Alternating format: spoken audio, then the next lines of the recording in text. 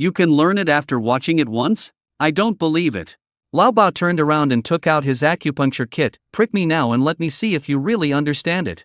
Shen Mo picked up the silver needle, began to hesitate again, and looked at Lu Qingyang. Lu Qingyang nodded at her. Old Bao is giving you a chance, show him. Lao Bao then called out the names of several acupuncture points one by one, and Shen Mo acted quickly, fiercely, and accurately. Generally, beginners will feel panic, hesitant, and their needlework will not be so steady. It seems that Shen Mo is indeed a genius in acupuncture. Thinking that if his daughter were still alive, she would only be a few years older than Shen Mo, old Bao finally sighed. Forget it. Our Bao family really has no successor. He no longer regards his eldest brother and his family as human beings. Doctors have kind hearts, but their hearts are all black and they are not worthy of passing on the Bao family's medical skills. He really knew this little girl Shen Mo. He seems neither sad nor happy, and his eyes are calm, but as a doctor, this is the kind of mentality he should have. Lu Qingyang took the opportunity to say, Old Bao, just accept her. Shen Mo doesn't have a father either, so she can take care of you in your old age and see you to the end of your life.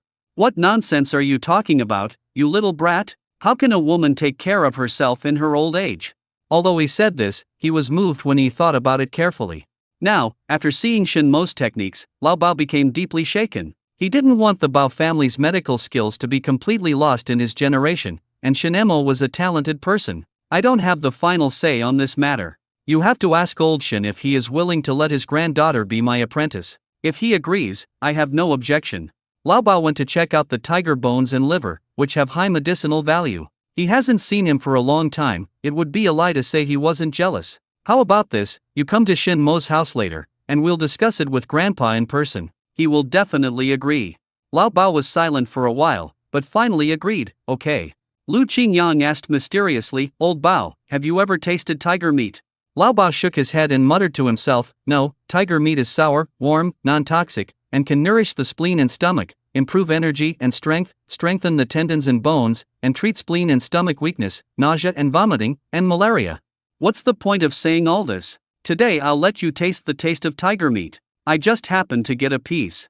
The tiger weighs more than 500 kilograms, so he must get a few kilograms to try. Part of it is stored in space and will not rot. I plan to make a dish with this extra pound of food to try. Shen Mo swallowed her saliva and asked, can it really be delicious?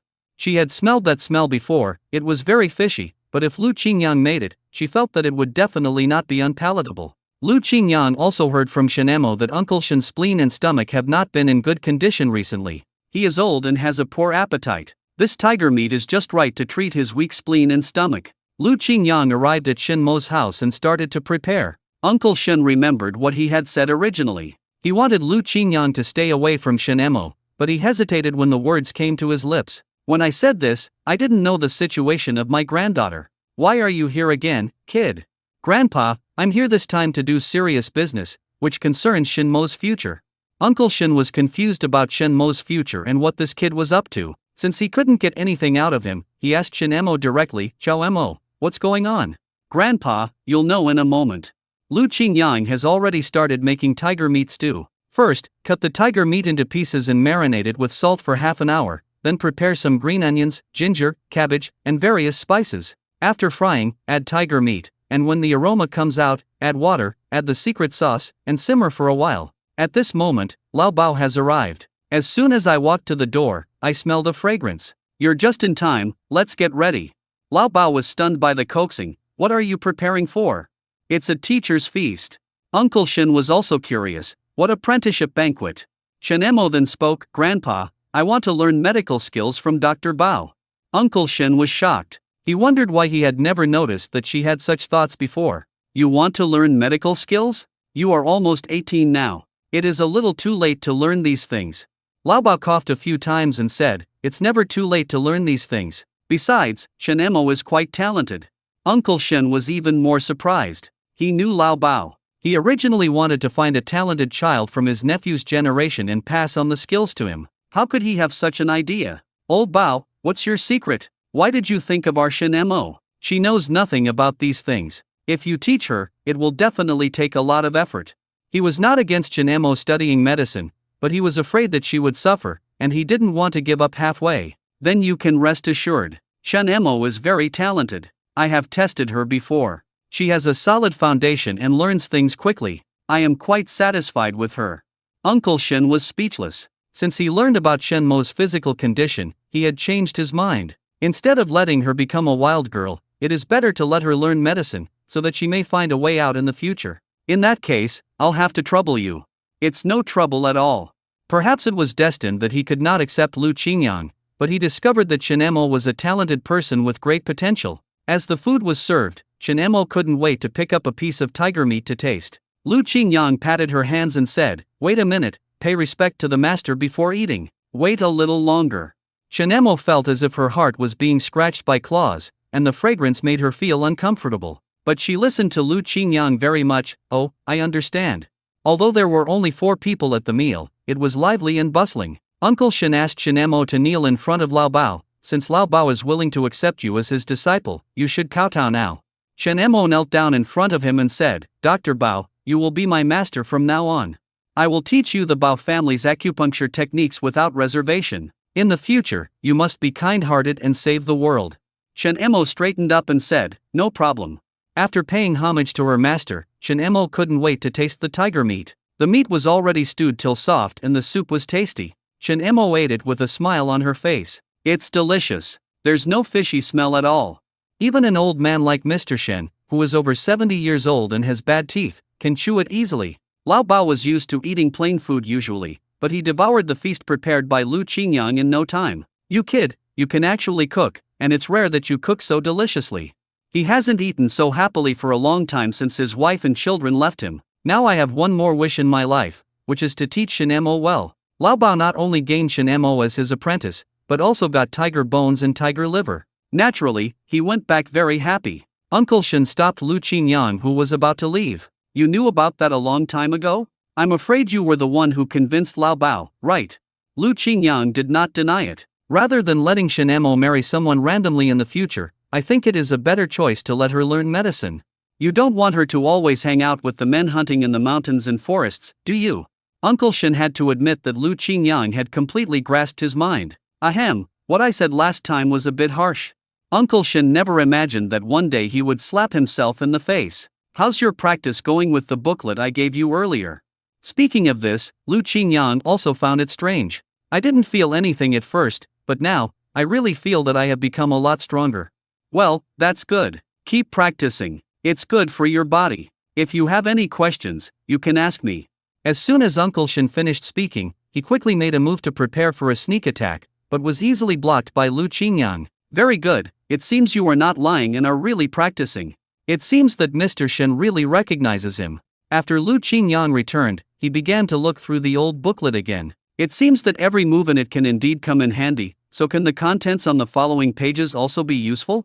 Lu Qingyang shook his head and quickly drove all this mess out of his mind. "It's no use just thinking about it. You need a girl to practice with you." There were many animals in the shed waiting to be fed. Lu Qingyang fed the little reindeer and the little lynx in turn. He brought back the remaining bones for Mantu and Xiao Huiwei to use for their teeth grinding. The wolf cub grows fast. Although it is smaller than steamed bun, its size is almost catching up with it. "Eat, eat, eat more, and bring me more prey next time."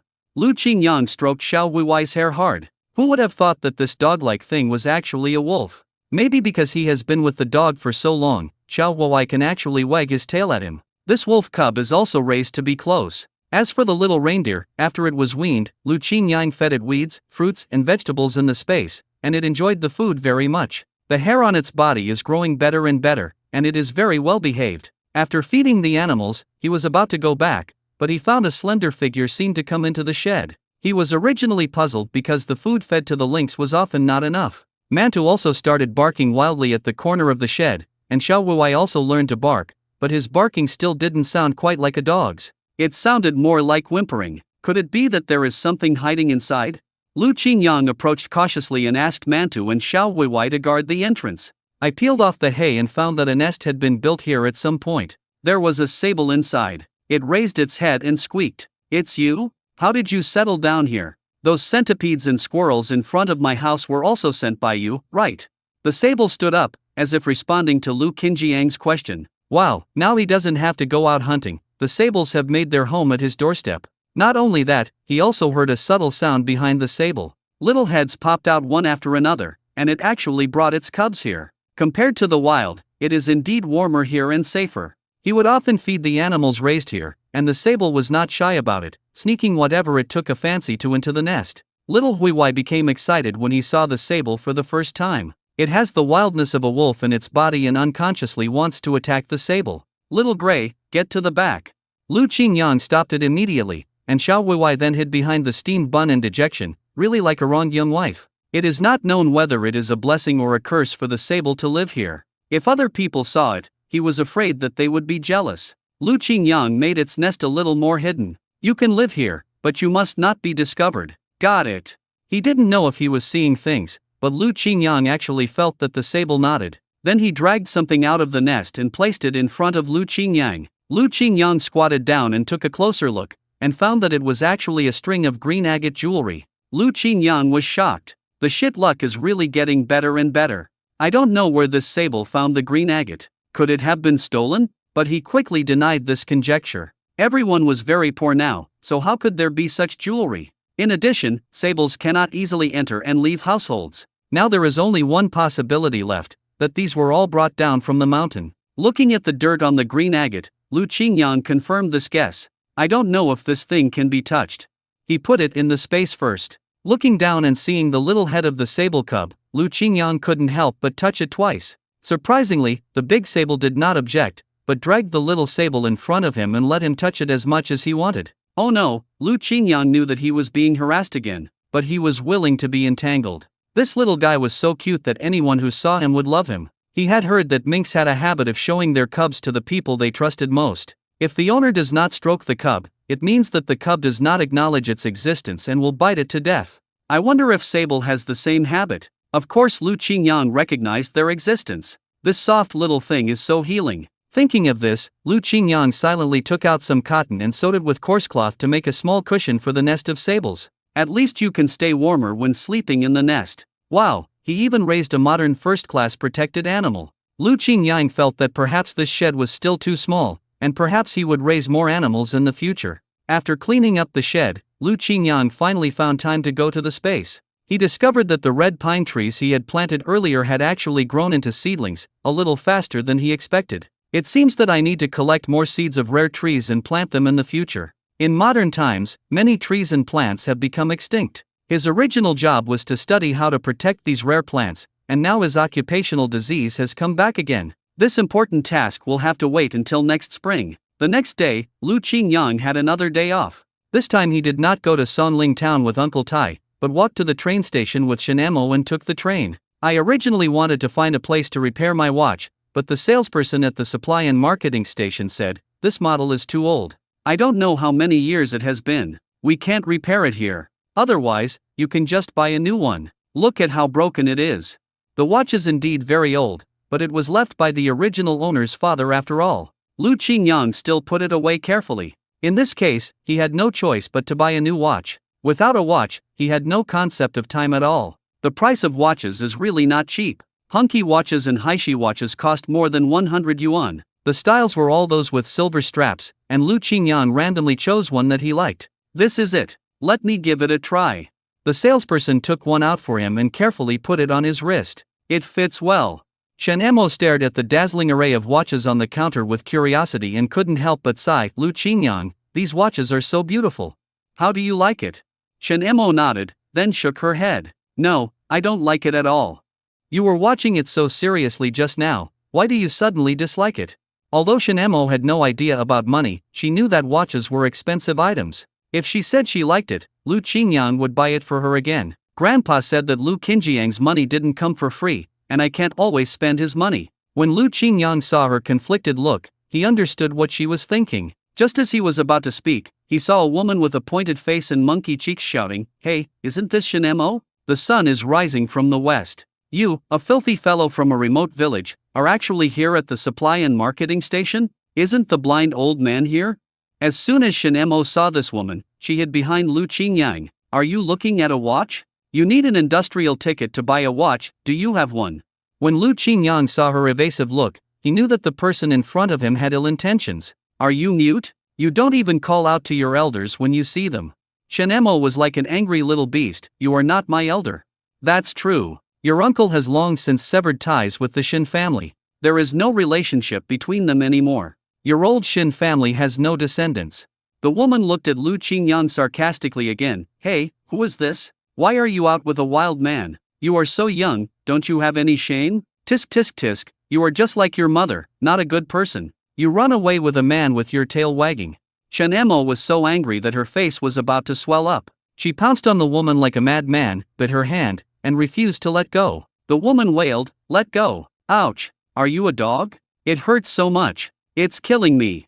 A row of bloody teeth marks suddenly appeared on the back of his hand. You're just a wild girl with no one to discipline her. The woman raised her hand, ready to slap Shinemo, but was stopped by Lu Qingyang. He narrowed his eyes and stopped Shinemo behind him. Old woman, you speak of others like this as if you are well educated. It was obviously you who started to curse at others, and you are the bad guy who complained first. Hey, you're talking about love to that little bitch. Who are you to her? And you're still looking at watches here. Can you afford them? Lu Qingyang snorted coldly and rolled up his sleeves. Whether I can afford it or not has nothing to do with her or you. You are full of shit and have such a dirty mouth. Don't think I won't deal with women.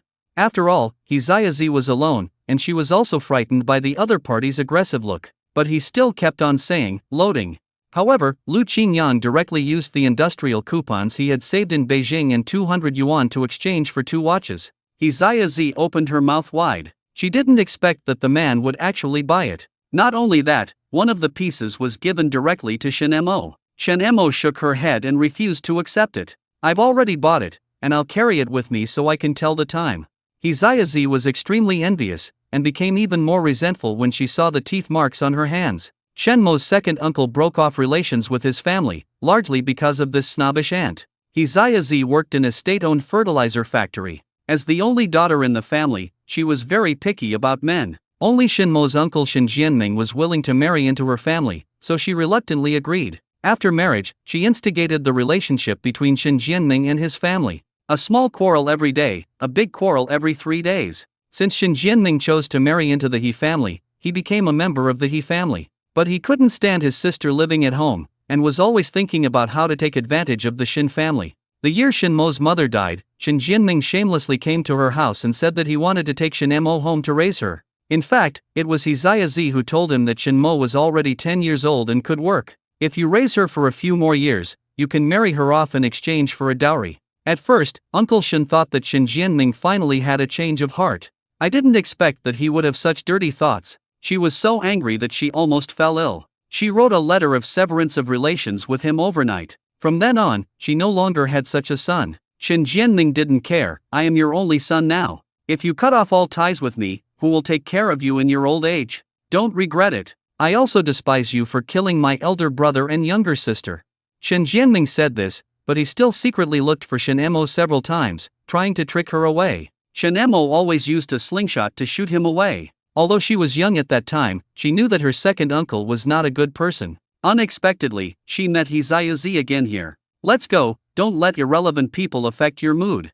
Lu Qingyan lowered his head and whispered in Shenmo's ear, next time you meet her, lead her to a deserted place and give her a good lesson. Shenmo's expression finally relaxed. Hizayazi looked at the two people's backs as they left, thoughtfully. When did this little bitch Shinemo hook up with a man like this? She bought such an expensive watch without blinking an eye. Not only that, his appearance is also very outstanding. Judging from his accent, he doesn't sound like a local. He must be an educated youth who came to the countryside from a big city. She has always wanted her daughter to marry into a big city. As for Shinemo, she must find an opportunity for Shin Jianming to trick her out. It just so happened that she knew a widower who wanted to marry a young wife as he was getting older, and most importantly, the bride price was quite a bit. I must take revenge for the bite I got today. Shinemo was holding an exquisite watch. She had never seen such an exquisite style before. Lu Qingyang, wouldn't it be a waste to give this to me? As long as you like it, it won't be wasted. Grandpa said, you have been good enough to us. I am happy to treat you well. Just don't tell Grandpa about this and don't let him find out. Shinemo thought about it thoughtfully and said, you are right. Lu Qingyan was so good to her, and she had already started thinking about how to treat him even better. Lu Qingyang asked casually, who is that person just now? Why is he so sarcastic? He doesn't look like a good person at first glance. She was my former aunt, but my second uncle has severed ties with my grandfather, so she is not my aunt anymore. Every family has its own problems, and Lu Qingyang is well aware of this. Don't worry about what others think, just live your life well. Don't let insignificant people ruin your mood. I'll take you out for a good meal. When she heard about the delicious food, Shen Emo immediately forgot her previous sadness. I'm not in a bad mood. I bit her hard just now. Look, she's bleeding. I should have bitten her harder, but I thought her hands were dirty. Lu Qingyang couldn't help but reach out and rub her hair. Shen Emo felt her heart beating wildly. You messed up my hair. When I first met you, you didn't have any hairstyle to speak of, but now you're into beauty. Shenmo's beautiful hair was neatly braided into 2 small braids, with the ends of her hair tied with the bright red rope he had given her, swaying gently in the wind. After all, we are in town, and I can't dress like a beggar. Shen Emo also found it strange, because she clearly didn't care about anything except her grandfather before. Now, under the influence of Fatty, I actually know how to dress myself up. Thinking of how sloppy I used to be, I couldn't help but blush. At that time, no one wanted to approach her, or even talk to her, except Grandpa and Aunt Lu. But now, without her noticing, she started talking more. No longer silent, no longer think the world is black and white. Because of Lu Qinjiang's arrival, everything around her seemed to have changed. Lu Qingyang took her to the black market with ease and sold all the furs he had saved to Kong Laoliu. When Kong Laoliu saw that he was an acquaintance, a knowing smile appeared on his lips, and he lowered his voice and asked, "This time, does Brother Lu have anything rare in his hand?" "Of course there is." He responded mysteriously, "Tiger Whip, isn't it fun? That's really good stuff." When Kong Laoliu heard it, a gleam of light flashed in his eyes and he exclaimed in praise, "I still have 2 kilograms of tiger meat and a bear gallbladder. What price can you sell them for?" "Oh my god, you hunted another bear and a tiger. It's incredible. The young are really formidable. All the good stuff I have in my hand came from you." Kong Laoliu's heart was also filled with irrepressible joy. Recalling the goods that Lu Qingyang had brought last time, he had already sold them all. During this transaction, he easily earned a considerable profit from the price difference and was very happy. As long as there is a good source of goods, he is confident that he can sell it. "Don't worry, we are old acquaintances. This time I will definitely give you a fair and satisfactory price and will never let you suffer a loss." Kong Laoliu understood Lu Qinjiang's temper well. Before each visit, he would have already investigated the market prices. He didn't dare to lower the price. Losing his goods would be a huge loss for him. After checking the quality of the tiger whip, Kong Laoliu was very excited. "You may not receive one of these things in several years." He gritted his teeth and said, "I'll give you 800 yuan for the tiger penis, and the bear gall will remain at the same price as before. As for the 2 kilograms of tiger meat, I'll give you 300 yuan. How about that?" Seeing that the other party did not hesitate, Lu Qingyang narrowed his eyes and calculated, and said straightforwardly, "Deal." The great unity that Kong Laoliu brought today was basically given to Lu Qingyang. "Since we are already familiar with each other, you don't need to come to the black market to find me in the future. You can come to my house directly. The black market is dangerous, so you won't get caught." "Okay. That's true. Every time Lu Qingyang comes here, he has to be very careful. It is also necessary to find someone to find out the location. After all, the location of the black market is different every time it opens. This way we can also establish a long-term cooperative relationship." Kong Laoliu discovered that he had brought the little girl here again this time. But the little girl was not interested in this and was smelling the fragrance from a small stall nearby. "Compared to the last time I came here, she has become more refined and is a rare beauty." Lu Qingyang continued to inquire, "Besides collecting these, do you know anything about antiques?" "Oh, I don't really understand this, but my father-in-law knows about it. However, you know, in this world, antiques are the least valuable and they are also very dangerous." Lu Qingyang just wanted to know whether the Ru kiln porcelain he had cleaned before and the green agate he had cleaned yesterday could be opened or not. "Then I'll come to your house next time and ask your father-in-law for advice." "That's definitely no problem. I'm basically at home at the beginning of every month, so you can come without worry. I won't let you suffer any loss. Well, also, do you know where I can buy acupuncture equipment?"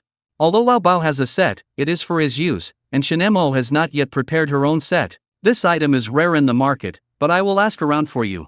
Kong Laoliu patted his chest and agreed. For Kong Laoliu, Lu Qingyang is his fortune-bringing boy. He cannot even worship him enough, he must find a way to coax him. "Then thank you for your help, Lao Lu. Hey, this isn't a big deal. It's just a matter of a word." Kong Laoliu waved his hand, looking as if it was not worth mentioning. After selling these things, Lu Qingyang kept the money. He took Shin Emo to stroll around the black market again. Just tell me what you like, call me brother and I'll buy it for you. Lu Qingyang was in a good mood and started joking with Shen Mo. After all, from the very beginning, Shen Mo always called her by her name. After all, I am several years older than her, so it shouldn't be too much to call me brother, right? Shen Mo pouted, I don't want to call you brother. He ran ahead in a flash. You have money, and so do I. I can buy whatever I want myself.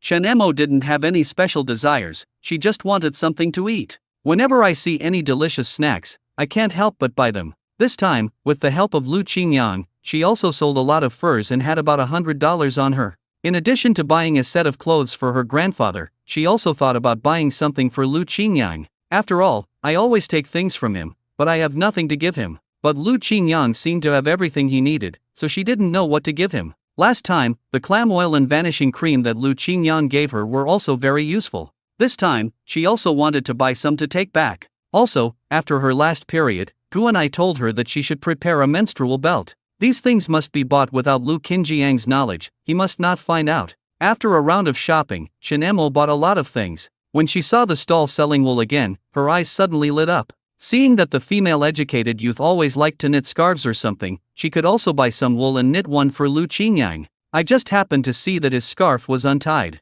and so she bought another basket of things. Her slender body carried the basket, which was twice as thick as her waist, effortlessly. After completing the purchase, Lu Qingyang remembered something else. By the way, I have another place to go. Uncle Tai helped me find someone last time. He said I can buy a reliable hunting rifle there. It's cheaper than on the black market. Don't you already have a gun? Do you want to buy another one? Shen Mo was curious. We got stuck when we fought the giant bug last time. We can't delay this any longer. After all, when you are hunting outside and encounter a large wild animal, if your hunting rifle jams, it could be a matter of life and death.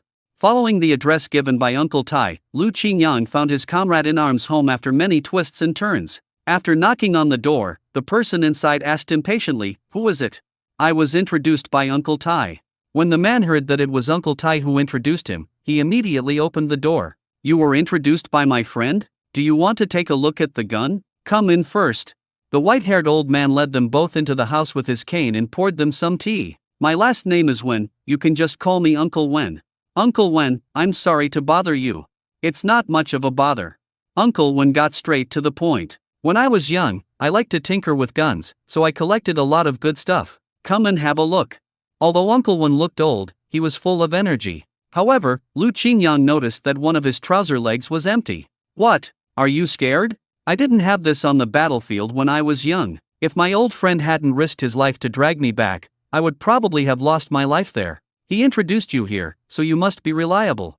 Lu Qingyang shook his head. "I'm not afraid. We respect seniors like you." After saying that, he casually followed Uncle Wen and opened the heavy wooden door of the cellar together. Uncle Wen was holding a dim oil lamp in his hand. He turned his head to signal Lu Qingyang to follow. Shen Mo also wanted to follow in, but was stopped by Uncle Wen with his cane. "Young girls should not come in, they don't understand these things."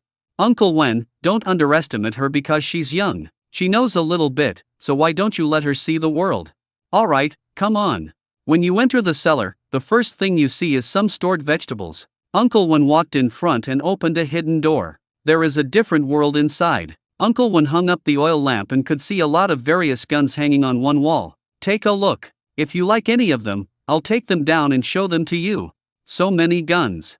It was also the first time that Shen Mo saw someone collect so many guns. "You should know that this kind of thing cannot be disclosed." "Uncle Wen, we understand." Shen Mo looked around and saw types of guns that she had never seen before. This is a Type 38 rifle. It was captured from the Japanese. It's quite old. This is the Type 38 rifle that I saw before. The condition was obviously newer than what he had seen on the black market before, and it seemed to be well preserved. Uncle Wen touched the gun and said, "I once used this gun to kill 18 Japanese soldiers, so this gun means a lot to me. Even if you take a fancy to it, I won't give it to you." Uncle Wen is really joking. This gun should be kept. These words made Lu Qingyang admire him even more. Lu Qingyang took a fancy to the 5 or 6 pieces next to it. Although it looked only about 70% new, it was enough to use. "I want this one. Type 56 semi-automatic rifle." "Young man, you have good taste. This gun is really good, but I have several. It doesn't hurt to give you one." Uncle Wen took the gun with a smile and put it in Lu Qingjiang's hand. See if it fits. If it does, just take it. Lu Qingyang checked it and found that although it was not new, there was no problem at all. It can be seen that Uncle Wen usually treasures his gun. Chen Mo took the 5 or 6 pieces, checked them skillfully, and nodded. That's it. You are a sophisticated girl, and you really do understand. Uncle Wen, don't underestimate her because she's so young. She taught me how to shoot. Ha ha ha, women are just as good as men. Uncle Wen laughed heartily. Originally, Lu Qingyang had taken a fancy to 5 or 6 guns. Although there were many guns on the wall that he couldn't name, this one was his favorite. Chen Mo looked at the wall, her heart itching, but in the end she remained silent. She felt that the hunting rifle was enough, and the price of a gun was too high, so she couldn't let Lu Qingyang spend money on it anymore. Lu Qingyang asked about the price tactfully. Uncle Wen, please name a price. Uncle Wen narrowed his eyes and said deliberately, what price? I'm not a businessman. If you like it, I'll give you this gun. No, that won't do. Uncle Wen knew Uncle Tai, so if he really gave himself a gun, that would be a favor from Uncle Tai. It's as much as it should be. Uncle Wen nodded meaningfully. This gun is not cheap, young man, you should buy it according to your ability. Now that you're here, you must be prepared.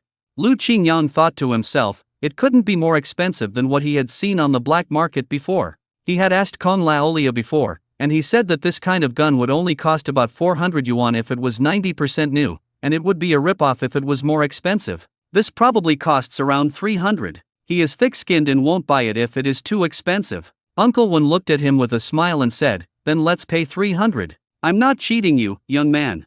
This was exactly what Lu Qingyang expected, so he paid the money directly. It's a fair price indeed. There are still bullets here. Uncle Wen handed over a box of bullets. The bullets aren't brand new, but they're fine as long as they work. I want it too. If you need me, come back next time. Uncle Wen politely sent the 2 away. Lu Qingyang also left a bag of tea. If you buy a gun from Uncle Wen without an introduction from someone he knows, he won't sell it to you. Lao Tai is a comrade in arms he has known for many years, and the people he brought with him are quite reliable. If there was anything about these 2 people that didn't suit his taste, he wouldn't even give them face. Lu Qingyang returned satisfied. He finally picked out a hunting rifle that suited his taste, so the trip was worthwhile. After returning, Lu Qingyang also brought some things to Uncle Tai. I originally wanted to send it to him, but I heard a quarrel coming from their doorstep. You old man, what's the point of secretly bringing my daughter back here? You killed the old woman, and even the pillars. Now you want to kill my daughter again. Yanling, what are you talking about? It's fine if you don't let me see Jin Feng, but look at how badly she's been injured. It was the child who wanted to come with me.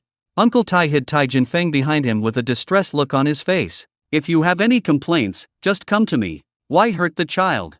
What nonsense are you talking about? How could I hurt my daughter? Who knows if you, an old fool, deliberately hurt Jin Feng and put the blame on me? Come and take a look, someone has snatched the child.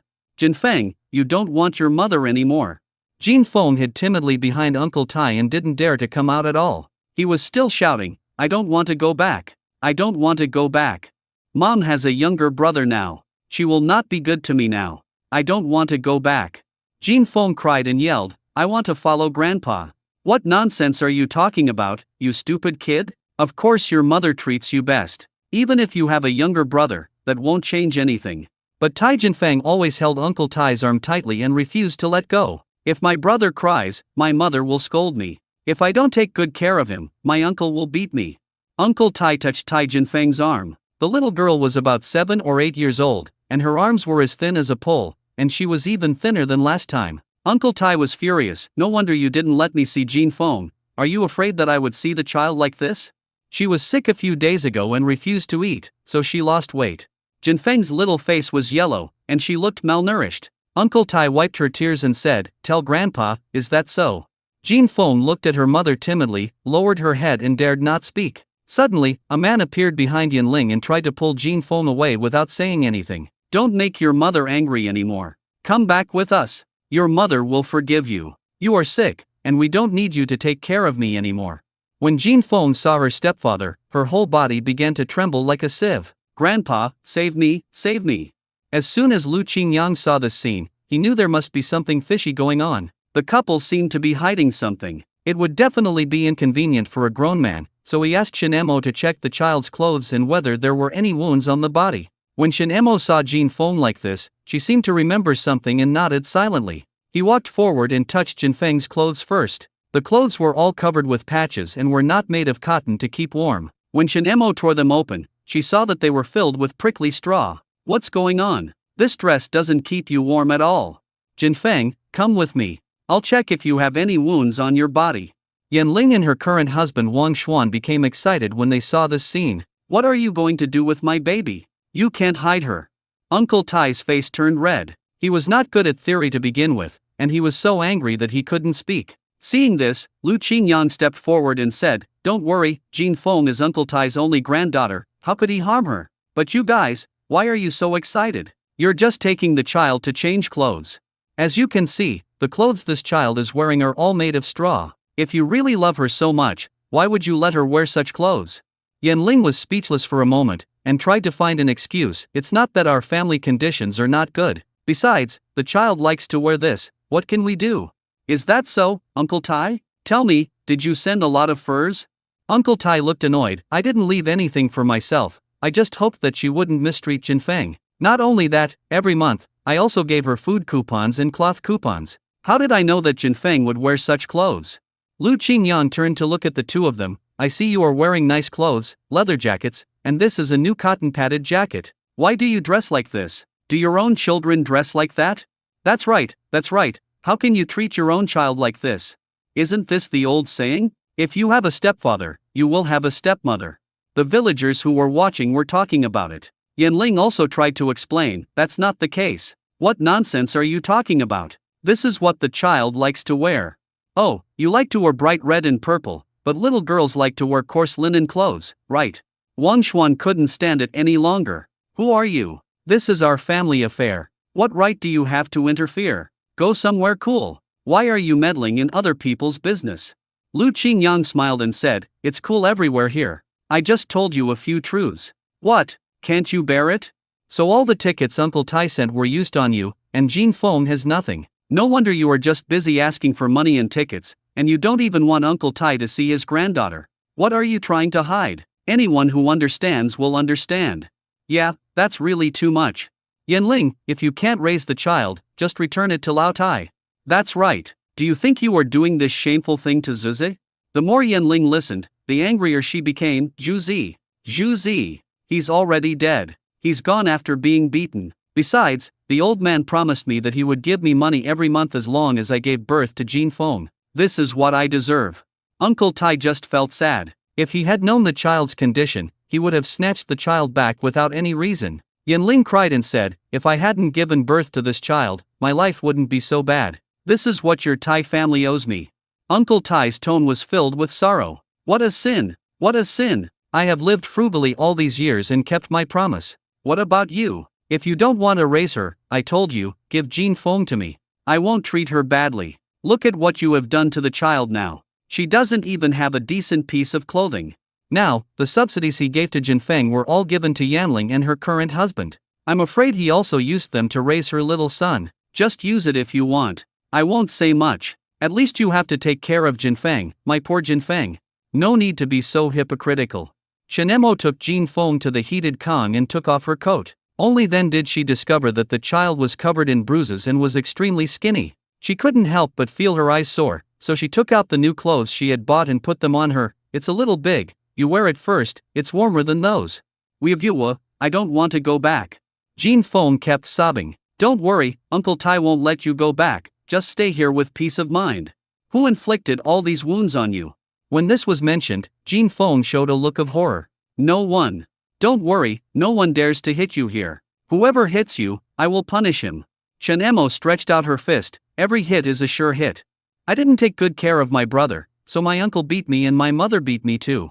Chen Emo felt very distressed after hearing this, as this was still a child. I was hungry and cold. I wanted a warm coat, but my uncle kicked me and said I was a spendthrift and a money loser.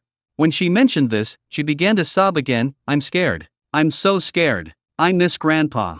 Before her mother remarried, she was not very close to her, but at least she would not let her starve. But now, her mind was completely on her brother. Jinfeng accidentally caught a cold and passed it on to her younger brother while taking care of him. Her mother slapped her several times and didn't give her any food for several days. Chen Emo looked at her slender wrist and frowned. I will protect you, don't be afraid. The quarrel outside the door was still going on. In order to keep the subsidy given by Uncle Tai, Yanling knew very well that she had to keep Jin Feng in her hands. So she was determined to take Jin Feng away even if it meant breaking up with her. Jinfeng, come out and come back with me. Don't think I can do nothing if you hide in there. I am your biological mother. I am already very old, and who knows how long I can live. I might die tomorrow. You still have to come back to me. These words made Uncle Tai so angry that he couldn't breathe. You are cursing me to death. What good will my death do you?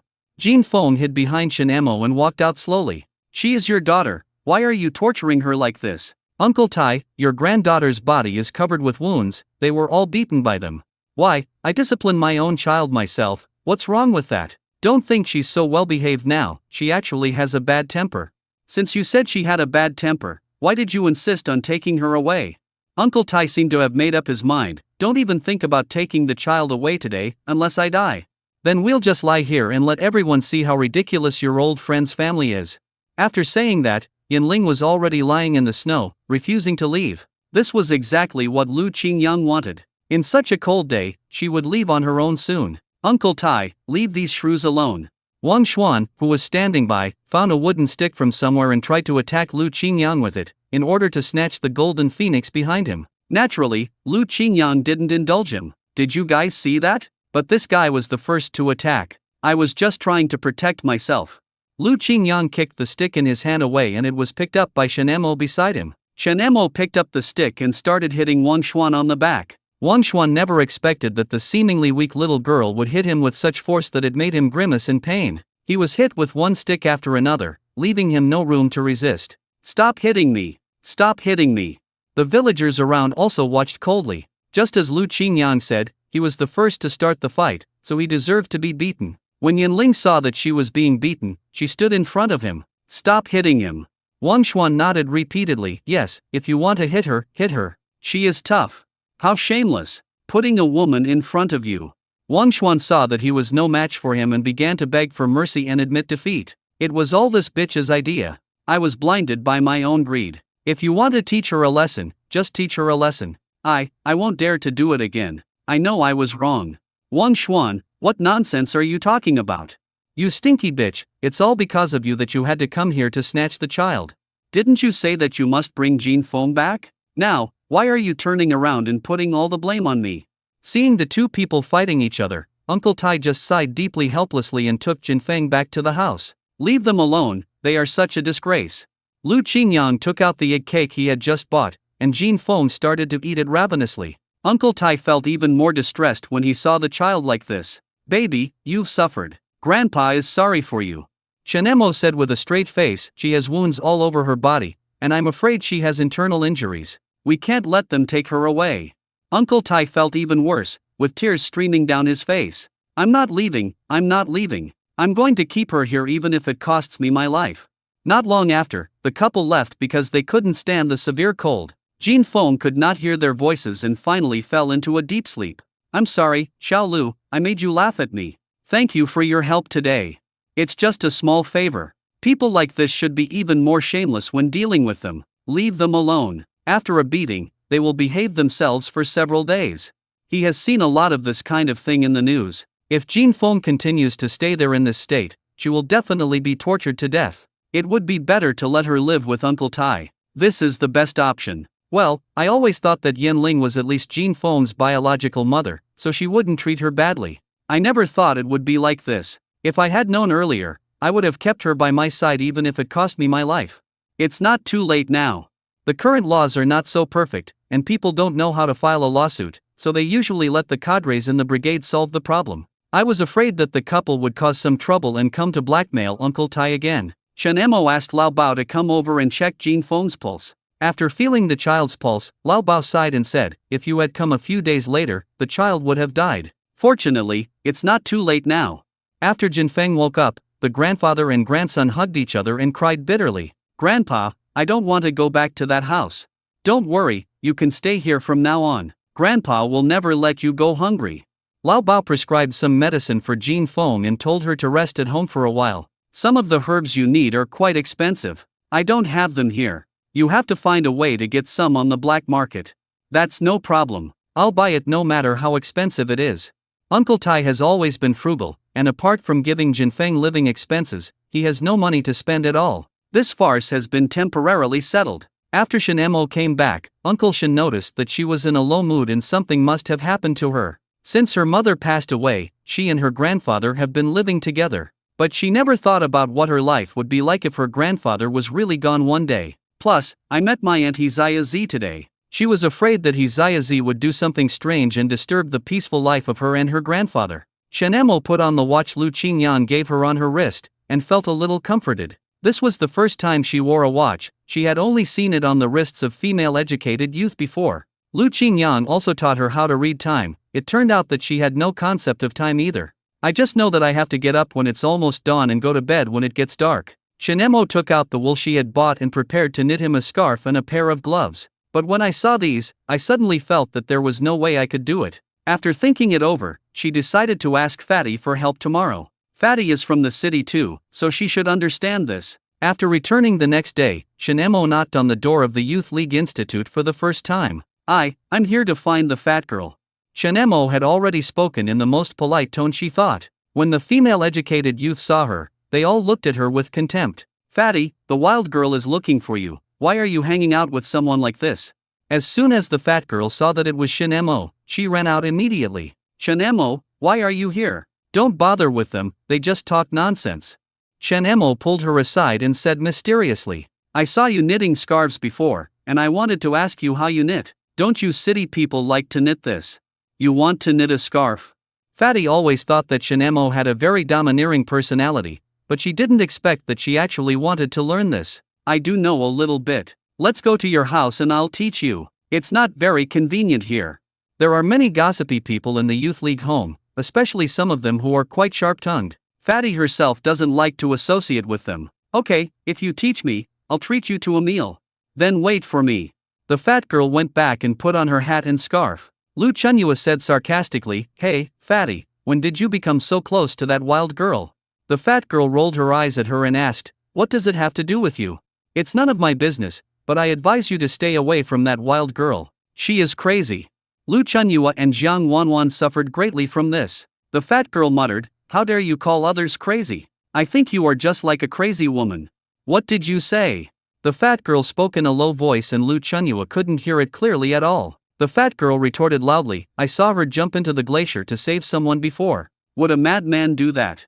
Haha, speaking of this, I heard that after Shen Emo jumped into the glacier, her body was destroyed and she can no longer have children? Did you know about this? Lu Chunyua was not angry. Instead, she enthusiastically invited everyone to start gossiping. How do you know that? I heard it from the villagers here. Lu Chunyua knew Lu Fang, and she learned these things from him. You don't know, right? The man she was engaged to disliked her and has already broken off the engagement.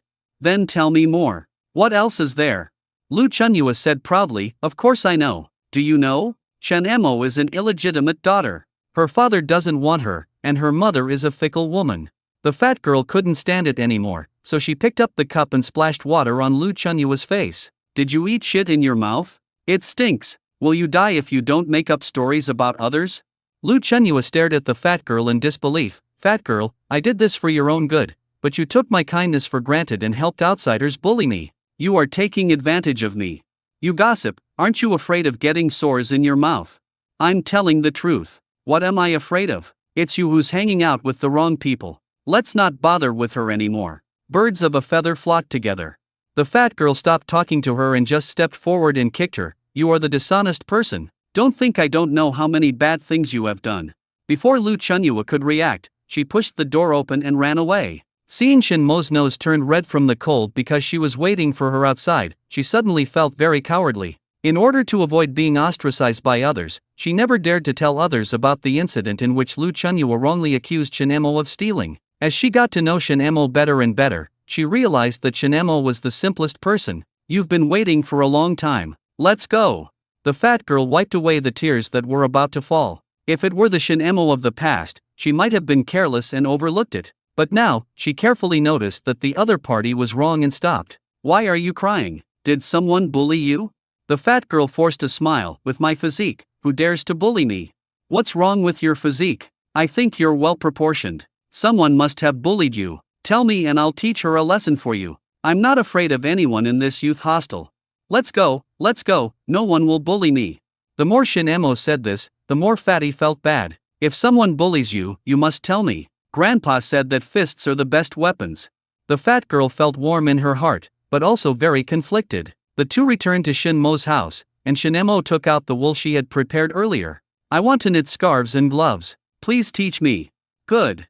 The fat girl is actually a clever and skillful girl, but she has never been able to lose weight since she was a child and has always been obese. Because I am fat, I have always been laughed at and looked down upon. So she has a people-pleasing personality. She looks strong, but actually she is very soft-hearted, sensitive and cowardly. She patiently taught Shin Emo how to knit a scarf. Others say Shin Emo is a lunatic, but she feels that if Shin Emo is crazy, there might be no normal people here. The fat girl noticed a new watch on the table and asked curiously, "When did you buy a new watch?"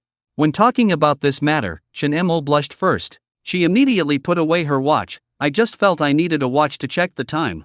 This watch is very exquisite. You have a good taste. This style is also very popular in Beijing, but you need industrial coupons to buy it. I have wanted it for a long time, but my father is reluctant to give it to me. The more the fat girl said this, the more Shin Emo felt that this watch was precious. Why did you suddenly think of knitting your own scarf? These wools are not cheap, right? Shin Emo stammered, I just want to knit for Grandpa. Isn't this color too young? No, my grandpa likes this color. Shin Emo explained hurriedly. After the fat girl taught her, Shin Emo was finally able to knit patterns on her own. Not bad, you learn very quickly. I think it's almost time, I'll go back first. Fatty felt very uncomfortable when she thought about having to go back and face Lu Chunyua's trial. Wait a minute, Fatty, I have something for you. Thank you for giving me malted milk last time, and for teaching me how to knit a scarf this time. The fat girl waved her hands quickly. No need, it's just by the way. Shin Emo had already opened the door and was looking for something in the bucket of ice frozen at the door. Wait for me for a moment, it will be ready soon. Shin Mo's voice came. The fat girl was also curious about what she was looking for. Until Shin Emo took out a piece of wild boar ribs. I can't find anything good, so I'll give this to you as a thank you gift. The fat girl was stunned. You're giving me this big piece of meat? Yes, I heard that you rarely get to eat meat in the youth hostel, so I'll give you a fan. The fat girl couldn't help but blurt out, why are you so awesome? But she really hadn't had a good meal of meat for a long time. Looking at the ribs made her very greedy and her stomach started to growl. But she still shook her head. No, you should take care of yourself. Besides, hunting must be very difficult for you two, grandfather and grandson, right? It's not difficult. Look here, there are plenty of them. The fat girl leaned over to take a look and was stunned to find that there was indeed a lot of frozen meat stored there. So many. The fat girl rubbed her eyes. Did you hunt all of these? Uncle Shin's eyesight is not very good, so it could only be that Shin Emo hunted it. Yes, look, there are so many, enough to eat, it's okay to give you some. The fat girl felt that Shin Emo was too good to her, and she began to feel psychologically burdened. I'm sorry, she blurted out. What do you have to apologize to me for? When Lu Chunyua and the others bullied you, I didn't have the courage to stand up and help you. The fat girl lowered her head, feeling ashamed for her previous evasive behavior. I saw, it was Lu Chunyua and Jiang Wanwan who framed you. I knew you were innocent, but I didn't speak up for you. Shin Emo blinked her eyes, trying hard to recall. I didn't take that matter to heart. It wasn't you who did it. They are the ones who should apologize, not you. The fat girl cried. When I came out just now, Lu Chunyua was still plotting against you, but I kicked her and avenged you. Arrange me? What did they say about me? The fat girl suddenly felt that Shin Mo's tone suddenly became eerie. I mean you. The fat girl hesitated whether to say it out loud. Go ahead and tell me. I won't be angry. Although Shin Emo still had a smiling face, the fat girl felt a chill down her spine. The fat girl closed her eyes and said it in one breath. They said you were a soul that couldn't give birth and no one wanted you. They also cursed your family members. Shin Emo tried her best to hide her inner unhappiness, and her fingers were already making a crackling sound. Don't be angry. I have scolded Lu Chunyua. She is just like that. Her mouth is so dirty. It's like she has eaten shit. I see, thank you for telling me all this. What she hated most was someone plotting against her family behind their back. Also, few people knew that because she fell into the water, Lao Bao said it would be difficult for her to have children. Lu Qingyan, Gu and I, and the fat girl in front of him probably wouldn't tell anyone about this. Who sent it? She hated being gossiped about. The fat girl explained weakly. Also, I swear, I never told anyone about what happened with Dr. Bao. I don't know where Lu Chunyua knew about this. It's all right. Shen Emo was still smiling, and the expression on her face fell only after she sent the fat girl away. After being with Lu Qingyan for a long time, she already knows how to read people's expressions. Lu Chunyua, anyone who has said anything bad about her will have no chance of having an easy life. At this moment, Lu Fang was eating at home and couldn't help but sneeze. Achoo! What's wrong? Why do you keep sneezing? Did you catch a cold? Do you want me to make you some ginger soup? Aunt Lu asked. No, it should be ready tomorrow. Lu Fang sneezed more than a dozen times at once. I couldn't help but wonder, could it be that someone was saying bad things about him behind his back? Thinking of what Shen Emo had done to him last time, he felt so angry that his teeth were itching. One day, I happened to hear Uncle Shen and Shen Emo talking at home. They said that Shen Emo was diagnosed as infertile because she fell into the water. He was very excited when he heard this. It was worth it that he suffered so much in vain, and was even hung on a tree and beaten by this dead girl. After returning, he couldn't help but start to publicize the matter. Aunt Lu looked at his joking and couldn't help but sigh. Look, your eldest brother's children are running around the house. When will you stop worrying about me? I'd rather be single than marry that Shen Mo. Even if we can't become relatives, you can't say that about others. When the two were talking about this, Gowa was warming himself by the fire and could hear it clearly. Fortunately, the marriage is off. Mom, you don't know that she can't even have a baby? What's the point of marrying her? Just for show. When Lu Fang said these words, he couldn't help but feel refreshed. What nonsense are you talking about, little brat? Lu Fang smiled coldly. You are the only one who was kept in the dark. It is true that Shen Mo saved Go Wazi, but Dr. Bao said that she can't have children, which is also true. If she really marries into our family, don't expect me to have children. Isn't this harming me? Aunt Lu was stunned for a while before she reacted. Is what you said true? Of course it's true, absolutely true. I heard what they said. I didn't eavesdrop. I heard it accidentally. Aunt Lu wiped the table in a daze, feeling more and more depressed. Shen Mo became what she is now just to save Go Wa. But her own son said this to her. She must feel bad. But a chicken that can't lay eggs is definitely not worth marrying. Continuing the family line is the most important thing. We can only say that the Lu family is sorry to Shen Mo. Go Wa stared at the dancing flames in the stove thoughtfully. I didn't expect this to happen. After falling into the water, he suddenly woke up from a fool and his mind became clear. I can't say I have deep feelings for this family, especially for this unreliable second uncle. I feel so disappointed with him. Shen Mo is his savior, so he will definitely side with Shen Mo. At first, when he heard such remarks in the team, he thought it was someone's work. He didn't expect it to be Lu Fang's. If the relationship between the Lu family and the Shen family deteriorated, he would feel so guilty. In fact, he really hopes that Shen Mo can become a family member. Hearing their discussions, he walked up to Lu Fang and said in a baby voice, Second uncle, you are too unreasonable. Did you spread those rumors outside? You know a lot, kid, but don't talk nonsense. I won't do such a shameful thing. Lu Fang's eyes rolled around cunningly, and it was obvious that he was not telling the truth. Go Wa sighed helplessly. Isn't his second uncle asking for trouble? Well, he's in trouble again. The more Aunt Lu listened, the more worried she felt. No, I have to go to the Shin family. Mom, don't go. What are you going to do? Aunt Lu frowned. We can't be in-laws anymore. I have to care about Shin Mo too. This child is so pitiful. If you have time to pity her, why don't you pity me, your son, and find more reliable girls for me to date? Aunt Lu was so angry that she picked up a broom and was about to hit him. How can you be so cold-blooded? You deserve to be beaten by Shin Mo. Whose mother are you anyway? You don't care about your own son, but you insist on meddling in his affairs. Do you think he appreciates your kindness? Aunt Lu sat down awkwardly. Go Wa pulled her clothes and said, Grandma, I want to go see how Sister Shin Mo is doing. Can I go with you? Aunt Lu's eyes lit up. That's right, I'll take you there, so it won't be awkward. I'll take you there in a few days. The fat girl carried a fan of pork ribs back to the Youth League compound, and several female Youth League members were stunned. Where did you get this thing? Shen Mo gave it to me. I said she was not what Lu Chunyua said she was. Look, she even gave me spare ribs. Fatty decided to do everything she could to change Shin Mo's reputation here. Although Shin Mo didn't care about this, she didn't want her friend to suffer injustice. I'll make ribs for you guys tomorrow. It really is like Chinese New Year. Is Shin Mo really that kind? Of course, she's a very nice person. Lu Chunyua said sarcastically, she is so kind, she is like a so that can climb a tree. I'm afraid it's not a trick to win people's hearts. The fat girl rolled her eyes at her. Lu Chunyua, you don't have to say anything. Even if you want to eat, there's no share for you. As if I care about anyone, I don't have anything I want to eat. If I eat her food, I'm afraid I'll get infected with madness. She has no parents. If you ask me, she's a jinx. She's a jinx who brings bad luck to people. You better be careful, don't let her kill you. Before the fat girl had time to argue, the door was kicked open with a bang. A biting cold wind blew in, and Shinemo grabbed Lu Chunyua's hair and dragged her out without saying a word. Oh my god, why are there outsiders in the youth hostel? Shinemo stared at her face and narrowed her eyes. Lu Chunyua, your mouth really stinks. I'm telling the truth. You can't have children, so you're still a bastard. Your mother is a slut, the kind that specializes in seducing men.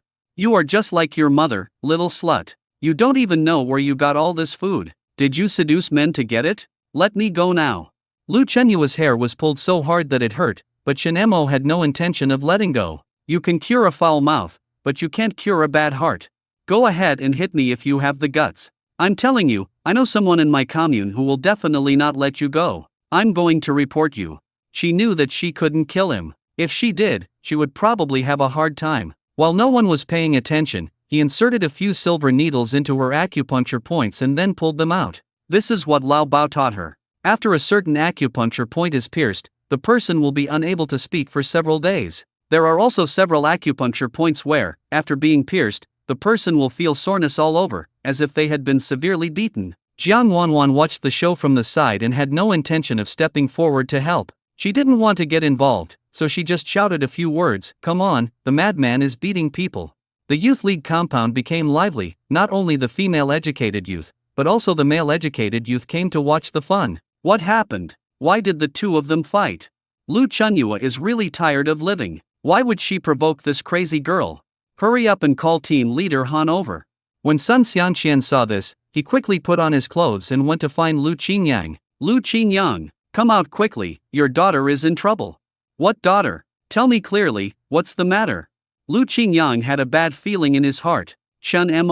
Shinemo is causing trouble in the youth hostel. Go check it out. When he heard that it was Shinmo's matter, Lu Qingyang didn't care about anything else. He quickly put on his clothes and rushed over. The imagined scene did not happen. Shinemo did not beat anyone, but stood there calmly. Lu Chunyua was cursing with all her might when suddenly her throat became hoarse and she became unable to speak. Not only that, my entire body began to ache. Shinemo silently moved away from her. Everyone saw it. Apart from grabbing her hair just now, I didn't touch her at all. I didn't hit her. Shinemo said confidently. In the past, she would just use brute force and beat him up. But Lu Qingyang told her that sometimes you have to rely on your wits. When Lu Qingyang saw her proud smile, he knew that his worries were unnecessary. Han Saiqiang already had a headache with Lu Chunyua. Everyone knew that she was a troublemaker in the Youth League Institute and she would report him at any time. Lu Chunyua, if you're okay, get up quickly and stop pretending. Everyone is watching you make a fool of yourself. How can you be ashamed? The girl didn't even push you. Lu Chunyua babbled and pointed at her mouth. Why are you pretending to be dumb? Alright, since there's nothing wrong, just go away and go back to rest. Why are you coming out to watch the fun in such cold weather? Lu Chunyua was still sitting on the ground, unable to speak, and unable to stand up due to the pain all over her body. She could only sob. My dear ancestors, please stop causing trouble. Take her inside immediately and don't let her embarrass herself here. Han Saiqiang asked everyone to disperse immediately, and then sternly said to Shinemo, this is the youth home, not your home. Don't come here casually in the future. If you have any grudges, please settle them privately. If you make trouble again, the team will punish you. Of course, this is just a superficial act. After everyone had dispersed, he walked over to Shinemo again. I was too loud just now. I didn't mean to target you, it's so late, go back quickly. Lu Chunyua has a very bad reputation and Shinemo is too difficult to deal with. At least this lady didn't hit anyone today. Captain Han, I'll leave immediately. Before leaving, Shinemo winked at the fat girl. The fat girl smiled knowingly. Lu Qingyang felt emotional. It seemed like his teaching her was not in vain. After leaving the youth institute, Lu Qingyang patted her on the shoulder and said, it was handled much better than I thought. What did you do to Lu Chunyua? Shinemo had a mysterious expression. Guess. You want me to guess? Did Lao Bao teach you something again? Yes, he taught me a few acupoints that can be used to harm people secretly. Shinemo grinned. You kid, you've learned bad things.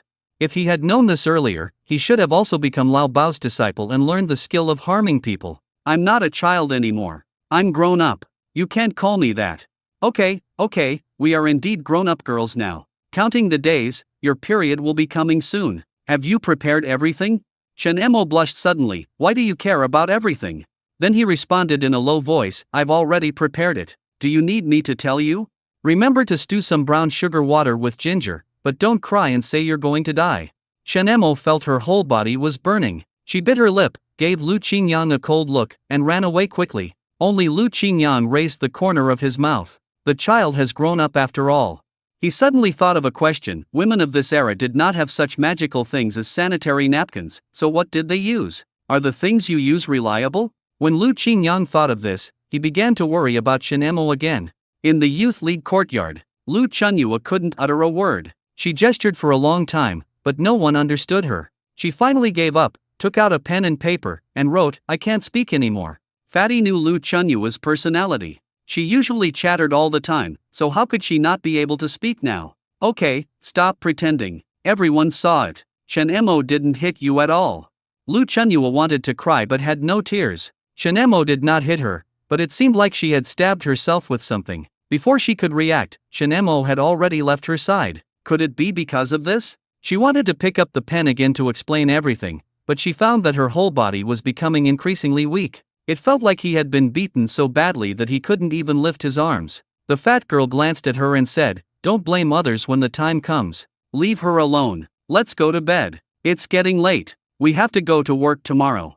The female educated youth were too lazy to watch Lu Chunyua's performance and soon even blew out the oil lamp. Lu Chunyua could only shed tears silently in the dark. Damn Shen Emo, it must be her doing. The next day, Lu Qingyang excitedly took his new gun and went up the mountain. Uncle Tai has taken a few days off because he has a little granddaughter at home who needs to be taken care of, and he is also busy with housework. Now there are only 3 of them left in the team, plus Shin Mo. When Sun Xiangqian saw the new gun in his hand, he touched it enviously for a long time. Oh my goodness. This is the first time I've seen a 5.6.5. It's really impressive. It must cost a lot of money. It's not cheap, but you can always afford it if you work hard. Lu Qingyang tried to fire a few shots at the squirrel in the tree. I don't know how much the range and accuracy have improved, and it's also a lot lighter. Now, even if another big beast appears, he is sure that he can kill it. That's awesome. Let me try. Don't waste my bullets. Perhaps because of the new gun, today's harvest was quite a lot. After returning from the mountain, Lu Qingyang asked Shen Mo to come over in a mysterious way. Shen Mo thought Lu Qingyang was going to make something delicious again, so she followed him happily. Who knew that Lu Qingyang just threw a bag of things to her? Shen Mo scratched her head. What is this? Lu Qingyang picked up the peanuts and threw them into his mouth. See for yourself. I can't explain it clearly. When Shen Mo opened the bundle, she saw that it contained more than a dozen maternity belts made of cloth and cotton. Seeing this, her face suddenly turned red, as if it could bleed. Why do you care? Why do you care about these things? Be prepared in advance so you don't have to worry about unexpected events. Shen Mo was confused and wanted to ask him, why are you so nice to me?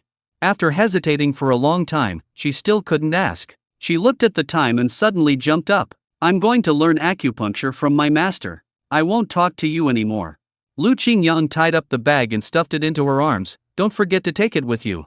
He also spent a lot of time thinking about it. He first asked Sun Xiangqian, and Sun Xiangqian asked Yang Xiaotang. Once he figured it out, he made some menstrual belts out of clean cotton and cloth. This was a laborious task, and he had never done anything like this for any other girl. I don't know why Shen Mo ignored him. This girl's mind is so hard to guess, even harder than hunting. Come to think of it, maybe she feels shy, so I'd better let the fat girl pass it to her next time. Just as he was about to boil water for a bath, someone knocked on the door again. Lu Qingyang looked and found that it was Captain Wu. It's late at night, and I don't know why he suddenly comes to my house. Xiao Lu, you haven't slept yet.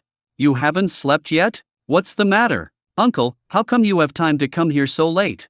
Isn't this a mission for you?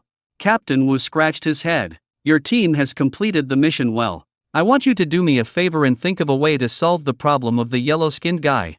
Yellow skin? Isn't that a weasel? By the way, this is one of the 4 great immortals in northeast China. Don't we raise chickens in our production team? Raising chickens is also a task, and we have to hand over a portion of the chickens to the commune at the end of the year. But recently the yellow foxes have been too rampant. They have killed more than a dozen chickens, and everyone is complaining. Aren't we here to ask you professionals to come up with a solution?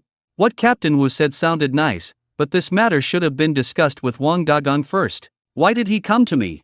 I originally wanted to discuss this with Lao Tai, but you know his situation, so I can only come to you. Your team completed the mission the best and earned the most work points, so naturally you have more free time. Captain Wu saw that he was silent and touched his forehead. If this matter is settled, I will decide to give your team a few more days of vacation.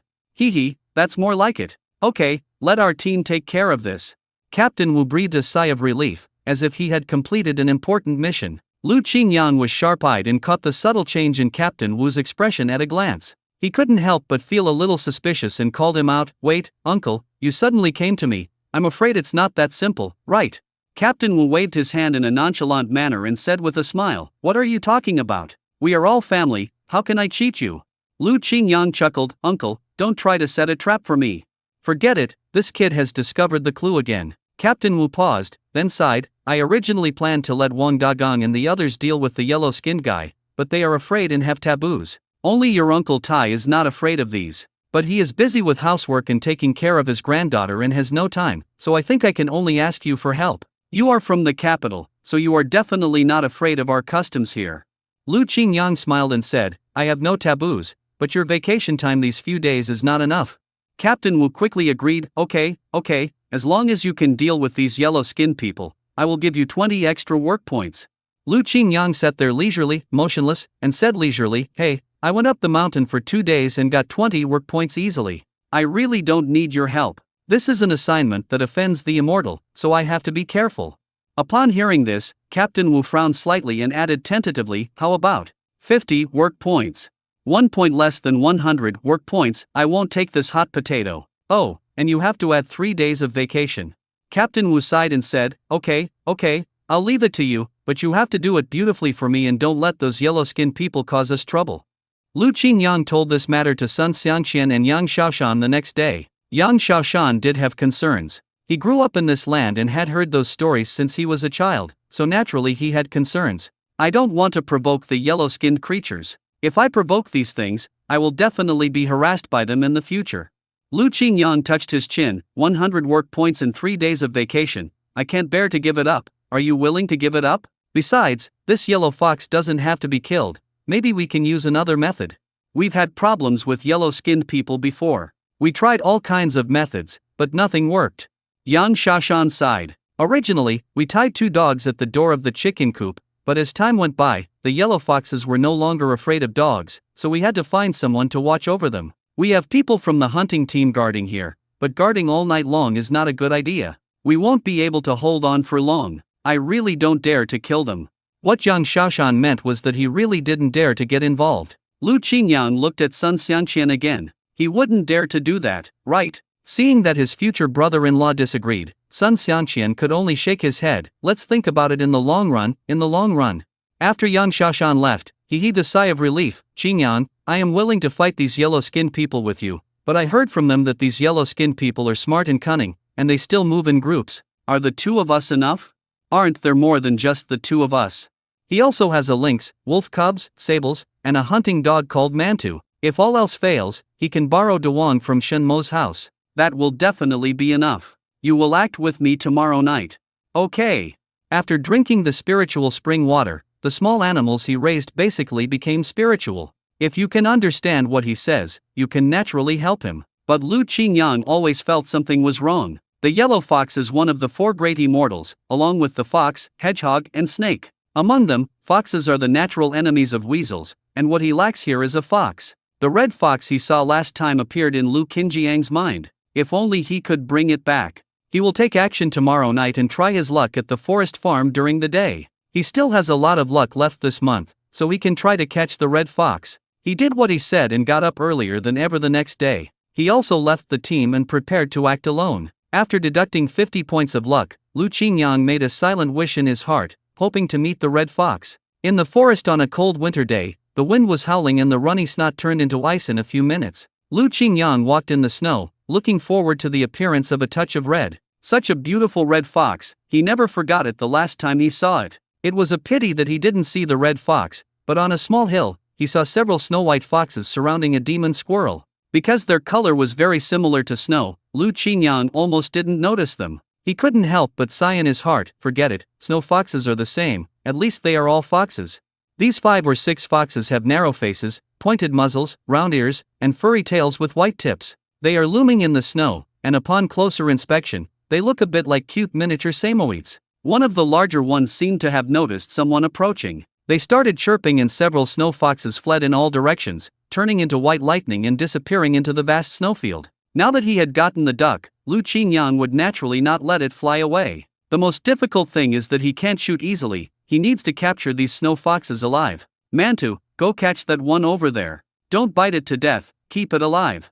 Manta responded with 2 woof woof sounds, and immediately flew out like an arrow. Lu Qingyang followed the 2 foxes and saw them go into their hidden nest. He stopped panting. Although foxes are cunning, they are not as cunning as humans. In such cold weather, prey is hard to find. This group of snow foxes must have come out to look for food, but now they have destroyed all the food themselves, so they must be starving. Lu Qingyang began to set the trap calmly. First, a hole deep enough was dug, a special cage was placed inside, and then it was covered with dead leaves and snow. Then the wild rabbit that was caught earlier was bled, and the blood dripped all around the trap. The smell of blood was enough to cover up the human scent, so that the snow fox would not detect his presence. He then divided the hair into several parts and placed them gently in the middle of the trap. Whenever the snow fox wants to eat, he can pull the switch and the snow fox will fall directly. Lu Qingyang squatted there for a full hour. Fortunately, he had enough patience, until finally a smaller snow fox poked its head out. It can be seen that this snow fox is a subadult and lacks experience,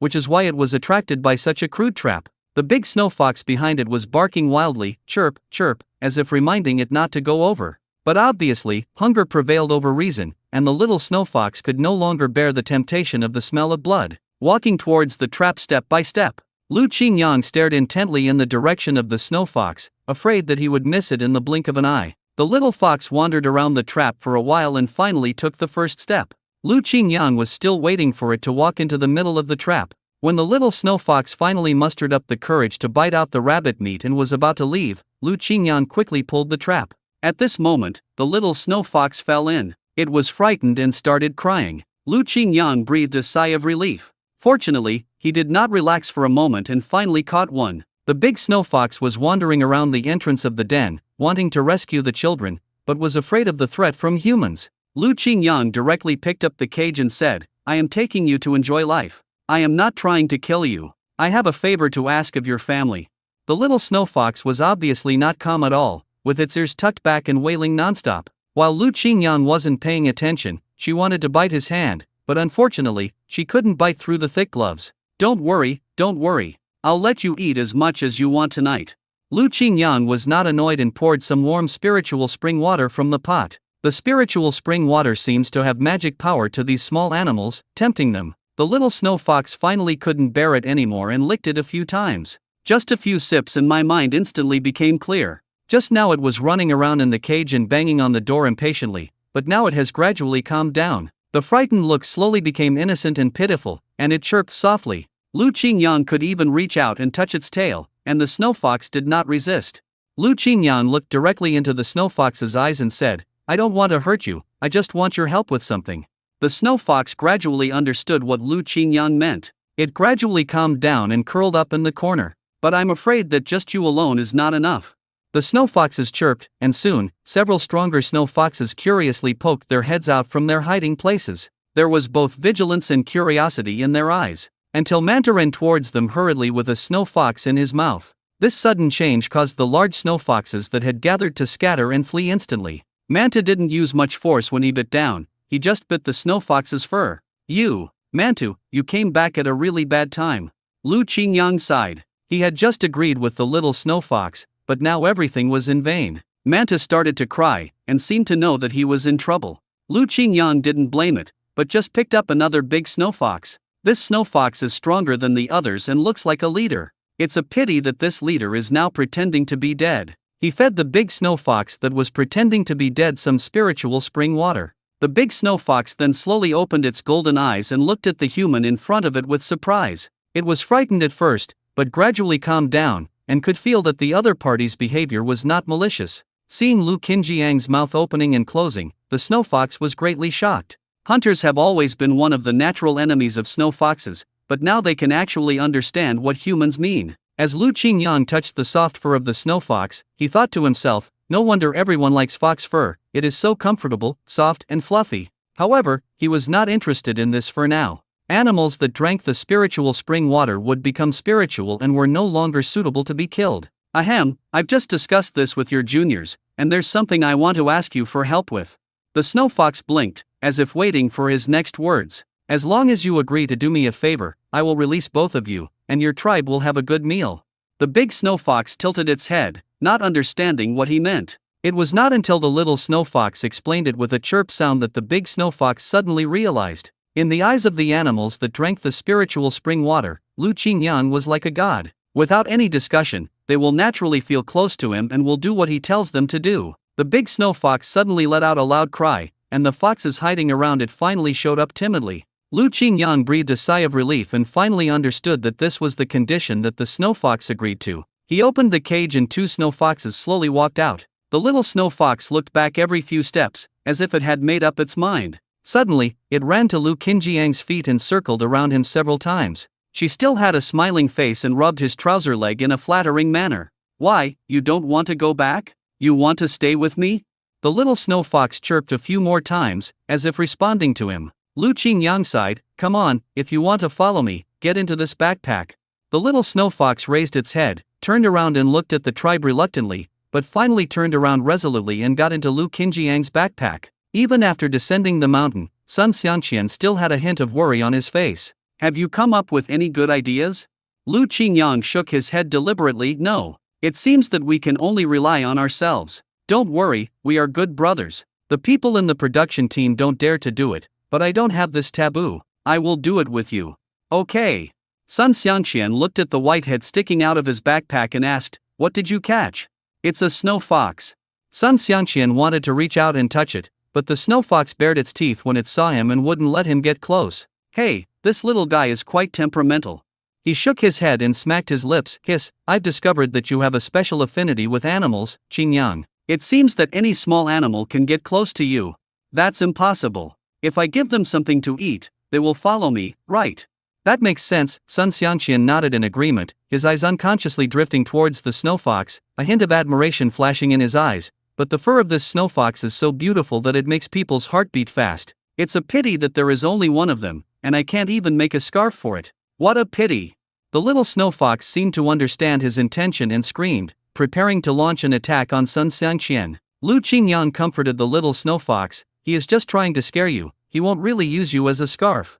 The little snow fox then calmed down, crawled into the backpack, and no longer paid any attention to Sun Xiangqian. After returning, Lu Qingyang planned to find a nest for the snow fox to live in. It's a pity that there are already quite a few animals living in his small cowshed. Lu Qingyang could only put the backpack down, spread a layer of straw inside it, and then put the mat he had made earlier on top of it, and found a quiet corner for it. Generally, the animals here do not interfere with each other and have their own survival habits. You'll live here from now on. It's just, there are a lot of neighbors, so I hope you get along well with them. I have a rule here. You are not allowed to hurt the small animals living here, nor the dogs that guard the house. Do you understand? The little snow fox responded twice, and Lu Qingyang touched its head. He took out another piece of dried meat, and the little snow fox began to chew it with relish. This tastes better than any meat it has ever eaten. Lu Qingyang couldn't help but sigh, my goodness, this place is really going to become a zoo. After having a quick meal at night, he carried the little snow fox on his back and led Mantu and the wolf cub to the chicken coop. Two domestic dogs were tied at the door of the chicken coop, but unfortunately they couldn't scare off the yellow fox. They bit whatever they had to, and even dragged the chicken away right under the noses of the two dogs. These two pastoral dogs had been tied up for too long and did not have the alertness that hunting dogs should have. As night fell, Lu Qingyang squatted at the door of the chicken coop. I originally thought that only Sun Xiangqian would come, but unexpectedly Yang Shashan would come anyway. He sighed helplessly, after thinking about it, I think I should help. The three of them hid in a hidden place. Yang Shashan took out a bottle of wine and said, let's drink some white wine to boost our courage. Sun Xiangqian sniffed his nose and said, it's so cold here. Give me a bite too. He drank 2 cups with a grimace, and his stomach gradually began to warm up. Lu Qingyang took out a small bag, which contained peanuts and twisted dough sticks. Just drinking is not enough, let's eat some peanuts and fried dough twists. You're so well prepared. Lu Qingyang took a peanut and threw it directly into his mouth. Not long after, the sound of a dog barking was heard from the door of the chicken coop. Mantu and Xiao Huiwei also immediately became alert. Manta held his head high, his eyes fixed on Lu Qingyang, patiently waiting for his master's next instructions. What's going on? Is that yellow-skinned guy coming? Sun Xianxian was sobered up by the fright. Lu Qingyang stood up calmly, his expression calm. I'll take the dog to check the situation first. When he stepped to the door of the chicken coop, he saw a group of yellow foxes flashing past his feet like arrows. There were more than a dozen of them. Behind the yellow fox were 6 or 7 slightly larger snow foxes. The little snow fox also crawled out of his backpack and joined the tribe. The snow fox is several times larger than the yellow fox. Seeing that there was no way out, the group of yellow-skinned chickens could only hide in the chicken coop. Who would have thought that Lu Qingyang had already prepared a response? Before Sun Xianxian and Yang Shashan arrived, he had already prepared several traps. As soon as the yellow fox touched it, a series of shrill wails immediately sounded. The yellow foxes and snow foxes that were fleeing in all directions started fighting each other. They moved flexibly, trying to escape through the gaps. The snow fox was obviously extremely hungry. It suddenly jumped up and pounced on the yellow-skinned creature with absolute precision, digging its fangs deeply into its neck, refusing to let up even a bit. Soon, the yellow fox that was bitten lost its life and gave up struggling. Seeing this, the remaining yellow foxes knew that there was no hope of escape, so they simply gave up resistance, collapsed to the ground, and began to play dead in an attempt to get away with it. Unfortunately, their cleverness pales in comparison to the equally cunning snow fox. The snow fox leader paced slowly, its silvery figure looking even colder under the moonlight. A pair of sharp eyes examined the yellow-skinned creatures pretending to be dead on the ground one by one. One of them, which was pretending to be dead, was bitten and immediately started squeaking wildly. The snow fox held it in its mouth and shook it several times. The yellow fox's struggle gradually weakened until it stopped completely and its body fell limply. When Yang Xiaoshan and Sun Xianxian arrived, this was the scene they saw. Several snow foxes left with the yellow fox's body in their mouths. Lu Qingyang just stood there, not moving at all, and didn't even fire a single shot. Yang Xiaoshan opened his mouth wide. After living for so many years, this is the first time I have seen so many snow foxes. This is an internal fight between Wang Taixin and Hu Taixin. It has nothing to do with us. Look, even Hu Taixin can't stand it anymore. Yang Xiaoshan breathed a sigh of relief. He was also very nervous before coming here. Now it seems that the situation is clear and Hu Daxian has helped. Thank you, Master Hu. Thank you, Master Hu. Until the last yellow fox's body was taken away, only a few pools of blood were left on the ground. The only sound was the clucking of startled chickens in the chicken coop, and other than that, it was very quiet. Lu Qingyang picked up the gun and said, "Done, call it a day. I'm lucky tonight. We haven't even started yet, and you're already calling it a day." Sun Xianxian scratched his head, looking confused. "Let's go. I'm freezing to death." Lu Qingyang yawned lazily. "I'll report to Captain Wu tomorrow. Don't worry, there won't be any more yellow-skinned people here." At the moment when the other two people were not paying attention, a white figure slipped into Lu Qingyang's backpack. Lu Qingyang waved to both of them and went back. Yang Xiaoshan was still stunned. "It's amazing, it's really amazing. Snow foxes are rare to begin with, but there are so many of them here. Could it be that it's really the blessing of the immortal Hu?" Lu Qingyang put down the backpack, and the snow fox's head popped out. He rubbed towards Lu Qingyang as if to seek credit. "If you have the chance, tell your tribe to stay away from where humans live. Not every hunter is like me." Chirp, chirp. While Lu Qingyang was touching the snow fox, the sable, which had just returned from foraging, was looking at him with surprise. Then he turned away in grief, seemingly angry. Lu Qingyang had a feeling that he seemed to have been discovered to have fallen in love with someone else. "Ah, no, don't be angry, little sable. We already have so many animals here, so it doesn't matter if there's one more snow fox, right?" When the lynx saw this scene, it also began to scream woo woo woo. Little Huiwei also joined in the fun, howling in a baby wolf voice, "Awa, awa, awa." Only the little reindeer was so scared that he huddled in a corner, trembling. Lu Qingyang felt like his brain was about to explode. All right, be quiet. I've already said that we need to live in peace." He could only touch the heads of each one in turn and feed them some food before the animals calmed down. By the time he lay down on the kong, he felt exhausted, but he still forced himself to go into the space. The fish in the pond have been collected, but for some reason, the space has not been upgraded yet. Ding! The fish have been collected. Host, please continue to work hard and collect other aquatic animals. Shrimp 3/0, crab 3/0, turtles 2/0. Wow, this collection is not complete yet, we need to keep working hard. It's a pity that the river is now frozen, making it difficult to catch crabs and shrimps, and the turtles have already hibernated. But now the function of the space is sufficient for him to use. For now, we just need to maintain the status quo. As for upgrading, there is no need to rush. Lu Qingyang looked at the fish in the pond. He didn't know if it was an illusion, but they seemed to be much bigger than when he first put them in. Not only that, it seemed as if the numbers had increased, with a few slightly smaller fish appearing. But this is normal. The spiritual energy in the space can nourish plants, and naturally it can also nourish living things. Lu Qingyang went around the vegetable garden again and found that all the pumpkins he had planted before were ripe. Just as I was about to pick a few, I looked along the vine and found a super large pumpkin. My goodness, I can't even lift this pumpkin by myself. Think about the old slogan, the bolder the people, the more productive the land, which is not just an imagination in this space. It was the first time that Lu Qingyang saw such a huge pumpkin. It is as wide as 2 enamel faceplates. Put the big pumpkin aside for now so you can use it as seeds later. He first picked a few smaller ones and stored them in the cabin. Then he went to check on the red pine he had planted earlier. It had almost grown to the height of his waist. At this rate, it would grow taller than him next spring. Lu Qingyang plans to free up another piece of land to grow some fruits. It's just that you can't buy fruit trees in winter, and even fruits are extremely rare, so it's better to wait until next spring to plant. The vegetables and fish in the space now are enough for him to eat for a long time. The next day, Lu Qingyang went directly to see Captain Wu. Uncle Wu, the yellow-skinned men won't come again. You have to keep your promise. Captain Wu originally thought that it would take him some time to complete this task. I didn't expect that just 2 days later, he said it was completed. Are you serious? It was completed so quickly? You are not lying to me, are you? Captain Wu was doubtful. How could I lie to you? If you don't believe me, come with me to see it tonight. Lu Qingyang said righteously. No need. I trust you. I can trust you to do things. But, how do you do it? Captain Wu couldn't help but become curious. You shot and killed so many yellow-skinned people. No, I have nothing. I was kidnapped by Hudaxian.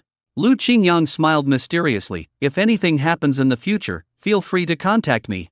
Hudaxian, so magical? Captain Wu was also deceived and confused. Okay, I will definitely do what I promised you, so you can take 3 days off. I won't forget to add your work points.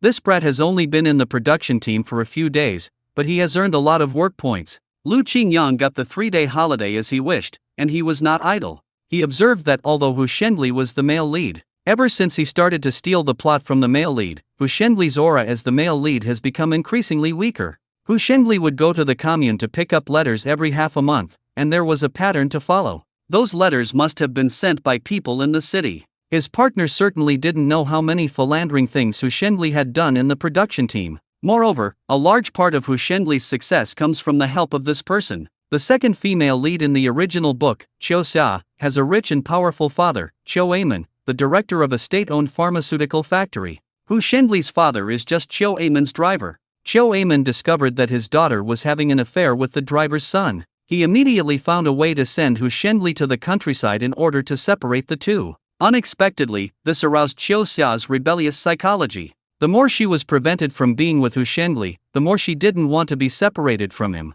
Hu Shenli also has a good mouth for coaxing people, and his sweet words made Qiu Xia infatuated. Fortunately, Qiu Xia was well educated and held the last line of defense, preventing him from succeeding. It would be a waste to have such a girl as one of Hu Shenli's concubines in the future. Hu Shenli has many beautiful women around him, but he always pretends to be affectionate in front of Qiu Xia. Qiu Xia has always believed that he is a good man who is loyal to his wife, otherwise she would not have been waiting for him to return to Beijing. He also privately supported Hu Shenli, allowing him to live a comfortable life in the countryside. In this case, we must first help him cut off this helpful relationship. You can't blame Lu Qingyang for going too far. It was really Hu Shenli who went too far. He had been planning this for a long time, and now these 3 days of vacation were just the right time to implement it. He first went to the post office to pick up the mail. Lu Qingyang comes here often, and the staff at the post office already know him. Especially, he speaks well and looks handsome. He would always bring snacks for the girls here, and everyone had a deep impression of him.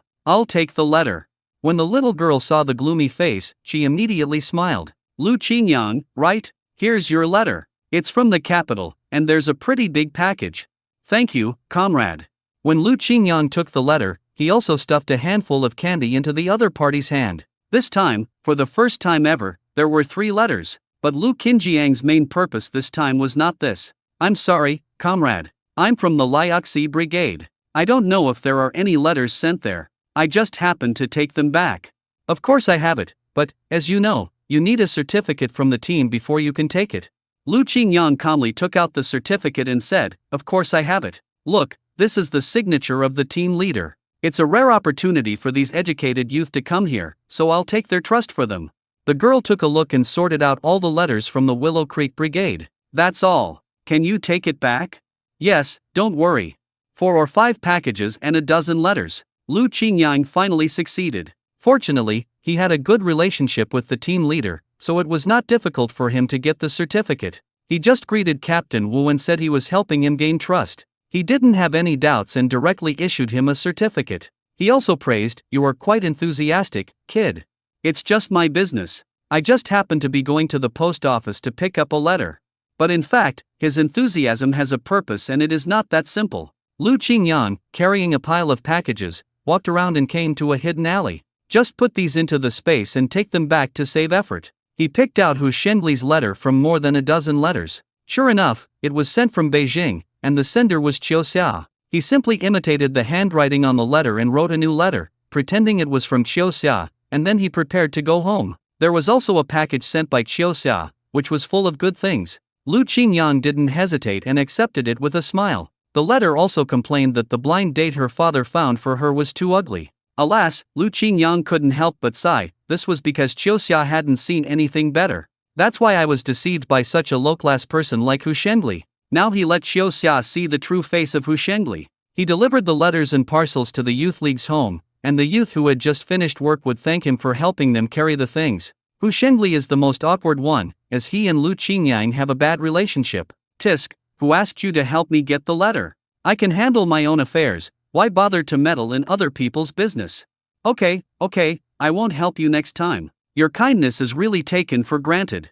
He had expected this answer, and Lu Qingyang would naturally have to retort him a few times to be consistent with his normal behavior. Hu Shengli couldn't wait to find a corner and tear open the envelope. After reading the contents of the letter, his face darkened. The letter said that a woman came to the Hu family and said she was pregnant with his child. Although she liked Hu Shengli very much, she couldn't accept such a thing. I hope the two of them can break up once and for all, and part ways amicably. Naturally, I will not give him any help in the future. Hu Shengli tore the letter to pieces without noticing anything unusual about it. Even if Qiu Xia wants to break up, he can't do without Qiu Xia's help behind the scenes. His father's job as a driver still depends on Qiu Xia's help, otherwise he would have been fired by Qiu Amen long ago. Thinking of this, Hu Shengli immediately wrote a reply letter with great emotion. Lu Qingyang returned home and looked at the results of the training of the little Sable over the past few days. Now, under his command, Sable can sneak into the Youth League Institute silently. The next day, Lu Qingyang led Zidiao out and asked him to steal the reply letter written by Hu Shengli.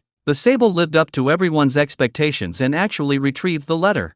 Lu Qingyang looked at the moving description in Hu Shengli's heart. His heart and eyes were filled with her, and he had never touched any other woman. This woman who claims to be pregnant is definitely trying to scam people out of money. He hoped Qiu Xia could give him a chance. If Qiu Xia left him, he would not be able to survive. He was so affectionate that even Lu Qingyang almost believed him. Another letter was sent to his father Hood. The words in the letter were filled with urgency and calculation. Dad, you must quickly deal with those uninvited women, give them a generous resettlement fee, and make them disappear from now on. My relationship with Qiu Xia is moving forward steadily. If there is any disturbance at this time, I am afraid that my marriage plan will be disrupted and I will miss a good opportunity. Your future and my future now depend on Qiu Xia. Only if you hold Qiu Xia's heart firmly, Qiu Amen will not dare to touch you easily, and we can live without worries. In order to prevent problems from escalating, in addition to the woman who has come to our door, those potential troubles also need to be properly handled to prevent rumors from spreading, damaging our reputation and cutting off our retreat. I hope Dad can make a quick decision. Lu Qingyang looked at the 2 letters and thought, okay, he doesn't need to worry about it anymore. Just swap 2 of the pieces of letter paper. He was looking forward to the 2 people's reactions after receiving the letter. Lu Qingyang called little Sable again. Put these 2 letters back to where they were. Don't let anyone find them. The Sable left with the 2 letters in its mouth. It had a nimble body and there happened to be no one in the youth league's courtyard. She easily sneaked into the large bunk bed where the male-educated youths lived. Lu Qingyang had taught him many times before and had let him smell Hu Shengli's scent. It found the location immediately and put the letter back to its original place. Just as she was about to run out, she heard a male-educated youth shouting, "Where did you come from, you yellow-skinned guy? How did you break into the educated youth compound? Get out of here, get out of here." He picked up the broom and prepared to drive the Sable away. It turned out that Hu Shengli came back early. He was worried about something, so he took sick leave. I plan to sneak to the post office and send the letter out quickly to avoid any further complications. After the Sable becomes spiritual, it can understand human language. This person actually confused it with a weasel, which really pissed off the mink. The Sable stood up and glared at Hu Shengli fiercely. "Hey, you yellow-skinned guy, you dare to provoke me? Just wait for me."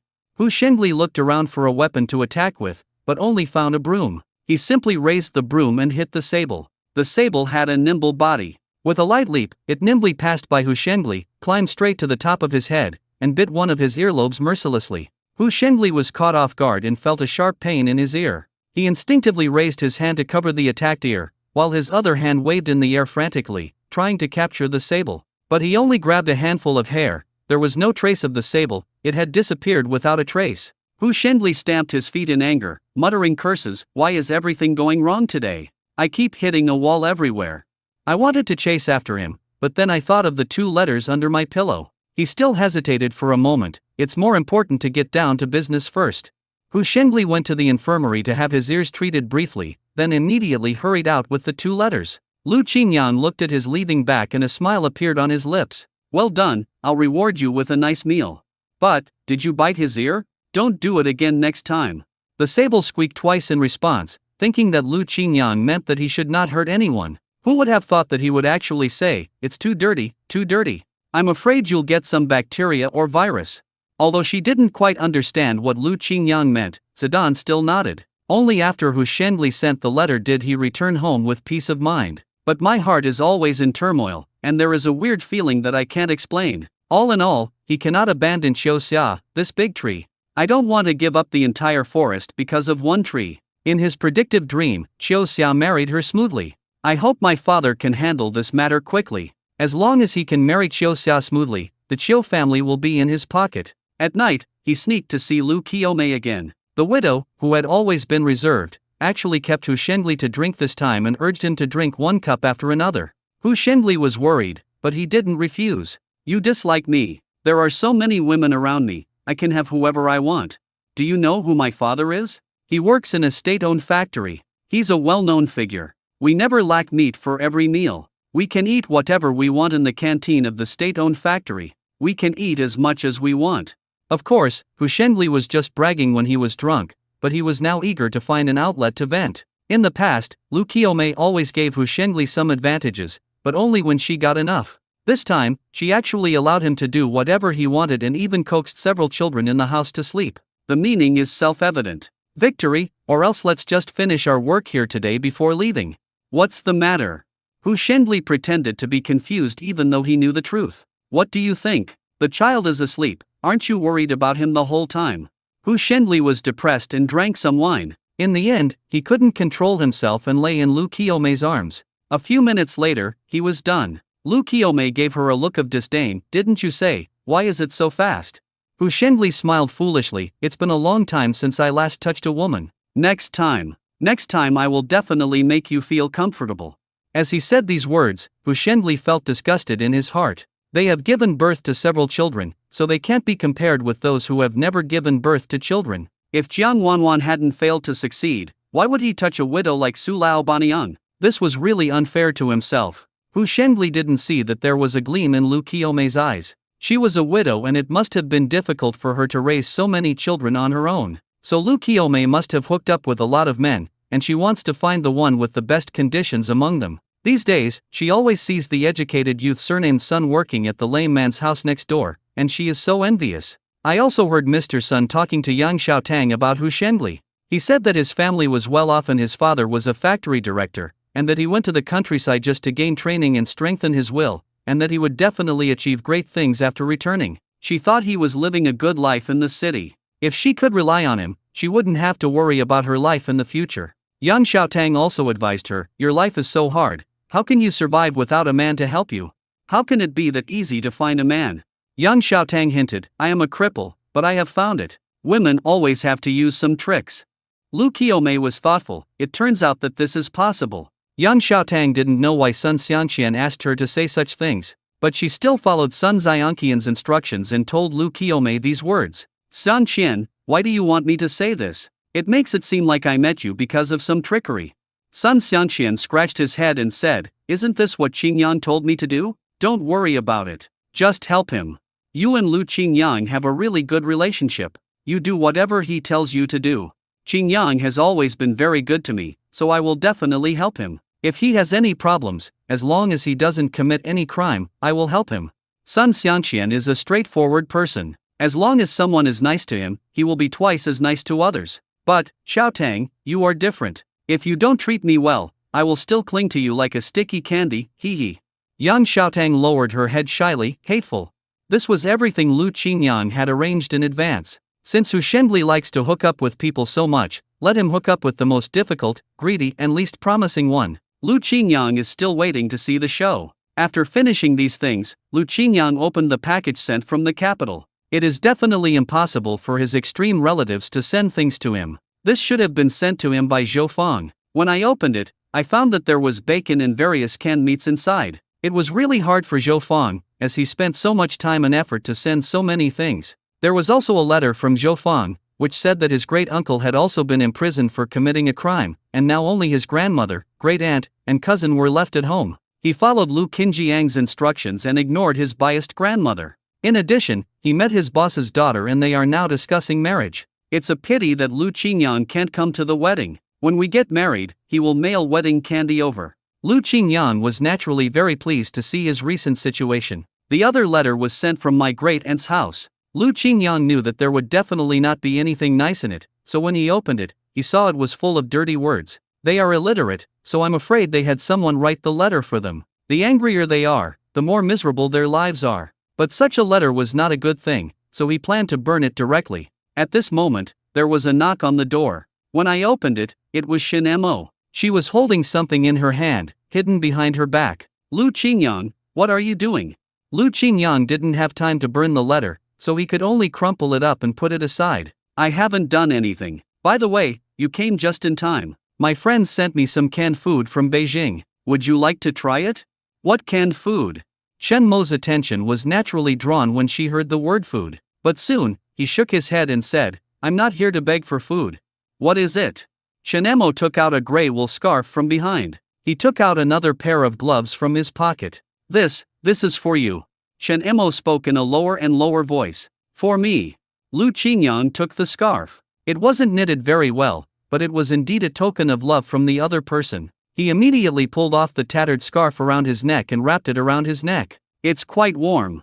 He wanted to put on the gloves, but found that they were a little small. Lu Qingyang tried hard and managed to put it on. "Yes, it's warm. Does it look good?" Shen Mo nodded shyly. "It looks good. The color I chose is very pretty." Not only that, she spent 2 whole nights weaving it. "I just want to get it to Lu Qingyang as quickly as possible. As long as you like it. I saw your scarf was torn before, so I thought of knitting you a new one. It's not something expensive. If you like it, I'll knit you a hat next time. I have some yarn left." "Okay, I'm looking forward to it." Although the stitching on this scarf is messy and the gloves are one size too small, Shen Mo stared at the can on the table and sniffed it. "Who sent this to you?" "The girl in the city who likes you." "She's not a girl, she's my friend. Do you want to try it?" Okay. This is canned luncheon meat." Lu Qingyang took a can and opened the lid. Shen Mo ate a small piece and was pleasantly surprised. "It doesn't smell that good, but it tastes so good. But don't eat too much. It's canned after all. Fresh meat is better." Shen Mo ate a can contentedly and licked the corner of her mouth. As usual, Lu Qingyang made her 3 cups of malted milk, while asking earnestly, "How have you been learning from Lao Bao these days?" When this was mentioned, Shen Mo frowned. "It's hard. There's no time to play. It's a good skill if you learn it well. Lao Bao is willing to teach you with all his heart." This is a good thing. I'm afraid you're not happy. Drink more malted milk. It's sweet. I am not afraid of hardship. Master said that if I learn well, I can save many people. Why do you want to save the world? Save the world and save people? I do want to save people, but I only want to save you, Grandpa, and the people around me. I don't want to save others because it's too troublesome. Ha ha ha, you're right, live your life well first. This little Jasmine was not raised in vain. At least it still holds a very important place in her heart. After Shinemo finished eating, she found a ball of paper rolling on the ground. What is this? Hey, don't look. Lu Qingyang finally finished speaking, but Shinemo had already opened it. Although she didn't go to school much, her mother and grandfather taught her to read and write to some extent. Seeing the cursing words in the letter, her expression gradually became solemn. This is your relative. Lu Qingyang smiled helplessly. To be precise, I have no relatives. My parents are dead. My grandmother is very partial and only dotes on her eldest son. She would snatch away anything good from our family. My father died of overwork. I have severed my relationship with her. I have no ties in the capital, only one friend. As he said this, the ashes from the stove suddenly flew into his eyes. Lu Qingyang kept rubbing his eyes, and his eyes turned red as he rubbed them. Shinemo didn't know how to comfort people, so she could only imitate others and try to reach out to comfort Lu Qingyang. But I found that his eyes were red and he looked like he was about to cry. Shinemo immediately became flustered. Lu Qingyang, don't cry. It doesn't matter if you don't have relatives. I am more reliable than relatives. I will treat you well.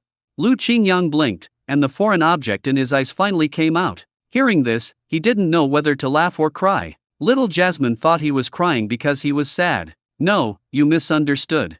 He was ready to clarify everything. Don't explain, I understand. Shinemo interrupted him. I don't have a mother or a father either. I haven't seen them either. I understand how you feel. As she spoke, Shinemo slowly approached him and put her arms around his waist. Don't be sad. My mother said that when she is sad, as long as I hug her, she will not be sad anymore. I will hug you like this, and you will not be sad either. Lu Qingyang stood there, feeling the warmth for a moment, his heart beating rapidly. Shinemo asked softly, do you feel better? Lu Qingyang was confused for a moment, then his mind became clear. It does feel better now, but little Jasmine, have you ever comforted others like this before? Shinemo turned away and said, no. That's good. Lu Qingyang reached out and ruffled her hair. Yuck, you messed up my braids again. Lu Qingyang smiled brightly. It's already evening, it doesn't matter, we can tie it up tomorrow. Shinemo thought about what had just happened and returned home with a secret joy in her heart. But he found an uninvited guest in his home. Aunt Lu brought Go Wa to apologize. Old Shin, our Lu family is sorry for you. You should stop arguing with Lu Feng. He is just young and does not know better. When Shinemo heard the name Lu Feng, she was naturally furious. I brought Go Wa here to apologize to you. It would have been fine if he hadn't said it at first, but once he mentioned it, Uncle Shin got so angry that he blew his beard and glared. What's the matter? What's the rumor out there? Forget it, no matter what it is, it has nothing to do with us. Thank you Lu family for your care over the past few years. It is right to save Go Wa, he is just a child, don't say anything else. This was obviously in order to expel them, requiring Aunt Lu to take Go Wa and leave quickly. Go Wa sighed and wondered why his grandmother was not as sensible as a child like him. How can you say these things? It's really stupid. He followed here because he was worried about this matter. Go Wa fell to his knees in front of him with a thud. Although he was just a child, his tone was very experienced. Grandpa Shin, don't worry. Sister Shinemo saved my life. From now on, I will recognize her as my sister. As long as I have a bite to eat, I will not let Sister Shinemo go hungry. If someone bullies her, I will help her. The little kid's sudden words caught Aunt Lu off guard. The awkward atmosphere between the two finally dissipated, and Uncle Shin couldn't help but burst into laughter. Go Wa is still sincere. Aunt Lu opened her mouth wide for a long time until Go Wa became unusually smart after waking up from drowning. But I really didn't expect him to say such words. As for my second uncle, I don't think you need to forgive him. It doesn't matter if he didn't come. Isn't my grandmother his mother? She can decide how to punish him. As long as you calm down, it'll be fine. Aunt Lu smiled awkwardly. Yes, that's right, we can't be relatives. I will find a more reliable family for Shinemo in the future. Go Wa rolled his eyes at Aunt Lu and said, you are wrong, Grandma. Nowadays, we emphasize freedom of marriage. It is Sister Shenmo's freedom to marry or not. You don't have to worry about these things. You are not as sensible as Go Wa. You don't have to worry about Shen Mo's marriage in the future. Shen Mo walked in expressionlessly. I have taught Lu Fang a lesson, but he is still like this. Maybe I didn't teach him enough. Aunt Lu, I hope you can go back and teach him a lesson. Gowa approached Shen Mo in a friendly manner and said, Sister Shen Mo, don't worry, I will supervise this matter and will never let second uncle off easily. Shen Mo lowered her head and touched the child's head. Gowa is very sensible. It was all uncle's fault first. I hope you won't be angry. Aunt Lu looked embarrassed. Gowa, how are you going to teach your uncle a lesson? After all, he is her own son, so she must feel sorry for him and cannot bring herself to do anything harsh to him. Let's talk about it when we get back. Gowa spoke in a serious tone, like a little adult. On the way home, Aunt Lu kept complaining, Gowa, what did you just say? You are so disrespectful. You asked me to punish him, isn't that helping him? I was planning to find a chance to talk to Shen Mo and smooth things over, but you just dragged me away without leaving me any room. Gowa shook his head repeatedly, his little face full of seriousness. Grandma, you are really confused. I am just helping my second uncle. The more you talk, the angrier they'll get, so it's better not to say anything at all. If second uncle doesn't learn his lesson, Sister Shen Mo will have to take action herself. Do you remember where we found our second uncle last time? When Aunt Lu heard this, she couldn't help but feel a lingering fear in her heart. She recalled the tragic scene of Lu Fang being hung upside down on the tree with scars all over his body. She is still frightened to this day. Shen Mo's attack was a bit heavy-handed. But, second uncle didn't learn his lesson. That's because he knew that you and Grandpa wouldn't really use heavy hands on him. He always has a way out. If you had taught him a harsher lesson, he wouldn't have become like this. Gowa's argument was very convincing and frightened Aunt Lu. What you said makes sense, Aunt Lu agreed. Anyway, you don't want your second uncle to get hurt more seriously, and he and Shen Mo have a deeper grudge, so you should teach him a lesson. If you need someone to teach him a lesson, I'll let my father do it. You are so smart now, kid. We have indeed been too indulgent to your uncle. We will punish him later. As soon as the two men left, Uncle Shen breathed a sigh of relief. Xiao Mo, tell me the truth, are there any rumors out there? Well, Lu Fang spread the news, and now everyone knows that I have a health problem. Uncle Shen sighed. He knew that this matter could not be kept secret, but he did not expect that it would be spread so quickly. Lu Fang is such a good-for-nothing bastard. I really want to pick up the old locust stick behind the door and teach him a lesson so that he will remember it. Aunt Lu did say that she would give him a good beating. Humph, if she doesn't be ruthless and discipline this kid, don't blame me, old Shin, for being rude. I have my own way to make him not dare to say no in the future. Let's see if he dares to act like this again.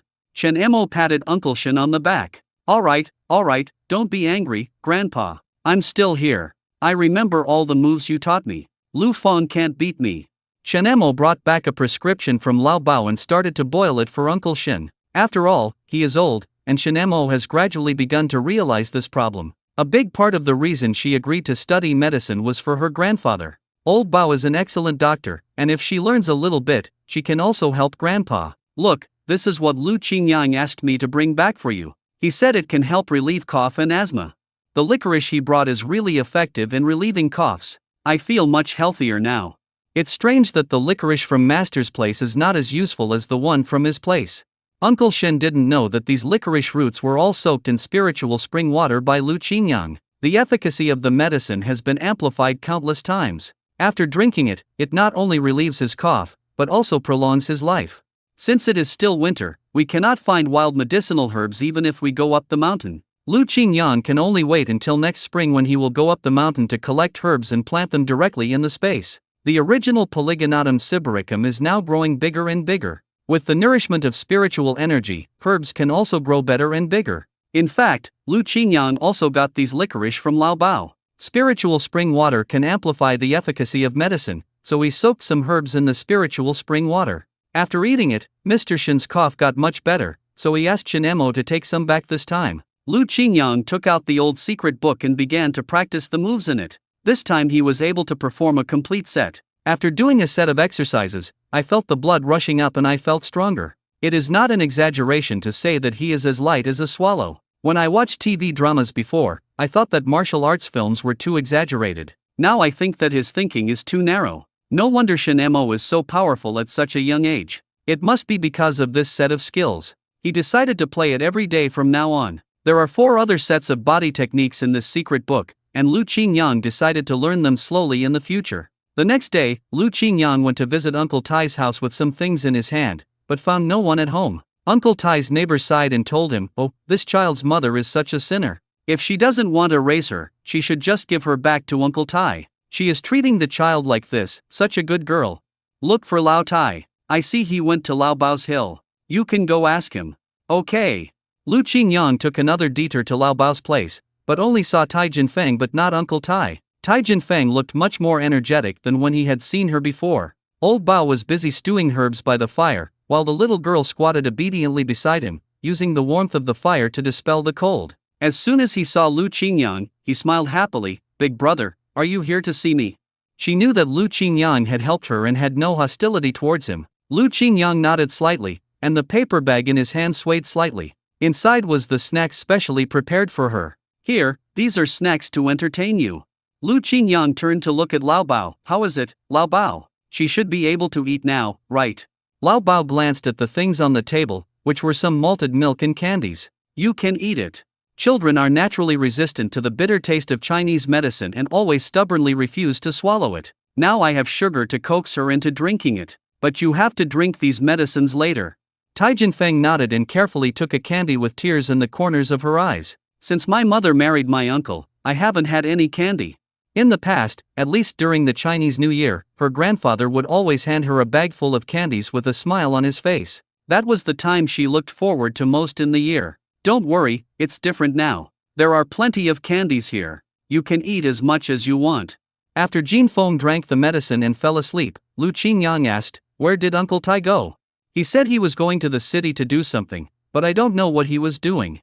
It's probably because of Jinfeng's matter." When Jinfeng's mother left, she threatened to report the matter to the commune. "You don't know Yanling's current husband, the one with the surname Wang. It seems that there is some relationship in the family. Lao Tai is also upset. There is no other way. He has no choice but to leave Jin Feng with me." Lu Qingyang nodded thoughtfully. After Uncle Tai went to the city, he squatted in front of Wang Xuan's house for a long time. Finally, he seemed to have made a decision in his heart. He slowly stood up and casually brushed off the dust on his trouser legs. He had to keep Jin Feng. If Wang Xuan's family insisted on taking her back, they couldn't blame him for being rude. He came to Uncle Wen's door, and Uncle Wen was surprised when he saw it was him. "Hey, what wind brings you, the rare guest, here? Please come in, please come in."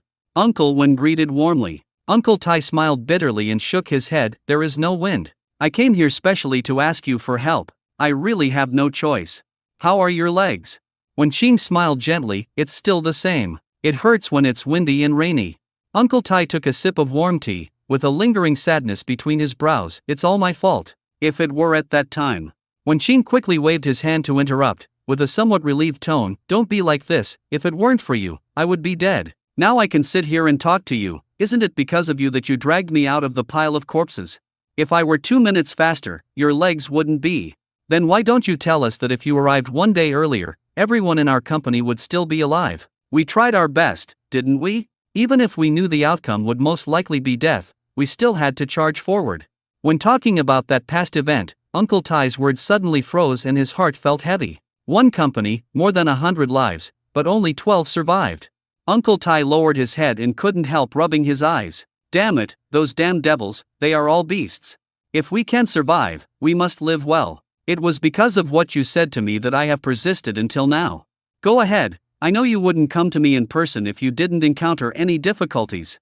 Uncle Tai also found it difficult to speak, but when he thought of his granddaughter, he could only grit his teeth and said, "You are popular and know a lot of people. Can you help me find out? If I fight with the mother for the child, do I have a high chance of winning?" When Qing reacted immediately, frowning slightly, and asked, "What happened to Jin Feng?" Alas, ever since the child's mother got married, she has become a completely different person. Jin Feng is suffering in her place. Uncle Tai looked worried inside. "I still want to fight. It doesn't matter if I lose my life, but what about Jinfeng in the future?" When Qing's brows relaxed a little when he heard this, and he said, "Isn't this obvious? Jin Feng's surname is Tai, and the Tai family is her roots. How can it be justified for her mother to snatch the child away like this?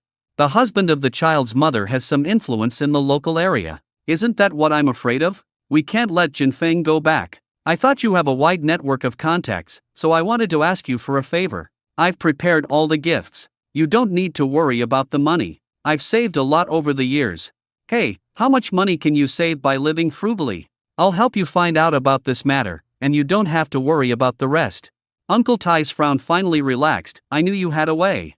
What way? You know this way too. Of the 12 soldiers who survived, we two were the least promising. The others all became famous.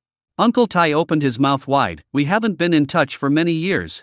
I have contacts. Don't worry about this matter. Just rely on me. As long as you open your mouth, we will help you. At this moment, Wang Xuan happened to find his uncle Chao Jiangong, who worked in the commune. Uncle, I need your help with something. Wang Xuan came forward with a flattering look on his face. Tell me, are you bothered by work again? I have found several jobs for you. You have to work hard and strive for it. If you keep being picky, I will be helpless. When Chao Jiangong looked up, his heart skipped a beat. This nephew was really giving him a headache. He is lazy and idle all day long, and has no proper behavior at all. Wang Xuan's eldest sister once came to Chao Jiangong in person and begged him to find a way out for Wang Xuan. So, out of family ties, Chao Jiangong arranged several positions for him. But Wang Xuan either complained that the work was too tiring or that the working hours were too long. In short, there was no job that satisfied him. Those jobs were taken from other people, but Wang Xuan just said he didn't want to do them. No, little uncle, my current job is good and leisurely, I am very satisfied. Then why did you come to see me? It's like this. He exaggerated what had happened before. Their abuse of their child became a form of meticulous care for Jinfeng. Jinfeng ran away and Uncle Tai took the child away. Anyway, the Tai family is really too much. My wife has been crying all day at home. Isn't it that I can only ask you to come up with a solution? Is there such a thing? An old man is trying to snatch your child. Yes, that old man himself can't even get enough to eat, so won't the children suffer if they follow him? Chao Jiangong breathed a sigh of relief. Don't worry about this matter. I will talk to the leader of their production team later and the child will be sent back to you. I thought it was no big deal? Isn't Liaxi Brigade the poorest production team in their commune? Even if Wang Xuan was a loser, at least he had a decent job and his home was in town. That is something that the hunters of Liaxi Brigade can compare to. Wang Xuan smiled brightly. I knew it was right to find my uncle. These wines are for your honor. Chao Jiangong glanced at the wine on the table. It seemed that his nephew was starting to get on the right track. There is another thing. When we went to Liaxi Brigade before, we were almost beaten by an educated youth. You said that an educated youth from the city beat us ordinary people. I can't swallow this breath. You are just an educated youth, and you have achieved so little. I will help you vent your anger. Wang Xuan bowed flatteringly. Thank you, little uncle. Okay, go back and wait for news. Okay. As soon as Wang Xuan got home, his smile disappeared. I'm so fucking exhausted. If my uncle wasn't so reliable, that old man would have bullied me. He breathed heavily as he spoke, his words filled with resentment. So, it's done? Yanling asked with concern. It will definitely work. I will teach that old man a lesson then. Wang Xuan was so angry that his teeth itched, and that educated youth surnamed Lu is going to be in trouble too. Dare to mess with me? You will suffer the consequences. Yanling held the child in her arms, still worried. Why don't we not go too far? He's an old man. Are you soft-hearted now? Are you thinking about your ex-husband? Are you worried about your daughter? Don't forget, you wanted to do that. No, that's not true. Yanling shook her head quickly. I have a son now. Wang Xuan smiled cheerfully. By the way, this is the right attitude. As long as Jin Feng stays with us, the old man will give us money. If she doesn't give it to me, I'll beat her with a stick. Oh, and she can also help you look after her brother. When I grow up, I will serve my son like a slave. Wang Xuan's mind was full of thoughts, and he continued proudly. You have to fight for me. If it weren't for the fact that you gave birth to a big fat boy for me, I would have divorced you, a yellow-faced woman, long ago. How can you stand here? Yanling was furious, but she could only hold it back and didn't dare to lash out. She just hoped to live a peaceful and stable life, so she had to endure it all silently. Liaxi Brigade, Dr. Bao's home. Lao Bao cleaned up the small room and gave it to Jinfeng to rest. Soon, Uncle Tai returned home exhausted. He gently pushed open the door and saw Jinfeng curled up on the warm Kong. Even in the dream, that young face was still covered with traces of tears, and he whispered as if he was experiencing a nightmare. Mom, I won't dare to do it again. Please don't hit me. Uncle, I was wrong. I will take good care of my brother. Even when sleeping, the child still sleeps restlessly. Uncle Tai felt so distressed that he gently closed the door. Lao Bao sighed. How is it going? It should be no problem. Thank you for taking care of the child while I was away. That's nothing. A doctor should be like a parent. This is basic moral quality. If you want to thank someone, you should thank Shinemo more. She came here early to help you take care of your granddaughter. A few days later, Captain Wu received news that the women's director wanted to take Jin Feng back. He hurriedly stopped the women's director and asked Wu to quickly notify Uncle Tai to hide the person. Hey, Director Feng, what are you going to do in such a hurry? Feng Gilin put her hands on her hips and said, what can I do? Look at what happened in the team. The child must want his mother. Jin Feng's mother is still alive. Shouldn't I take people to Lao Tai's house to do ideological work?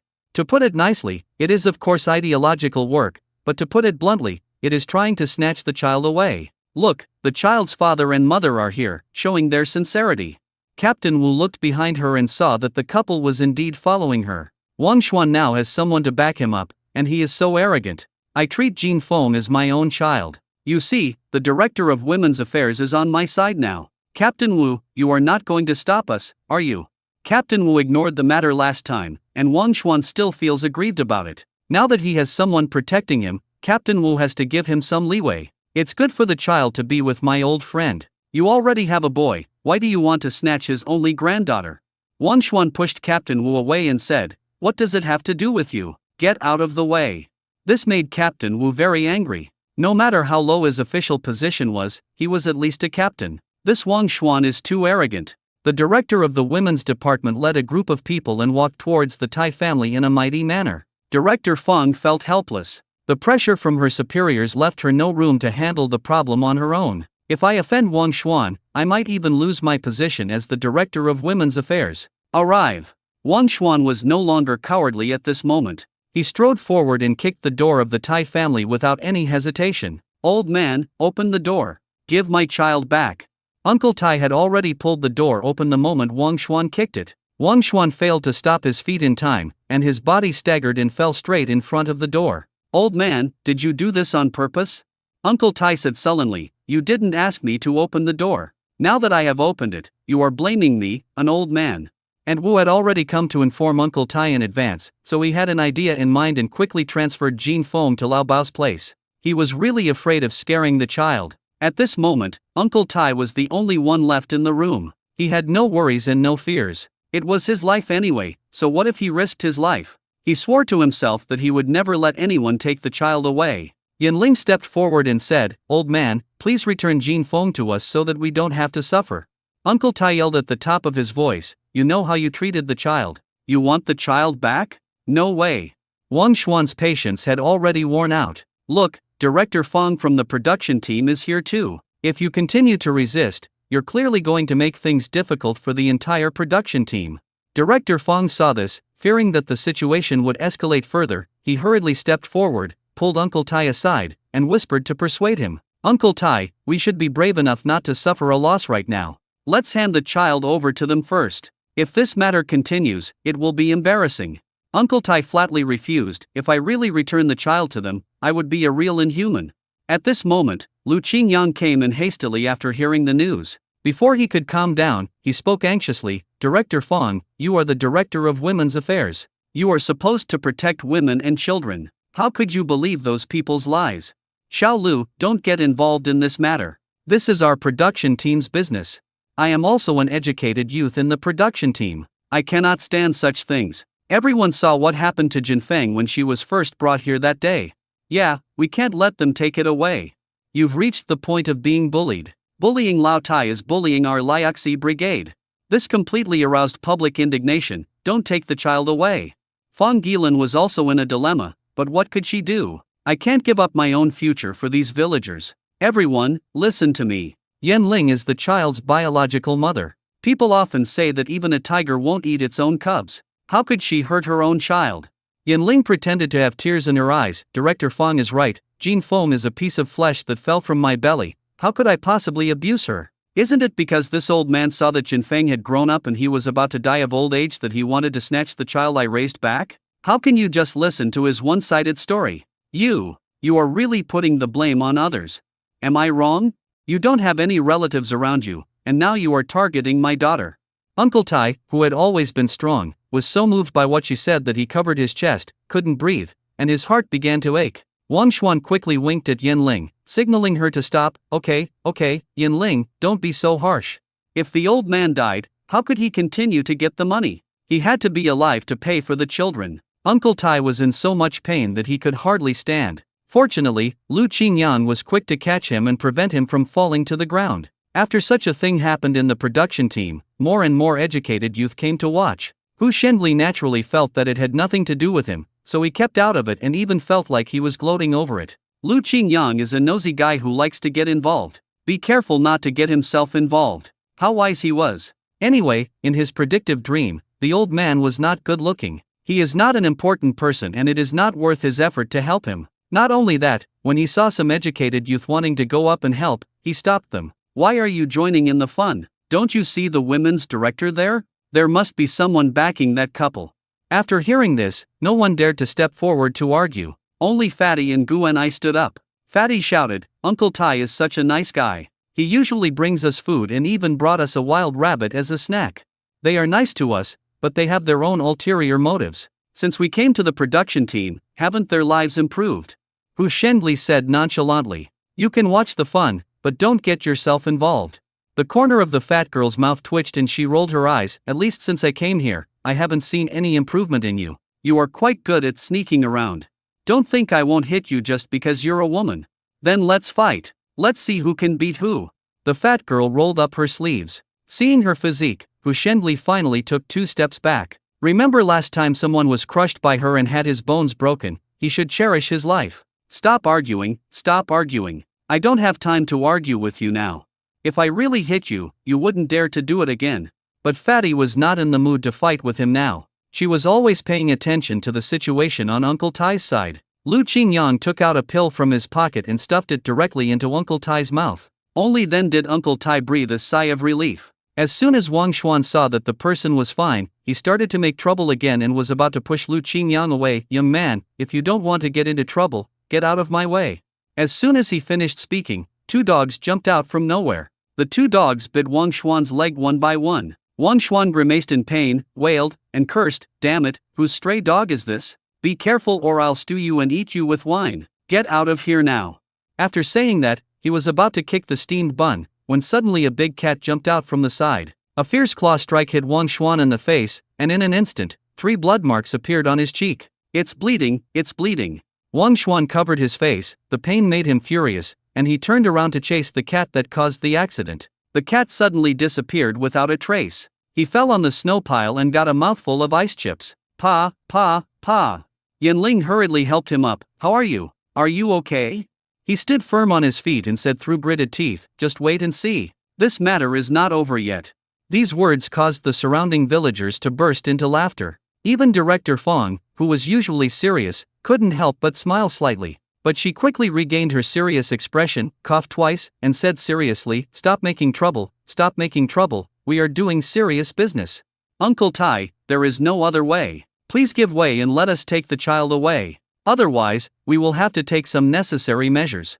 Just as the 2 sides were in a stalemate and the atmosphere became increasingly tense, a dark green military jeep slowly stopped not far away. As the car door opened, a man in a neat military uniform, about the same age as Uncle Tai, strode out. I want to see who dares to talk about necessary measures here. His voice was steady and powerful, instantly stunning everyone present. Fong Gilan was also a person who could adapt to the situation. When she saw that the man was wearing a military uniform and driving a military vehicle, she knew that he was definitely not an ordinary person. Look at my mouth, Commander, you heard me wrong. I mean, let's forget about this matter today. The man snorted, you are really going too far. Tai Song Tao is my old comrade in arms. I believe in his character. Uncle Tai looked carefully and although the person opposite him looked much older, he could still vaguely see what he looked like when he was young. Old squad leader, it's you. Uncle Tai's eyes suddenly filled with tears. It's been a long time since we last met. You finally got around to contacting me. Wang Xuan was still goading Fong Gilan, he's just an old soldier, why are you so scared? Don't forget what you promised me. Fong Gilan caught a glimpse of the military rank on the other person's clothes and quickly distanced herself from Wang Xuan. I just promised you to come and take a look. From this point of view, Lao Tai is indeed more reliable than you. Otherwise, why wouldn't the child want you? I advise you to go back quickly and don't come to our team to cause trouble again. What's the matter with you? Yan Ling and Wang Xuan both began to wonder why Fang Gilan's attitude changed when this person appeared. Fang Gilan's clenched hands were actually shaking. Someone more powerful than the commune cadres had appeared. "Don't worry, Chief, we will definitely make sure he is well taken care of. This is all just a misunderstanding." "Misunderstanding? I heard everything that happened just now. I saw all the good things you did. You bullied him because he was an old widower, and only this young man stood up to protect him." Yunzhang nodded approvingly towards Lu Qingyang. "You are a good person, young man." Wang Xuan was still yelling, "What kind of leader do you have? What rights do you have? Don't mess with me, or you'll end up in trouble." Yunzhang frowned. This guy is really foul-mouthed. That director, I'll give you a chance to redeem yourself from your crime. Tell me who is behind this guy, and I'll take care of you all." This man had an aura of majesty, and Wang Xuan couldn't help but take several steps back. Your tone is quite arrogant." As he said this, he actually began to stutter out of guilt. Fang Gilan immediately came to Su Yunzhang's side and said, "I know, I am making up for my crime." "Director Fang, you. What do you mean, you're going to get into trouble?" Fang Gilan could only sigh silently in her heart. She almost offended someone she shouldn't have offended. Who knew that this old buddy actually had such an old comrade? He never mentioned this to anyone. There were many people watching the fun around, so she quickly asked them to disperse and go back. Only then did the villagers disperse. Even Lu Qingyang felt a little surprised. He helped Uncle Tai purely according to his inner thoughts and did not intentionally help him because he knew the plot in advance. In the plot, it was never mentioned that Uncle Tai actually had this relationship. However, this chief looks like an important person. He is so noble that he can come here. The relationship between the two must be very special. "Old squad leader, it's cold outside, let's go inside and talk." "Okay, let's go inside." Lu Qingyang was also pulled in by Uncle Tai. As soon as Yunzhang entered the house, he felt uncomfortable when he saw the simple appearance of the house. He couldn't believe that his brother, who had been through thick and thin with him, was now living such a life. He shook his head and sighed. As if he had seen through the other person's thoughts, Uncle Tai stood up and poured a cup of tea. "Old squad leader, don't be fooled by the shabby house here. I've lived here for decades and I have feelings for it. Thank you so much for what happened today. If Wen Qin hadn't found me, how would I know about your situation? Don't worry, I will have those bullies dealt with properly, and your granddaughter will be able to stay with you." That's good. Yunzhang turned to look at Lu Qingyang. "This young man has the courage you had when you were young." Lu Qingyang lowered his head modestly. "How can I compare with Uncle Tai? You really flatter me." "Ha ha ha." Lu Qingyang couldn't help but look at the old leader again. A strange feeling filled his heart, but he couldn't put it into words. Uncle Tai wanted to keep the old squad leader for dinner and reminisce about the past, but Yunzhang just shook his head. "I just happened to be here to do something, and I came by to help you. I can't have this meal for now, so let's talk about it next time when we have a chance. If you have any problems, just let Wenking find me, and I will definitely do my best to help you." The two shook hands and finally said goodbye. Just at this time, Lao Bao brought Jin Feng back, and this man looked righteous. It's a pity that his forehead is black. I'm afraid he won't live for many more years. But he certainly couldn't say such words, so he just looked at him a few more times. As soon as Jin Feng saw Uncle Tai, she immediately threw herself into his arms. "Grandpa, are they gone? They left. They don't dare to come again. From now on, Jinfeng will live here with Grandpa. You, please don't despise them."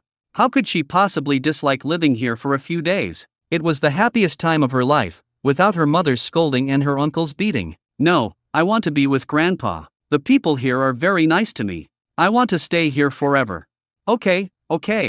Uncle Tai has been looking worried these days, but today he finally smiled. Of course, when some people are happy, some people are sad. Wang Xuan and Yan Ling were sent back for unknown reasons. After returning home, Wang Xuan felt something was not right and went to his uncle's house again. Unexpectedly, my uncle Chao Jiangong's condition was even worse. The higher-ups suddenly discovered his corruption and bribery, and now, people were surrounding his house. Wang Xuan could only watch his uncle being taken away. I wanted to go up and ask about the situation, but the escort next to me pushed me aside. Go, get out of the way."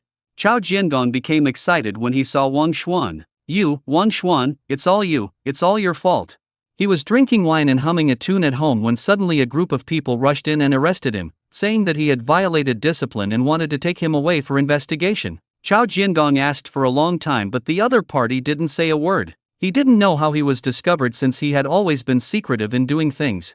The man who arrested him snorted coldly at last. If you want to blame someone, blame yourself for helping the wrong person. Your good nephew, he is pushing you into the fire pit. Think carefully about it. Who have you offended recently by helping him?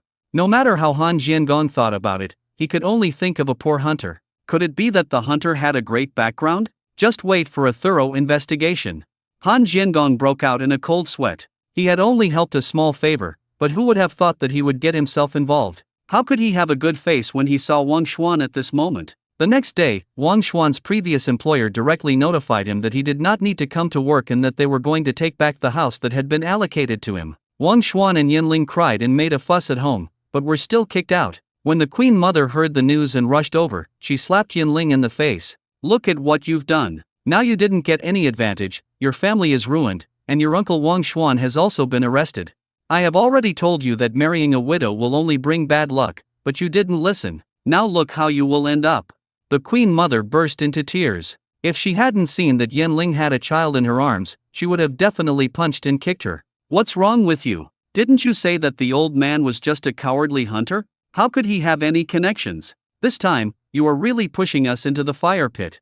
At this moment, no matter how humbly Wang Xuan begged others, he would only get a cold shoulder. A few days later, Wang Xuan was also arrested. This greedy family finally got their comeuppance. Uncle Tai is now living a stable life, and Jinfeng's health is recovering day by day, and she will be able to jump around in a few days. However, Fang Gilan would take advantage of her position to send some things to Uncle Tai from time to please him. This originally honest hunter was actually a comrade in arms of the leader. This was something no one expected. Uncle Tai didn't care and continued to live his peaceful life. Now he has only two wishes. One is to raise Jin Feng safely. Secondly, I can repay Yin Jiang's kindness. These days, the whole brigade is bustling with activity, and the villagers are busy with the preparations. Jin Feng still felt strange. Sister Shenemo, what's going on? Is there something happy? Shenemo raised her head and thought for a while. Okay, I remember now, the art troupe is going to perform in the countryside. Our team hasn't had such an event for several years, and everyone is looking forward to it. Jin Feng twisted the corners of her clothes involuntarily and said with longing, can I see those beautiful older sisters dancing?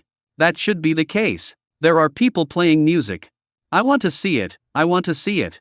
With Shin Mo's company, Jin Feng gradually got rid of the shadow of the past. She also became more cheerful and looked more and more like a normal girl. Okay, let's go and see it together. These days, the female educated youth in the youth house have been trying their best to get 2 places in the performance. This way, you might get a chance to join the art troupe, where treatment is much better than that of educated youth. But there are 2 necessary conditions for joining the art troupe. One is that one must be good looking and have special talents. Whether it is playing a musical instrument, dancing or singing, the performance must be outstanding. Most of the female educated youth came from cities, but only a small number of them had the opportunity to learn musical instruments and dance, and even fewer of them were born with talent. Jiang Wanwan was determined to get this. She was born into a capitalist family and had learned to play Western musical instruments. But later on, my family fell into poverty and I no longer had the chance to play musical instruments. But she believed that with her beauty and talent, she could definitely win that position. Although everyone in this room is from the city, none of them looks as fashionable as she does, and few of them can play musical instruments. Gu and I was also hesitating whether to sign up. She had a good voice since she was a child, although she had not received any special training. But as soon as she opened her mouth, everyone said she sang beautifully. After internal selection, Jiang Wanwan and another female educated youth named Li Yuanyuan were finally chosen. Li Yuanyuan is good at playing the accordion, and she borrowed an accordion from the commune. She played a song for everyone in the youth league home, and everyone said she played well. Jiang Wanwan secretly began to feel jealous. Although she was pretty enough, she was not sure that she could play the piano better than Li Yuanyuan. But it also means that she is likely to lose the election. She had really had enough of the hard days in the production team, and this time she had to get out of here no matter what. Only by joining the art troupe can she have a future. Therefore, even if she had to use any means necessary, she had to perform better than Li Yuanyuan. The men around him started to cheer. Li Yuanyuan plays so well. Jiang Wanwan, why don't you play a song too, to broaden everyone's horizons? Jiang Wanwan frowned. There is no instrument I need here. What instrument do you play? I can play the violin. The violin is a Western musical instrument that not many people can play. Wanwan, you are really amazing. You are beautiful and you know how to play Western musical instruments. You will definitely be selected by the art troupe. Listening to the praises from people around her, she couldn't help but feel proud. Don't say that. Yuan plays the piano so well. My skills are just a stunt. You are so modest. On the surface, she seems like a harmless little white rabbit, but in fact, she is darker than anyone else. In front of everyone, she would definitely say good things about Li Yuan. It's a pity that you don't have an instrument to practice with in advance. Will you be able to perform well when the time comes? Li Yuan said with regret, how about I lend you my accordion to practice with? No, I'm sure. Jiang Wanwan's attitude was very humble, and you couldn't tell at all that she had already started planning to prevent Li Yuan from playing the accordion. As long as Li Yuan is injured, she will be the only one to go on stage. The probability of being selected by the art troupe is high enough. Recently, Hu Shenli has not been around anymore since he politely rejected his request last time, but it doesn't matter. She has plenty of men to command, and it would be the same even without Hu Shenli. That night, Jiang Wanwan made an appointment with a male-educated youth named Lao Wei. I need you to help me with something. What is it? Let me see if I can help. After saying this, Lao Wei's hands began to become naughty. Jiang Wanwan knocked his hand away. Don't touch me until it's done, but once it's done.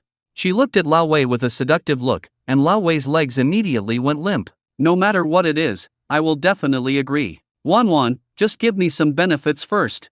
Okay. After letting the other party take advantage of her, Jiang Wanwan immediately struggled a few times. Now that I'm satisfied, can you help me? Tell me, how can I help? Aren't you in the same group as Li Yuan? I want you to hurt her hand on purpose. Lao Wei stretched out his hand, then retracted it. You want me to do that? No, I can't hurt anyone. If I hurt anyone, I'll be in trouble. Jiang Wanwan rolled her eyes helplessly. You can hurt her accidentally, or she won't know about it. Lao Wei hesitated, but finally shook his head. I'm not sure. Jiang Wanwan's face suddenly darkened and she grabbed Lao Wei's hand. You are the one who took advantage of me, and you want to cheat and refuse to admit it. I'm telling you, if you don't want to do it, I'll call someone over and accuse you of molesting me. You know what the consequences will be. No, don't call for help. Isn't it enough for me to do what you say? The word lust is really a sword hanging over your head. I originally thought that good luck had finally fallen on him. Who would have thought that this was a trap set by this woman? I'm telling you, if this doesn't work out, I will really report you for molesting me. If this works out, the reward we agreed on will remain unchanged. Before leaving, Jiang Wanwan blew gently into his ear. Lao Wei swallowed his saliva. Although this woman was vicious, she was really beautiful. Okay, I'll try to find a way to help you, but if I fail, you can't report me. You will definitely succeed. Only success is allowed, and failure is not allowed. The next day, Lao Wei really started to take action. What they usually do is logging. Usually it's a combination of 2 men, or 2 women and 1 man. Lao Wei deliberately sent away another female-educated youth and asked Li Yuan to cut wood with him. He had tampered with the saw. He found the right angle while working. Then, he pretended to stagger and his body swayed, and the saw slid straight towards Li Yuan's delicate fingers, just as he expected. Accompanied by a scream, Li Yuan's hand was indeed cut by the saw teeth. Lao Wei had a sad face and began to apologize in a fake manner. I'm sorry, Yuan, I didn't expect that I slipped just now and. Blood slowly flowed out from her hands through the gloves, and Li Yuan frowned in pain. Lao Wei pretended to take her to the infirmary, but in the end it was the fat girl who supported the crying Li Yuan to the infirmary to treat the wound on her hand. Han Saiqiang was furious. Don't you have eyes? How could you hurt Li Yuan's hand? You know she has to perform on stage tomorrow. What if she hurts her bones? Will you be responsible? It can't be that serious. Old Wei said confidently. She couldn't use her strength, so I fell down. I'm telling you, if anything happens to Li Yuan, you'll be responsible for it. Han Saiqiang hurried away and went to the infirmary to check on Li Yuan's condition. Lao Wei breathed a sigh of relief. He had also seen the wound just now and it shouldn't be too serious. He walked to Jiang Wanwan's side intentionally or unintentionally, and their eyes met quietly, and everything was said without words. Jiang Wanwan was frightened when she saw the blood just now, but now she turned her back and a smile appeared at the corner of her mouth. It worked. Li Yuan's hand was injured. Now, she will definitely not be able to play the accordion. After Li Yuan's hand was disinfected and bandaged, the bleeding finally stopped, but she was indeed unable to play any musical instrument. Her eyes were red, and tears fell like beads from a broken string. Fatty, what should I do? My hand. I can't participate. This matter is weird. and I always feel that something is wrong. Li Yuanyuan choked up as she recalled the terrifying scene. I don't know how the saw broke just now. I wanted to hold on tight, but it just hurt so much. Oh. The fat girl patted Li Yuanyuan's back gently, feeling sorry for her. It's more important to save your hands. If you can't participate, then don't participate. You may not be selected anyway. I have been preparing for this for a long time. How could something like this happen at this critical moment? The fat girl felt sad when she saw the bloody hands. Don't think too much, just take good care of your injuries first. Dr. Zhu shook his head. It was sutured, but I'm afraid your hand will be useless in the future. How could this happen? When the fat girl was anxious, she suddenly thought of Lao Bao. Don't worry, there must be a way. Wait for me to find someone to help. Dr. Zhu rolled his eyes at her in dissatisfaction. I am the doctor in the brigade. Who else can you go to for treatment? What I say is the truth. It's not that I don't trust your medical skills. Since my hand is broken, I just want to try some folk remedies. Folk remedies? If folk remedies are effective, what are we doctors for?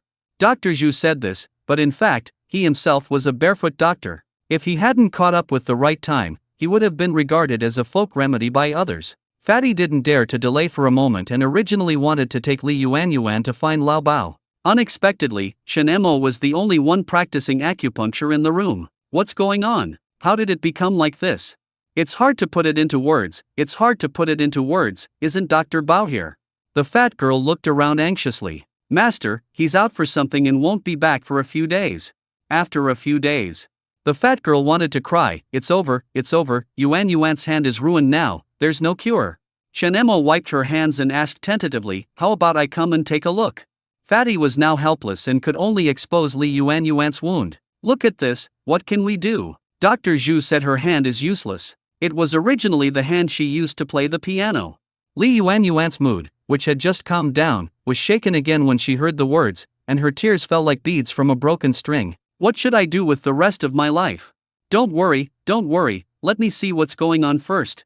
Shen Emo took off the gauze and saw her hideous wound. She couldn't help but feel pain in the palm of her hand. The wound has been sutured, but the suture doesn't look very good, and I don't know if the tendons and bones are broken. But if she were asked to treat it, she wouldn't be able to guarantee it. This wound is obviously not stitched properly. Although I can't guarantee that it can be cured, I am 50% sure that your hand will not be disabled. Li Yuanyuan raised her head in surprise. Really? It really won't be useless. Well, I'll give it a try. If you're willing to try and can bear the pain, I can. Li Yuanyuan clenched her teeth, with a hint of hesitation in her heart. After all, Shen Emo was considered a strange person by others, and no one had ever heard that she could cure diseases. Yes, just let her try. If she doesn't try, there will be no hope for her. Li Yuanyuan made up her mind. Well, I'll leave it to you. Shen Emo carefully examined the wound, and finally made up her mind, took out the sterilized needle and thread, and prepared to start. Without her courage, I really wouldn't be able to do such a thing. Just at this moment, Lu Qingyang came to pick up Shen Emo and saw this scene. Shen Emo was helping to resuture Li Yuanyuan's wound. Li Yuanyuan's face was slightly distorted due to pain, and it can be seen that she was in great pain. Lu Qingyang silently pulled up his panel, and there was still a lot of health value left for this month. Lu Qingyang first added 20 to Li Yuanyuan's health value. Although Shen Emo has skills, this is her first time to suture such a wound. She tilted her head in confusion. Strange, it seems that the situation is better than before. Is it possible that I saw it wrong? Li Yuanyuan's forehead was already covered with beads of sweat. It really hurts. I don't have an anesthetic needle here. If I had one, it wouldn't hurt so much. Wait a minute, I'll give you some painkillers. Lu Qingyang has taken out the painkillers from the medicine cabinet. These were made by Lao Ba using deuterostramonium before, and their analgesic effect is very limited. But if taken together with spiritual spring water, the anesthetic effect can be amplified. He cooperated and placed the medicine and water on the table. Take this. It has a pain-relieving effect. It's great that you're here. You can help me out. Not long after Li Yuanyuan took the medicine, the severe pain began to ease. Shen Emo continued to help sew the wound until it was completed, and she finally breathed a sigh of relief. I originally wanted to comfort Li Yuanyuan, but when I looked up, I found that her expression was not as painful as I had imagined. This medicine is amazing. After I took it, I didn't feel so much pain anymore. Although Shen Emo was puzzled, she did not investigate further. Take a look, how is the stitching? The fat girl took a closer look and found that the stitch was indeed more careful than the one Dr. Zhu had just done. Chen Emo applied medicine powder to her and rebandaged the wound. It will take at least half a month for the wound to heal. Unfortunately, you really can't play the piano during this period. The fat girl said indignantly, it's all that old Wei's fault. He is simply blind. But what happened today is just too coincidental. Yuan was supposed to perform tomorrow, but her hand got injured today. Could it be that someone wanted to harm her? Lu Qingyang touched his chin, that's possible. Do you know who Lao Wei has been in contact with recently?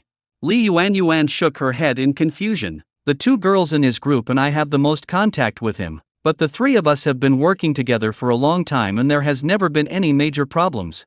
Oh, never mind. Maybe this is my fate. Besides, there must be many people in the art troupe who can play the accordion. I may not be selected. I don't have to worry about it now. Li Yuan was dejected and very lonely. Chen Emo hesitated and reached out her hand, patting her shoulder. It's okay. I remember there's a saying that goes, misfortunes often bring blessings. Maybe this isn't a bad thing. Li Yuan nodded, feeling ashamed for her previous suspicion. They all said that you were difficult to get along with. Now it seems that we really can't trust what others say. It was not until the fat girl took Li Yuan away that Chen Emo felt her hands go weak. Little Jasmine, you are really brave. You have only learned for a few days and you dare to treat people. Chen Emo curled her lips, I really didn't think so much at the time. But thanks to you coming, I finished it well. That's your own achievement. You are very talented. Study hard in the future. When I get sick, I don't have to go to the doctor. I just need you, Dr. Shen, to treat me.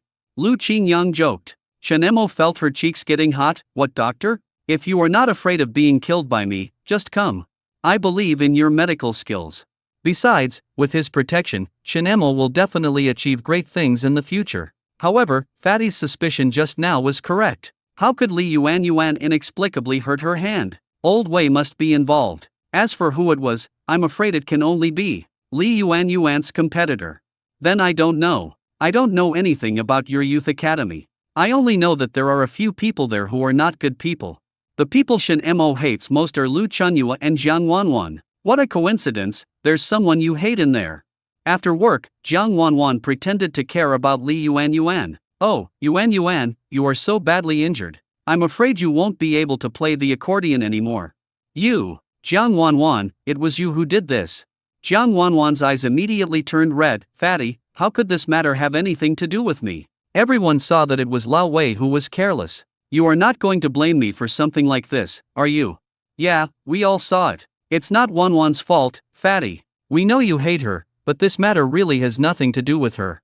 Not long after, Han Ziqian brought Lao Wei to visit her again and gave her some nutritional supplements. Comrade Li Yuan, you should take good care of yourself during this period. Your hand. I'm afraid you won't be able to participate in the competition. But it doesn't matter. There will be another chance next time. Don't be discouraged.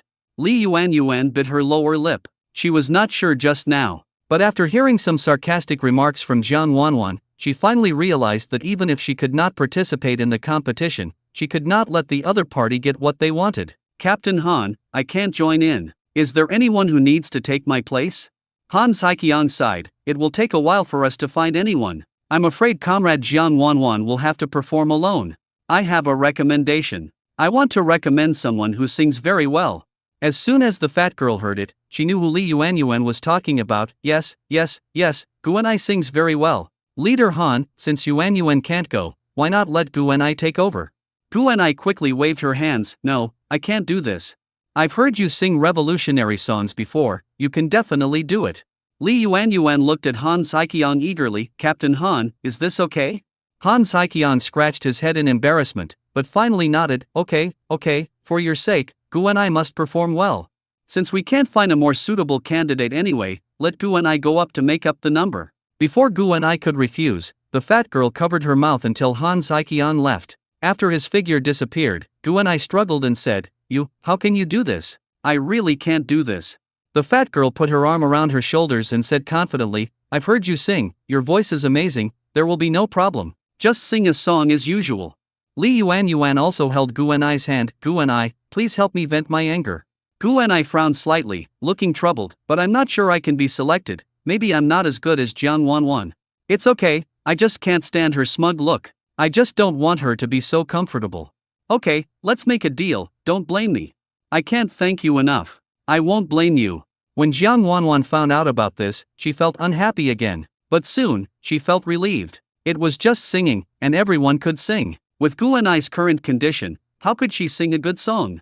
The art troupe arrived as scheduled, and everything that happened to Li Yuan yesterday seemed to have passed. Only Lu Qingyang secretly observed Lao Wei's every move. I noticed that he and Jiang Wanwan had been making eye contact all the time. As expected, it's the same routine again. Jiang Wanwan is the best at this. First, use your beautiful face to make the other party let down their guard, give them a small advantage, and lure them into doing things for you. But this trick of hers always works on those who only care about appearance. After all, the original owner of this body is the biggest enemy and victim. Liaxi Brigade ushered in a rare lively day. Most of the soldiers in the art troupe are female, with only a few male soldiers, who are all exceptionally handsome. The female soldiers leading the dance were very beautiful, and even Jiang Wanwan couldn't help feeling uneasy. The production team had already prepared the venue. Due to the cold weather, they even set up the stage in the granary, waiting for the art troupe's consolation performance. Chen Emo and Jean Foam had already taken their seats in the audience. The performance this time includes dance songs adapted from classic songs such as Carry Up the Revolutionary Gun, Carry Up the Revolutionary Gun, and The Motherland is Always Spring. As the performers on the stage performed, the audience shouted, "Good, great." Such performances boosted the morale of the educated youth who went to the countryside. For the villagers, it was a very novel thing. After all, they hadn't seen such a performance for several years. By the time it was the turn of her own educated youth to perform, Jiang Wanwan had already established a good relationship with the deputy director of the art troupe, presented the gift she had prepared in advance, and borrowed the troupe's violin. She stroked the violin, feeling filled with emotion. Although her parents asked her to learn it, she only learned the basics, but it was more than enough to fool the audience. There are not many members who play the violin, so as long as she performs normally, there shouldn't be any major problems. Jiang Wanwan is very beautiful and she dressed up specially today. They are in no way inferior to the female soldiers in the art troupe, and are indeed pleasing to the eye. It's a pity that you can't judge a person by his appearance. He may look good on the outside, but he is actually a bad person on the inside. Jiang Wanwan finished playing the song smoothly. It can only be said that it was neither good nor bad. Before it was Guanai's turn to go on stage, she took a few deep breaths. "Fatty, can I really?" "Of course you can. Come on up. It's your turn." The fat girl pushed her, and Guanai clenched her hands and went on stage. Her heart was beating fast. "My name is Guanai. I came to Liaxi Brigade from Haishi. Today I will bring you a song from the Jiangnan region, Jasmine Flower."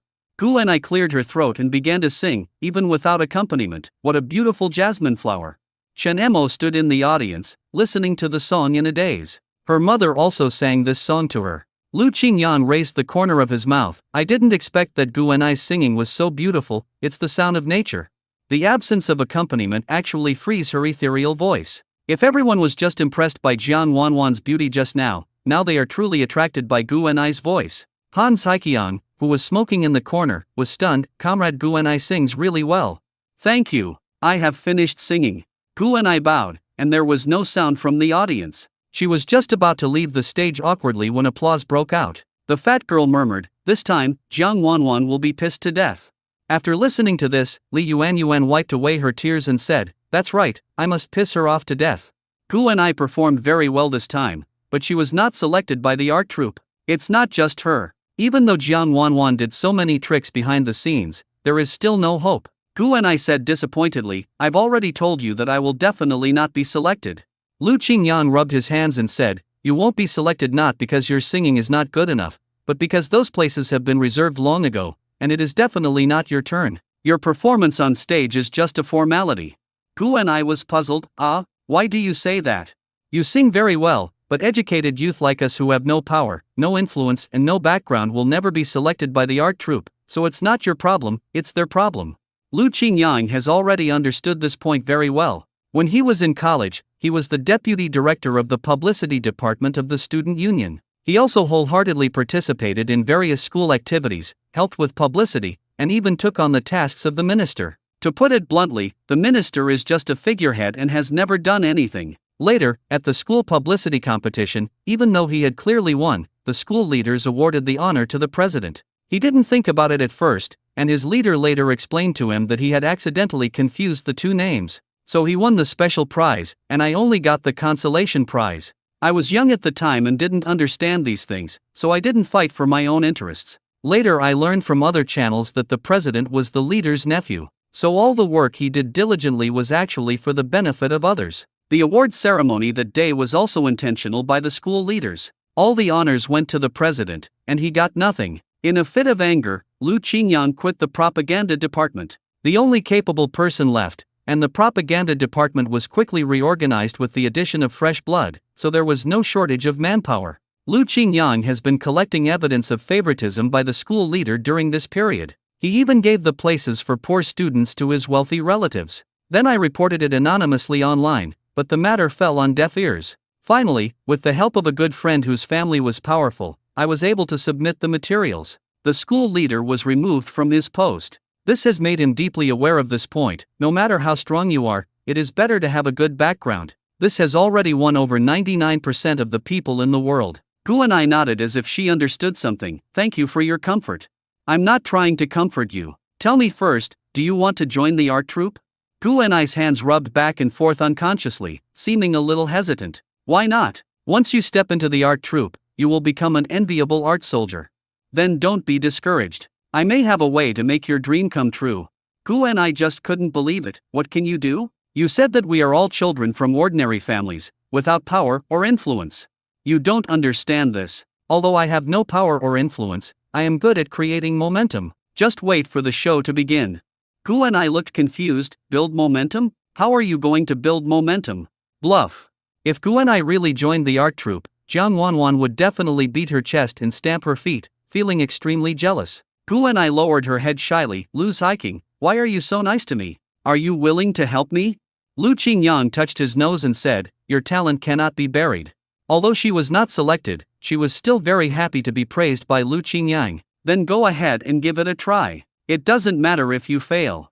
Lu Qingyang thought to himself that what he wanted to do would definitely succeed. The person in charge of this trip to the countryside to express condolences was the deputy head of the delegation, so Lu Qingyang planned to start with her. It happened to snow heavily today, and the art troupe plans to leave here tomorrow and head to the next team that needs condolences. The deputy head of the regiment happened to be staying at Captain Wu's house, which made it convenient for him to move around. It was a good opportunity to use the plot that I knew in advance to find a way to get Gu and I into the art troupe. He didn't even prepare any gifts, and was just trying to get something for nothing with his mouth. When Lu Qingyang arrived at Captain Wu's house, he found that Jiang Wanwan had arrived early and the two were talking about something. Deputy Director Hong, didn't we agree on this before? You also said that I was sure I could join the art troupe, why now? Deputy Head Hong didn't even raise his eyes to look at her. He was writing a letter at his desk. Jiang Hiking, I just said I was sure, not that it would definitely happen. The things you sent are over there. Just take them. Jiang Wanwan was extremely anxious. Please, I beg you, I know there are not many violinists in the orchestra, and it is very difficult to find one. Then don't blame me for telling the truth. Although you can play the guitar, you are only at an entry-level level. The group doesn't need people like you. And do you think I don't know your background? You are not suitable at all. Take all your things. I don't need it anyway, so it's okay for you to report it, and I'm not afraid. I don't know what was sent to her, she didn't like it at all. She accepted it only because Jiang Wanwan kept pestering her and she felt annoyed. Did she think that sending her some garbage would really establish a good relationship with her? People like Jiang Wanwan would have no chance to stand out even if they joined the art troupe. Deputy Captain, can you help me again? Deputy Head Hong stood up calmly and ordered them to leave. Go quickly, or someone will see you and start a conversation. Hearing this, Jiang Wanwan's eyes quickly turned red and tears fell like beads from a broken string. This delicate look might touch the hearts of some men. It's a pity that Deputy Captain Hong actually disapproved of the attitude of this weak little white flower, and even felt a little disgusted. If you've cried enough, leave now. There was a hint of impatience in her voice. Upon hearing this, Jiang Wanwan covered her face with tears in her eyes and hurriedly fled. After Deputy Captain Hong finished writing the letter, he looked up and found someone standing outside the door. She slapped Lu Qingyang in the face. It's rare that a gay man comes to see me. Why, do you also want to join the art troupe? I think you have good looks. Do you have any talents? Lu Qingyang shook his head. Captain, you are wrong, I don't have any talent. Deputy Captain Hong looks serious. He is already in his 30s or 40s, but he still has charm. It can be seen that he was very beautiful when he was young. So what are you doing here? Although Deputy Captain Hong was confused, she still felt satisfied when someone called her captain. I came here because I must have some news to tell you, Captain. Deputy Head Hong raised his lips and said, "What news do you, a rural educated youth, have?" If he came to give a gift, he would come empty-handed. Captain, first of all, I want to congratulate you in advance. Your wish is about to come true. Deputy Head Hong frowned and said, "Wish, do you know what my wish is?" Of course I know, because I can help you fulfill this wish. Deputy Captain Hong just found it funny. Where did this wild boy come from and actually had the guts to say such words? If you have the ability, why don't you earn more work points instead of coming to me to act mysterious?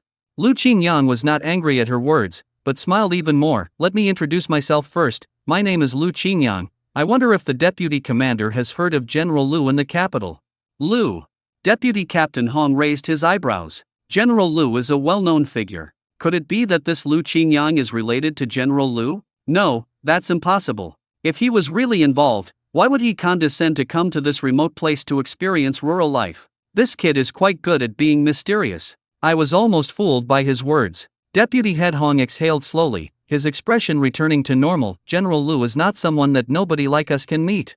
The implication was that he was skeptical about what Lu Qingyang said and didn't want to believe it at all. Then, Deputy Leader, do you really not want to be the leader? Doesn't the word deputy make you feel uncomfortable?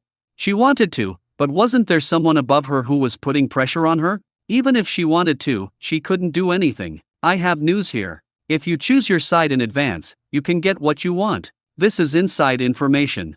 He lowered his voice and smiled. Deputy Captain Hong crossed her arms and fell into deep thought. She would never trust such a strange person. What do you want to do by telling me this? Oh, I understand. Are you trying to say something good for that educated youth named Jian Wanwan? I won't agree to that.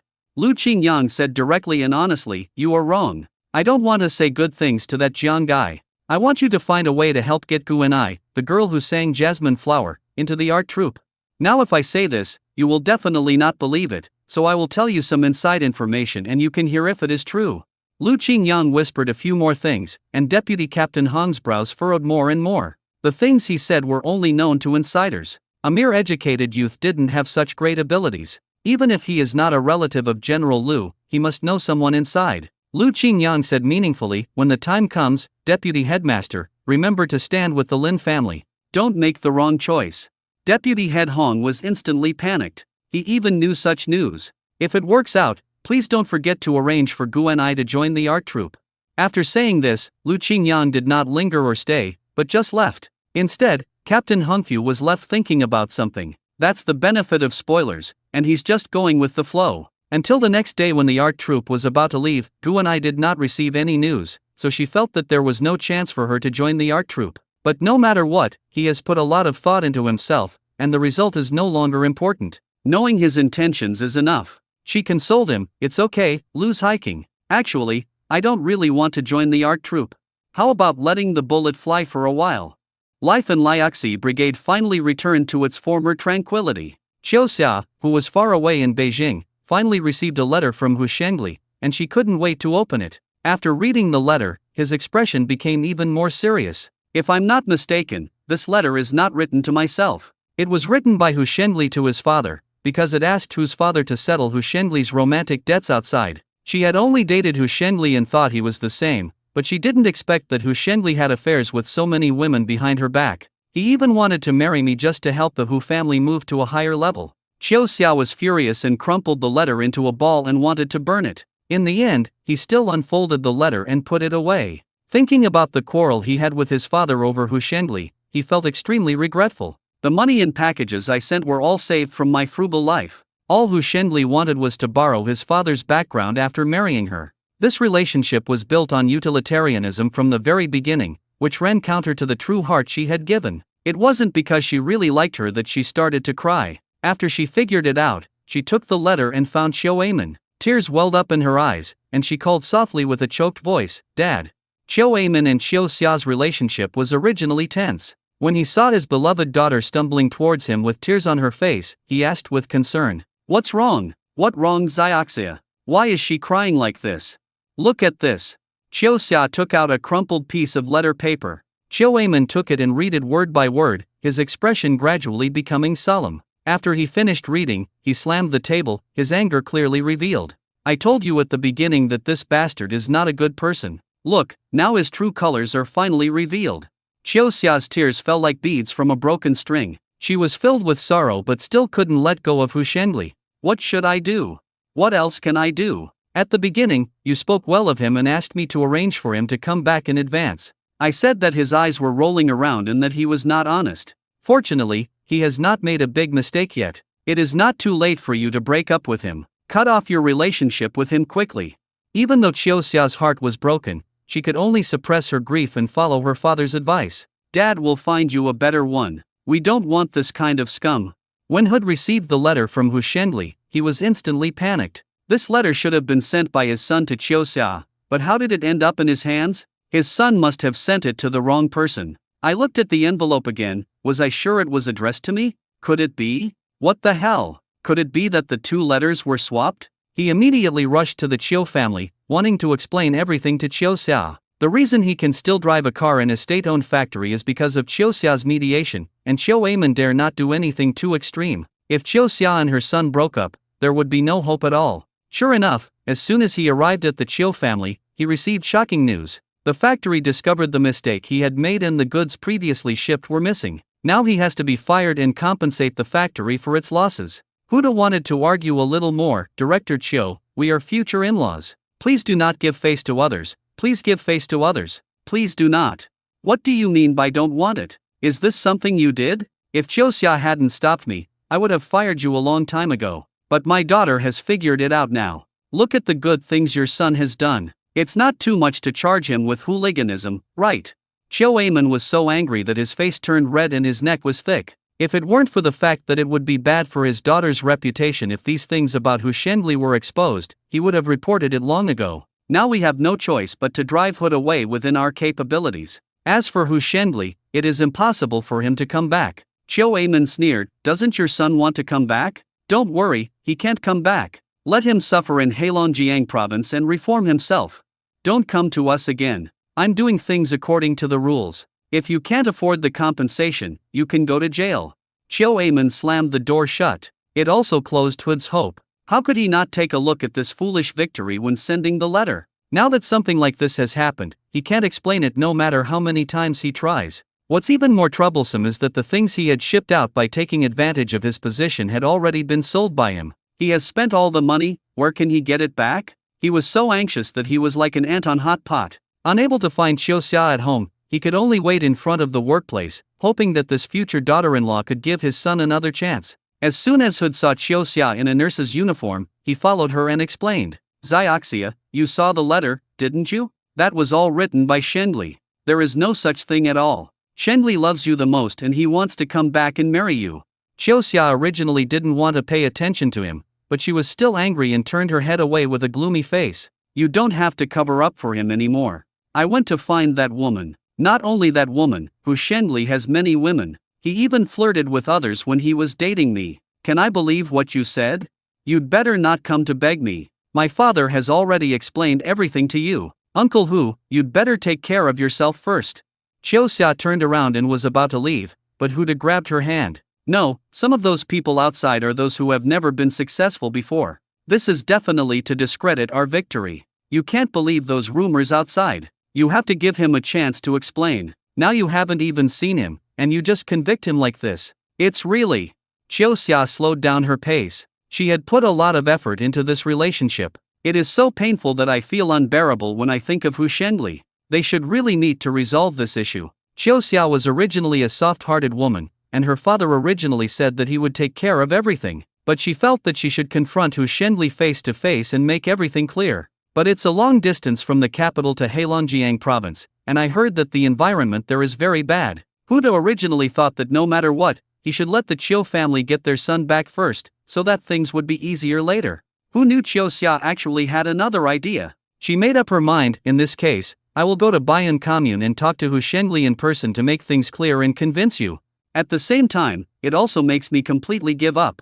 Chiu Xia made up her mind to go to Baiyun Commune. I also planned to take some time off and sneak over there, so I simply packed some luggage and prepared to leave. At the same time, in Liuxi Brigade, December passed in a flash. The production team raised a total of more than a dozen pigs this year, 10 of which were handed over to the commune. In addition to the remaining breeding pigs, 3 or 4 were left in the village. Thanks to the hunting team's large hunts, more pigs were able to be kept. The Chinese New Year will be celebrated earlier this year, on January 23rd. Captain Wu prepared to kill the pigs as soon as possible and began to distribute the pork according to last year's work points. In previous years, the job of slaughtering pigs was always given to Wang Dagong. During this period, Wang Dagong went out hunting and injured his waist quite seriously, so he declined the job. Captain Wu thought about it and decided to give the job to Lu Qingyang, since most hunters could kill pigs. "Let me kill pigs for the village." Captain Wu told him the news happily. Lu Qingyang couldn't help but wonder in his heart, "You want me to be the one to slaughter pigs for the village? This is not an easy job." However, he thought again, there must be a lot of money to be made in this job, otherwise why would Captain Wu choose him? Captain Wu smiled and said, "How about it, Xiao Lu? You're the first one I think of when there's a benefit." When Lu Qingyang heard this, he hurriedly thanked him. "Thank you so much, Uncle Wu." "Why thank you? We are just friends." Captain Wu waved his hand and added, "By the way, your aunt is still asking you to come to our house for dinner tomorrow." Lu Qingyang had a bad feeling. In this cold weather, he inexplicably felt beads of sweat oozing from his forehead. "Your aunt is worried about you being alone here with no one to take care of you. This is something she really wants for you. Xiao Lu, you have to listen to some things. We have already agreed on this matter, so you have to come and show your kindness." Captain Wu gave these instructions many times, but in his heart he was actually thinking that the good things should be kept within the family. At first, he had no special feelings towards Lu Qingyang, but as their relationship deepened, Captain Wu felt more and more that this boy was extraordinary. He is not like those reckless young people, but has broad mind and will become a great man in the future. Lu Qinjiang's physique has become much stronger than when he first arrived, just like the people in the propaganda posters. Which girl wouldn't like a guy with this kind of looks? Don't forget, I have to go back first. There are still a lot of things waiting for me to deal with in the team.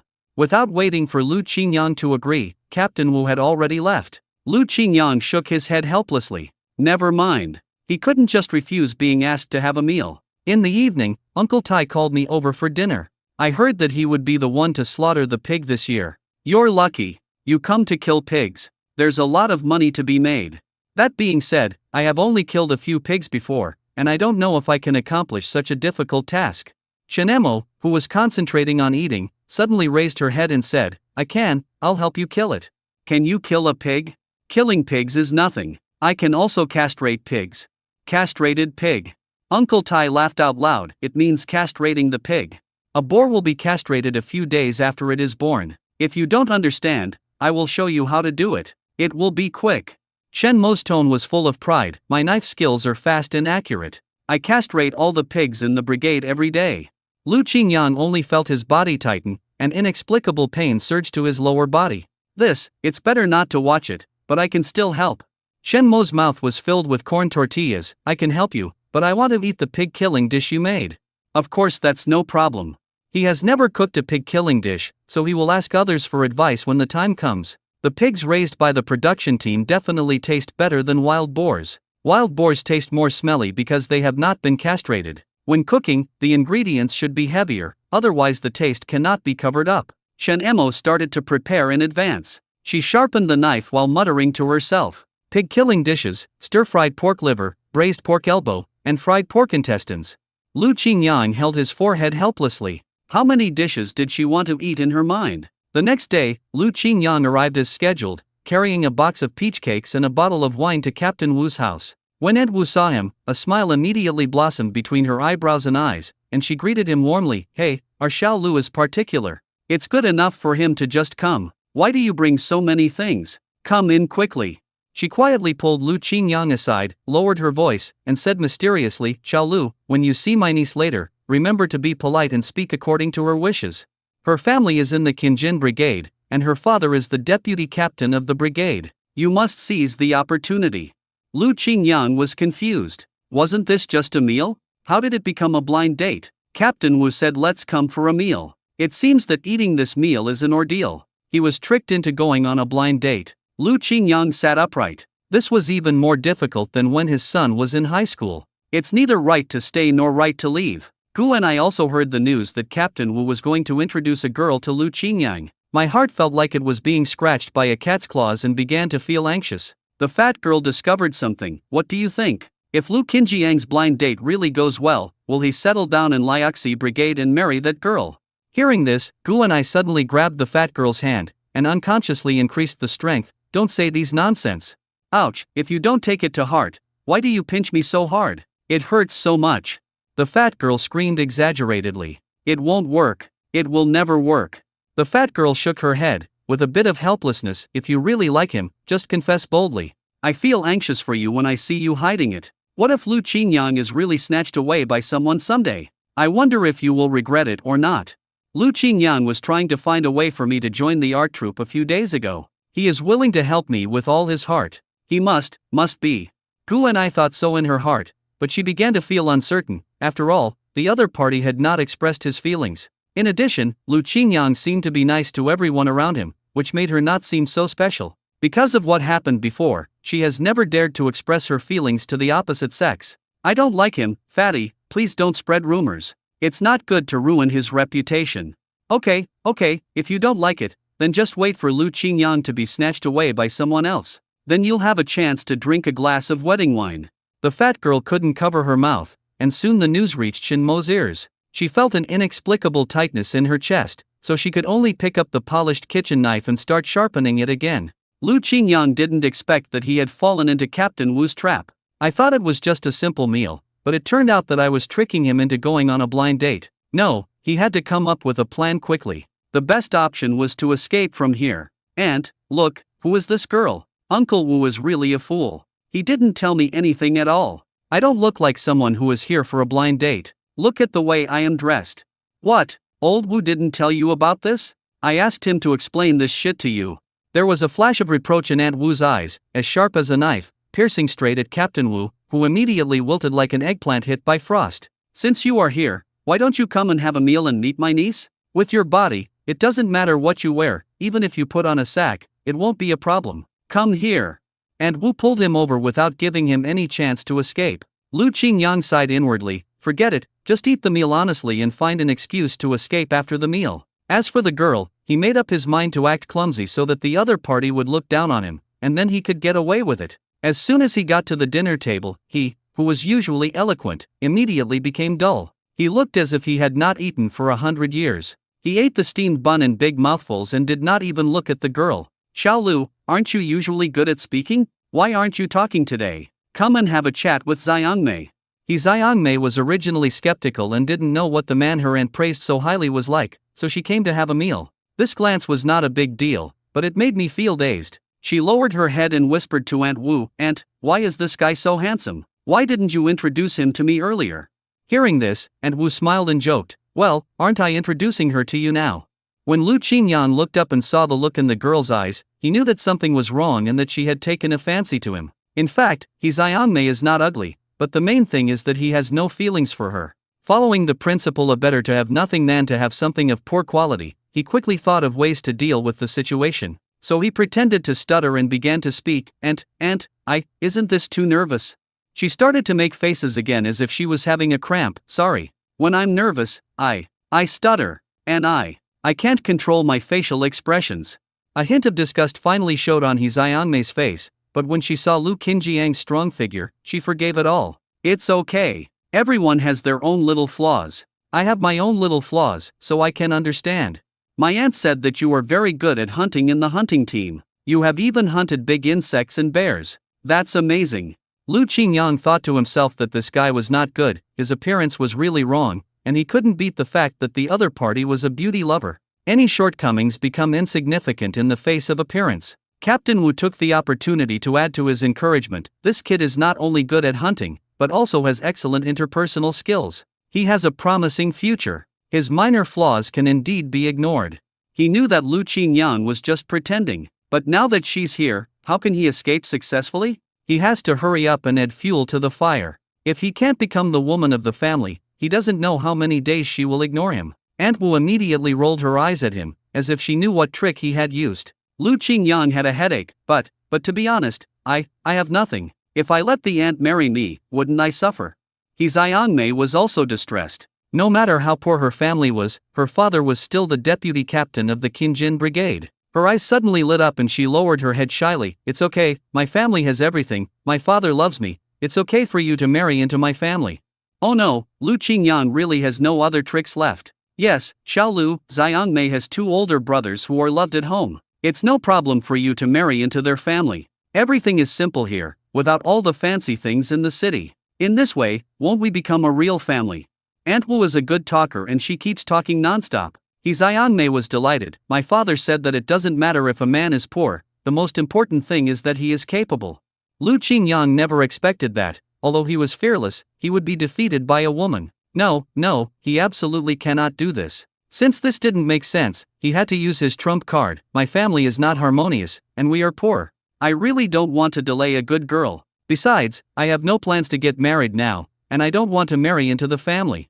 There's no rush. Poverty can be improved slowly. The family here is not poor. You can get along with each other slowly. Our Xiangmei is a very good girl. As for whether to marry into the family or not, we can discuss it.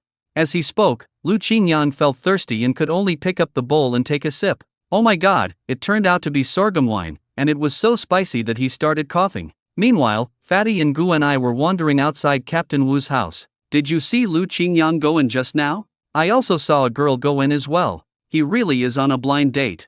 Gu and I bit her lower lip and began to struggle. If we go in rashly, what will people think? Or let's just forget it. When Lu Qingyang comes out, let's ask him what happened. By the time he comes out, the flowers will be cold. You are so worried. I am so worried about you. The fat girl just felt so disappointed. If she fell in love with someone, she would just carry that person and confess to him. If the other party does not agree, beat him up and force him to agree. It was Gu and I who was hesitant and couldn't make up her mind. Forget it. I'll go in and speak for you.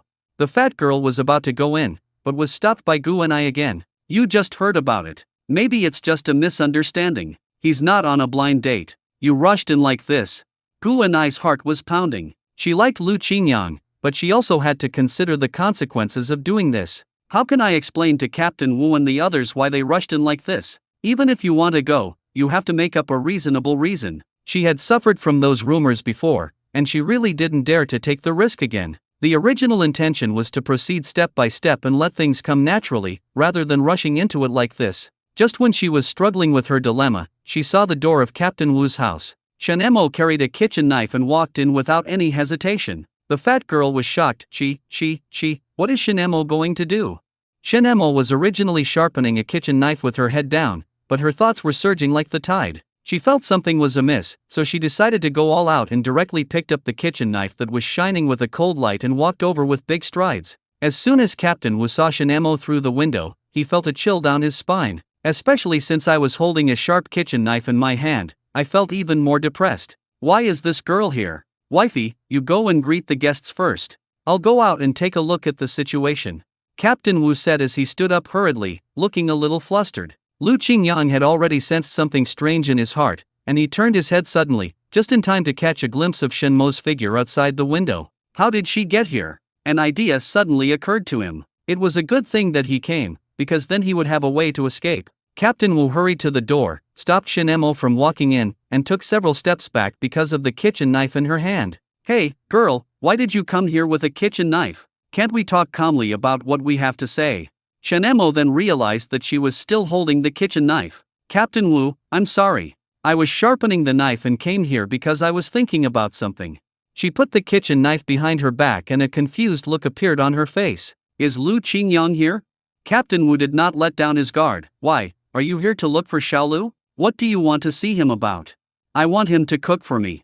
I'm a grown man who is going to do great things. How can I cook for you all the time? Go back now.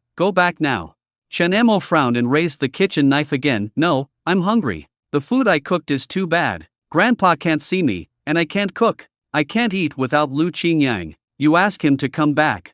Shen Emo always liked to beg for food from others, not because there was nothing to eat at home. But what she made herself was totally inedible, either it was mushy or it had a weird taste that was not processed properly. She didn't eat other people's food for free, she often gave them some of the prey she caught. Therefore, the people in the team were willing to give her food. Let's talk it over. Put the kitchen knife aside for now.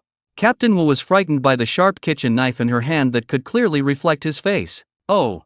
Shen Emo put down the kitchen knife obediently and stood on tiptoe to look inside. I heard Lu Qingjiang's voice. I want to go in and find him.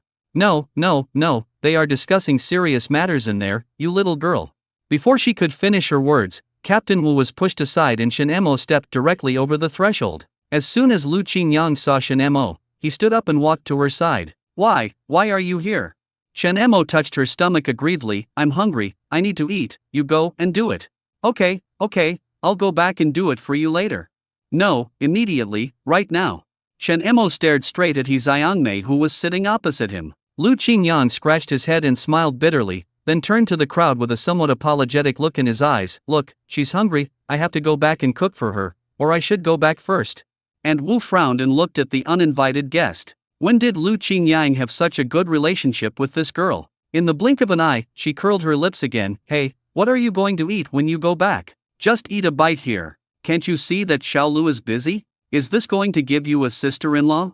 He Xiangmei was originally confused, but when she heard this, she suddenly lowered her head shyly, pretending to be reserved. This fate hasn't even started yet. Shen Mo's face became more and more gloomy, and she waved the kitchen knife in her hand. What sister-in-law? I don't have a sister-in-law. Lu Qingyang is not my brother. If he's not your brother, then what is your relationship? He Xiangmei puffed up her cheeks. My aunt wouldn't introduce her to a man who already has a partner, would that be too immoral? But the girl in front of him looked young and was dressed sloppily. Apart from her neatly combed hair, her face was dirty. She didn't look like a suitable candidate for Lu Qingyang at all. Shen Emo said confidently, Lu Qingyang is mine, no one of you can take him away. How did it become yours? He Xiangmei stood up unconvinced, but began to carefully savor the meaning of her words. Something is wrong. Something is definitely wrong. Weren't you stuttering just now? How come you speak fluently now? Lu Qingyang shrugged, looking like you should understand. Shen Mo's words just now made his face blush. This could lead to misunderstanding. Shen Emo directly pulled Lu Qingyang by his sleeve and pulled him to her side, waving a kitchen knife in her hand, making people afraid to get close. Come back with me right now. Don't stay here, otherwise I'll be angry. Okay, I'll leave with you right away. Sorry, Uncle Wu and Aunt Wu.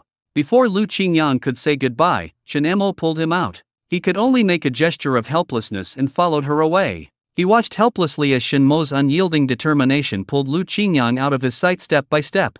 He Xiangmei was so angry that she stamped her feet. And Wu, what's going on? How did it become like this?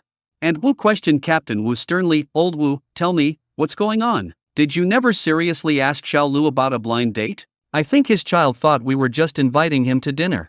He's a newly arrived educated youth, he definitely doesn't have a girlfriend. Captain Wu was in tears, he really meant well but ended up doing something bad. He Xiangmei was angry for a while, then felt sorry. It's a pity to lose such a good man. Xiangmei, don't be sad. I'll look for someone good for you. I'll always find a good one. Why would I be sad? He Xiangmei sat down again. Lu Qinjiang's eyes just now could not deceive anyone. As soon as he saw the girl, his eyes lit up. Going on a blind date with her has become a forced process, which is a bit hurtful to my self-esteem. That's right, Auntie. You must make it clear next time. I don't want to make such a mistake again. It gave people hope, but also disappointed them. Aunt Wu was also a straightforward person, and she didn't dwell on it too much. I'm sure there won't be such a mistake next time. She also realized that if he hadn't been tricked by old Wu, he wouldn't have wanted to go on a blind date at all. In the end, Captain Wu was the only one injured. Captain Wu held his forehead with his hand. What the hell is this? Gu and I and Fatty watched Shen Emo pull Lu Qingyang away, with a smile on Lu Qinjiang's face. How come Shen Emo took him away so easily? Gu and I felt a little regretful that she didn't pretend to be brave just now. Hearing this, the fat girl curled her lips and said, just now I asked you to go over, and you were worried about this and that. Now that the blind date didn't work out, you should be secretly happy. Why do I always feel a little unhappy? Although she was relieved, Gu and I always felt as if she had lost something. After Shen Emo brought Lu Qingyang back, she handed him a spatula. I'm hungry. Lu Qingyang rubbed her head and said, why did you suddenly come in with a knife? Put the knife down. Shen Emo muttered softly, scared. Afraid? I think you are very brave. He is the captain, and you dare to go to his house with a kitchen knife to rob him. Although you helped me this time, I have to thank you, but you must not be so impulsive in the future. Lu Qingyang was not afraid that Captain Wu would be angry. he had his own way to deal with it. I'm not afraid of them, I'm afraid of you. They said you are going to have a blind date. If it's successful, will they stop caring about me? Shen Emo lowered her head in disappointment. When she heard the news at that time, she felt uncomfortable. If Lu Qingyan really married someone else, she would never have the chance to eat such delicious food in the future. She is not happy, she is not pleased. So we have to get him back, no matter what. Don't worry, I have no plans to get married for now. Captain would trick me by telling me to go out for a meal, but I didn't know he would introduce his niece to me. I was also kept in the dark. For now, I have no such plans. Lu Qingyan looked around to see if there was any leftover food at home. It must be too late to make a good meal, and he didn't eat enough just now. I found some leftover rice in the wooden steamer, which was perfect for making fried rice with egg. There are still a few tomatoes left from the ones I picked earlier, so I made some tomato egg drop soup and added that with the sauerkraut I fried earlier, and it will be just enough for a meal. Shen Emo just sat there looking at him eagerly. Lu Qingyan directly beat 3 eggs, fried them until fragrant, added the leftover rice, added some seasonings and continued to stir fry. Shen Emo, help me cut the tomatoes. Oh, okay.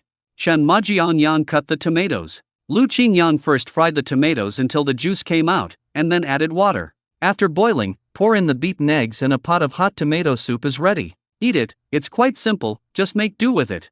Shen Emo didn't feel like compromising. She took a bite of the fried rice and immediately smiled with contentment. It seems that all the worries just now were unnecessary. He took another sip of the hot soup and slurped it down into his stomach. Delicious, really delicious.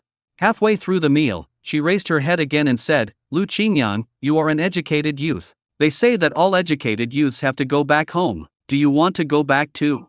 Why worry about this? At least I won't be able to go back in the short term, so just eat without worry, little greedy cat. Lu Qingyan just felt that she was afraid that after she returned home, no one would cook such delicious meals for her. Shen Emo ate even slower and slower, which meant that Lu Qingyan would have to go back sooner or later. That feeling of loneliness and bitterness began to fill her heart again. Even the egg fried rice in the bowl didn't smell good anymore. Is it not enough? If not, there's more in the pot. Eat more. Lu Qingyan looked at her with concern. That's enough.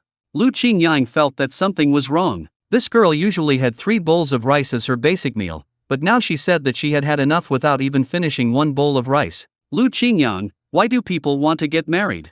She asked, puzzled. Lu Qingyan thought for a while. 2 people who love each other will naturally want to be together, form a family, and then they can get married.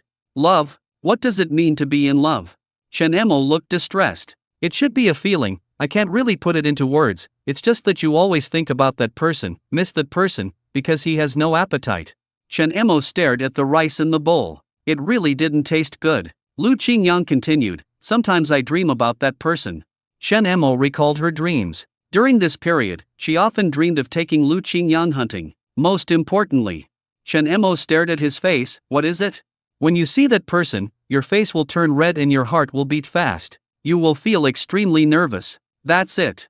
Although he has never been in a formal relationship, he did have girls he liked during college. It's a pity that once you miss it, it's missed. It will never come back. Saying this to Shen Emo now seems like a psychological education class for adolescents. Shen Emo seemed to be thinking about something. She touched her violently beating heartbeat and then her red cheek. She thought she was sick and had a few injections in her arm, but found that it had no effect at all. Why am I telling you this? You'll understand later.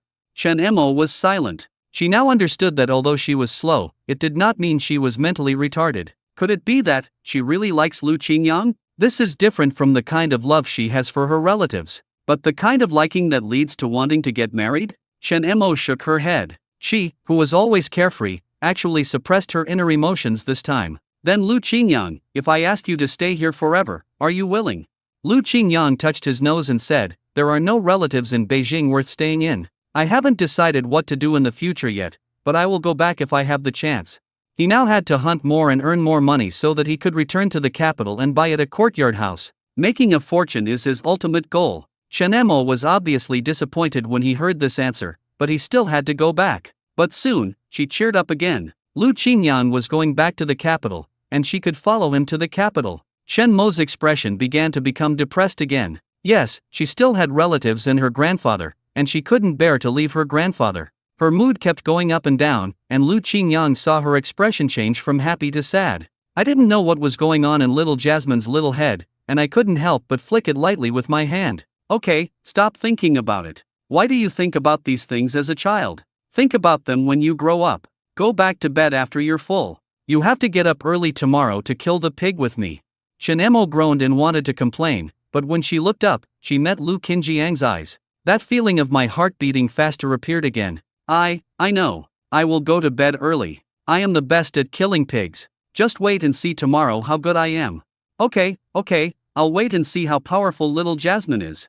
He had no doubt about Shinmo's skill in slaughtering pigs. He had seen her dissecting a wild boar on the spot before. Her technique was so skillful that it was amazing. After she went back, Lu Qingyan packed a few more aphrodisiac pills and prepared some other good things and sent them to Captain Wu. Captain Wu was still angry at first, but when he saw these things, he immediately smiled again. Xiao Lu, I'm sorry for not telling you clearly, but your blind date today is ruined. What a pity. Not a pity, not at all. But Lu Qingyan would definitely not say that. He just pretended to sigh and said, it's just not meant to be.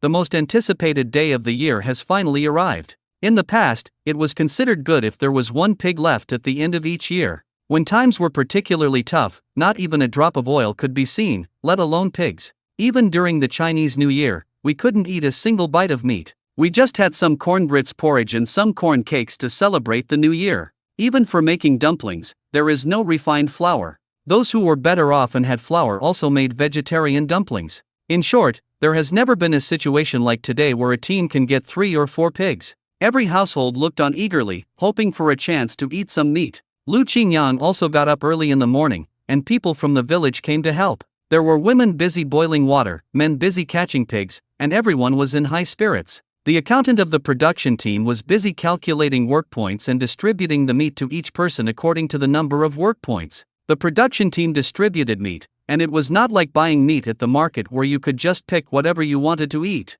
Instead, you have to draw lots and then take back the meat with the corresponding numbers. We also try our best to ensure fairness when it comes to meat. It is divided into 4 categories: meat, heads and feet, offal, and oil. The quantity of each category is weighed on a scale. After counting the population of the production team and dividing it by the number of each category, we can find out the per capita weight in these 4 categories. For example, if there are 10 people in the family, they have to draw lots for the pair with the 10th share. Whatever you catch is what you get, and there is no room for regret. But villagers can exchange among themselves privately, there are no restrictions. At this moment, Shinemo was already standing beside Lu Qingyang holding a sharp kitchen knife. Several strong villagers had tied up the pigs, which were grunting there. It seemed as if it anticipated that it was about to die, and its cries were very miserably. Shinemo had a blank expression on her face and showed no fear at all. She rolled up her sleeves and cut directly at the pig's throat with a sharp knife. The knife move was quick, fierce, and accurate, and it pierced the pig's heart in one go.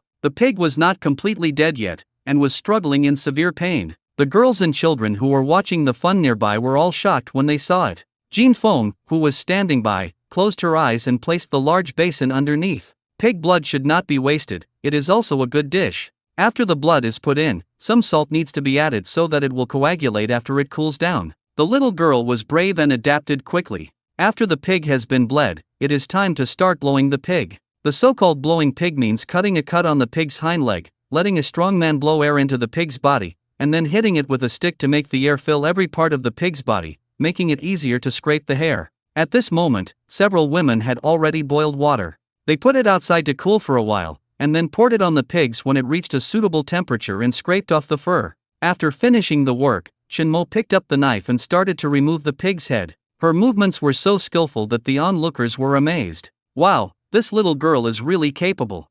She can do it, but she can talk, but she can't have children. Don't even think about it.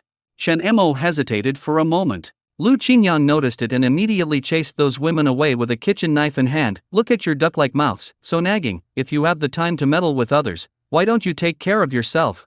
The 2 old women took several steps back, but they did not dare to offend Lu Qingyang. Shinemo didn't say anything, but cut the meat a little bigger, as if she was venting all her anger on the pig. Lu Qingyang started to kill another pig with smooth and seamless movements. Remove the pig's legs, gut the pig and remove the liver, lungs, large intestine and other internal organs. Pig offal is quite delicious as long as it is cooked well. He intended to use the basin of pig blood from the butchered pig to make blood sausage. As the name suggests, pig blood sausage is made by stuffing pig blood into clean pig large intestine. It is also a specialty food here. The stuffed pig blood sausage will then be distributed equally to every household. Before we knew it, all 4 pigs had been killed. The villagers over there have already started drawing lots, and everyone hopes to get the fatter meat so that they can get more oil and water. It's not like modern times, when ribs are more precious than meat. The villagers who drew the pork belly were very happy, while those who drew the spare ribs were dejected. When distributing the meat, it should not only be divided according to the number of people, but also according to work points. The higher the work points, the more work one does, and naturally the more points one gets. Basically every household was given 1 or 2 kilograms of meat, and after the villagers had their share, it was the educated youth's turn. After all, they also contribute to the team. Fatty had already started drooling. She couldn't wait to draw the lot and screamed happily, "It's pork belly. Hee hee, stir fry until the oil comes out. It's the most delicious when stir-fried." Because she was there for a short time, the portion she got was smaller, but the fat girl was still happy. Hu Shendli was queuing up in the team to get the meat. When he saw that it was Lu Qingyang who was distributing the meat, his eyes immediately darkened. How could he not know that slaughtering pigs is the most profitable? He was also very unlucky. He only got some pork neck meat, which was not oily and tasted bad. When Guanai received the meat, little stars twinkled in her eyes as she looked at Lu Qingyang. She had been here longer, so naturally she got more, and she was also very satisfied with the hind leg meat. Finally, the remaining pig bones need to be distributed equally to each household. Almost all the people in the village gathered here, and the scene was more lively than during the Chinese New Year every year. After the division, Lu Qingyang breathed a sigh of relief. It was really tiring, but there was indeed a lot of benefits. Captain Wu asked him to keep half a pig's head. That was not all. In addition to the meat he deserved, he also left him a pig's heart, pig's lungs, and pig's tail. Lu Qingyang took away a few more pieces of pig blood with a smile.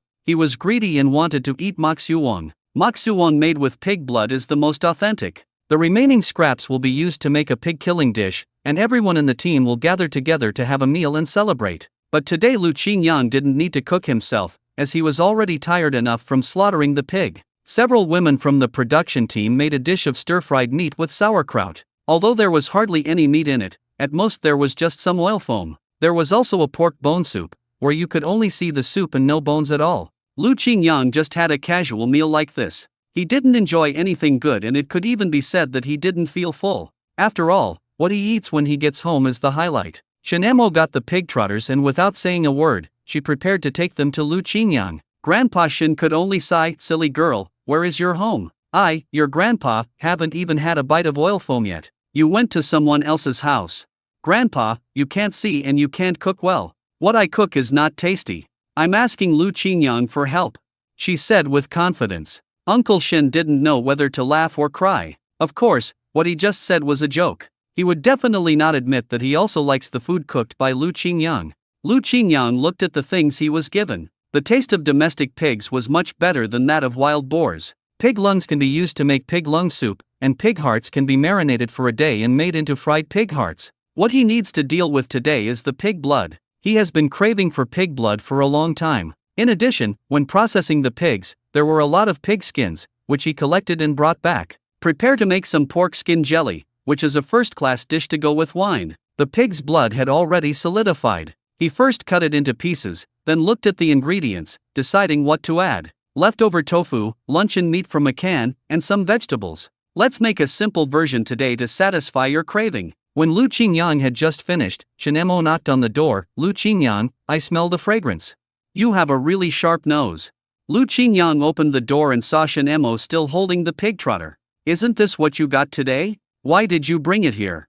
My family doesn't lack meat, but we lack someone who can cook. I'm sure your cooking will be delicious." She had already started smacking her lips, wondering what kind of delicious dishes Lu Qingyang would cook. Following the scent, she sniffed and sat down at the 80 mortal table. "Dinner is ready, dinner is ready." Lu Qingyang was helpless, but his tone was doting. "Eat well, I'll make a soup with the pig's trotters later, and you can take it back to your grandfather to eat. Stew it until it's a bit mushy."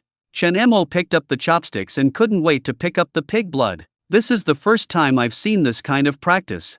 Of course, this is Sichuan cuisine. Shenemo has never been out of here and has definitely never eaten Sichuan cuisine." She picked up a piece and put it in her mouth, and immediately began to breathe out, "Hot, hot, hot." So hot and spicy.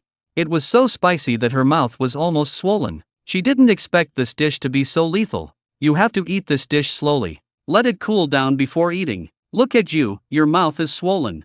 Although it is spicy, the taste is really excellent. Even though it was spicy, Shinemo still stuffed it into her mouth unconsciously, especially the luncheon meat in it, which becomes more delicious after being soaked in the soup. Later she found that if she ate it with rice, the spiciness would not be so obvious. Lu Qingyang took out a few bottles of soda from the cabinet mysteriously. Have you ever tried orange-flavored soda?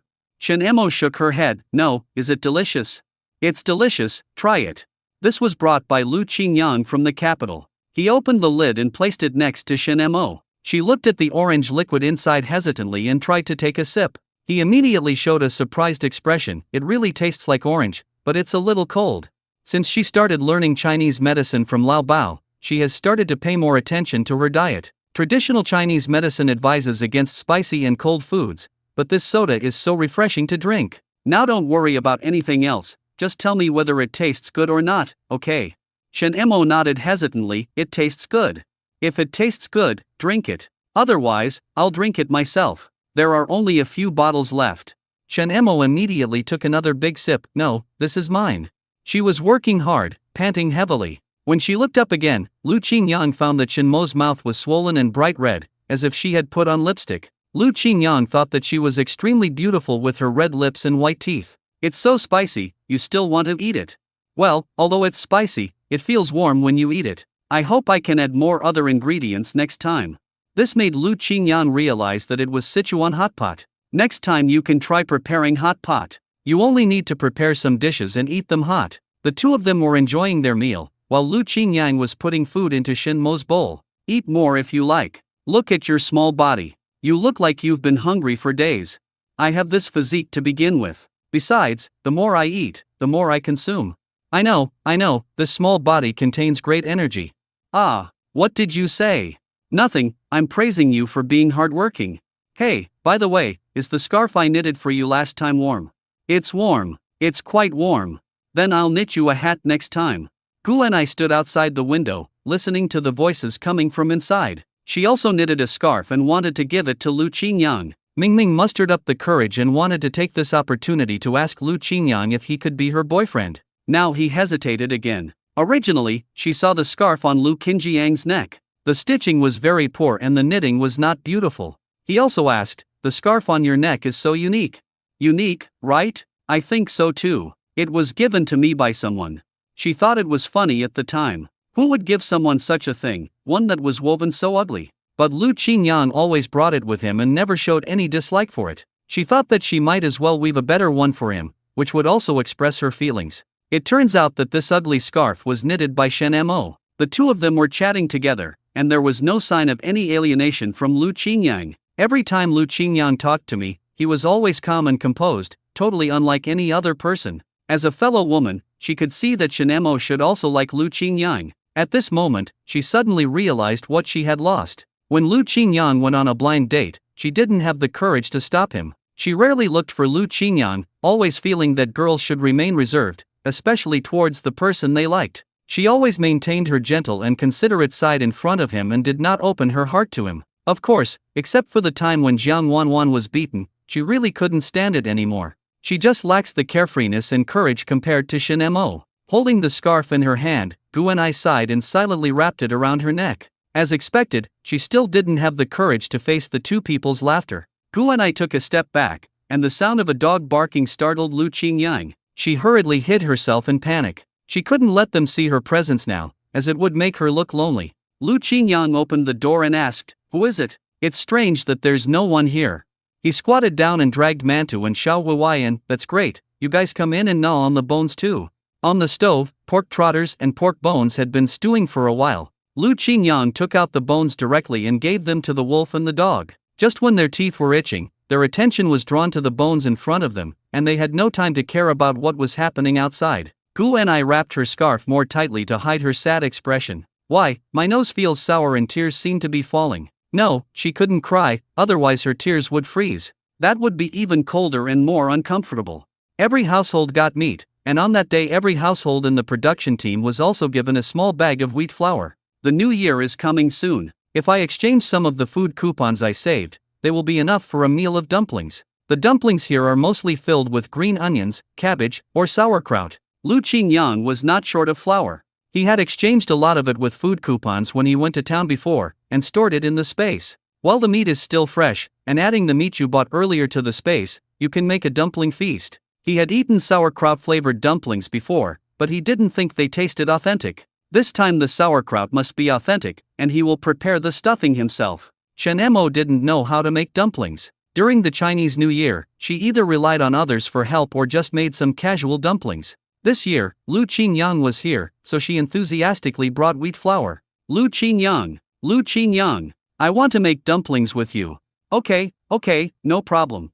I still have some wild boar legs that I saved from the past. They're enough to make a lot of dumplings. After a while, Jinfeng also came, with 2 wild rabbits, 2 pounds of pork, and a bag of wheat flour in her backpack. Big brother, sister Shenemo, you are all here. Grandpa said he doesn't know how to make dumplings, so he asked me to bring these over so that big brother can help. The rabbits are my reward. Oh, and I have some delicious snacks here. Sister Shenemo and I will share them. Lu Qingyang scratched his head, it's getting more and more lively. Okay, let's go together. Lu Qinjiang's soul is from the south, but now he has to teach northerners how to make dumplings. It's a bit funny to think about it. Shenemo is very strong, you go and chop the stuffing. Golden Phoenix. I can wash the vegetables. I'm not tired now. Jin Feng took the initiative to take the job for herself. Such a life is hard to come by, so she is extremely careful. Shenemo frowned, will your hands be frozen? It hasn't been long since you recovered. I'll be fine soon, don't worry, Sister Shenemo, just let me help you. She doesn't want others to think that she is a freeloader. Jinfeng filled some water from the jar and used it to wash vegetables. The strange thing is that the water is not cold at all, she muttered to herself. Strangeness. But because she was young, Jinfeng didn't think too much about it and started washing the vegetables in an orderly manner. Only Lu Qingyang knew why the spiritual spring water in the space still maintained its original temperature in the cold outside world. As the sound of chopping stuffing was heard, Lu Qingyang had already started preparing the dough. Put flour in a basin, take appropriate amount of spiritual spring water and add some salt, then add water while stirring the flour until it becomes dough, and let it rise for half an hour. During this time, Shenemo had already chopped the stuffing. The stuffing was chopped finely and chewy, and Lu Qingyang began to prepare it. I added some salt and 5 spice powder for seasoning, then added vegetables to make 3 different fillings. Other people's dumplings have more vegetables and less meat, but his dumplings have more meat and less vegetables. It smells so fragrant as soon as you smell it. The dough has been proofed, and Lu Qingyang rolled it into long strips. Cut them into pieces, Shenemo and Jin Feng rolled them into balls, and Lu Qingyang rolled out the dough. The result was much better than he had imagined. At least he was able to make a decent dumpling. Shenemo was kneading the dough, seeming to be thinking about something. Soon she used the dough to make the image of a little rabbit. Look at this. She held out the little rabbit with a sense of accomplishment. Jin Feng exclaimed, Sister Shenemo, you are so amazing. The little rabbit is so cute. Can you teach me? Of course, that's it, right, and then like this, you can add stuffing inside the bunny's belly, so it becomes a bunny-shaped dumpling. It's so beautiful. Shenemo made 2 dumplings in the shape of steamed buns and xiaowuwai, and also made 2 dumplings in the shape of puppies. These 2 are for you to eat. Seeing that the 2 of them were in high spirits, Lu Qingyang asked again, do you know why we have to make dumplings? Why? They asked in unison. Lu Qingyang wrapped a stuffed bun with pickled cabbage. Look at what this looks like. Like gold ingots. Yes, dumplings are homophonic to jiaozi, and eating dumplings means a lot of money. You should eat more, so that you can have a lot of money in the coming year. Jin Feng's face was full of anticipation. Okay, I want to make a lot of money. I also want to be healthy. I want one too. Dumplings are naturally nothing new to them. Lu Qingyang took out some glutinous rice flour and prepared to knead some dough to make some dumplings. This is the way of eating in the southern region. He really missed the days when he ate dumplings with his parents. Lu Qingyang pointed to the sesame seeds on the side and said, look, this is sesame filling, wrapped in glutinous rice dough. It is fragrant and sweet, and symbolizes reunion. What is this? Why haven't I seen this before? This is a tradition in our area, but the rounder the better. When Lu Qingyang thought of the past days, a warm smile appeared on his face. Yes, I hope I can be with Grandpa every year. Me too, I want to be reunited with Grandpa. The 2 of them started to wrap the dumplings with all their might. Lu Qingyang felt melancholy because he didn't know who he would be reunited with. As if sensing Lu Qinjiang's loss, Chen Emo stood up and walked around him. Suddenly, a hand reached out from under the table and held his little finger. While Lu Qingyang was surprised at her courage, he also met her sweet smile when she raised her head. The tense feeling in his heart immediately relaxed, and he responded with a smile. Okay, I've wrapped them. I'm going to make the dumplings. How many do you want to eat? Jean Feng counted on her fingers. I want 10. Chen Emo scratched her head, a little distressed. I don't know how many I can eat, should it be dozens? She has a big appetite and has no idea how many she needs to eat to feel full. We must eat enough today. Then I'll cook more, and you guys should eat some dumplings too. Jinfen likes dumplings with green onion flavor the best, while Chen Emo likes dumplings with sauerkraut flavor the best. It's so delicious, there's so much meat in it.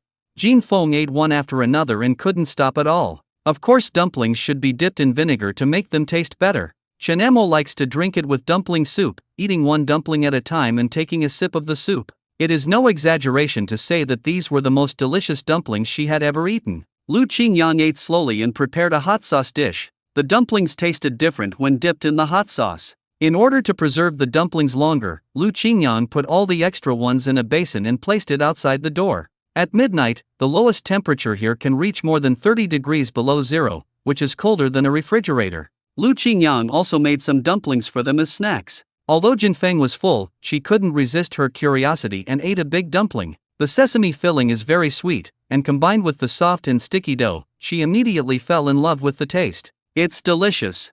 Chen Emo also tasted it, and then ate 5 in one go, until her belly became as big as if she was pregnant with a baby. She touched her stomach contentedly and burped, I'm full. Dumplings are delicious, and so are tuanzi. When will I go to Lu Qinjiang's hometown to take a look? Is the capital city interesting? Lu Qingyang smiled bitterly. In fact, his real hometown was not in the capital, but in Sioux City. But now, Beijing can be considered as half of his hometown. There are many delicious foods in Beijing. I'll take you there when the time comes. After the two men returned with the bowl of dumplings, Lu Qingyang began to feed the small animals in the shed. He deliberately left some minced meat without any seasoning, cooked it, and gave one to each of the carnivorous animals. Only the little reindeer was a little special. He rolled the vegetables into a ball and placed it in front of it. The little reindeer was disgusted at first and didn't want to eat it, so he just licked it. Only after he tasted the flavor did he slowly begin to chew it. Compared to other small animals that eat voraciously, this one is the slowest. Lu Qingyang touched the little reindeer's head, then stood up and gestured. The reindeer has grown a lot, much bigger than when we first brought it back. I will definitely be able to take it with me to dig ginseng next year. After feeding the animals, he planned to go to the cowshed. Zhang Zongwen's family had not had the chance to eat a hot meal of dumplings, so he made a lot of them, more than enough to share with them. After all, Zhang Zongwen had given him an antique, so a meal of dumplings was nothing. They had been criticized and were not eligible to share the pork. I can't even eat home-cooked pork all year round. Zhang Zongwen was holding the child and coaxing him. Finally he fell asleep. As soon as Wei Yuxiu opened the wooden barrel, she found that the food inside was almost gone again. I told you to eat sparingly, but you ate it all for me. You are in the period of confinement, so you must eat well so that you can be well nourished. During the time Wei Yuxiu was in confinement, Lu Qingyang often sent them things, and that was why she did not starve. I also want to thank Brother Lu. If it weren't for him. As soon as he finished speaking, Lu Qingyang came over carrying a rabbit and some dumplings. I was thinking, Chinese New Year is coming soon, and you haven't eaten dumplings yet, so I brought some over for you to try. There's another rabbit. I can't eat much, so I'll give it to you. Nowadays, who can't eat? Zhang Zongwen knew that this was an excuse that Lu Qingyang was looking for. These days, if it weren't for you, we would have all, if not frozen to death, definitely starved to death. Brother Lu, don't always think about us, think more about yourself. Lu Qingyang shook his head. He helped Zhang Zongwen at the beginning purely because he could benefit from him. But as he got to know them better, he felt that what was even more precious was the love and support between the couple. People are flesh and blood, and they will definitely develop feelings after being together for a long time. I haven't seen you for a few days. Xiaobao seems to have grown up a little bit. Yes, children grow up fast, but it's hard for them to be born in a cowshed. Wei Yuxiu wiped away her tears. She could endure any difficult life on her own. But the child, I really can't bear to let her suffer. At the beginning, I just wanted to have a child to leave a descendant for the Zhang family. She felt so lost after giving birth to a daughter, but as she spent more time with the child, she loved her more and felt more sorry for her. It's not a good idea for you to live in the cowshed all the time. Lu Qingyang frowned. How were you identified as landlords in the first place? Zhang Zongwen explained with tears in his eyes. We are not the landlord class at all. At best, our conditions were a little better than everyone else's. Who knew we would be criticized and sent to the cowshed? Also, the landlord does have a slight family relationship, but it couldn't be more distant. In the end, there are still people who are jealous and reported us. Alas! The more Zhang Zongwen spoke, the more uncomfortable he felt. Since your landlord relationship is so distant, do you have any relatives with a red background? If there is this kind of relationship, then it will definitely work better. Zhang Zongwen thought seriously, then sighed and shook his head. No. Wei Yixia continued, I do have a relative here, he is my distant cousin. He is a soldier. That's it. You have a cousin who is a soldier. That proves your family has a clean background. But I have married into the Zhang family and am a member of the old Zhang family. My brothers from my mother's side refused to acknowledge me, and my parents died early. Wei Yixia was extremely embarrassed. Zhang Zongwen suddenly had an idea. Wei Yixia would suffer if she followed me, why not? He hesitated and said, I do have an idea, Yixia, for the sake of our child, I hope you can be cruel. Why are you so cruel? You break off relations with me. In today's terms, let's just get divorced. No, I can't do such a thing. Since we got married, we have always been respectful to each other. You have never had a quarrel with me and have taken good care of us. How can I bear to? 2 lines of tears fell from the corners of her eyes. The little baby in her arms seemed to sense the change in her mother's mood and began to cry loudly. Wei Yixia could only wipe away her tears and coax the child again. My dear little darling, you don't want to abandon your father, right? But this might be a good idea. If you get divorced, you won't have any relationship anymore. Sister-in-law, you can take the child away, and Xiaobao won't have to suffer in the cowshed with you. At least you two can be saved. Zhang Zongwen sighed, it's a stupid method, but it's the only way. Lu Qingyang knew that Zhang Zongwen would be rehabilitated in 3 years. But these 3 years were too hard for a young child, and the environment here was too bad. If that's the case, there's no marriage certificate between Yixia and I. We were just introduced by our parents and got together straight away. Lu Qingyang smiled and said, that makes things easier. You two are not married at all. Yes, Yixia and I are not married. Wei Yixia felt heartbroken, and at the same time, she was in a dilemma as she looked at Xiaobao, whose face was flushed red in her arms. Yixia, don't hesitate, find a way to leave here first. You and your child are weak, and you can't support living here for a long time. But I'm different. I'm strong and can handle it. As long as you two are well, I'll have the motivation. Besides, we don't have a marriage certificate, so there's no question of divorce. At most, they'll just cut off all ties with me. It doesn't matter. It's better for me to suffer alone than for our whole family to suffer. Wei Yixia was obviously persuaded. She gritted her teeth and said, then let's do as you say. Zhang Zongwen did not hide his feelings in front of Lu Qingyang and just sighed. Brother Lu, come with me, you are trustworthy. Zhang Zongwen dug open the corner of the cowshed and took out a piece of blue cloth. He blew away the dust and opened the green cloth. Lu Qingyang leaned over to take a look, and found that there was an imperial green bracelet inside. Judging from its condition, it must be worth a lot of money nowadays. But now, I'm afraid no one wants this thing. This is a family heirloom that I hid away. Brother Lu, if you have any connections, could you please sell it on the black market? It doesn't matter how much it sells for, as long as I can get some money. I also know that in today's world, you can't buy anything with money.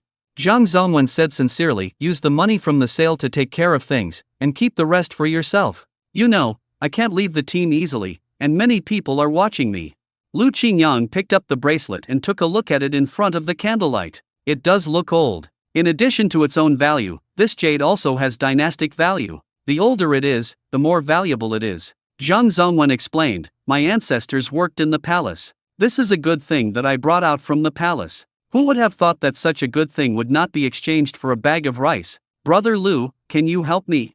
Yes, I can help you, but you can keep this bracelet for now. Zhang Zongwen stuffed it directly into Lu Qinjiang's hand and said, no, you have to take it. We are asking you to do something. You can handle it however you want, as long as you can get some money to pay for it.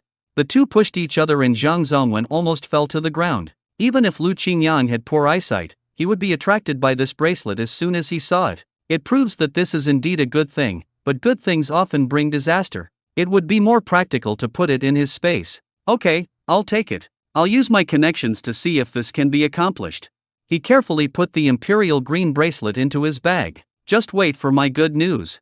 Zhang Zongwen hesitated for a long time and made a decision. He knelt down in front of Lu Qingyang and said, "Brother Lu, I leave everything to you." This kneeling was too heavy, so Lu Qingyang could only quickly help him up. "It's not that serious, hurry up, this is going to shorten my life." Zhang Zongwen was so scared that he stood up immediately. "That's not what I meant. A man's knees are made of gold. Brother Zhang, don't kneel easily except to your parents and elders." Zhang Zongwen smiled bitterly. "I understand." When they were criticized and denounced, they were tortured terribly. The bit of bloodiness in Zhang Zongwen had long been wiped out. Hearing Lu Qinjiang's firm words, a flame ignited in my heart. Wei Yixia wrote a letter and asked Lu Qingyang to pass it to her family. After Lu Qingyang left, the two cooked and ate the dumplings. While eating dumplings, Wei Yixia's eyes were red. "It's so delicious. I haven't eaten such delicious dumplings for a long time." "Then eat more. Do you think Brother Lu can handle this?" "Don't worry, although I have no future, my vision will not be wrong. Brother Lu will definitely accomplish this. Just wait for good news."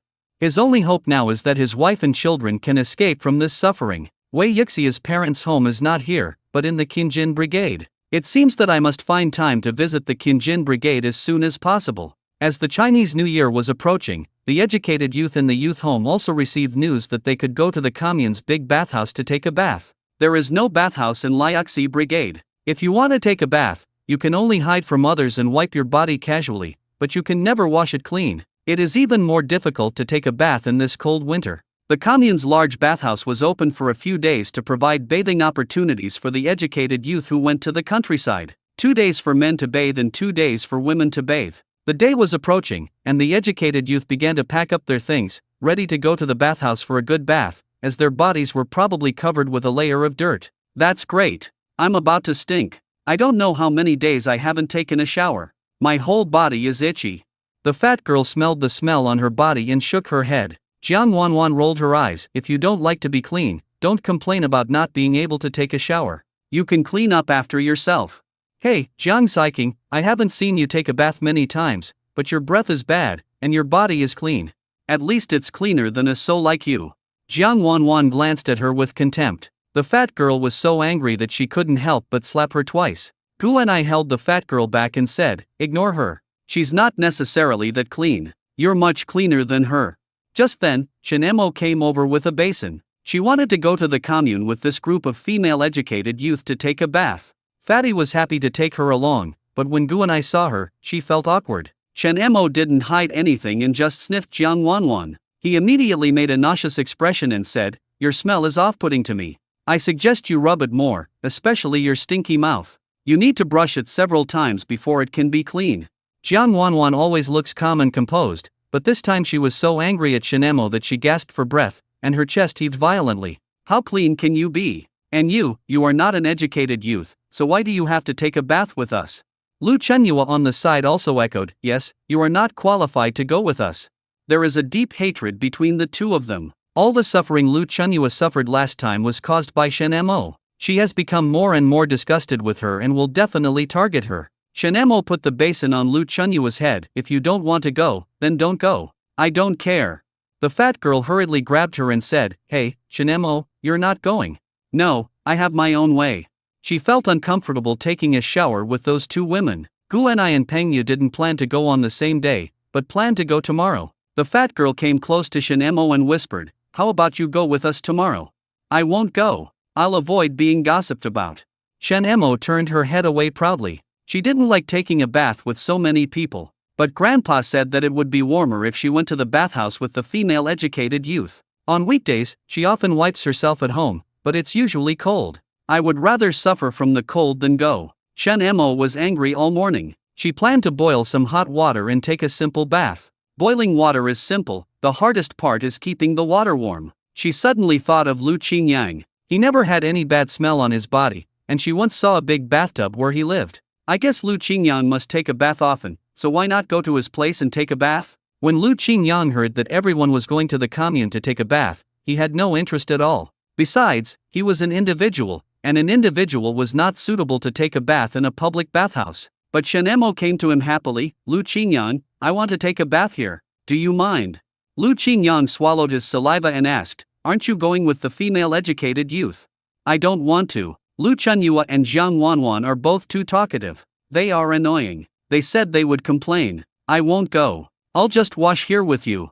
Lu Qingyang usually takes a bath in spiritual spring water, so he doesn't feel cold. It was a bit difficult for Shen Emo to take a bath here. Some images that shouldn't have appeared popped up in his mind, of a man and a woman alone. "But you are not allowed to peek. You taught me that." Lu Qingyang stretched out his hand and wanted to flick her nose, but Shen Emo dodged it. "You're still hiding. You're just a little brat. I'm peeking at you, I must be kidding." Lu Qinjiang's eyes were vague, hiding his inner uneasiness. "Who said that? I'm not a brat anymore. Grandpa calculated for me. According to the lunar calendar, I don't have a birthday, but according to the solar calendar, I'm an adult. I'm 18 years old, so don't call me a brat anymore." Her puffy face looked like a puffer fish about to explode. Little Jasmine has actually grown up, and it seems that she is also counting the days. "Lu Qingyang, just promise me." Shen Emo pulled at the corner of his clothes, looking pitiful. "My body feels so uncomfortable, itchy, and dirty. Can I take a shower here?" Wow, within just a few months, Shen Emo, the straight woman, actually started to act like a coquettish person. Of course Lu Qingyang had no choice. Okay, of course, I'll go clean the tub and boil some water for you, and you can go back and bring back some clean clothes." "Okay, I'll be there right away."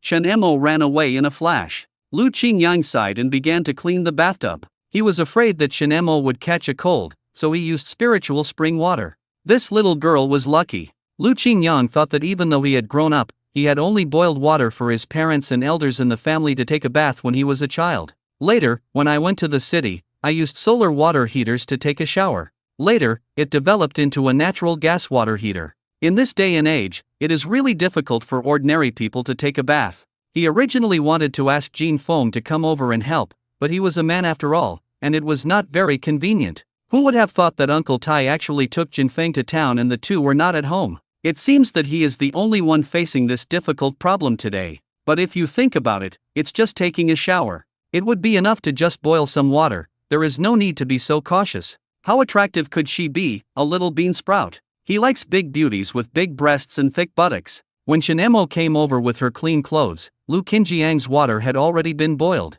There is a small cubicle here that is perfect for taking a shower. In the past, when he was alone, he could close the door and wash wherever he wanted. Now he made a curtain with bed sheets so that he couldn't see what was going on inside even from the outside. The stove was also lit, so it was warm inside the cubicle. Even if you take off your clothes, you won't feel particularly cold. Shen Emo took off her scarf, hat, and gloves and began to rub her hands. "It's so cold outside, but it's so warm here." "Lu Qingyang, you've made really thoughtful preparations." "Okay, no need to compliment me, just wash if you want to. The water is ready, feel the temperature and see if it's suitable. Do you need more hot water?" Shen Emo stretched out her slender wrist and felt the water temperature. "Just right, very suitable, no need to add water. If you feel cold, call me and I'll bring you hot water." Lu Qingyang was just being polite because he knew that the spiritual spring water could maintain its temperature. "Where's your towel? Where's the shampoo soap?" Shen Emo took out a wrinkled towel, which had been used for a long time and was now torn into pieces. "What is shampoo soap?" Lu Qingyang just remembered that it has not been popularized here yet. "You've studied with Lao Bao for so long. You studied Chinese medicine, but don't you know how to make shampoo soap?" This is the shampoo soap that Lu Qingyang asked Lao Bao to make using natural Chinese herbs. It makes hair clean and refreshing, and does not contain those additives that can cause baldness. "Master has this skill too, I must learn it next time. This one is for washing your body, and this one is for washing your hair. Don't make any mistakes."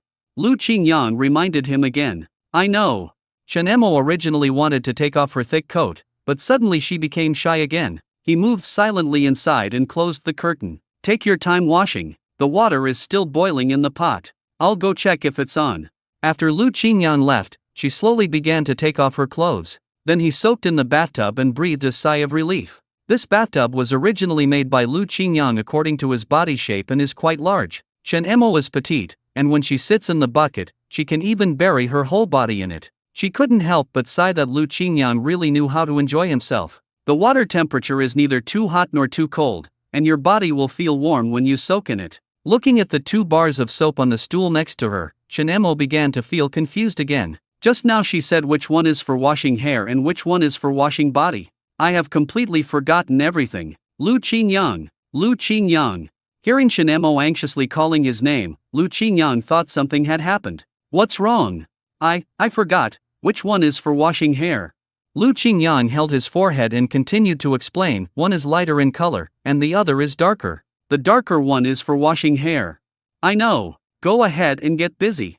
The room was already filled with heat and mist, and Lu Qingyang felt his heartbeat starting to speed up. There's a girl taking a bath just behind a curtain. How can a bachelor who has been single for years not be nervous? Lu Qingyang took a few deep breaths to stop himself from thinking too much. Shen Mo picked up the dark soap and began to apply it to her hair. There was a separate basin next to it for washing her hair. She stood up, picked up the basin, filled it with water and started washing her hair. The soap has a light herbal scent, just like the pleasant smell on Lu Qingyang's body. Shen Mo's cheeks were flushed, and she didn't know if it was because of the heat from the blisters or because she was shy. Lu Qingyang sat next to the stove, warming himself by the fire.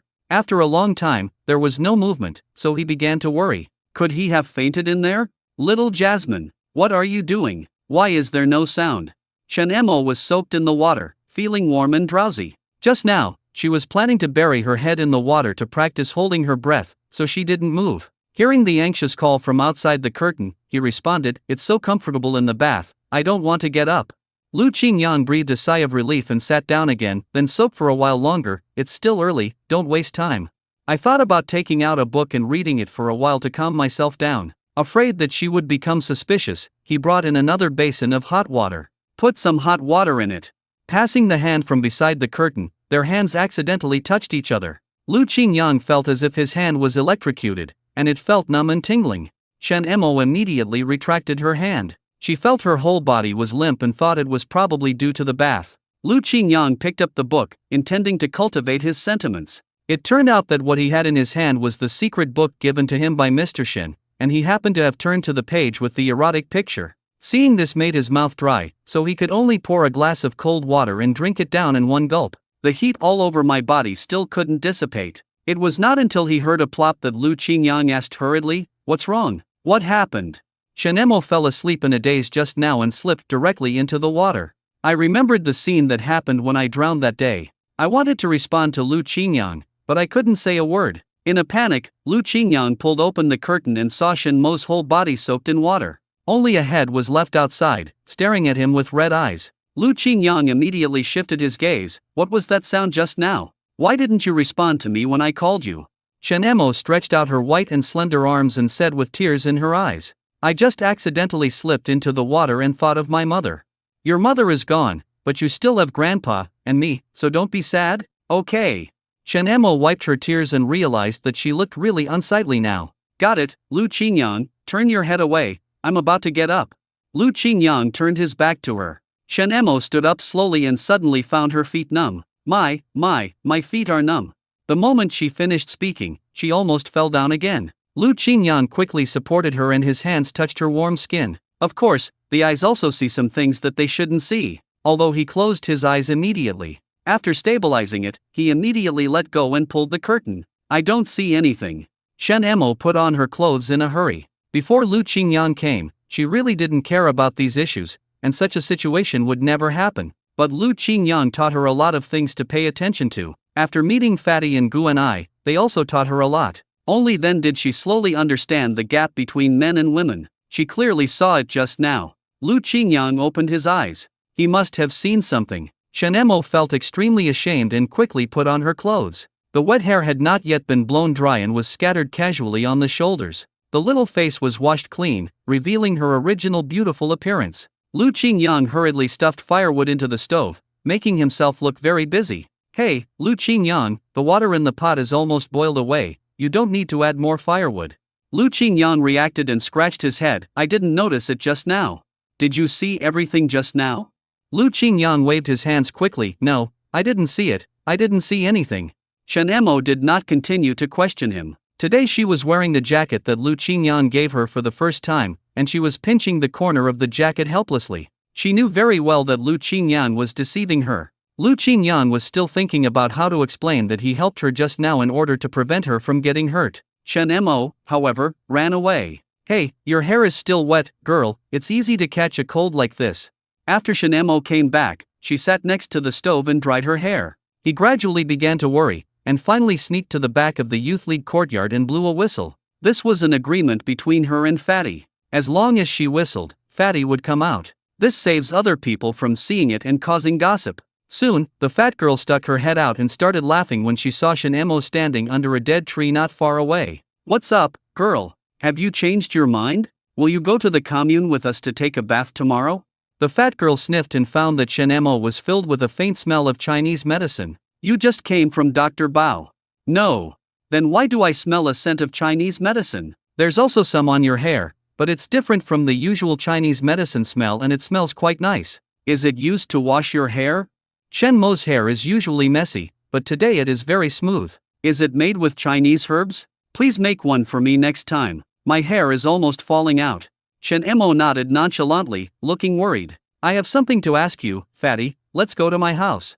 Shen Mo put a few roasted sweet potatoes on the stove, and the two of them started chatting casually. What's wrong? What happened? Are you still angry with Lu Chunyua and Jian Wanwan? They are just bad-mouthed. There's no need to be angry with them yet. Besides, Shen Mo had already thought of a way to teach them a lesson. She called all the dogs in the house out, pulled apart their fur, and began looking for something. The fat girl was curious. What are you looking for? Don't they like to be clean? I'll give them some gifts. After saying that, Shinemo had already caught a flea. She simply stuffed it into an old bottle to block it. The fat girl suddenly realized and smiled cunningly. You want? That's right. Since they like to be clean, let them have a taste of fleas. I'll leave this matter to you. The fat girl agreed immediately. What she hated most were those two hypocritical people. She was eager to teach the two of them a lesson, and she was happy to join in this way of venting her anger. Then they'll be tickled to death. The fat girl knows how it feels to be bitten by fleas, and her whole body feels itchy and uncomfortable. Well, there is also this powder. Sprinkle it on the bed. You all sleep on a bunk bed. It can prevent fleas. The fat girl quickly put away the powder. You are very thoughtful. This was also what Shinemo learned from Lao Bao. After pestering him for a long time, Lao Bao finally gave her the recipe. But it worked, at least her bed was free of fleas. You called me here not just for this matter, right? Shen-Emo stuttered again, not knowing how to describe this matter. Fatty, you're from the city, you should know more, right? Of course. Besides, I am a few years older than you, so I definitely know more than you. The fat girl started to pick up the sweet potatoes that were almost done on the stove and said, Tell me what you want to ask, I will definitely answer everything I know. Then do you know how a man and a woman can give birth to a child? Shen-Emo unconsciously touched the arm that Lu Qingyang had touched and shuddered. The fat girl was so scared that she got burned by the sweet potato. Why are you asking this? I just want to know. No one told me. I just want to know in advance.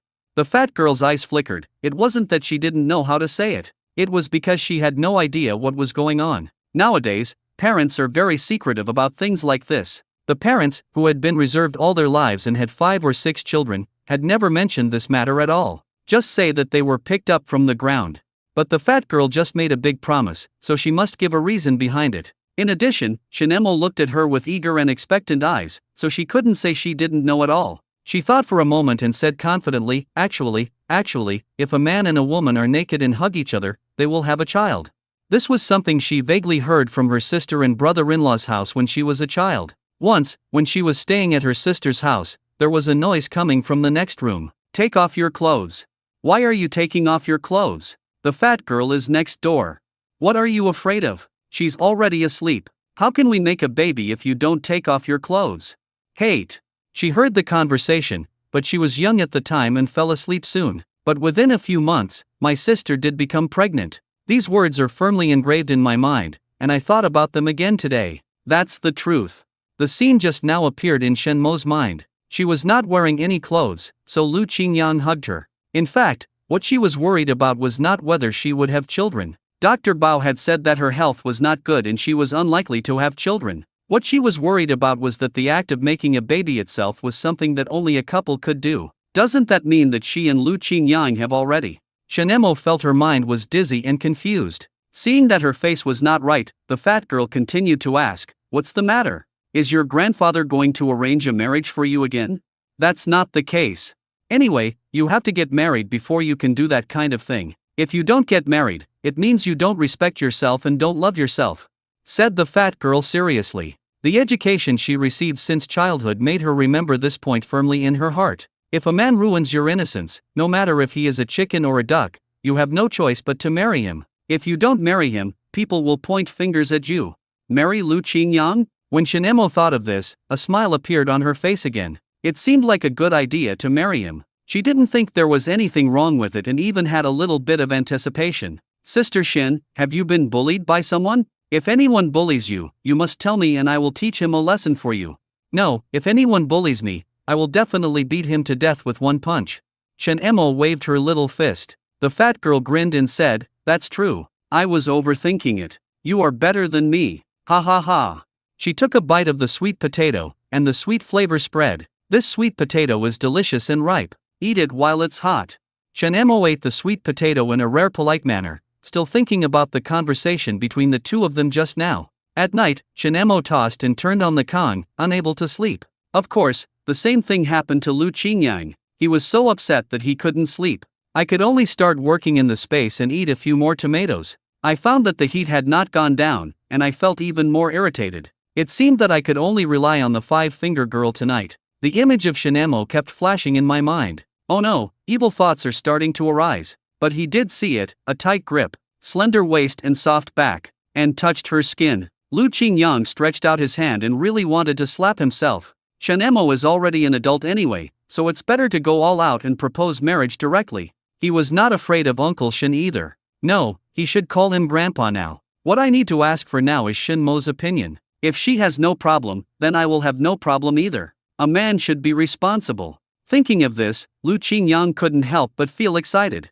I also dreamed of Shinemo taking a bath, and after waking up I still felt unsatisfied. Fatty secretly placed the fleas she caught on the beds of Lu Chunyua and Jiang Wanwan. In fact, she sprinkled medicine powder on all the beds that had not offended her. That day, she and Guanai happily went to the commune to take a bath. Jiang Wanwan spent a long time getting ready, looking at herself in the small mirror again and again, before she was satisfied and ready to go out. Where she couldn't see, a few small black bugs had crawled into her clothes. Although she was not selected by the art troupe, she still had to repay Lao Wei's favor. Today she dressed up beautifully just for a date with Lao Wei. To call it a date is to give the other person an advantage. Although she was not happy about it, she had no choice but to do so in order to survive. Anyway, as long as it didn't come to the last step, she would be an innocent and good girl. Now, I just have to make a living. Suddenly, she felt an itch on her neck, as if she had been bitten by something. Lu Chunyua also began to scratch herself. What's going on? Why do I feel itchy everywhere? Maybe it's too dry.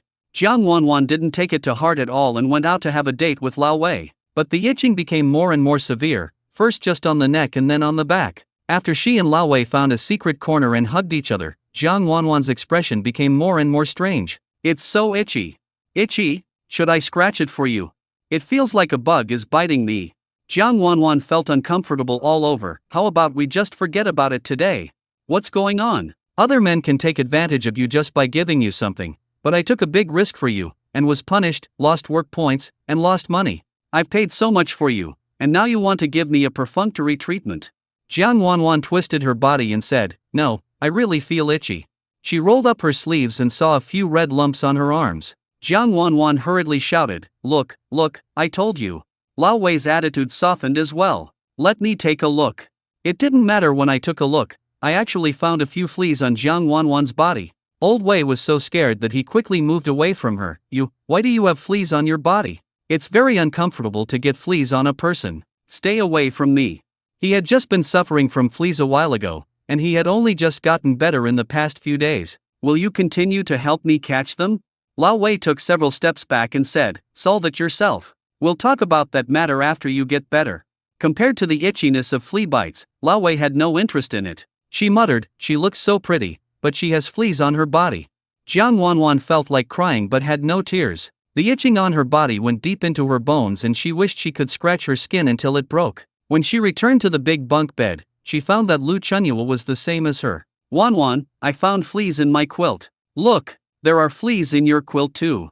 The two began to scream and started to catch fleas while screaming. The female educated youth next to them kept a distance from them and said, "Where did you two get these fleas? Do you know that this will affect everyone's rest?" You should pack up and leave here, and sleep somewhere else first.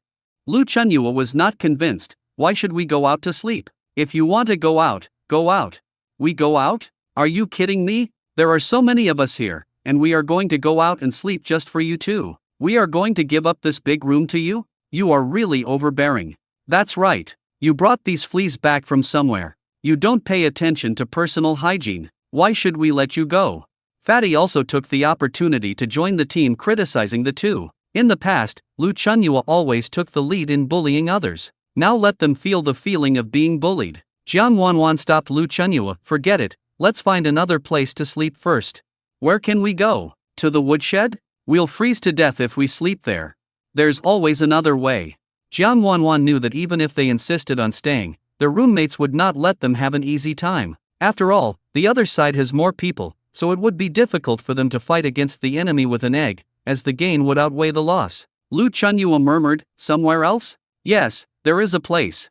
As an educated youth, you can not only sleep in the educated youth dormitory, but also stay in the homes of fellow villagers, provided that you obtain the consent of the fellow villagers. During this period, her relationship with Lu Fang was pretty good. I heard that Lu Fang's family has just built a new house, so there should be no problem living there for a while. If you are thick-skinned enough, you can stay here and not leave. They won't be able to do anything to you. It's much more comfortable than living in this big dormitory. You still despise us? Even if we leave, there will still be plenty of fleas here. Lu Chunyua rolled up her bedding and left. He then quietly discussed this matter with Jiang Wanwan. I know Lu Fang, he's a nice guy, and most importantly, he's interested in me and is willing to help us, so why don't we go find him?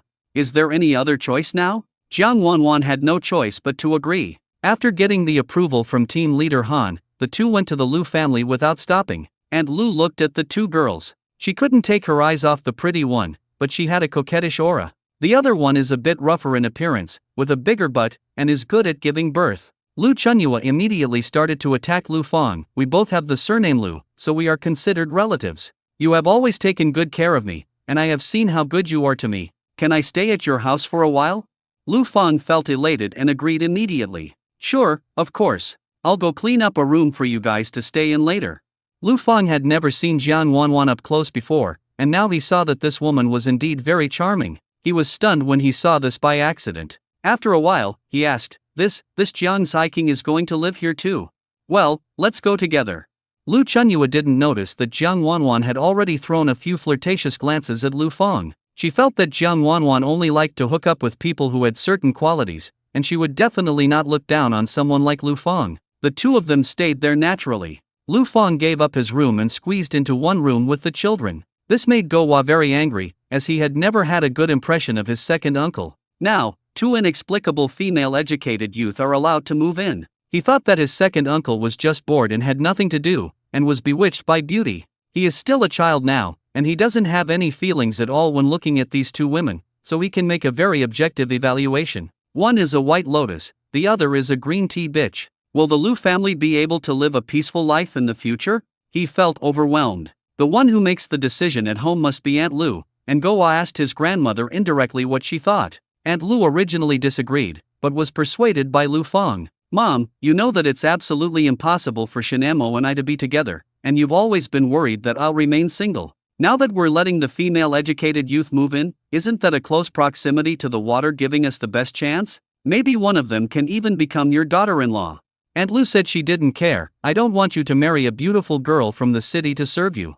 But I also began to think in my heart that girls from the city must know a lot. They may not be good at work, but at least they can read. Besides, the one with a big butt is also good. She doesn't like the vixen. She can tell at a glance that she is not the type to be at peace. With this idea in mind, Aunt Lu agreed. Go Hua cried out in his heart that it was not good, but it was too late to stop them. It seemed that these two women were really going to live in his house. Forget it, as long as it doesn't affect his parents, it's my second uncle and grandmother's own problem. People always have to ask themselves whether they will suffer the consequences of their choices. Especially this irrational second uncle, it's time for him to be taught a lesson. People don't remember what they are taught, but they can learn things once they are taught. Lu Chunyua and Jiang Wanwan naturally moved into the Lu family. The Lu family and the Shin family are very close to each other, and you can see the blind old man next door and that crazy girl Shinemo when you go in and out. As soon as Jiang Wanwan and Lu Chunyua moved out, Fatty took out the anti-insect powder. Everyone, try this insect repellent powder. It's very effective and doesn't make you feel uncomfortable. Sprinkle it on your bed and clothes and you won't get bit by bugs. Does it really work? Of course, you will know if you try it. This is the anthelmintic medicine Shin Mo gave me. It works very well. Did that girl from the Shin family give it to you? You see, she has a bad temper, but actually she is cold on the outside but kind on the inside. She is young and doesn't know how to socialize. And we were once deceived by Lu Chunyua and bullied her, but she is actually a very nice person and she even saved someone else's child.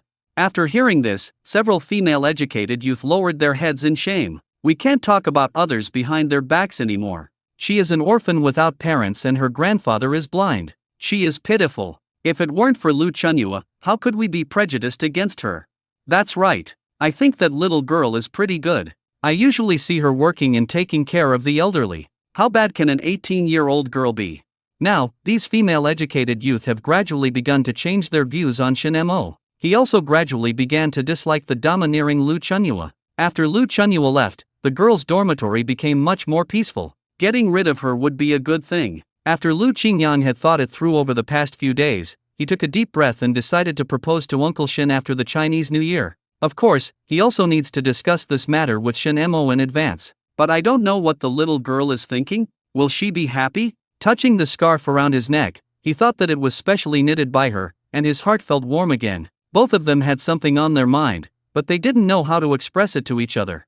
When Shin Mo has free time, she learns acupuncture and learns about medicinal materials at Lao Bao's house. She is a very smart girl usually, but these days her old bumps are hurting her. I say, little disciple, what's on your mind? It's almost the new year, and you look so sad. Why don't you tell me about it?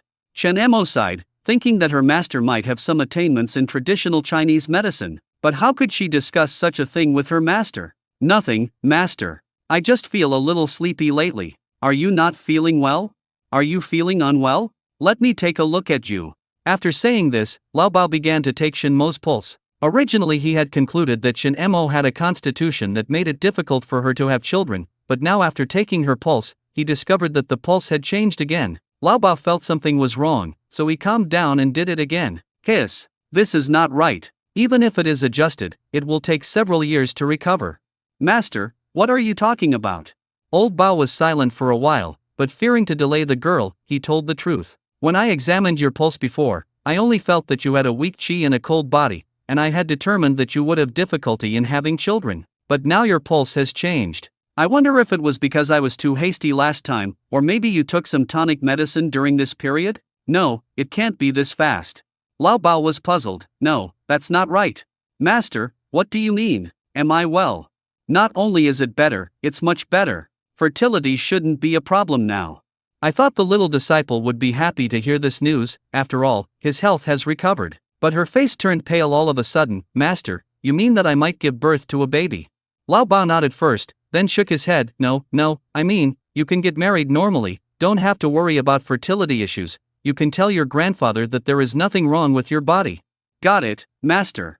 Shin Mo turned around in a daze and began to rummage through boxes and cabinets looking for medical books. Finally I found it in a book, which said that a woman's pregnancy can be diagnosed in more than a month. It's only been a few days. If she really is pregnant, it would definitely not be diagnosed. Shin Mo was so anxious that she looked worried. Lu Qingyang was also very busy these days and had no time to go find her. But he felt that this little girl was a little distant from him and kept her distance. He no longer came to eat for free, and when we met, he just looked at me thoughtfully, then turned around and left in a hurry. Is it true that because of what happened in the shower last time, she has developed a dislike for herself? Lu Qingyang thought that he should at least apologize to the little girl to calm her down. So I went to visit her and brought her favorite peach cakes and biscuits. As soon as Shin Mo saw him, her expression became complicated, as if she was worried about something. Xiao Mo, what's wrong with you? Lu Qingyang is here. Don't you usually like him to come to you the most?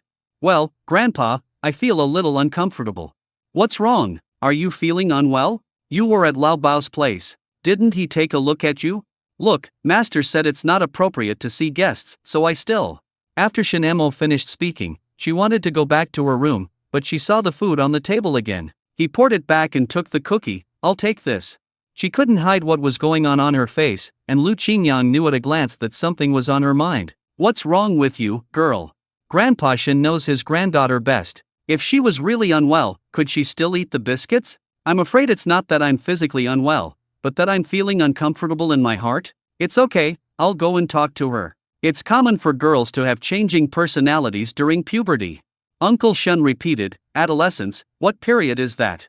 Shen Emo stewed some pork liver and prepared to feed the dog. Lu Qingyang just stood behind her silently, without saying a word, watching her every move. This made Shen Emo feel even more uncomfortable, as she was not someone who could hold back her words. Lu Qingyang, I have something I want to tell you.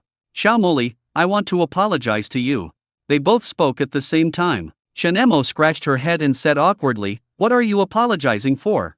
So what do you want to say? You say it first. You should speak first. Shen Emo found it difficult to speak. But that's what adolescence is like. We often make wild associations based on the smallest things. Okay, I want to apologize to you. You were taking a shower that day, and although I closed my eyes in time, I still saw it. So I want to be responsible for you, and now, I just want to ask you what you think.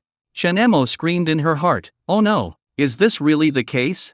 Even Lu Qingyang admitted it, so she must be pregnant? What's wrong with you? Why do you look so bad? Lu Qingyang, I might be pregnant. Lu Qingyang was shocked, and instantly felt as if a green grassland was on his head. Even his voice lowered a few notes, who did it? What, who did it? What I'm asking is, whose child is that? Lu Qingyang had a gloomy expression. Then, of course it's yours, don't deny it, otherwise why should you be responsible for me? Shen Emo asked repeatedly. Lu Qingyang was confused, I did it, why don't I have any impression of it? You just admitted it, are you going to cheat again now? Shen Emo puffed up her cheeks and stomped her feet in anger. When did I do it? Tell me, when did I put the baby in your belly? Lu Qingyang folded his arms, looking like he was listening attentively. I had no clothes on, and then you touched me, so the doll was there, wasn't it? Shen Mo's voice became smaller and smaller, and her face became redder as if blood was about to drip out. Lu Qingyang touched his head innocently. He could hardly hold back his laughter. Who told you that you would have a baby this way? If I touch you, you will have a baby. The fat girl told me that if a man and a woman touch each other without clothes, a baby will grow in their stomachs. Then what? There's nothing else. I had no clothes on that day and you hugged me, so Lu Qingyang burst into laughter, then I'll wear clothes, so you'll also have a doll. I just don't know. Plus, Master told me today that my body has recovered and that I don't have to worry about being infertile anymore. That's why I'm scared. Lu Qingyang reached out his hand and ruffled her hair, just touching it, there won't be any children. Really? Shen Emo looked at him pitifully and eagerly. That won't happen, I swear to God. Lu Qingyang said with a half-smile, I will slowly teach you how to have a child in the future. When the two looked into each other's eyes, an ambiguous atmosphere surged. Xiao Lu, stay and have a meal. Shen Emo immediately turned her head away, yes, stay for dinner. He was frowning just now, but now he is smiling happily again. After resolving her worries, Shen Emo started to feel hungry again. Okay, just a bite will do. Shen Emo thought that since she always ate meals cooked by Lu Qingyang these days, she might as well show off her cooking skills today and cook a dish for him to taste. Shen Emo pulled him to sit down. You are the guest today, I will cook for you. What do you want to eat? Lu Qingyang just had a bad feeling. We'll eat whatever you're good at. I'm not picky. What am I good at? Shen Emo scratched her head, looking distressed. I don't seem to be good at anything. She was certainly strong enough to work, and was good at hunting, but when it came to the food she cooked, she was very self-aware. Otherwise, I'll steam some potatoes for you. This is the simplest way to eat it. In the past, when she was hungry, she would steam potatoes and eat them happily. Okay, I'm not picky. Shen Emo washed a few potatoes and prepared to steam them in a pot. Uncle Shen was still reminding her, be careful, Xiaomo, don't set the house on fire. What he said was not groundless, but Shen Emo had really done this before. His granddaughter's cooking was terrible, and he himself was blind, so it was safer for her to go out and beg for food than to cook at home. Just as I finished thinking, I heard Shen Emo exclaim. Then, accompanied by the humming sound of Dewang, Lu Qingyang discovered that there was a burnt spot on Dewang's tail. What's going on? Shen Emo was still apologizing to Dewang. I'm sorry, I didn't see you crawling in to keep warm, and I set your tail on fire. Dewang hung his head in grievance, looking at his burnt tail. Lu Qingyang seemed to see a helpless expression on a dog. It seems that this is definitely not the first time that Dewang has encountered such a bad thing. Lu Qingyang wanted to go over to help, but Shin Emo quickly waved her hand and said, "We agreed that I will do it today. You help me take a look at De Huang's wound, and don't worry about anything else." Shin Emo waved her hand and pushed Lu Qingyang out. Uncle Shin sighed, "You should be considerate. She can't cook at all. You know how steamed potatoes taste. They are bland. Just give her some face and praise her a few times. This girl has been spoiled by me since she was a child. When my eyesight was better, I never let her cook because I was afraid she would get hurt. Now I regret it. I should have taught her more practical skills. It's okay. Girls should be pampered. Besides, as Lu Qinjiang's woman, she should be pampered to the sky." After hearing his answer, Mr. Shin nodded with satisfaction. "You have a very high level of ideological awareness." It is impossible to say that Mr. Shen did not notice anything, otherwise why would he say such a thing? But today is not formal enough. Lu Qingyang plans to find a good day after the Chinese New Year to formally propose marriage. Anyway, now I know Shin Mo's little thoughts, and she must have a good impression of me. Innocent girls are the easiest to deceive and the easiest to teach. You can draw the look you like on a blank piece of paper. Lu Qingyang was making plans in his mind when he smelled a burning smell. No way? Even the steamed potatoes failed? Shen Emo covered her mouth and coughed. "Ahem, I didn't put enough water, it almost boiled dry." She wiped her cheeks with her hands, and her originally fair and tender face was now covered with black stove ash. Forget it, I'll do it, you just help me light the fire." Shen Emo hung her head aggrievedly. "I'm sorry." "What's there to be sorry about?" Lu Qingyang had already washed a few potatoes neatly. "When I say it's almost done, you won't have to add any more firewood." "Yeah." Shen Emo responded listlessly. Seeing that she was not in a good state, Lu Qingyang squatted in front of her. "Why, what is wrong with our little Jasmine again?" I can't do anything, so I'll let you clean up the mess." He smiled and coaxed her. "Everyone is good at different things. You have so many advantages, so you should have a disadvantage to make me feel psychologically balanced." Shen Emo burst into laughter and said, "What you said does make some sense. It would be strange if you weren't crazy, girl. You just need to be yourself and don't change anything for others. No one stipulates that women must know how to cook. You can hunt and you are very strong. Our little Jasmine already has so many advantages. Not being able to cook is just a small disadvantage." Shen Mo's eyes gradually glowed. "Do you really think so? Of course, you see I'm good at cooking, I'll just cook for you." After saying that, he naturally reached out his hand and gently wiped away the stove-ash stains on her cheek. However, this wipe not only failed to wipe it clean, but also made Shen Mo's face look a bit funny and dirty. What a pity! After wiping the stove ash with her hands, Shen Mo's face became even dirtier. "Look at you, you're like a little cat now." Shen Emo blinked playfully and imitated the posture of a cat. "Meow, is that so?" Lu Qinjiang's heart trembled suddenly, as if being gently touched by something soft, and a tingling sensation spread throughout his body.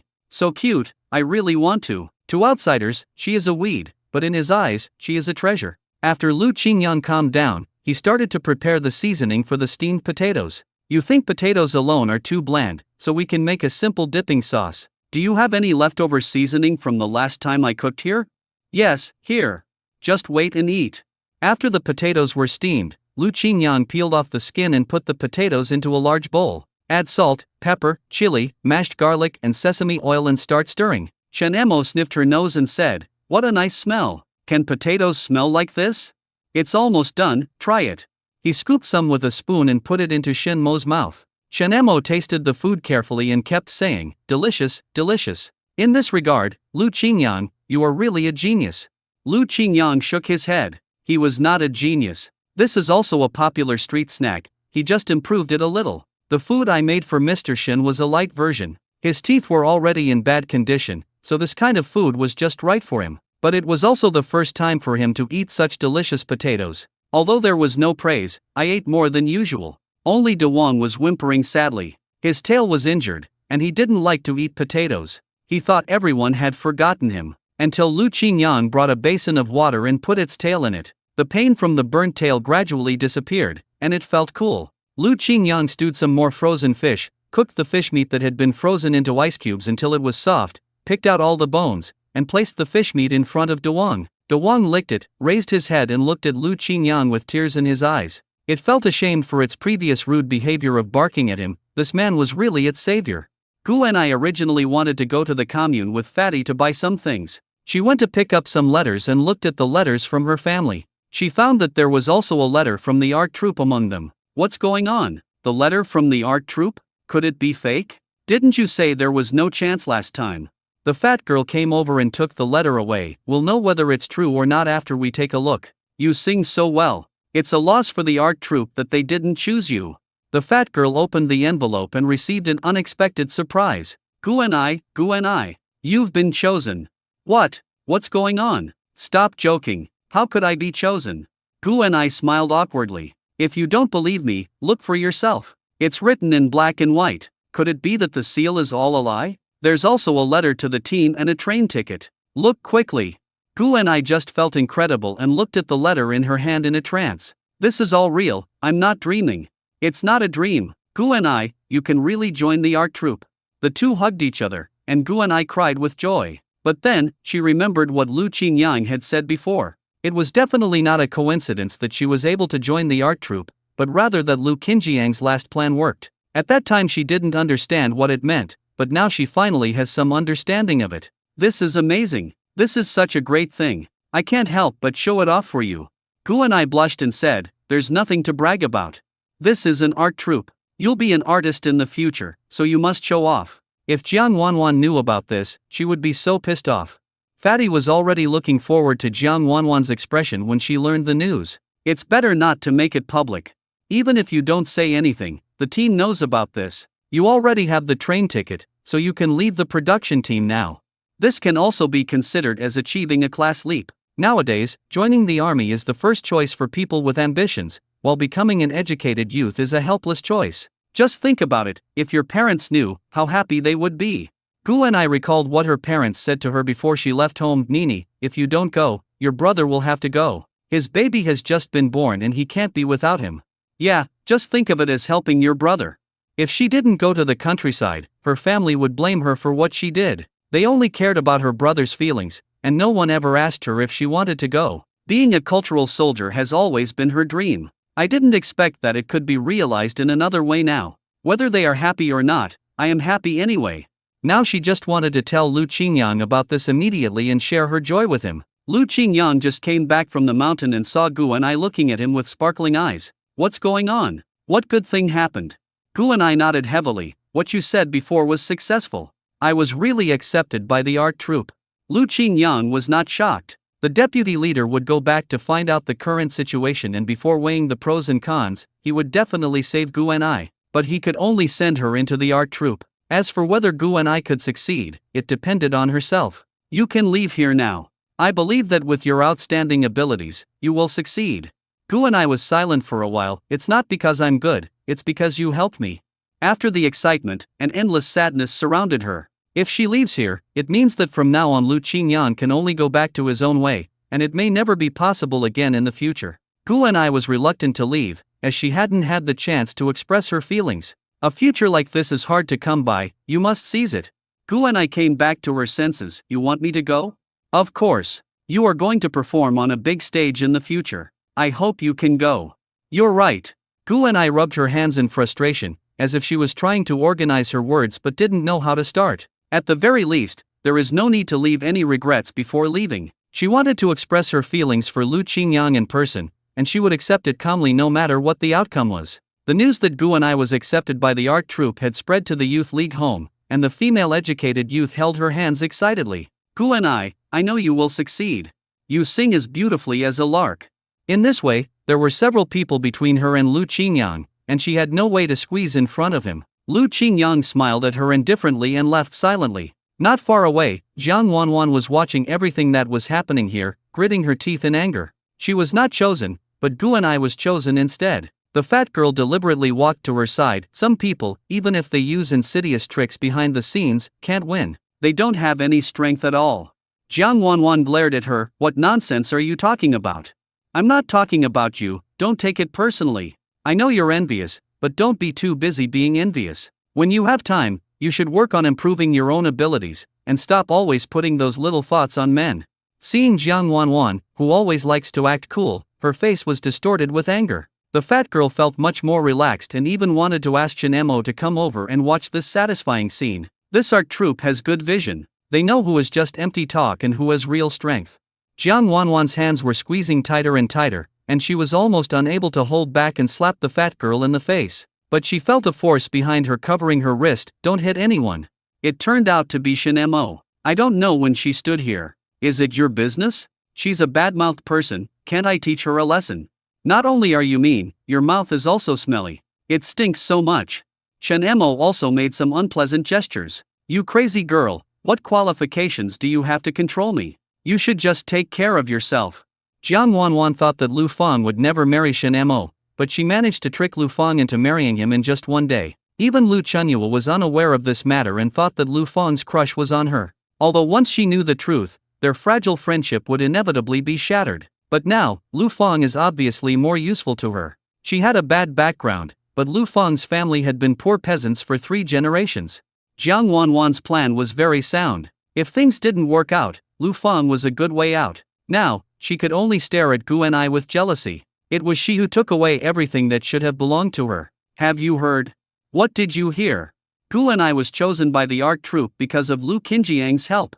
Stop talking nonsense. Can Lu Qingyang be so capable? It's true. I heard Gu Enai and Fatty talking about it. If it weren't for his help, how could Gu Enai have received the letter from the art troupe? Or maybe she had foresight and hooked up with Lu Qingyang early on.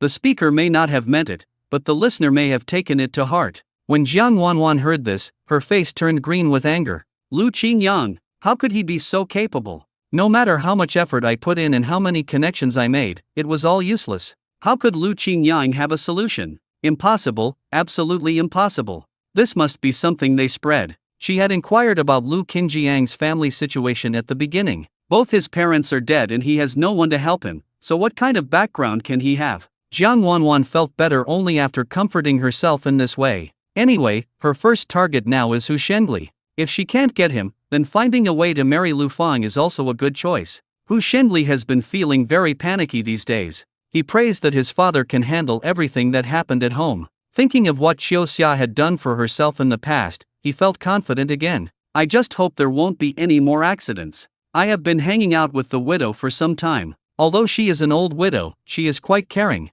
Every time he came to her place, Lu Qiumei would gently comfort him and serve him. Compared to the difficult Jiang Wanwan, Lu Qiumei is indeed considerate, has many postures, and is not shy. But his attentiveness towards Jiang Wanwan has never changed. Hu Shengli noticed that Jiang Wanwan looked sad, and when he asked, he found out that she was upset about Gu Enai being chosen for Wengong's team. You said before that you were capable, but look at how well Gu Enai has gotten in, and I don't even have a chance.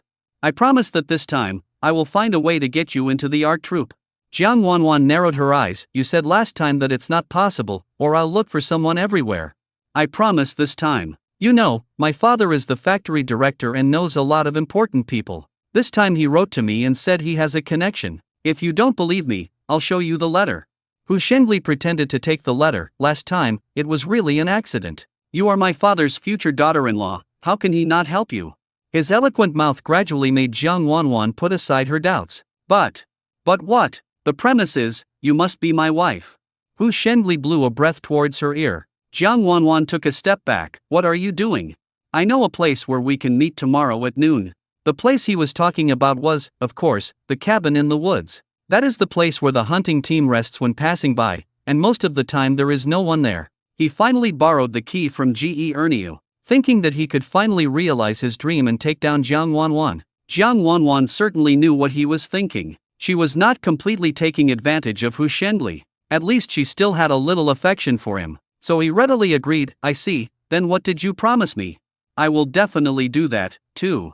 This was of course Hu Shengli's nonsense, but he really wanted Jiang Wanwan so much that he had to resort to underhanded tactics. But think about it another way, this is also her own choice. At the same time, Gu Enai read the letter over and over again, but still found it incredible. Do you really want to leave here and join the art troupe? Doesn't that mean giving up on Lu Qingyang completely? She had retreated too many times and couldn't go on like this, so she left the opportunity to choose to Lu Qingyang. As long as he let her stay, she would give up joining the art troupe. It is also the last chance she leaves for herself. Gu Enai dressed up specially and put on the coat that she thought was the best looking. When Lu Qingyang was found, he was cleaning up in the shed. Lu's hiking, I have something to tell you. If you want to thank me, there's no need. You've already thanked me before. No, I just want to ask you, do you have it? Gu Enai's words were stuck in her throat. What? Have you eaten yet? I've eaten. I just ate. I just ate a little. What's the matter? Didn't you eat? Gu and I really wanted to slap herself a few times. There was no one here. What a good opportunity. Why was she hesitant and unable to say it? I just. She stuttered so much that she even laughed embarrassedly. Lu Qingyang was not a fool and he saw what she was thinking. Joining the art troupe has always been your dream. You must not give up. Gu and I was slightly startled. It's my wish. But her wish is also to have Lu Qingyang by her side in the future. Then work hard and persevere. Don't give up your dream because of other things, especially love. Who knows, maybe the person you like doesn't like you at all? Joining the art troupe is a foregone conclusion. Lu Qingyang was busy tidying up the haystack. However, Gu and I understood the meaning of his words. He was politely refusing her. I look forward to you becoming a great artist, and I hope to hear you sing on stage again next time. Gu and I felt her eyes soar. Lu Qingyang was the first person she liked. This first love ended in failure, but she will never forget him. Well, you're right, but I will never forget that person, ever. Lu Qingyang didn't let her confess in order to protect her self-esteem. Gu and I forced a miserable smile. I will work hard, and so will you. Just as he was stunned, he felt something warm touching his cheek. Before he could react, Gu and I had already run away. Gu and I kissed his face, and he touched her cheek. Some people are destined to be just passers-by in life. He only felt like a friend to Gu and I and had no other thoughts at all. He is a pure love god of war and he won't be indecisive. If you like it, you like it, if you don't like it, and it doesn't give people any hope. She is a good girl and only hopes that Gu and I will have a good future. Gu and I ran back and hid in the quilt, not daring to make any sound even when crying. Early the next morning, Gu and I finished the formalities in the brigade and went directly to the train station to start a new future. After Gu and I left, a woman carrying large and small bags suddenly came to the production team and said she wanted to see Hu Shenli. Captain Wu and Accountant Su looked at each other in bewilderment. Nizai, who are you to Hu Shenli? Why are you here to see him? Qiu Xia went through countless hardships on her way to Liuxi Brigade. I'm Hu Shenli's fiancé. I came here today to ask him for an explanation. Just tell me where he is. It just so happened that Lu Qingyang came to deliver something. He narrowed his eyes. If his prediction was correct, this was Qiu Xia. But he didn't expect that Qiu Xia would come to Liuxi Brigade in person. It's just right that she came here, so that she can see Hu Shenli's true face and give up completely. You said Shenli, I know where he is, I'll take you there. Qiu Xia turned around and said anxiously, okay, take me there now. On the other side, Hu Shenli finally succeeded. He pulled up his pants and fastened his belt. Jiang Wanwan put on her clothes pitifully, now I'm yours. Shenli, you have to be responsible for me. Don't worry, I, Hu Shenli, am a man of my word. You are mine now, and I will treat you well in the future. Especially when he saw the blood. He felt very proud of himself because he got the first blood from Jiang Wanwan. Although the process was a bit difficult, she is a real beauty. This made him feel relieved and all the troubles he had been having in recent days were gone. What about the cultural troupe? No problem, it will be done. Jiang Wanwan hugged his back and rubbed it affectionately. To be honest, the first experience was not a very good one. Especially Hu Shenli, who was so impatient that she still feels uncomfortable now. I just hope everything she has done is worth it. Hu Shenli suddenly turned around and hugged her again. It's so comfortable, why don't we do it again? Even though we had burned firewood, it was still a bit cold, and I was afraid someone would come over and notice. No one's here, just stay with me. Hu Shenli didn't know it yet, but he was about to get into big trouble. Lu Qingyang happened to know Hu Shenli's whereabouts, and Ge Ernio had already revealed this matter to him. He took Qiu Xia directly to the cabin. It's a bit far, do you really want to go with me? It's a little far, what's there to worry about? I came all the way from the capital, and now I want to find Hu Shenli and ask him clearly. Tisk, tisk, tisk, comrade, you are really infatuated. Lu Qingyang seemed to be sighing on the surface, but in his heart he couldn't wait to see the Shura field. What are you infatuated with? Qiu Xia now just feels stupid. Do you know what kind of person Shenli is? Well, you'll know when you see it later. After all, no matter how much I say, it's better for you to see it with your own eyes. When he was walking up the mountain with Qiu Xia, he happened to see a man and a woman walking down the mountain hand in hand. Even though the distance was far, one could see that the man's hands were not honest and he would touch the woman's but from time to time. Qiu Xia didn't recognize him at first, but Lu Qingyang pointed at him and said, "Look, is that your fiancé?" Qiu Xia finally reacted as the two people got closer. She could even hear the dirty jokes Hu Shenli was saying. She didn't believe that the two of them had no relationship at all. Qiu Xia gritted her teeth. Just as Lu Qingyang said, she was more convinced after seeing it with her own eyes. Lu Qingyang handed her a stick, which he had carefully selected along the way. It feels very painful when it hits people, and it also has sharp thorns on it. Qiu Xia didn't know where she got the strength from, but she ran to Hu Shengli with the stick in her hand. Hu Shengli, you are such a good person. I feel sorry for your hard life in the capital, but you are not suffering at all. Are you living comfortably in the land of gentleness? She raised the stick and hit the two men. I have given so much to you, what good have you done? Not only Hu Shengli was confused, Jiang Wanwan also looked surprised while dodging the opponent's attack. Hu Shengli endured the pain in his body, reacted immediately, and said sincerely, Qiu Xia, you misunderstood. I have nothing to do with this female comrade. She was the one who insisted on getting close to me. I swear to God, I didn't pay any attention to her at all. Jiang Wanwan looked at Hu Shengli in disbelief. Oh no, a voice sounded in my heart. I saw you talking and laughing with her with my own eyes. Was it her who took the initiative? I don't believe it at all. And I know all about those women in Beijing. You have betrayed my sincerity. Qiu Xia's strength in her hands grew stronger. She cried and beat him. I'll beat you two bastards to death. After Jiang Wanwan figured out everything, she felt a chill in her heart. I originally thought that Hu Shengli really liked her, but it turned out that he was just greedy for her body. The woman in front of me didn't come earlier or later, but she came now. The only thing to be thankful for is that I didn't see the two of them committing adultery with my own eyes. No, I don't like any of those women. I only love you sincerely. Hu Shengli thought he was extremely sincere and showed what he thought was the most affectionate expression. For a moment, Qiu Xia was about to soften her heart. Lu Qingyang fanned the flames. I saw you hanging out with Widow Lu a few days ago. Lu Qingyang, shut up. Lu Qingyang remained unmoved and continued to say with a smile, I'm not a nice person to talk to, so I'm just going to say what I saw. If you don't believe me, you can go ask that Widow Lu in person. They've been hooking up for a long time. And one more. Not only did Qiu Xia's face turn blue, but Jiang Wanwan's face turned pale instantly. Lu Qingyang just found it funny. The two of them thought they were the king and queen of the sea, but they both fell into each other's hands. Congratulations to them. Qiu Xia stopped what she was doing. Take me over there and see the other woman. Hu Shengli's eyes were so sharp that they could stab Lu Qingyang, but Lu Qingyang didn't care. Okay, I'll take you there.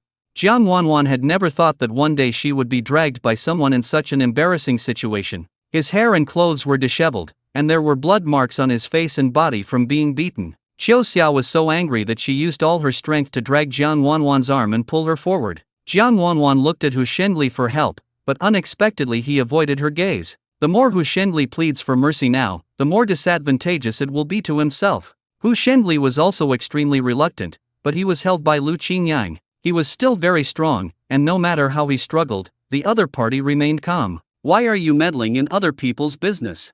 Lu Qingyang responded with a smile, too boring. I want to watch a good show, and by the way help the lesbians recognize what kind of scumbag you are. In this way, Hu Shengli was dragged directly to the door of Widow Lu. Lu Qiomei saw a large group of people gathered at the door of her house and thought something had happened. Why is it so lively today? Hu Shengli's face darkened and he winked at Widow Lu, telling her not to reveal their relationship. Lu Qingyang crossed his arms and prepared to watch the show. Hu Shengli took the opportunity to slip away, but was pulled back by him. Qiu Xia walked up to Lu Qiomei and asked sternly, I am Hu Shengli's fiancé. What is your relationship with Shengli? Lu Qiomei smiled coquettishly. Although she was a little surprised, everything was still within her expectations. Fiancé? You're not married. She stroked her belly with her hand. Victory, is this true? But you clearly said that I'm your favorite. I also want to tell you a good news. You're going to be a father. What? Except for Lu Qingyang, the other three people said in unison. After suffering these successive blows, Qiu Xia completely gave up. She slapped Hu Shengli hard on the face and said, I am really blind. Hu Shengli, you are a dog that can't change its eating habits. You are like this in the capital, and you are still like this in this remote place. Qiu Xia felt so sick that she started to dry heave. Although she was heartbroken, she still said those words word for word. Let's break up once and for all. Don't even think about me helping you again. Not satisfied, Qiu Xia kicked Hu Shengli hard in the lower body several times. Seeing the force, Lu Qingyang couldn't help but grimace. It must be painful, but Hu Shengli deserves it. Hu Shengli was kicked and squatted down, his face livid. No, don't go. Qiu Xia.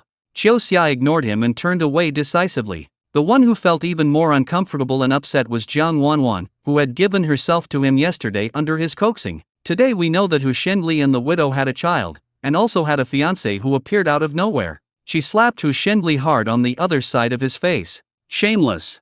Lu Qingyang folded his arms and looked down at Hu Shenli. His plan succeeded, and Hu Shenli no longer had any support. You, Lu Qingyang, you did it on purpose so that you can't see me getting better. Hu Shenli took a deep breath and endured the pain in his lower body. What you said is true. If you have done nothing wrong, why should you be afraid of women coming to you? Yes, congratulations, you are going to be a father. You should be more honest in the future and stop flirting with other girls. It's easy to get into trouble. Forget about you, just figure out how to deal with those messes. Hu Shenli wanted to cry but had no tears. His wealth and glory. Qiu Xia is his future, and Jiang Wanwan is his love. Now it's okay, there's nothing left. Lu Qiumei nervously helped him up. Shenli, are you okay? You said you were pregnant. Yes, I have your child. Didn't you say you would take good care of me and the child? Now the opportunity has come. I don't mind your past with those women. You just need to live with us in the future. Come on, kids, come here and call Daddy. Father. Dad, I want candy. Dad, please don't make Mom cry at night.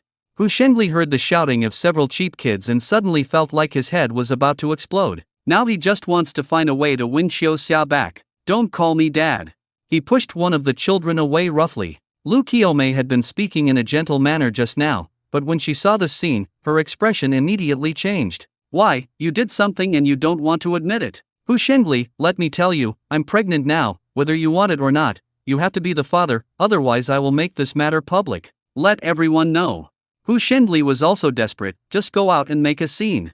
Anyway, there is definitely no hope for him to go back to the capital now, and he doesn't want to get involved with this widow. Widow Lu, don't worry, I will find someone to help you with this matter. Lu Qingyang responded from the side. Hu Shenli was so choked that he kept saying you for a long time. Lu Qingyang, how did I offend you? Why do you want to treat me like this? Lu Qingyang walked up to him and asked, don't you have any idea what you did? When Hu Shenli thought about what he had done against Lu Qingyang, he suddenly felt guilty. Enjoy your married life. The original owner had raised the baby for Hu Shenli for more than 20 years for nothing. Now it is Hu Shenli's turn to have a taste of this. Widow Lu was not an easy person to deal with, and Hu Shenli suffered a lot. Lu Qingyang left arrogantly. Hu Shenli, who had just been riding the woman with great pride, now looked dejected like a wilted rooster. Lu Qiumei continued, if you dare to abandon me, I will not let you off easily.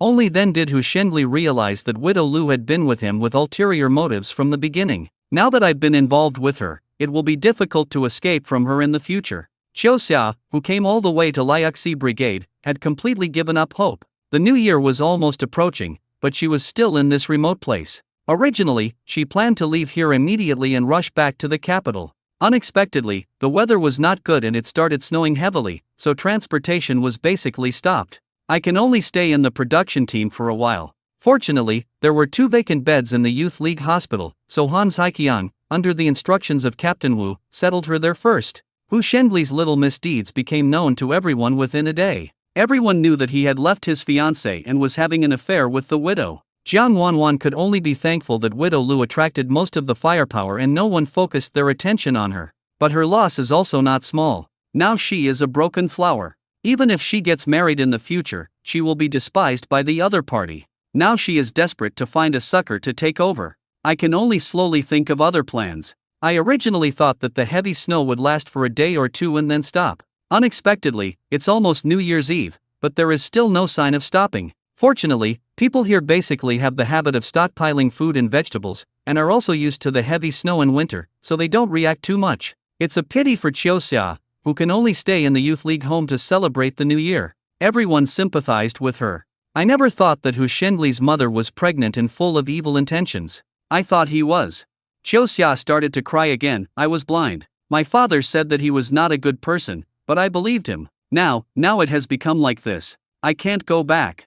Just spend the new year here. According to past experience, the train will definitely be open after the new year. You can live here peacefully for the time being. If you have any problems, the sisters can help you.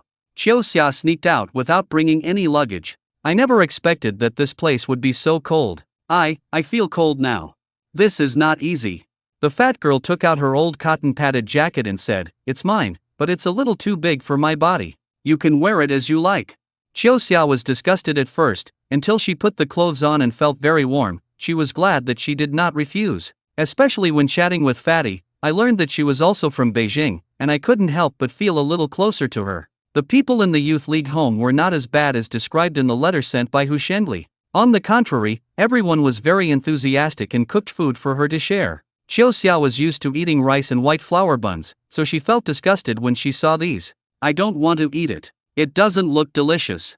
She had made up her mind that she would rather starve to death than eat these things. The female educated youth did not force her. After all, some people were like this when they first arrived here. But after a long time, I got used to it. If I didn't eat, I would starve. Unexpectedly, Xiaoxia was slapped in the face so quickly. She was so hungry that she couldn't stand it anymore and took a bite of the corn tortilla that she disliked. As I ate, I actually felt that the taste was quite good. "Hey, it smells really good," he asked eagerly. "Can I have another one?"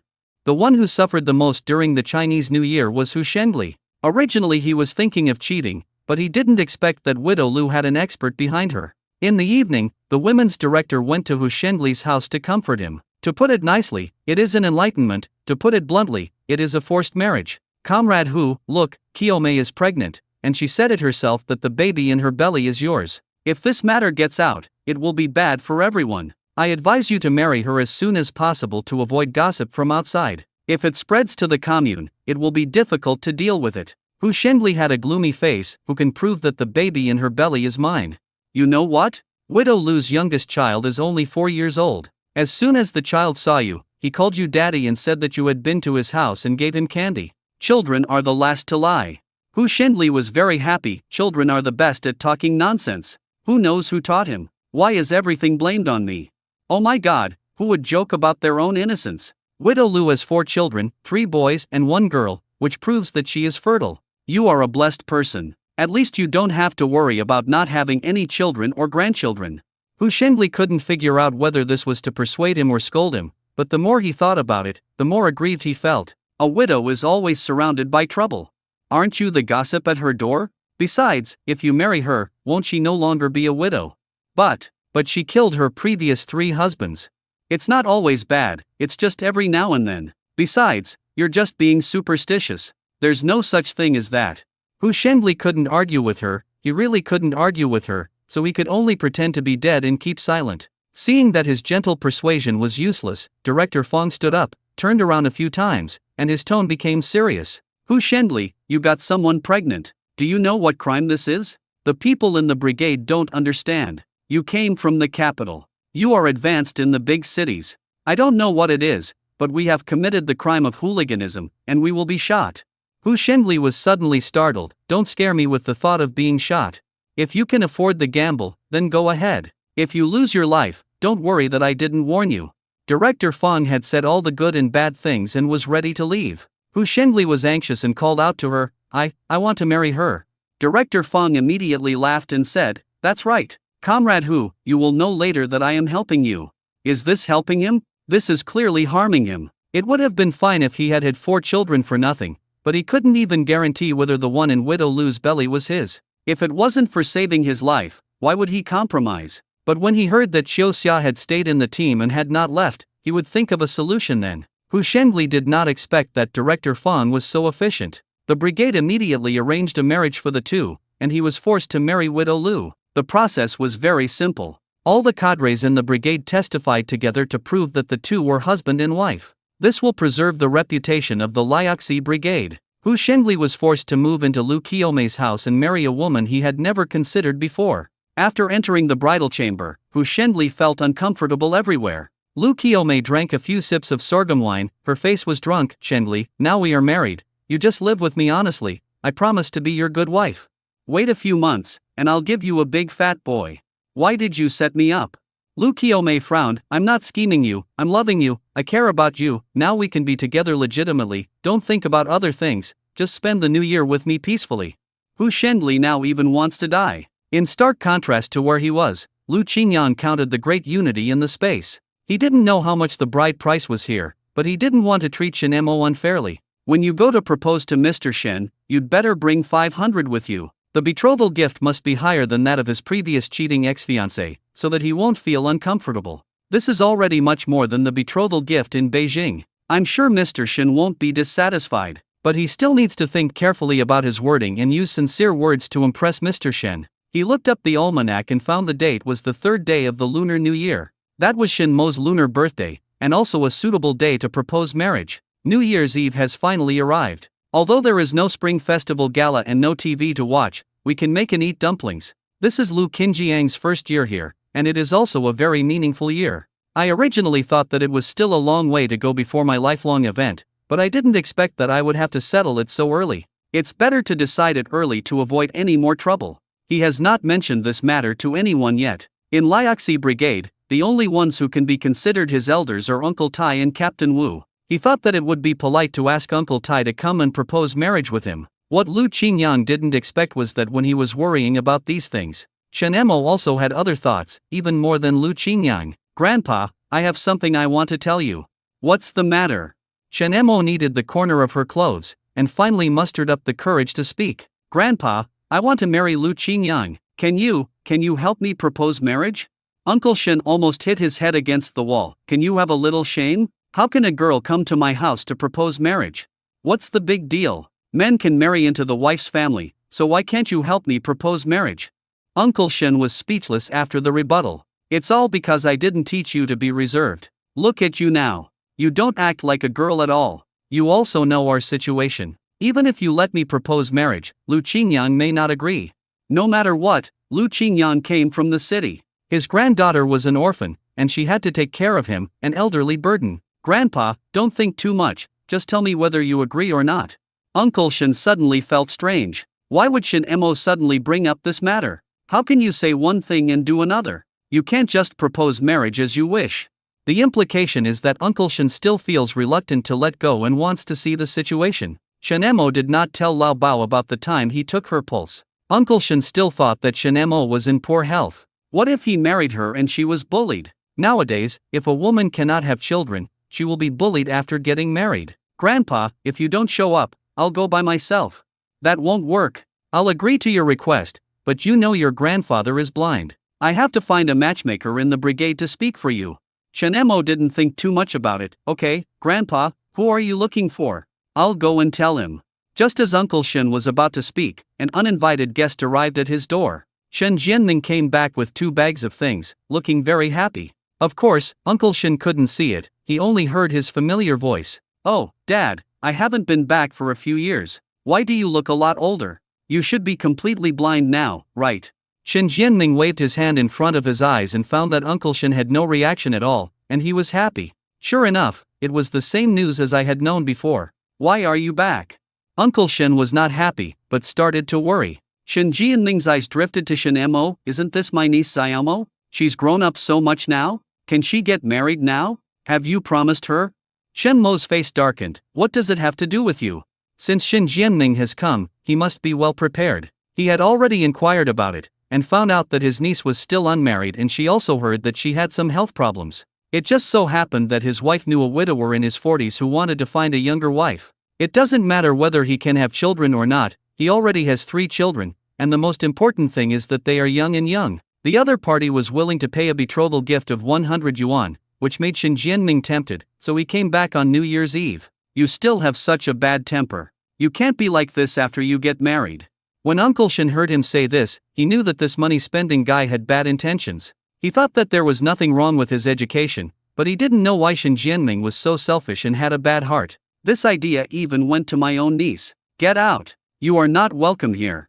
Uncle Shen ordered them to leave. Dad, what you said is true. We are father and son with a blood relationship. You can't just stop it if you want to. Look, I came to see you out of kindness and brought you some supplements, but you treat your only son like this. Uncle Shen was unmoved. I don't have a son like you. Didn't I just squander a little money and take away my eldest brother's pension? Are you so angry? Do you still expect a little girl to support you in your old age? Besides, there is a wild girl whose origins are unknown. In the end, won't you still have to rely on me? Shen Jianming didn't feel that he had done anything wrong at all. Why do you want the money? Shouldn't you keep it for me? I'm just spending it in advance. My elder brother is dead, and he didn't leave any children. My younger sister is a good for nothing, and you've caused such a shameful thing. I'm the only one you can rely on. The more he spoke, the paler Mr. Shen's face became, and in the end he was so angry that he couldn't breathe. Shen Emo supported him and stood in front of Uncle Shen. Shen Jianming, you are so shameless. Grandpa has already told you not to step into the Shin family's door again. Tisk tisk tisk, you bastard, you still have the guts to say such things. You don't even know who your father is. Do you think that just because your last name is Shin, you really have the last name Shin? Shen Emo didn't want to talk nonsense with him anymore. All I know is that Shen Jianming made my grandfather very angry. Shen Emo walked straight up to Shen Jianming and dragged him out. Shen Jianming knew that his niece was very strong, but he didn't expect that she would become even stronger as she grew older. She was a 150-pound adult, so she took it off without mercy and kicked it out the door. You have no right to come in here, get out, get out. Shen Jianming stood up from the snow. You damn girl, you are so shameless. I came to you in the snow and wind. Well, since you don't give me any face, I don't need to give you any face. Your aunt is right. Don't even ask what you think.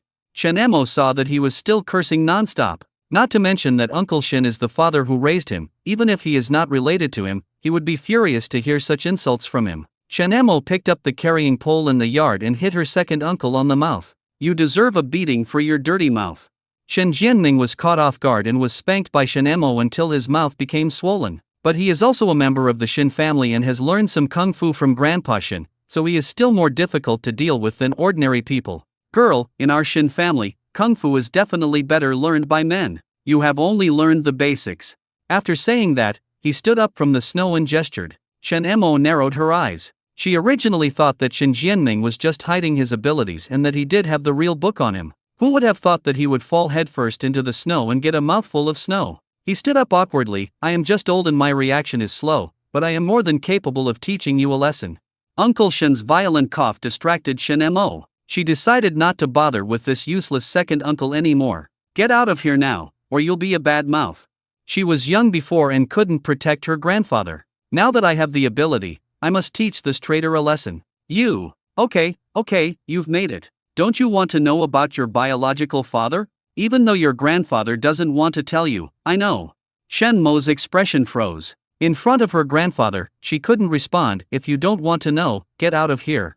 He also threw away the things he brought with him. Shen Jianming picked up these things and disappeared in the snow like flying. Only then did Shen Emo hurriedly check on Uncle Shen's condition. She quickly took the medicine and asked Uncle Shen to take it. Take medicine.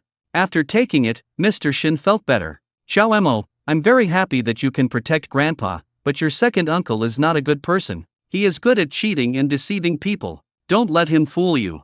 Do I look so stupid? And you saw that I can beat my second uncle. It's different from when we were kids. If he comes again, I will beat him away.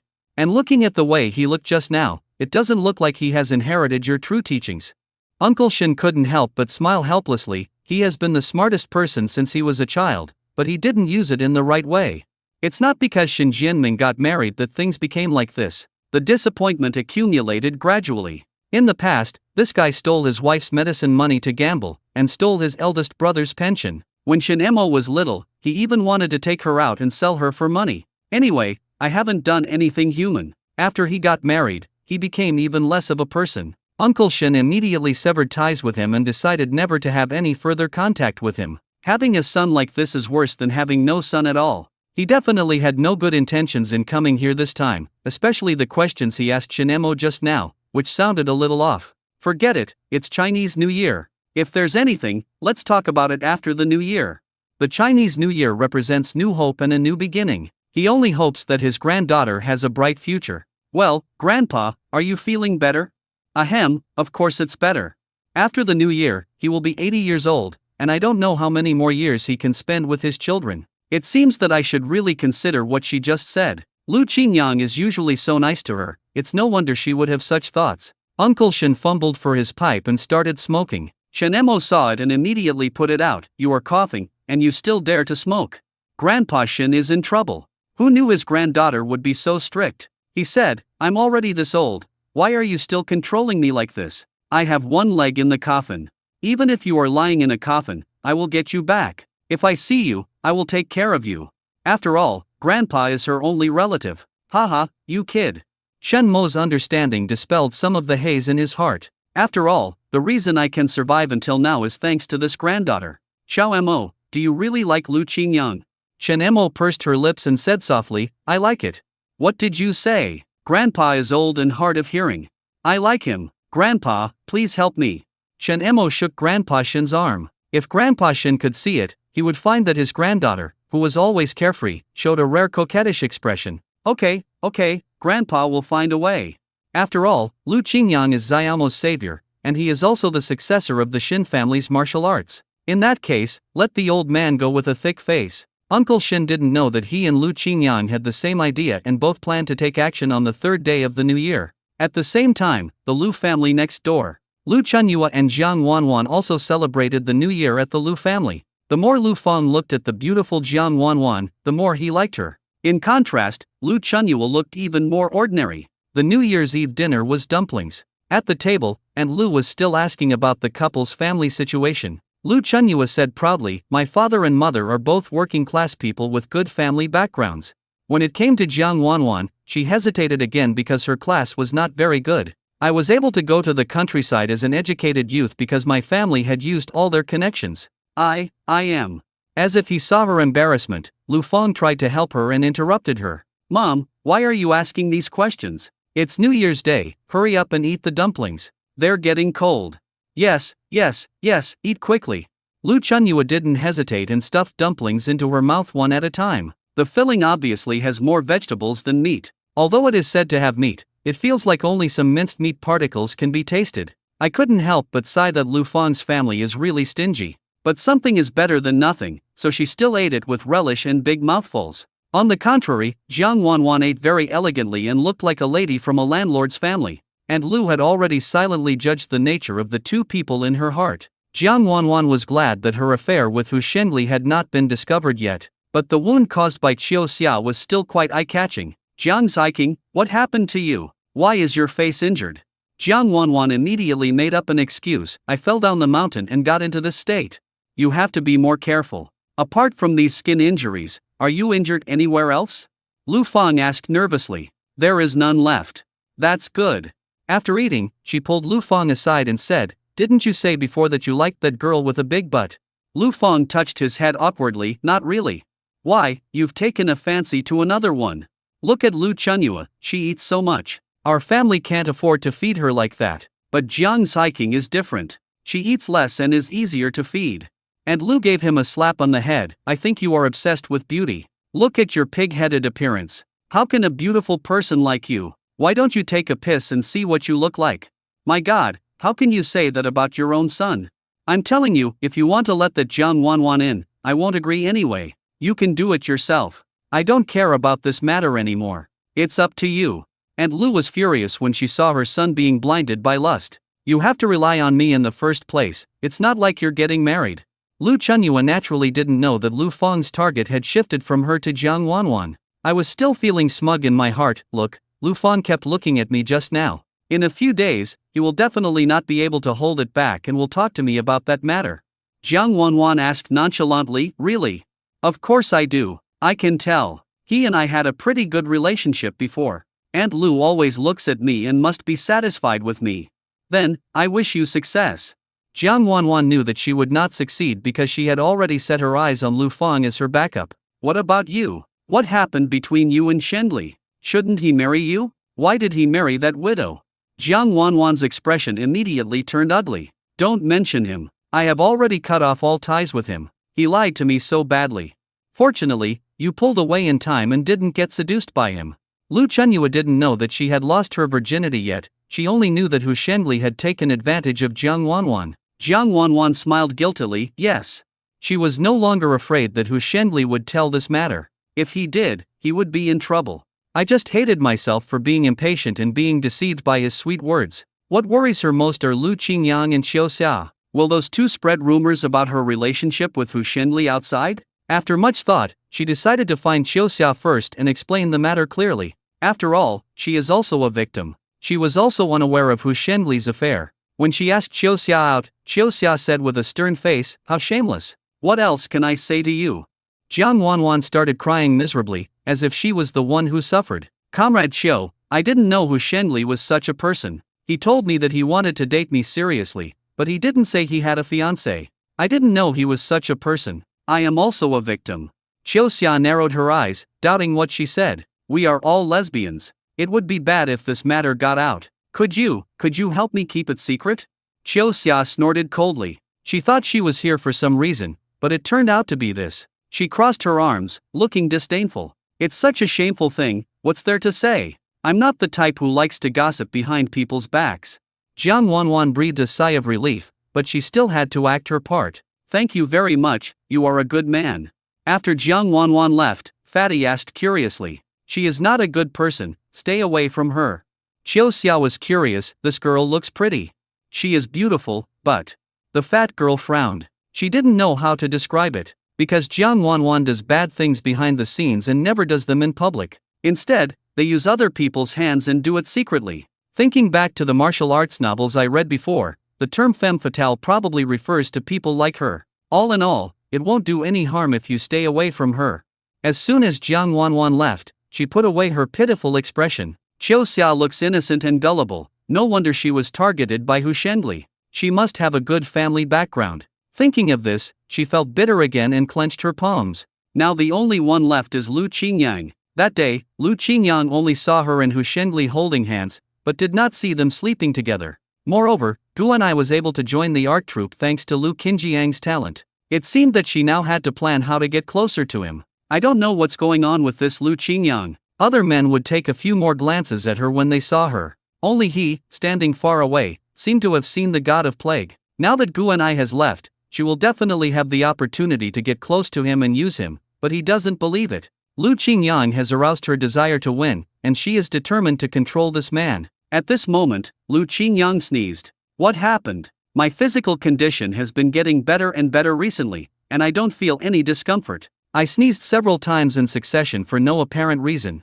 Han Saiqiang happened to be hungry, so he was told to go to the youth league compound to eat dumplings. He heard that there was going to be a party, but he was not interested. It would be better to spend this time studying the functions of the space. Lu Qingyang pretended to be weak and said, Captain Han, look at the weather. I feel really uncomfortable and have caught a cold. I won't join in the fun, so as not to infect others. Oh, how can a strong and healthy young man like you get sick? I'm not made of iron. I'm bound to get sick. It's snowing every day and we have to shovel snow during the day. Listen to my voice, it's hoarse. Okay, if you don't want to go, then don't go. It's such a pity that you won't be able to see the female-educated youth perform their talents. Han Saiqiang clicked his tongue and shook his head. Compared to this, I would rather have a good rest. Okay, by the way, the medicine you gave me last time is quite effective. It is great for treating coughs. Then I'll send you another one next time. That's such a hassle. No trouble, it's settled.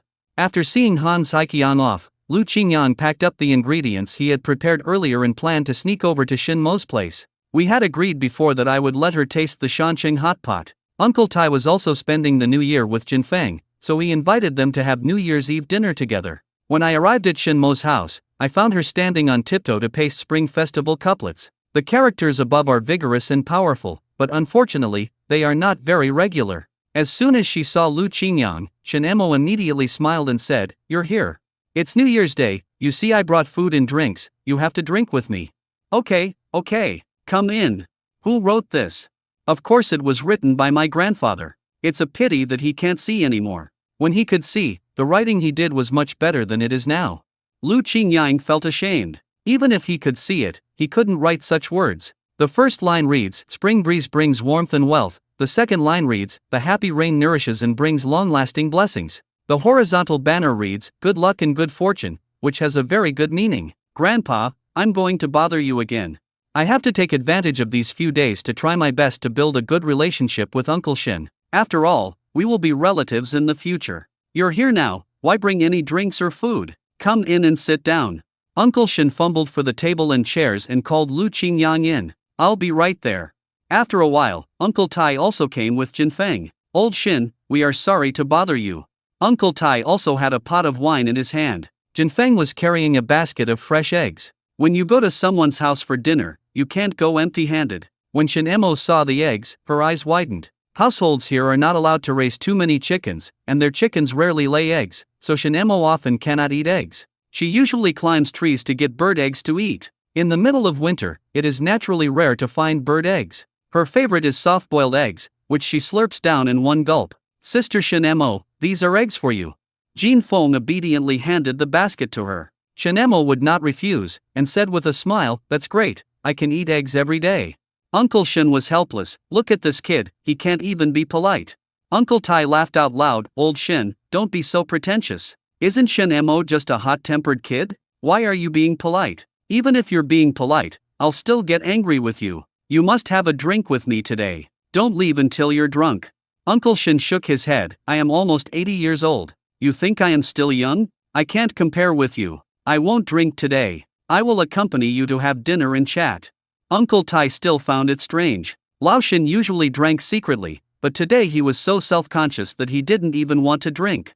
"You can't refuse to accept your old age. I just took the medicine and Xiaomo told me not to drink."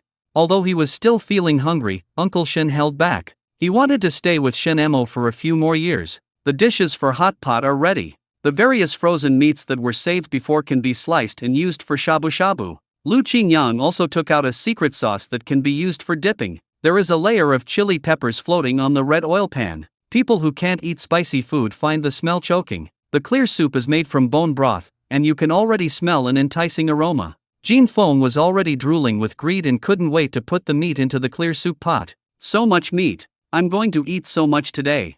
Uncle Tai patted her head lovingly and said, "Then you should eat more." In fact, children of this age can feel full after eating very little. No one in the entire production team, even in Captain Wu's family, had ever eaten meat so lavishly. Lu Qingyan reminded her, "Put the thin slices of meat in the pot and it will be cooked in just a dozen seconds. Look at this, and then eat it with sauce. Try it." Jin Feng picked up the meat slices, rolled them in the dipping sauce, and stuffed them directly into her mouth. An intoxicated expression appeared on her little face. "Wow, delicious, so delicious. This is the most delicious meat I have ever eaten." Uncle Tai just felt heartbroken because his granddaughter, whom he held in the palm of his hand, had never eaten anything good. He also tried a piece of meat, and then he understood what Jin Feng meant by delicious. All the flavor comes from this secret sauce. It tastes really good. I've lived for so many years and I've never tasted such a delicious dipping sauce. It's really a secret recipe.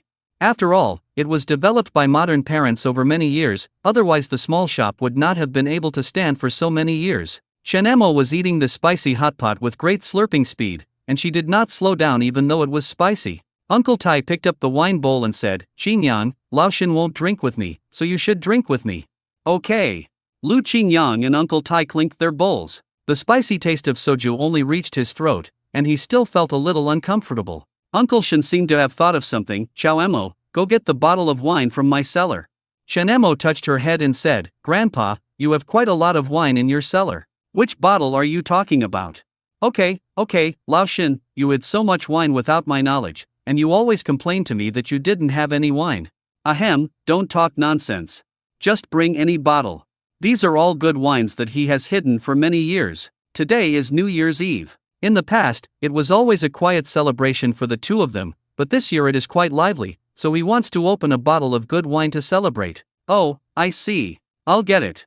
Shenemo came back from the cellar after a while, holding a dusty bottle of wine in her hand. The wine has taken on a light yellow hue and does look old. As soon as he opened the bottle cap, Uncle Tai knew that this was good wine, and he couldn't wait to pour a glass and take a sip. The taste was so delicious and rich that he couldn't help but squint his eyes. "This is made from the finest sorghum and wheat. It is indeed a good wine. I haven't had a sip of this in many years. When you were young, you could drink 2 or 3 kilograms in one breath without any problem."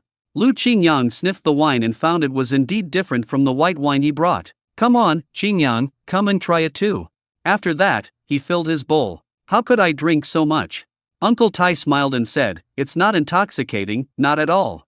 Lu Qingyang had no choice but to try taking a sip, which was so spicy that it made him feel dizzy. "Ahem, this smell, what's the temperature?" Uncle Tai laughed out loud at his appearance. "Young man, you are still young, can't you drink this wine?" After drinking it and savoring it, there is indeed a fragrance of grain, but Lu Qingyang really wasn't used to it. Shenemo directly picked up Lu Qinjiang's wine bowl and drank it all in a few gulps. "Uncle Tai, Lu Qingyang doesn't know how to drink, so I helped him drink it." "Look, Qingyang, you can't even hold your liquor as well as Xiaomo."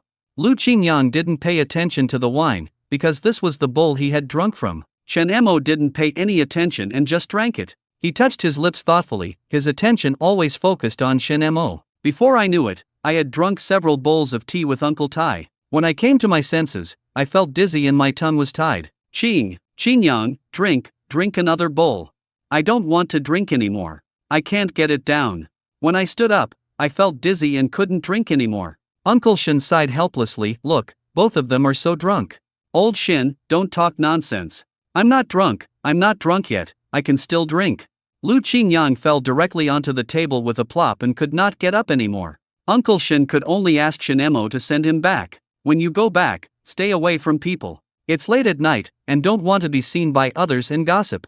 Shen Emo turned Lu Qingyang over and looked at his flushed face. She looked at Uncle Tai in a reproachful manner. Uncle Tai, look at how drunk you made him. He wanted to drink it himself, can you blame me? Shen Emo exerted force and carried him on her back, her small body bent over. Fortunately, she is very strong, so even a wild boar is no problem for her on a normal day. Lu Qinjiang's weight is naturally easy for her to handle. Grandpa, I'll send him back first. You go ahead. Uncle Shen waved his hand. It was not until Shen Emo carried Lu Qingyang away that Uncle Tai burped and asked slowly, Old Shen, how could you bear to let your granddaughter send Qingyang back? Normally, if there is any disturbance, Uncle Shen will be very protective of his cub, but today he was so proactive. Uncle Shen knew that he was pretending to be drunk. You are pretending to be confused even though you know the truth. Can't you see my thoughts just because you come to drink? Old Shen, you have chosen the right person this time. If our Jin Feng was older, I would never give Lu Qingyang to you. You got a bargain. Now you are the only one I can ask for help. I am blind and it is inconvenient for me to do anything. I hope you can do me a favor. What's the help? Just ask directly. I hope you can help me find out what Lu Qingyang thinks. If he agrees, I can propose to him directly. Uncle Tai was stunned for a moment, then he reacted. You want to take the initiative to propose marriage? Yes, Xiaomo said she likes Lu Qingyang. I think he is a good guy and can take good care of Xiaomo in the future. Uncle Tai hissed, if you can say someone is good, then he must be a pretty good person. You've already drunk the wine, so just tell me whether you're willing to help or not. I was saying, you're so kind today and took out such good wine, are you waiting to set a trap for me? Uncle Tai drank the rest of the wine in one gulp. It's agreed, it's done, I will be the matchmaker. That's for sure. Uncle Tai agreed happily. He saw that these two children had shown promise and would definitely succeed. Shen Emo carried Lu Qingyang on her back and took a smaller route, which was longer but safer. After walking for a while, I found that Lu Qingyang had already struggled to come down. Lu Qingyang, you sobered up so quickly. He wasn't drunk at all, but it was obvious that Uncle Tai really wanted to get him drunk. So he cleverly pretended to be drunk, but the after effects of the alcohol were really strong and now he was even a little unsteady when walking. It was Shen Emo who helped him. He put his hands on Shen Mo's shoulders, really scared. Her thin body was broken at once. Even though she is wearing so many layers of thick cotton-padded jackets, her thin figure can still be seen. I remembered the day I saw her holding my hand. Lu Qingyang couldn't help but swallow. I know what you are thinking. Shen Emo said suddenly. Lu Qingyang was startled. I didn't think about anything, my tongue is almost tied. Shen Emo puffed her cheeks. I heard them say that you like Guanai and were sad for a long time because of her leaving. Is this true? Although she is slow, she is not stupid. Besides, she learned a lot of useful knowledge from the fat girl. Lu Qingyang breathed a sigh of relief. What does this have to do with anything? Guanai is just a friend. I don't have that kind of feeling towards her. You've gone to so much trouble to help her. I didn't really have to work hard. And the reason why he helped Guanai in this way was because Guanai herself had a talent for singing, and it would be good to have a good platform for her to realize her ambitions. The second was to piss off Jiang Wanwan. She was a petty person to begin with, and now she must be extremely angry. She lowered her head, and Lu Qingyang couldn't see her expression. What a beautiful jasmine flower. Shen Emo hummed the lyrics out of tune. Why, do you like this song very much? My name is Shen Emo, and this song is called Jasmine Flower, which is also a song my mother often sang to me. Lu Qingyang understood what she meant. You mean, my mother was born and raised there. I heard that this is the tune of Jiangnan. My father should be from Jiangnan as well. She muttered softly. Do you miss your dad? Shen Emo shook her head vigorously. No, I don't miss her. He abandoned me and my mother. I hate him. I just want to ask him face to face why he abandoned us.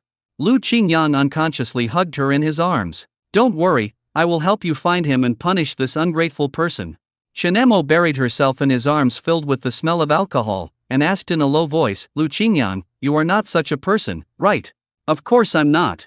He touched her head gently. After walking along the path, the two arrived at Lu Qingyang's doorstep. When did this road become so short? Lu Qingyang couldn't help but sigh. The days of the past have become slower, cars, horses, and mail are slower, and a lifetime is only long enough to love one person.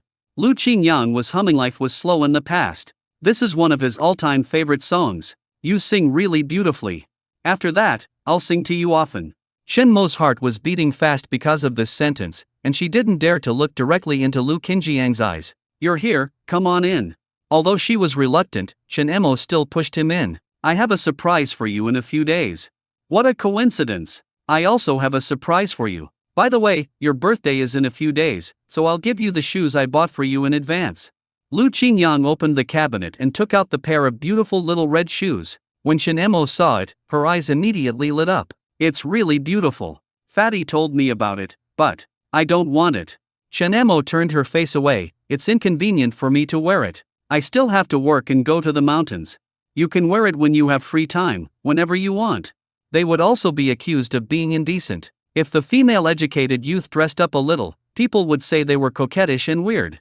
Why care about what others do? As long as you feel comfortable, that's enough. I just like you to dress nicely.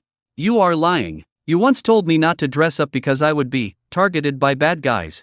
Shen Emo felt her cheeks getting hot. In fact, Shen Emo didn't know that she had already been targeted. I won't miss you anymore after you get married. You can wear it then. I like it very much. After hearing Lu Qingyang say that he liked the shoes, Shen Emo still took the pair of red shoes. Then he ran away. Lu Qingyang returned to the room feeling lost. The cold wind had sobered him up a lot. After drinking a few more sips of the spiritual spring water, he was completely awake. Although he was a little drunk today, it was obvious that Uncle Shen didn't mind him and Shen Emo dating, and he even wanted to bring them together. This made him feel very excited and he couldn't sleep at night and tossed and turned. Thinking of Shen Mo's soft and tender lips, I really want to kiss her and see how she tastes. But it won't take too long. He can bear it. After Shen Emo returned, Uncle Shen began to order her to dig the cellar until they dug out an old box. Grandpa, what is this? What's the use of digging it out? This is the dowry your grandfather gave you. You can't marry into the family without anything. When Shen Emo opened it, she found that it contained some coins from previous eras. There were many types, but none of them were used today. These can't be used either. Maybe it will be valuable in the future. It contains all kinds of currencies from the late Qing dynasty to the Republic of China period. Uncle Shen took out a yuan data coin and said, "This is passed down to me by your great-grandfather. It will be yours from now on." Oh. Shen Emo didn't care about these. Compared to these coins, her eyes shifted to something else. There was also a well-preserved piece of clothing at the bottom of the box. This is the dress your great-grandmother wore when she married your great-grandfather. It's quite old now, so you need to keep it for the future. I'll keep it for later. I've asked your Uncle Tai to handle your matter. I'm sure there will be an answer in a few days. Don't be impatient. Wait until the matter is settled. I'm not in a hurry. Shen Emo said this while she was already extremely anxious. She had never felt this way before. When her grandfather asked her to get engaged to Lu Feng, she felt disgusted and wanted to resist. But when it came to Lu Qingyang, she actually felt impatient. At the same time, Hu Shenli was living a life worse than death. There are 4 non-biological children in the family, and they make noises all day long. He didn't have much food left to begin with, and it was soon eaten up by a family of 6. Even so, Lu Qiomei was still complaining, "You have to think of a solution. We have so many mouths to feed at home. You can't let us starve during the new year." Lu Qiomei thought that Hu Shenli was the factory director's son and was very wealthy, so raising a few children would definitely not be a problem. Hu Shenli slammed the table and said, "This is not my child. Why should I raise one for you? Hu Shenli, how can you talk to me like this? We are husband and wife now. If you don't help me raise the child, who will? I have your child in my belly." Hu Shenli snorted, "How long have we been together and you already have a child? Who are you trying to fool? You're trying to trick me, aren't you? You forgot about that night. I'm telling you, don't even think about denying it. If you want to cheat, I'll let the women's director make the decision for me." When Hu Shenli thought of the women's director, he felt a surge of anger in his heart. "It's okay if you don't mention it, but you have to mention her. If Director Fang hadn't threatened me, I wouldn't have married you. She had lost 3 husbands before, and she was afraid that she would be killed by evil. Lu Qiumei's attitude suddenly softened. Shendli, we are a family now, we should be of one mind, there is no need to fight like this. Hu Shendli was unmoved and didn't want to pay any attention to her at all. Widow Lu could only wrap herself around him like a water snake. Her techniques were sophisticated and Hu Shendli soon couldn't hold on any longer and started to get angry. Although there was physical contact, Hu Shendli felt very upset after the fact and hated himself for not being able to resist the temptation. He once tried to find Qiu Xia, but Qiu Xia ignored him. A few female-educated youth who disliked him poured the foot-washing water on him. After a while, his wet clothes froze into hard ice, and he had no choice but to leave in disappointment. Those male-educated youth who used to treat him as a brother also kept their distance from him since he stopped providing them with small favors. Hu Shendli tried to get close to Jiang Wanwan, but Qiu Xia ignored him. At least Jiang Wanwan should pay attention to him. After all, the two of them were already. Wanwan, I really don't want to marry Widow Lu. She framed me, and I have no choice but to save my life. Jiang Wanwan, however, kept a distance from him coldly. As for what happened that day, just treat it as if nothing happened. If you still have some conscience, don't spread it out to ruin my reputation. You, Wanwan, I thought we were truly in love. True love? You are really joking. You have so many women around you. You lied to me from the beginning and even swindled them away. Jiang Wanwan just found it hard to say that the most precious thing a woman had been cheated away by him. Anyway, I don't care about widows or girls. We will have no relationship in the future. Stay away from me. If you come to me again, I will report you for being a hooligan to me. If Hu Shendli is really the factory director's son, then that's fine, his efforts will be rewarded. But Jiang Wanwan had inquired and found out that Hu Shendli was not the factory director's son at all. Qiu Xia is the factory director's daughter, which means he has been lying to her from the very beginning. What a disgusting liar. Even if there was a trace of sincerity, it has been almost wiped out. You really have no mercy at all. It seems like the love we had back then was all fake. It's New Year's Day, don't say anything inexplicable. Please don't look for me again in the future. Hu Shendli gritted his teeth and could only watch her leave. No matter how hard he thought about it, he couldn't understand how he had ended up like this. On the first day of the Lunar New Year, Chen Mo couldn't wait to find Lu Qingyang. Congratulations on your prosperity, Lu Qingyang. Today she changed into clean clothes, wiped her face clean, and wore a red scarf. Her rosy face was full of smiles. Lu Qingyang was distracted for a moment. Why did you come so early in the morning? I didn't prepare anything. You're not ready, but I am. Chen Mo took out a 10 yuan unity note wrapped in red paper from her pocket. Here, this is a red envelope for you. Lu Qingyang didn't know whether to laugh or cry. You come to wish me a happy new year, and you also want to give me a red envelope. Yeah, can't I?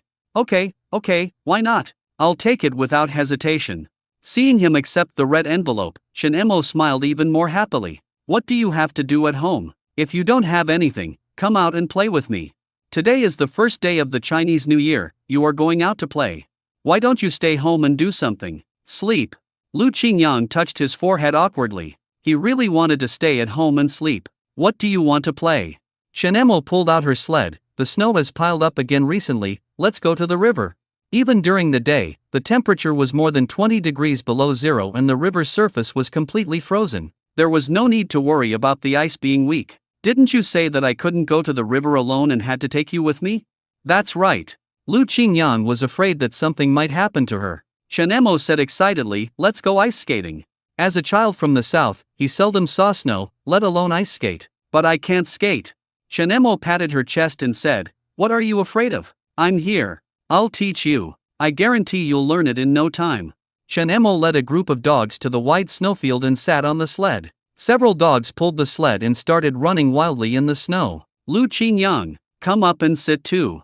Unlike in the woods, the dogs have more room to maneuver here and are not afraid of bumping into tree trunks. When the sled passed by him, Lu Qingyang jumped on it. They slid down the hillside quickly until they came to the completely frozen river. Lu Qingyang jumped off the sled, but still felt uneasy until he walked around on the ice several times and found that it was frozen solid. Chen Mo took out a pair of old-fashioned ice skates from the bag she brought. She grew up here, so naturally she is very good at moving freely on the ice. Not only her, Lu Qingyang discovered that Sun Xiangqian was also here. Not only that, he was actually quite good at skating. But this is not a rare thing, as Sun Xiangqian is also from the capital. There is indeed ice skating in Beijing in winter, and it is the most popular activity among young people. Qingyang, Happy New Year, you should come and skate too. Come on, let's go together.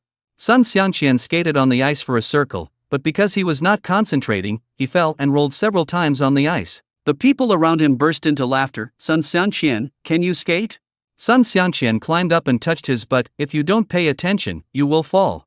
After saying that, he got up immediately. Yang Xiaotang stood under a dead tree by the river, watching all this with envy. She has bad legs and feet and can't skate at all. Shen Emo put on her skates excitedly. Lu Qingyan, come together.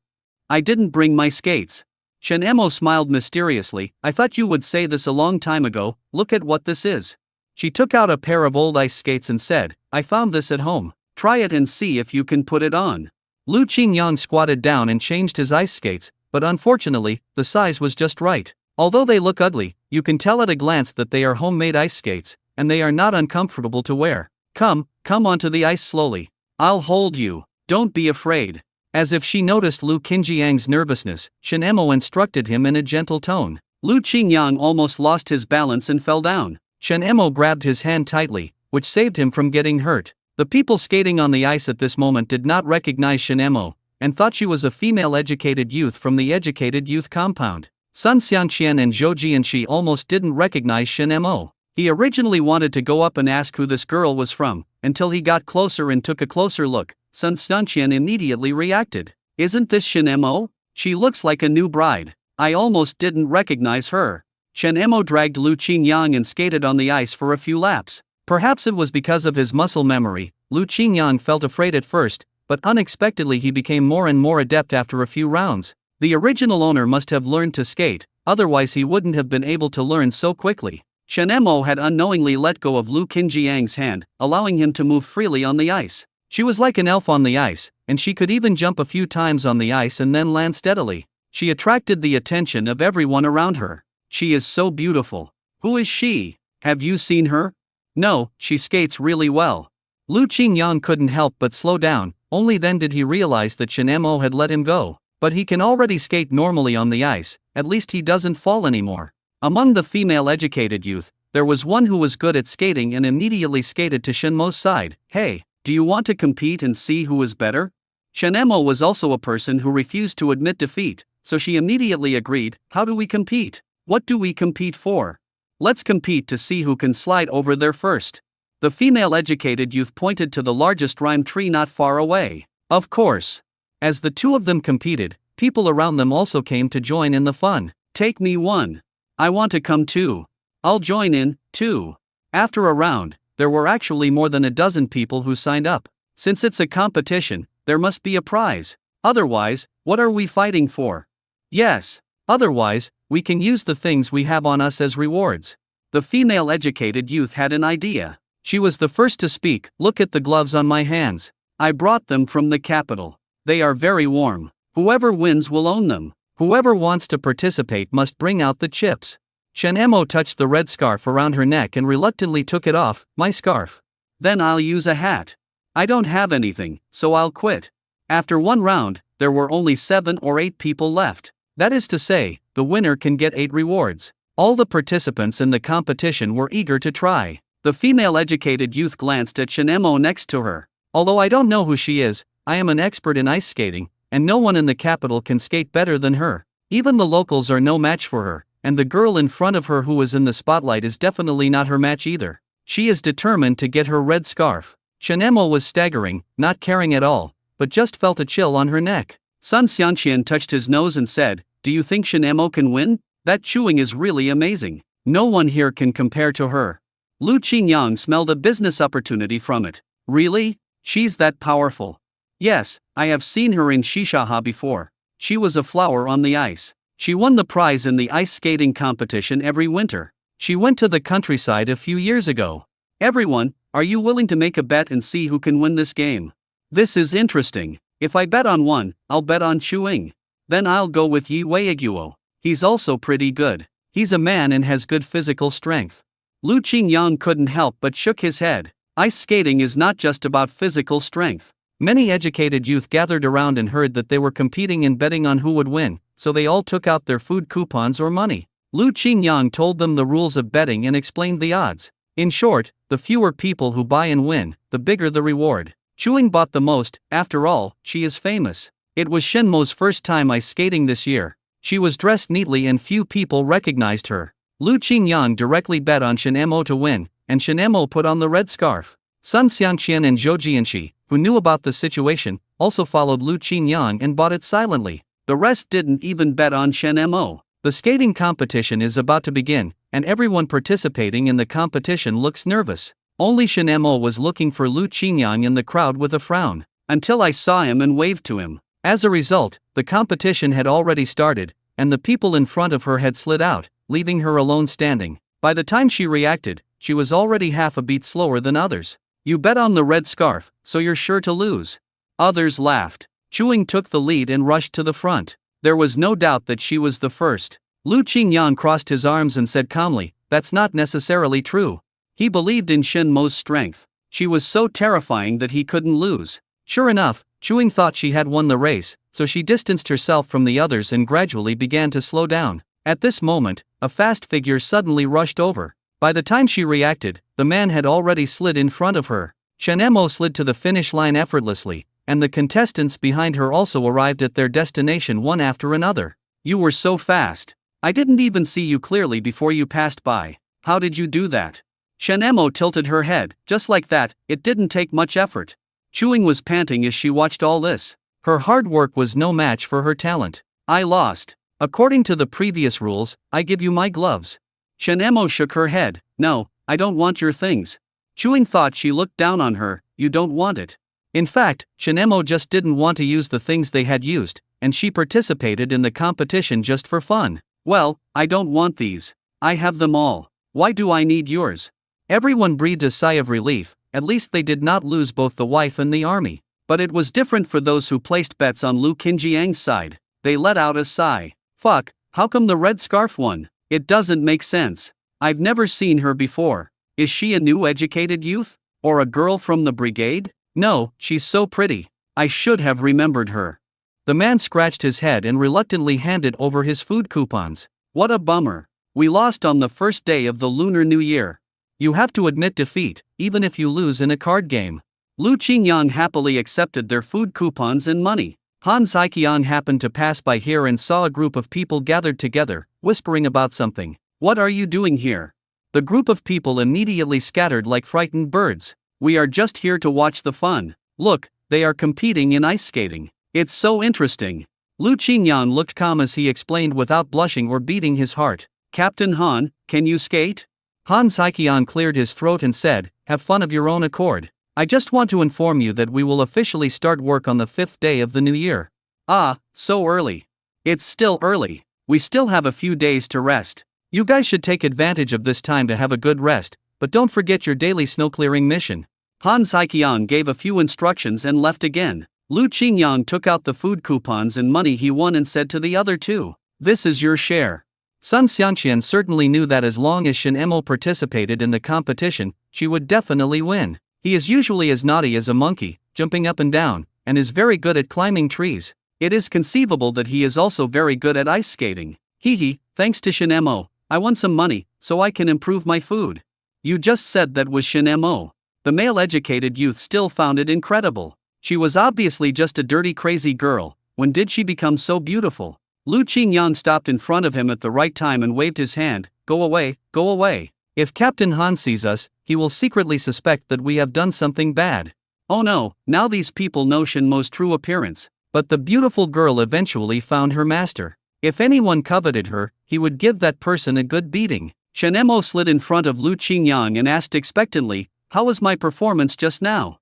Lu Qingyang gave a thumbs up. "It's simply amazing."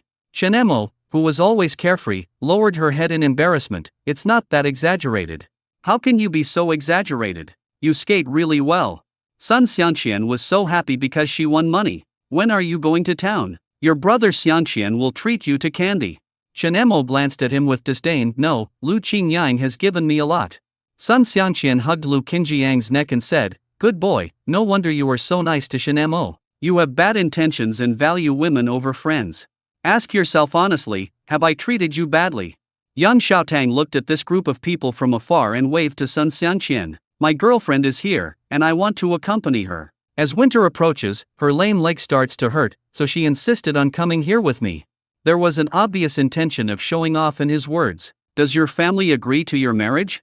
Sun Xiangqian exhaled a breath of white air. No, they don't allow me to marry a girl from the countryside, and besides, I don't mean to dislike her, and I don't care about them, as long as I like her. Chen Emil looked at the girl thoughtfully. Her legs. I've read in one of Master's medical books that acupuncture might be able to cure it. Are you serious? Sun Xiangqian asked again excitedly. You can give it a try, but it won't be cured in 10 days or half a month. You have to persist for a while, maybe it will work. That's great, Chen Emil, if you can cure her, you will be my aunt. Chen Emil rolled her eyes. What aunt? I'm still a little girl. No matter what, as long as you can cure her, I will be at your disposal from now on. If you need anything, just tell me. I told you, you can only give it a try. I've only learned the basics now. Only when you truly come into contact with the science of Chinese medicine do you realize how profound it is and that it takes a lot of time to understand it. Master also said that in the spring, he would take me to the mountains to learn about herbs. I was really worried that I wouldn't be able to remember them. If you can't remember, I'll teach you. I can't say anything else, but Lu Qingyang knows a lot about herbs. In fact, he is looking forward to spring. There are fewer plants here in winter, so his expertise will come in handy in spring. Sun Xiangqian told Yan Xiaotang about this, but she shook her head sadly. Dr. Bao has examined me before. If it could be cured, it would have been cured long ago. Why wait until today? Xiangqian, don't worry about it. Let's go to the hospital in the city to have a look. I'm afraid there is no cure here. Sun Xiangqian went from being excited at the beginning to feeling lost again. Chen Mo, you saw it too. Xiaotang said that Dr. Bao had seen it and couldn't cure it. Chen Mo was very confused. She had clearly seen it in a medical book, so why was her master unwilling to help with the treatment? Lu Qingyang comforted her. Don't be discouraged, there must be other ways. If acupuncture can't cure it, I wonder if his spiritual spring water can cure her legs. No, I have to go ask master what he really said. Chen Mo didn't even want to skate anymore. She took off her ice skates, changed into small leather shoes, and ran to Dr. Bao. Hey, wait a minute, I'll go with you. Lu Qingyang followed her. Dr. Bao did not come to the New Year's Eve dinner yesterday. He said he wanted to spend the new year with his children and wife. My daughter-in-law has turned into a handful of dirt, and no one knows where the child is. He was only holding the items used by the two people. If it weren't for the hope that the child still had hope of survival, Lao Bao would have given up the idea of living long ago. He has had a hard life and has experienced all the hardships that can befall him. Just when he was deeply immersed in grief, he discovered that his good disciple had arrived. Master, I'm here to see you. You look just like Sun Wukong, calling him master all the time. Old Bao, I'm here too. I came in a hurry and didn't bring you any New Year gifts.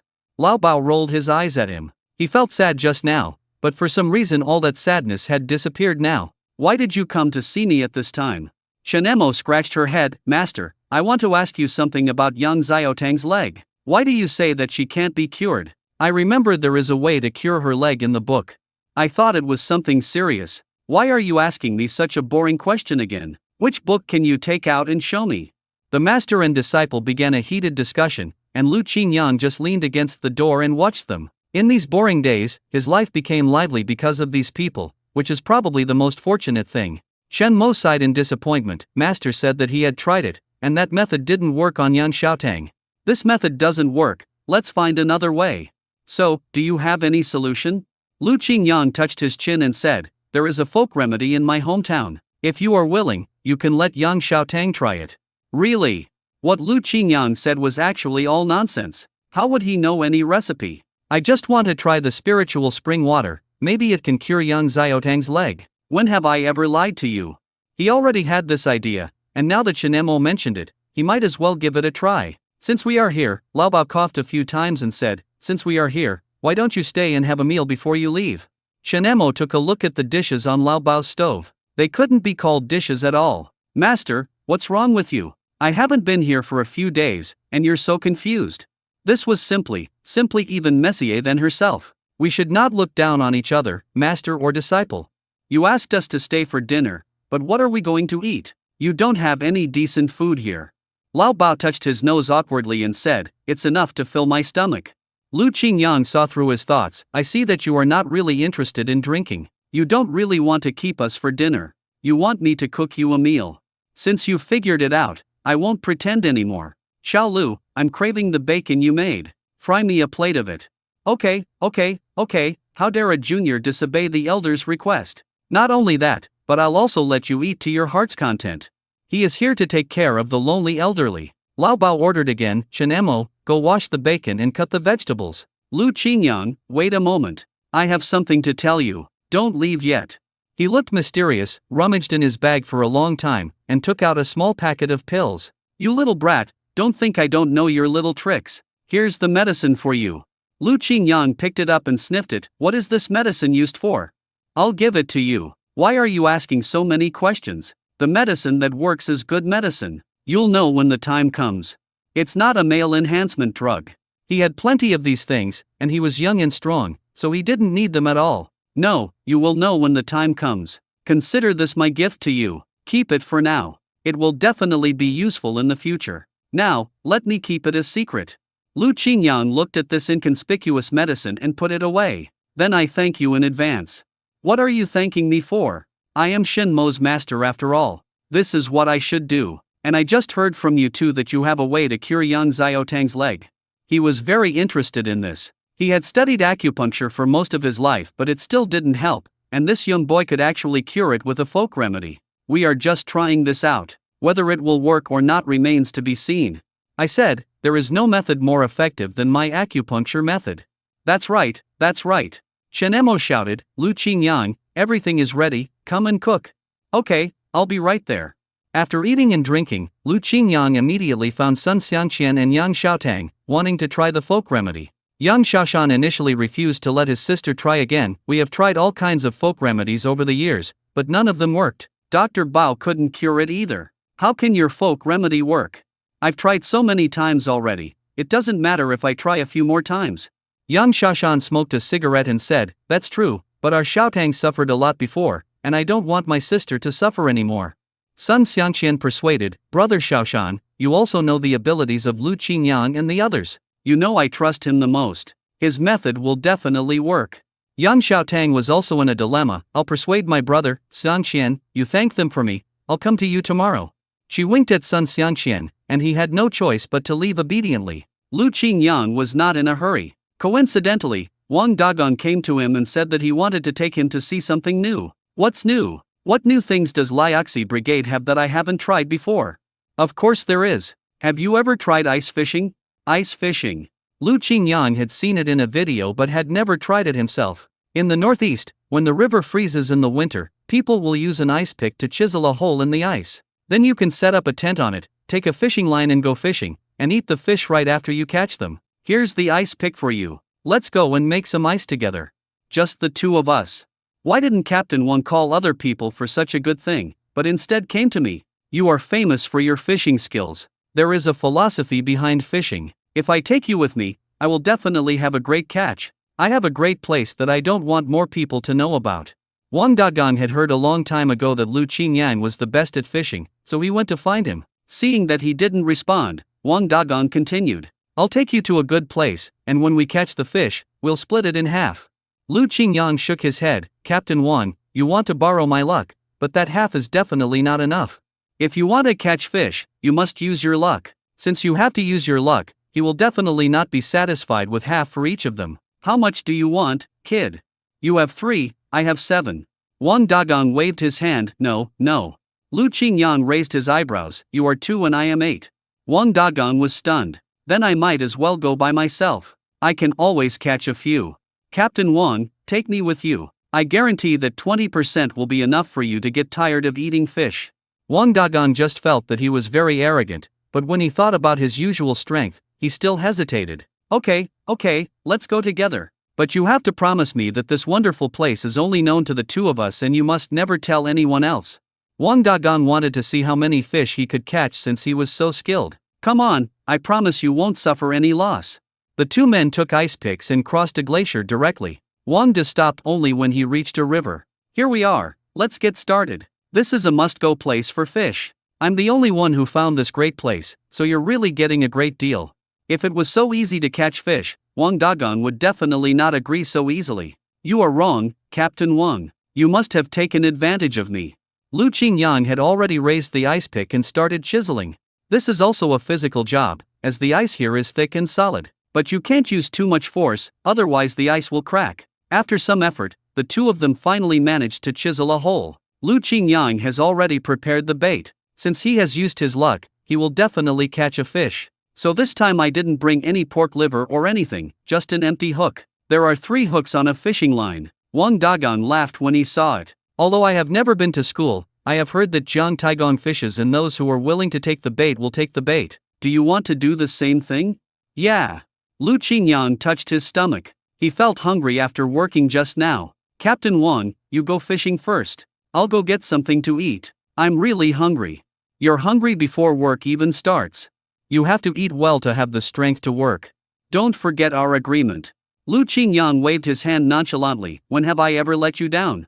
Wang Dagang hissed. This kid did have some luck, but he didn't believe that his luck would always be so good. If they can't catch the fish, there's no point in talking about the 20-80 split between the two of them. Lu Qingyang built a fire by the river, threw the sweet potatoes he brought into it, and watched Wang Dagang fishing with a smile on his face. Wang Dagang turned his back to him and put the fishhook with animal entrails on it into the water, hoping that a fish would take the bait. Although he grew up in Liaoxi Brigade, fishing still depends more on luck. After half an hour, the fishing line in Wang Dagang's hand finally moved, and his frown finally relaxed. Hey kid, just watch the fish take the bait.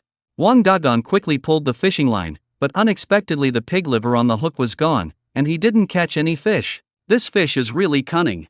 Wang Dagang smiled awkwardly. It doesn't matter. He brought 2 pieces of pork liver today. Besides, today is the 2nd day of the Chinese New Year, so he has plenty of time. His wife asked him to visit his father-in-law's house to pay New Year's greetings during the day, and he said, wait until I catch some fish and I'll bring it over in the evening.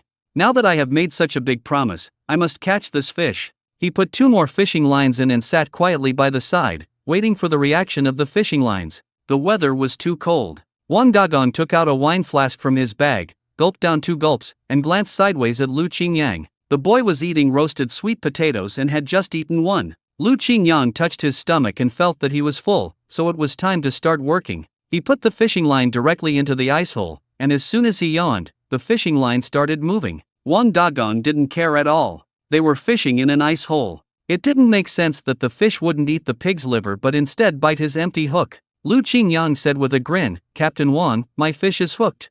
He pulled up the fishing line, and Wang Dagang was dumbfounded when he saw it. Wow, there were 3 silver carps hanging on the 3 hooks. You didn't put up any bait just now. How did the fish get caught? Didn't I tell you? You won't suffer any loss if you follow me. Lu Qingyang spent 30 points of luck on fishing, and now even if he was just sitting here, fish would jump into his basket. He put 3 mullets into the basket. Wang Dagang rubbed his eyes and watched him put the empty fishhook into the water. He pulled up his fishing line again. There was clearly pig liver on it. Could it be that these fish had gone crazy? Wang Dagang didn't believe in evil. He thought this time it must be an accident. Lu Qingyang would not be so lucky next time. Just as he was stunned, Lu Qingyang pulled the fishing line again. Captain Wang, you are right. There are indeed schools of fish here. Look, it's another grouper. Let's grill fish for lunch later. I am the best at grilling fish. If you try my cooking, I guarantee you will be reluctant to leave. Wang Dagang said nothing, but just muttered to himself. How about, Xiao Lu, let's switch seats. My current position doesn't seem very good. Lu Qingyang did not refuse. Okay, let's change it. Wang Dagang breathed a sigh of relief. It must be a problem with the position. He should be able to catch it this time. But soon, he found out that he was wrong again. Lu Qingyang caught the fish again, and every 10 minutes or so, a fish would take the bait. The fish baskets the 2 men brought were already filled with fine-scaled fish. Even if he changed his position, he still got nothing. Wang Dagang also gave up and simply squatted aside, watching Lu Qingyang fishing and helping him. All those doubts just now were completely dispelled. It seems that fishing really depends on luck. The taste of the mullet is very delicious, the meat is tender and has no off flavors, and it can even be eaten as sashimi. The fish caught by Lu Qingyang were of very good quality. Wang Dagang felt grateful that he had brought him along. Now he doesn't feel that he has suffered any loss. On the contrary, he feels very happy. I'm pretty good at hunting, but as for fishing, I'm counting on you. After that, a dogfish suddenly jumped out of the ice hole, and its tail almost hit Wang Dagang in the face. Wow, this fish is really big. Let's make a deal first. This fish belongs to me. I can use it. If there are other fish jumping up from below, they will be yours. Wang Dagong thought happily, now I have the gifts to take to my father-in-law's house. This black-spotted dogfish looks like it weighs more than 10 pounds, and it would be very prestigious to give it to someone as a gift. Lu Qingyang didn't say anything. He just felt that Captain Wang's vision was too narrow and he would definitely jump up with a bigger one later. Until both fish baskets were full and there was no room for the rest. Lu Qingyang sighed, it's noon, I'm hungry. Wang Dagong immediately prepared to make a fire by the river. I'll go make a fire first, you come over later. Just when Wang Dagong left, a black-spotted dogfish weighing about 30 kilograms jumped onto the ice. Lu Qingyang smiled cheerfully. Captain Wang was going to his father-in-law's house to give a gift, and he also wanted to go to Shin Mo's house to give a gift. This 30-pound fish was just right. Wang Dagong had just started a fire when he saw Lu Qingyang catch another big dogfish. Oh my, this guy is so lucky. I must ask him to come over next time I go fishing. He began to process the mullet skillfully, cleaning the scales, removing the internal organs, and then washing it directly in the ice hole. I cut a few pieces of meat with a knife and put them directly into my mouth. It had a unique flavor. Xiao Lu, do you want to try eating it raw? Forget it, my stomach isn't feeling well. He still prefers to eat grilled fish. Oh, when in Rome, do as the Romans do. This is how we eat here. Try it. It's delicious. At his invitation, Lu Qingyang took a bite. Probably because the fish was freshly killed, it tasted really fresh and sweet. But he didn't dare eat too much, as he would be in trouble if he ate too much. But he suddenly thought of a way to cook the fish. It would surely be very delicious if the fish meat was used to make fish porridge. During the lunch break, Lu Qingyang smeared salt on a few cleaned fish, put them on the fire and started roasting them. Brush some honey sauce on it while grilling. The smell aroused Wang Dagong's appetite. Why does it smell so good? Secretly made grilled fish. Captain Wang, you are lucky today. I guarantee you will never forget it after eating it for the rest of your life. It's not that exaggerated. The mullet tastes good no matter how you cook it. Wang Dagong took the grilled fish, sniffed the smell first, and then couldn't wait to take a bite. This taste is truly unforgettable. The people here tend to keep the seasoning simple when eating and are not so particular about it, but the surface of this grilled fish was grilled crispy and the fish meat was also soaked with the flavor of the sauce, which was completely different from the taste of ordinary grilled fish. Coupled with fresh ingredients, it makes the meal even more memorable. It's delicious. It's really delicious. It must be paired with some wine to be more enjoyable. Lu Qingyang also took a sip of sorghum wine and ate a bite of fish. I couldn't help but sigh that these days are really so fulfilling. After eating and drinking, Lu Qingyang continued fishing for a while until the two of them could no longer catch any more fish, and then he stopped. Captain Wang, we agreed that you would take 20 and I would take 80. Let's split it.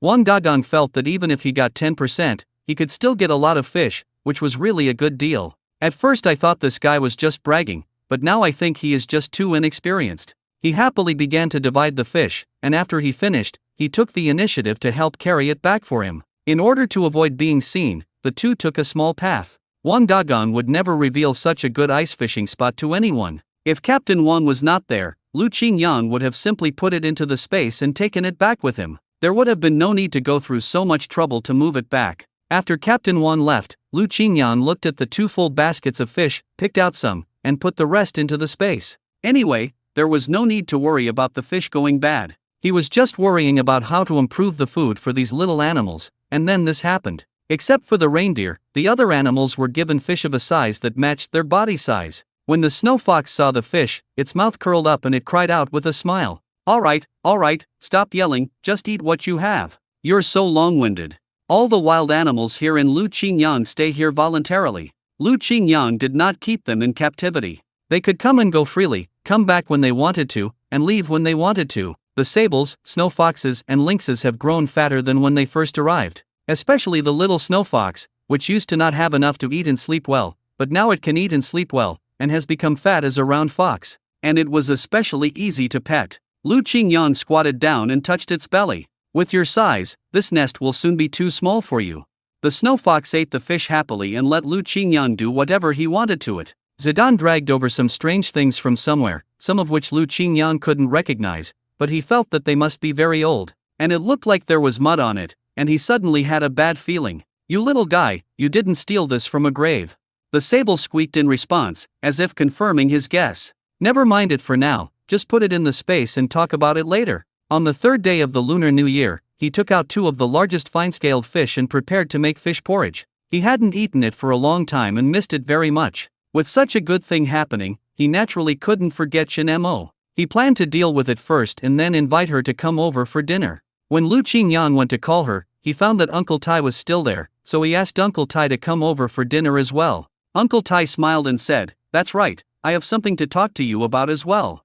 Cut the fish into thin slices. After the porridge boils, add shredded ginger, fish slices, and salt. No other seasoning is needed. A pot of hot fish porridge is ready. There were also a few steamed meat buns he had made earlier on the pot, which went perfectly with the fish porridge. Shen Mo devoured 5 big meat buns and 5 big bowls of fish porridge like whirlwind, and only then did she burp. Lu Qingyang whispered to her, "Happy birthday. I'll come to your place tonight and prepare a surprise for you." Shen Mo's heart was filled with joy. Uncle Tai almost couldn't bear to watch it anymore. Thinking of Uncle Shen's instructions, he still felt a little worried. Would Lu Qingyang dare to marry a girl who eats so much? But think about it, they have no relationship now. Lu Qingyang let her eat and didn't say he was reluctant. If they were married, he would definitely be more generous. Only then did he relax his brows. "Uncle Tai, the fish porridge is cold, try it." "Grandpa, this porridge is really delicious. Please sit down for me from now on." Uncle Tai responded cheerfully, "I don't have that ability." After eating and drinking, Uncle Tai sent Shen Mo and Jean Fong out. "Shen Mo, please take Jean Fong back to my house to get some things." Shen Mo nodded, "Oh, okay." The two chatted and laughed and left. Uncle Tai watched the two people leaving and couldn't help but feel that Shen Mo still had the mentality of a child. "Uncle Tai, what's wrong? Do you want to tell me sometime?" It was just right, he could ask Uncle Tai about the rules in Liaxi Brigade and the procedure for proposing marriage. Uncle Tai hesitated for a long time, and finally smoked a cigarette before slowly saying, "Xiao Lu, do you want a wife or not?" Lu Qingyang was stunned. Could it be that Uncle Tai was also going to propose marriage to him? It's just a pity that he has someone in his heart now, so he will definitely turn this matter down. "Uncle, I'm sorry, I don't agree with any family. I already have someone I like." He scratched his head embarrassedly. "Have you found someone you like?" Uncle Tai sighed. "Oh, this is bad. I'm still a step too late. I don't know how to explain this to old Shin." Lu Qingyang was just breathing a sigh of relief when he suddenly heard Lao Shin and felt strange again. What does this have to do with Grandpa Shin? Why is it none of his business? He asked me to propose marriage to Shin Mo and ask if you are willing to marry Shin Mo. Lu Qingyang blinked, thinking he had misheard. "Grandpa Shin asked you to come here. Isn't it? I've been planning this for a few days, and today I saw a good day and came to you to tell you. Since you have someone else you like, I'll reject you now. I saw that you and Shin Mo had a good relationship, so I thought that you were interested in this girl and thought that she would be a good wife for you. I watched her grow up. She is very capable and has become more and more beautiful in recent years. What a pity, you have no intention, just pretend I didn't say anything today." Uncle Tai sighed. He had said before that he was not suitable to be a matchmaker. As expected, he turned around and prepared to leave. But Lu Qingyang stopped him. "Uncle Tai, don't leave yet. I want this wife." Originally, he was planning to inquire about the details of proposing marriage, but unexpectedly, Uncle Tai actually brought it up. "Ah, are you willing to marry that girl Shin Mo? Are you sure? This is a serious matter, not a joke. Don't do it out of sympathy." "Uncle, I've made up my mind. Aren't you here to propose marriage?" "Yes, but I hope that you two young people can fall in love with each other. After all, a forced melon is not sweet." Lu Qingyang couldn't stop smiling. "My melon is sweet." He planned for a while, thinking about how to start the conversation. "This is great. I don't have to ask the other party, they actually bring it up on their own initiative." But no one knows why Uncle Shin suddenly came to his senses and actually asked Uncle Tai to propose marriage. When Uncle Tai heard this, he immediately smiled and said, "This is a great event. I have always felt that you, Xiao Lu, are suitable to live here. If you marry a girl from here, you will become a local." Lu Qingyang scratched his head embarrassedly. "Then I really spoke too early." "That's great, Uncle. I have something else I want to ask you about the custom of betrothal gifts." Uncle Tai waved his hand and said, "We are not so particular here. If you have money, give some. If you don't, forget it. As long as you treat the girl well, it's better than anything else. This is certainly natural, but etiquette cannot be neglected. They should be pretty much the same." Uncle Tai thought for a while and said, "Let me tell you. I'll make a note of it." Even Lu Qingyang himself didn't expect that he would get married so soon. He also tried to make a small piece of cake with flour and give it to Shin Mo as a surprise when she came. She usually likes to eat sweets, so she must like cakes very much. Until Uncle Tai finished speaking, Lu Qingyang nodded thoughtfully. Suddenly, hurried footsteps were heard outside. Grandpa, big brother, it's bad, Sister Shin-mo. Sister has been taken away. What? Lu Qingyang stood up suddenly. What? How could Xiao Moli be taken away? She seems to be very strong, and ordinary people should not be her match. Jean Feng stammered, she followed that person voluntarily. I saw, she looked like my second uncle who came last time. Lu Qingyang had a bad feeling in his heart. How could such a thing happen at this critical moment? Looking back at what happened before, Shen Jianming definitely had bad intentions. But what he couldn't understand was why Shen Mo followed him for no apparent reason. She had always been wary of Shen Jianming. When did they leave? Not long. Which direction? There. Lu Qingyang immediately led the horse out, jumped on its back, and ran in that direction. Because of the snow, the horses didn't run very fast, but at least they were faster than walking. Shen Jianming finally tricked Shen Mo into a deserted place. Second uncle, you said you knew the whereabouts of my father. There is no one here anymore. You should be able to tell me, right?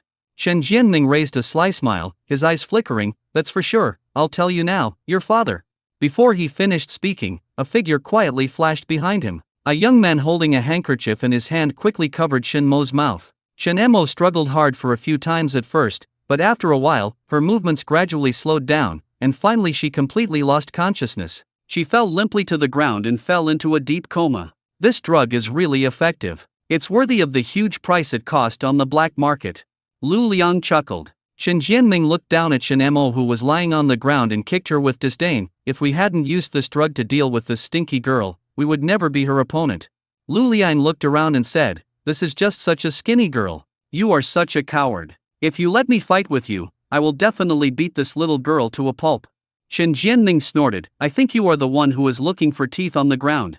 Since the soft approach didn't work, he chose to use the hard approach. He knocked his little niece unconscious and carried her directly to the old widower's bridal chamber. The matter has been settled, and it is useless for his stubborn father to feel sorry for him. He can also get a large sum of betrothal gifts and count the money happily. You can't blame anyone else for this. You can only blame your own father for being too stingy. Shen Jianming quickly dragged Shen Mo onto the donkey cart. Time was running out and they had to get her away from here quickly. Although this place is remote, it is not far from Liaoxi Brigade. I will go that way to hide from others, and you take her secretly through the side road.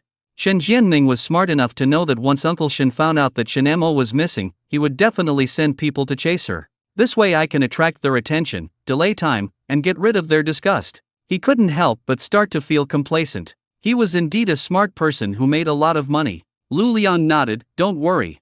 Go find my husband for help. Remember, don't take the wrong road. I see. You are still not confident in my work. Shen Jianming kicked him and said, when have you ever been reliable? Put away your little tricks. The old widower wants a virgin. Otherwise, you won't get any money, and you won't get a penny. Lu Liang touched his nose guiltily, no, I dare not. Shen Jianming then turned around and left, preparing to walk around Liaoxi Brigade a few times to completely get rid of suspicion. When Lu Liang was driving the donkey cart, he was thinking about money at first, and he could still suppress the urge in his heart. But when he passed by an abandoned wooden house, he could no longer control himself. He just touched it and didn't do anything else, so no one should be able to notice. The speed of the donkey cart gradually began to slow down. Seeing that there was no one around, Lu Liang prepared to take action with a lewd smile on his face. Oh, look carefully, this little girl is pretty. Let your uncle treat you well. His dirty hands were raised in the air when Shen Mo's hand suddenly reached out and grabbed his arm forcefully. She sat up suddenly and asked seriously, what do you want to do? Lu Qingyang quickly spotted Shen Jianming while riding his horse. It was strange that he was alone. Shen Jianming strolled leisurely, as if nothing had happened. Lu Qingyang didn't say a word, just grabbed his collar and punched him in the face twice. Shen Jianming, you shameless man, you kidnapped your own niece, tell me where you took Shen Mo. Shen Jianming was caught off guard. He didn't expect that the brat would actually take direct action against him. He felt something foreign in his mouth, and a smell of rust suddenly filled the air. Shen Jianming spat a few times and spat out two big teeth. Which eye of yours saw me abducting Shen Mo? She is my niece, how could I harm her? We are relatives after all. Shen Jianming shouted loudly, come quickly, everyone, come and see, the educated youth from Liaoxi Brigade beat me up, and I vomited blood. This shameless thing has started to play the trick of crying thief. Shen Jianming had a bad reputation, and Lu Qingyang was a famous hunting expert in the production team, so everyone was naturally willing to stand on Lu Qinjiang's side. No one paid any attention to Shen Jianming's accusations, and no one showed any sympathy when they saw him with blood all over his mouth. How dare you say that? You and old Shen have severed ties a long time ago. You've been running to Liuxi Brigade these days. What are you thinking? Do you think we're all fools and can't see it? That's right. Where did Shen Mo go? Tell me quickly, or I'll ask the police to arrest you. Hearing the police, Shen Jianming's heart trembled. It's unfair. I really didn't take her away. She grew legs on her own. How could I catch her? You all know that my niece is very strong. How can I beat her with my body? This is indeed very suspicious. No one can beat Shen Mo. The villagers around him said suspiciously, maybe he went to play in the mountains again. At this moment, Uncle Tai arrived with Jinfeng, panting. Jin Feng shouted, I saw it, it was him, you were the one who tricked Sister Shen Mo away, you bad guy. Where is Sister Shen Mo? She kicked him, but Shen Jianming naturally didn't feel any pain. You guys are really going too far. This kid just made up a few random words and you believe them. I said there is no such thing, so I mean it is not true. If you have the guts, beat me to death. Shen Jianming was thinking in his mind that Lu Liang should have walked most of the way by now and would soon meet up with his wife. If he delays a little longer, as long as he sells her to the old widower, Shen Mo will be helpless and this group of people will never be able to find her. Lu Qinjiang's face became increasingly gloomy, and even Uncle Tai saw him like this for the first time. Jin Feng sensitively sensed the cold aura emanating from her older brother, as if the air around them had solidified and the temperature had dropped suddenly. She couldn't help but shrink behind her grandfather, fear written all over her little face. Lu Qingyang sneered, fellow villagers, please go away first. I have some personal matters that I need to ask him alone. The villagers looked at each other, as if they knew what Lu Qingyang was going to do. Uncle Tai gently patted the back of Jinfeng's hand, indicating that she didn't need to be afraid, and then he pulled her away from the crowd silently. Seeing this, the surrounding villagers also dispersed. Lu Qingyang gently pulled Shen Jianming up from the ground. Shen Jianming had a bewildered look on his face, but was secretly delighted in his heart, thinking that they were really moved by his words. Hee, that's right. If you are polite to me, it will definitely benefit you in the future. He smiled proudly. Who knew that Lu Qingyang suddenly moved swiftly and tied his arms tightly? Lu Jianming still has some skills and is stronger than ordinary people. Faced with the young man in front of him, he was powerless to resist. What do you want to do? Lu Qingyang remained silent, just silently tightened the other end of the rope and jumped onto the horse's back. Of course I'll take you to find Shen Mo. If you can't find her, I'll let you enjoy it. Let me tell you first, my skills are not that good. If it hurts, just bear with it. Lu Qingyang immediately patted the horse's butt, and the horse immediately raised its head and galloped forward. No, help me, you are just watching him kill. Before he could utter the word person, Shen Jianming had already been dragged out and started to rub against the snow. Fuck, you beast, is this something a human would do? Shen Jianming's open mouth was full of ice chips, and his whole body was rubbing against the snow frantically. He wanted to break free from the rope, but he didn't know what kind of knot the other party had tied, and he couldn't untie it no matter how hard he tried. If you tell me, I'll let you go. If you don't. Lu Qingyang patted the horse's butt again. Shen Jianming felt that his nickname was about to be revealed here, and he shouted in a hoarse voice, help. The villagers pretended they saw nothing and closed the door silently. Shen Jianming suddenly discovered that there was a stone not far away. If he hit the stone, he would definitely lose his life. This guy is a lunatic. Madman, you are crazy. If I die, even if I die, you won't be better off. Lu Qingyang did not slow down because of this, but instead made the horse run faster. I'll tell you. Isn't it enough for me to tell you? Please let me go. Shen Jianming felt that the time was almost up and this brat would certainly not be able to change anything, so he might as well slip away while he let his guard down. Lu Qingyang finally slowed down, and at this time Shen Jianming's face was only 1 meter away from the stone. He breathed a sigh of relief. If he hadn't been wearing thick clothes, his body would have been rubbed. I'll tell you everything. Don't do this anymore. Hurry up and tell me. Shen Jianming stammered, I really didn't kidnap my niece, but I saw her leaving with a man. She must have eloped with some wild man, just like her shameless mother, she ran away with someone. That's it. Lu Qinjiang's brows furrowed tighter and tighter. Is there a single word of truth in your mouth? If not, I don't mind continuing. No, what I said is true, you must believe me. Lu Qingyang didn't have time to waste with him. Where did you see it? That's it. Shen Jianming pointed to the deserted place just now. She's having a secret meeting with a strange man. Her mother has already secretly married someone, so how can her daughter be good? I advise you not to bother with these thoughts. Just at this time, Uncle Shen heard about this and was brought over by Uncle Tai. What a sin! What a sin! Shen Jianming, tell me where you took Xiaomo to. Bah! You blind man, you are talking nonsense. Why would I kidnap her? Don't think I don't know that you just want to marry Xiaomo off in exchange for a gift.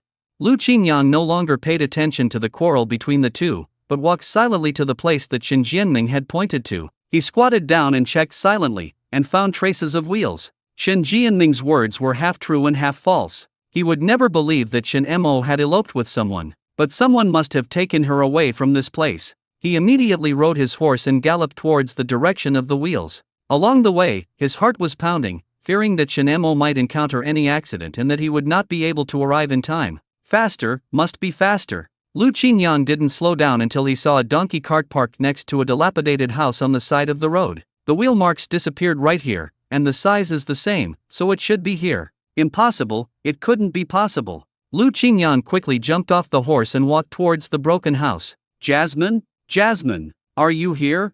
All I could hear was a man who was beaten like a pig lying on the ground groaning. Oh my aunt, please stop hitting me, please stop hitting me, help me, help me. Shen Mo stepped on his back, and Lu Liang felt a fishy and sweet taste in his throat, and spat out a mouthful of blood. If you fight again, someone will die. Shen Mo looked fearless. I'll beat you to death. I heard everything you said. It turns out you and Shen Jianming are going to be sold out. Shen Mo was so angry that she stepped hard, causing Lu Liang to scream in pain. Lu Qingyang breathed a sigh of relief. He had already prepared himself mentally for the worry just now, but he didn't expect that he was just overthinking it. Yes, Shen Mo's fighting power is still very high. When Shen Mo looked up, she found Lu Qingyang coming towards the sunlight, and her nose couldn't help but feel sore. Lu Qingyang, why are you here? How did you find me? Lu Qingyang took several steps forward and took her into his arms. I was scared to death. Fortunately, you are okay. Shen Mo forced a smile and said, how can I be in trouble? I am the fighting king of Liuxi Brigade. No one can hurt me. Lu Liang wanted to stand up, but he felt that his body was broken and he was in pain all over. But she was frightened by Lu Qinjiang's look and fell to the ground. If his hand touches you, I will be crippled. I didn't even touch her. He had just stretched out his hand, before he could even touch a strand of hair, when he was pinned down and beaten to death. This is not a job that can make money, this is a job that can kill you. Lu Liang's face was bruised and swollen, and he looked so funny that he wanted to cry but couldn't. Just let me go. I won't pursue the matter of her beating me. Shen Mo rolled her eyes. You teamed up with Shen Jianming to kidnap me, and you want me to let you go. Lu Qingyang narrowed his eyes and stepped hard on Lu Liang's hands several times. He felt his fingers were broken. I was wrong. I won't do it again. If you tell me the truth, I can consider letting you go. Lu Qingyang squatted down and stared into Lu Liang's eyes. He felt so scared that his whole body went hairy. What truth? Lu Qingyang said nothing, but just kept glaring at him. I told you, I confessed everything. Shen Jianming instructed me to do this. He told me to send the girl to meet He Xiaozi, and then let He Xiaozi send her to the old widower to raise the price. I was just an errand boy. I really didn't have any bad intentions. Lu Liang hurriedly distanced himself from the matter. Shen Mo held her dizzy head. Even after being knocked unconscious, she still retained a trace of consciousness. On the donkey cart, she kept pinching her palms, and then she gradually regained all consciousness. She wanted to see where Shen Jianming was going to sell her, so she went to make a big scene. Unexpectedly, halfway through, Lu Liang had evil thoughts and took the opportunity to teach him a lesson. You are talking nonsense with your eyes open. If you don't have any bad intentions, why don't you stop here? She looked at Lu Qingyang aggressively. Just now, my mouth was covered by a handkerchief, and I lost consciousness immediately. Lu Qingyang snorted coldly. Good fellow, you still have drugs. After saying that, he kicked Lu Liang hard a few more times, and deliberately attacked key parts, causing him to suffer excruciating pain. I did have this thought in mind, and I deserve to die. Oh my god, it really cost me my life. Lu Qingyang touched his chin and asked, you said you were going to meet He Xiaozi. Where are you going to meet? It's not far away, less than 3 or 4 miles from here.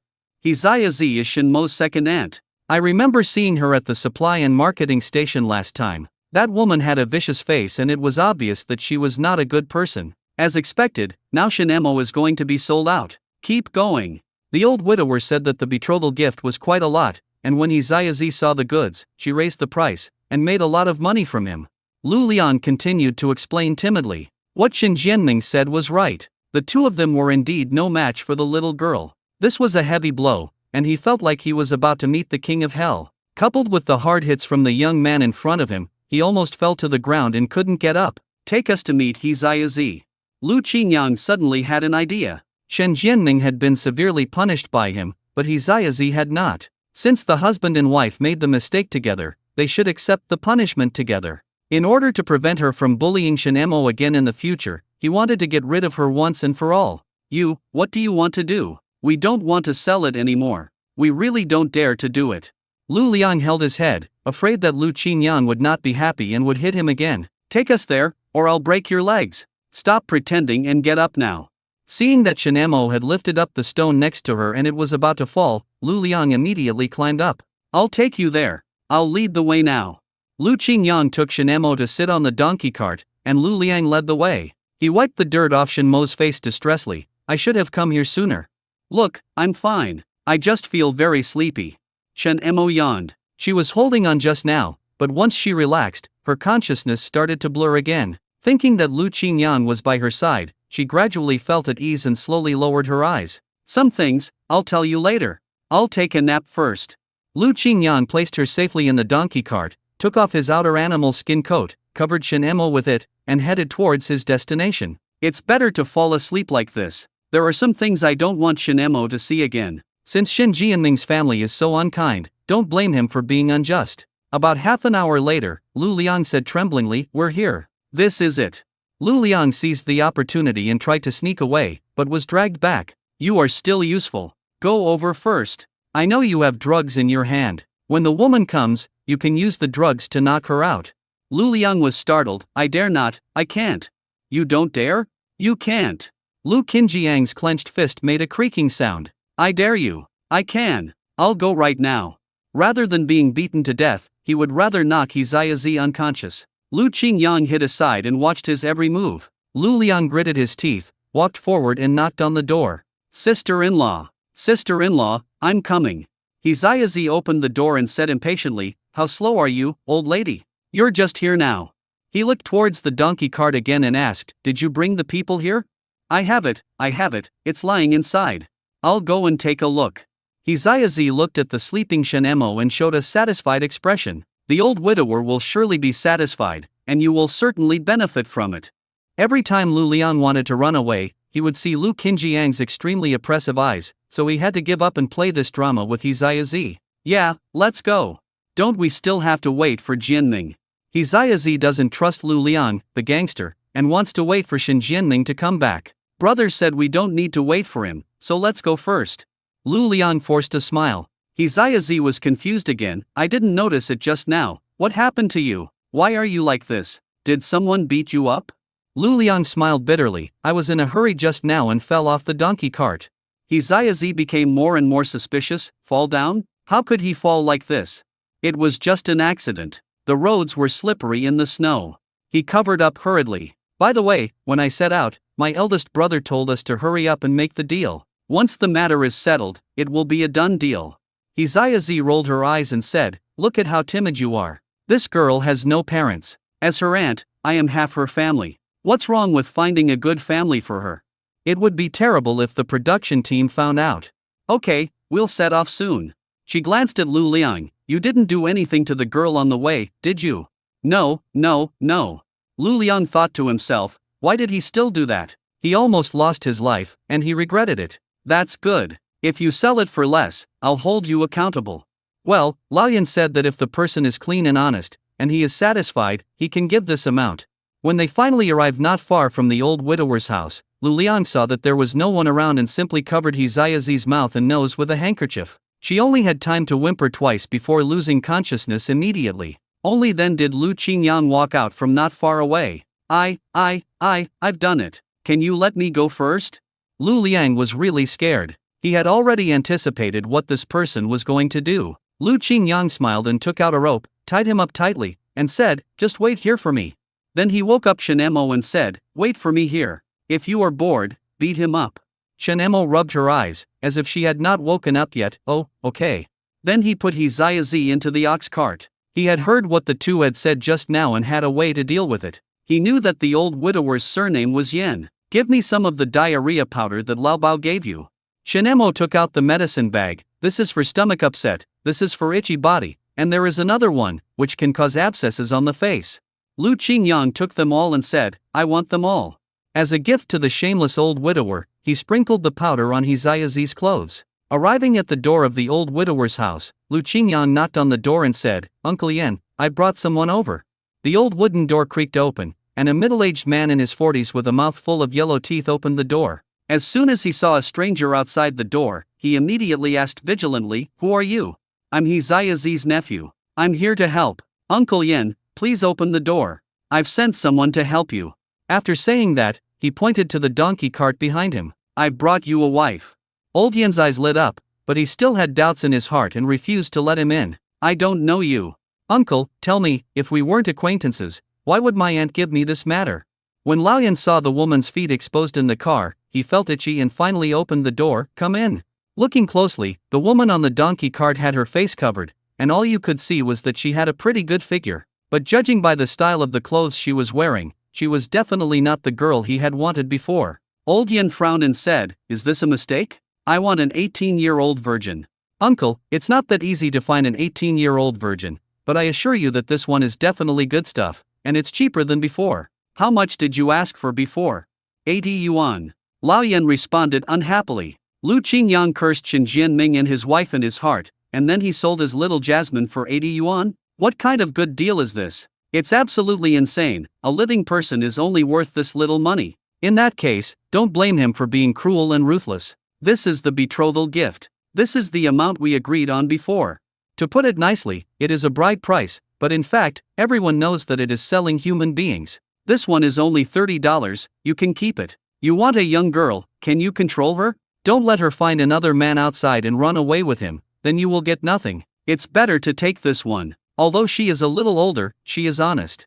Old Yen frowned, seeming very dissatisfied with what he said. I want a little girl, he repeated. Lu Qingyang scratched his head and said, $20, you can keep this person. Lao Yen was tempted. 20 yuan is enough to buy a woman? This is really cheap. Is this true or false? There are people here, how can it be fake? Just tell me, at that time, the landlord couldn't buy a person to work for 20 yuan. Is it cost effective? Old Yen nodded thoughtfully, okay, but I have to see what it looks like before I can decide. Lu Qingyang held his hand and said, What? It's so cheap, and you're still being picky. If you want to do this, I'll just drag the person away. There are plenty of other people who want him. Because of the preference for boys over girls, there were originally few women in several production teams. Lao Yen gritted his teeth and said, No, I'll give you 20 yuan, and you can stay. Lu Qingyang smiled, okay, keep it and enjoy it slowly. He lowered his head and took out a pill from his bag. I have something good here. If you take this, it will last longer and you can have more sex. If it doesn't work, I'll double the compensation. So effective. It's on sale now, only $5, do you want it? Old Yen had no doubt about it, but he was extremely anxious. He hadn't vented his anger for many years and was becoming increasingly impatient. $5 is $5, just go. Lu Qingyang left his men behind and left, pulling the donkey cart and whistling. If you still want to sell Shenemo, why not sell Hizayazi first and see how she behaves? As soon as Shenemo saw Lu Qingyang coming, she came up to him and asked, What were you doing? What took you so long? Go teach the people who bullied you a lesson. Don't worry, I'm here, no one will dare to bully you anymore. Shenemo smiled and looked at Lu Liang beside her. Then, what about him? Lu Liang had just been beaten up by Shenemo again, and his face no longer looked human. Lu Qingyang smiled grimly. Do you want to redeem yourself from your crimes? Lu Liang wanted to cry but had no tears. He had just helped to sell out Hizayazi, and who knew what these two evil spirits would ask him to do next. But in order to save his life, he could only nod heavily. What else do you want to do? As soon as the old widower saw the man leaving, he put the pill into his mouth. What are you waiting for? I can't wait. He took great effort to move Hizayazi onto the Kong. This woman is quite heavy, look at her butt, hee. He gave a lewd smile, the drug began to take effect, and he pounced on her impatiently. Only then did he see clearly that the woman on the bed was none other than Hizayazi. But the arrow is on the string and has to be shot, and Old Yin can't care less. He has already spent $20 to buy this woman, and no one can stop him even if God comes. He fell into a complete coma and had no idea what was happening. Lao Yan started exercising, and after half an hour, he felt he could do it again. This brat, he didn't lie to me about this, the pills are very effective. But then, Lao Yan's body began to itch, as if thousands of insects were biting him. He, who was in a coma, was also feeling uncomfortable. The medicine powder got on her body and woke her up because of the itch. When she opened her eyes, she saw an old man with a mouth full of yellow teeth standing on top of her, and she was so scared that she almost fainted. Lao Yan felt itchy and painful all over, but the medicine was too strong and he couldn't stop taking it. The woman was ignorant and cried so much that she gave him a splitting headache. Old Yan slapped her hard. "You shameless bitch, I spent $20 to buy you, so be obedient. Even if I send you back now, Shen Jianming doesn't want you anymore, so just stay here and be my wife." Seeing that it was useless no matter how she made a fuss, He could only cover her face and cry. At this moment, Liaxi Brigade. After being beaten up by Lu Qingyang, Shen Jianming thought that since he had delayed for so long, the matter over there must have been accomplished. Even if we find Shen Mo, it's too late to save her. He also didn't intend to let Lu Qingyang off. This brat almost ruined his good fortune. "Dad, don't blame me. Your granddaughter has married into a good family. She will not be treated badly. At least she will have enough food to eat." Uncle Shen was so angry that he almost fainted. "What a sin, you debt collector. How could I have given birth to a good-for-nothing like you? If anything happens to Xiaomo, I will not let you go." He pounded the ground hard with his crutch, wanting to fight Shen Jianming to the death. Shen Jianming said nonchalantly, "Look at what you have become now. When you were young, I was afraid of you, but now you may not be able to beat me." When he was about 20 years old, he was beaten by Uncle Shen every day. Seeing him at that time was like a mouse seeing a cat, and his legs went weak at the sight of him. Now the old man is blind and his legs and feet are not good. What is he afraid of? Uncle Shen was so angry that he covered his chest and staggered back a few steps. If Uncle Tai hadn't given him a hand, he would have probably fallen headfirst to the ground. But it's not much better now. Uncle Shen has fainted from anger. Familiar villagers hurried to the infirmary to find Dr. Zhu. Seeing him like this, Shen Jianming was not worried at all, but became happy instead. "You old immortal, don't you miss your eldest son, your youngest daughter, and your old woman? You can go downstairs to see them. It's better to die. No one will bother him after he dies. He can make whatever decision he wants regarding Shen Mo's marriage." Just when he was feeling smug with his pig-headed face, he was kicked hard in the back and fell flat on his face. Who is that blind thing?" As soon as he saw it was Lu Qingyang, he shrank back again. "You're back." Looking back, he found that Shen Mo was also standing behind him, and next to her stood Lu Liang with a bruised face and nose. You. He realized that Lu Liang must have been delayed on the way and failed to send Shen Mo over successfully. "I knew you were unreliable," he yelled at Lu Liang. Shen Jianming knew that he no longer had any bargaining chips in his hands. The more arrogant he was just now, the more guilty he felt now. When she saw Lu Qingyang, she remembered how he had been beaten and cried for his parents just now, and her whole body couldn't help but tremble. "I say, Lu's hiking, since the person has been found and I have learned my lesson, let's just forget about this matter. Now you remember to say something nice. How arrogant you were just now. Didn't you want to piss off Mr. Shen to death? He is my father. I dare not make him angry to death."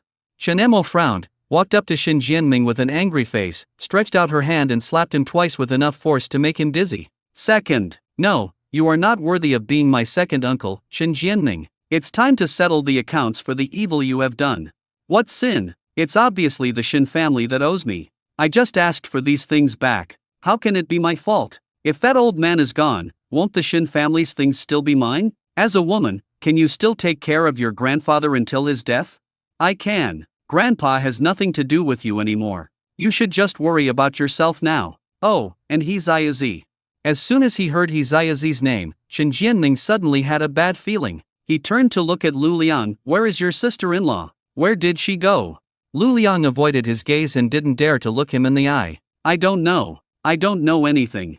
He knew very well what he should admit and what he should not admit. Shen Jianming beat his chest and stamped his feet. When he saw the production team leader Wu coming, he immediately stood up. "Captain Wu, you have to make the decision for me. Look at the educated youth in your team. They are so brutal that they beat me like this." Captain Wu touched his nose and looked at Lu Qingyang meaningfully. As they looked at each other, he had already figured out how to deal with it. "I heard that you tried to steal the production team's horse and fell off the horse." Shen Jianming's eyes widened. It was obviously me who was beaten up by Lu Qingyang. "Captain Wu, you are clearly trying to protect the people in your production team. How could you do such an unfair thing? Believe me or not, I will report you to the commune.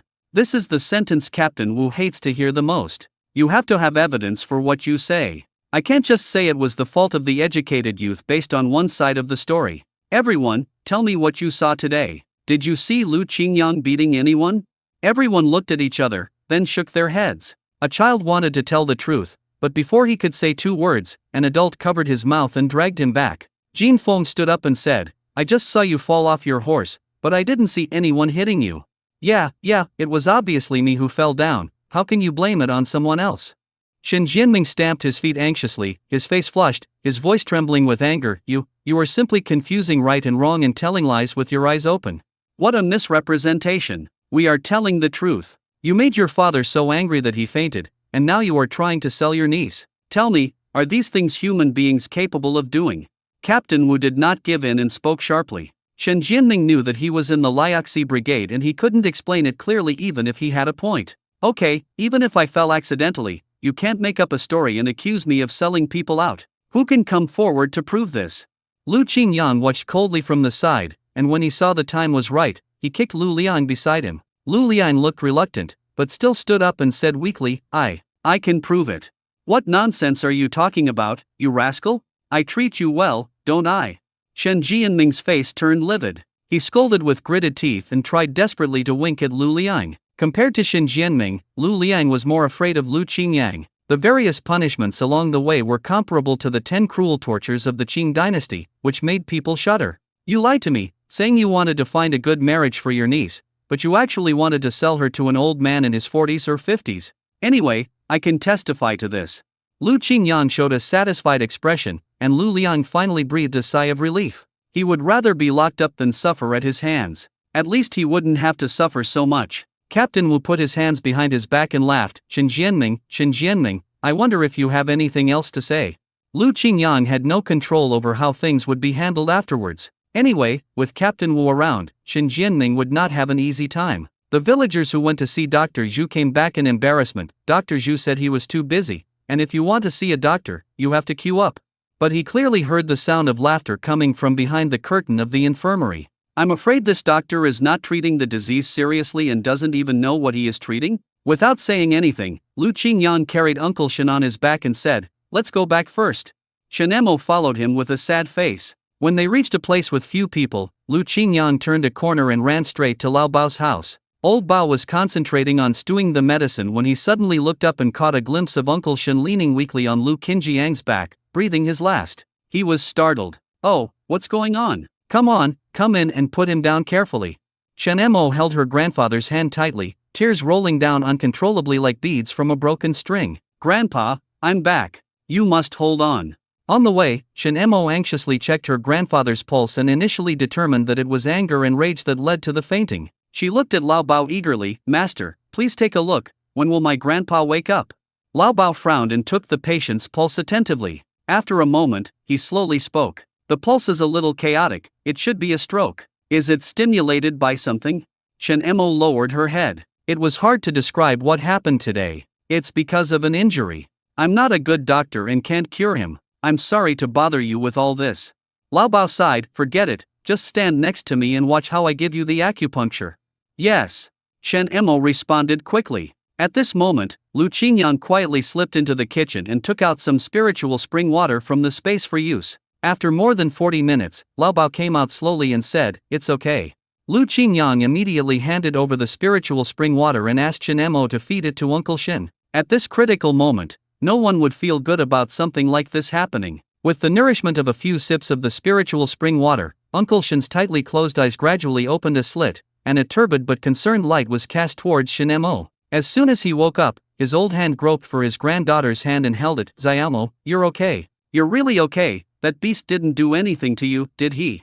Shen Emo choked up and cried, gently shaking her head. Grandpa, I'm really fine, I'm fine, thanks to Lu Qingyang, he arrived in time to help me.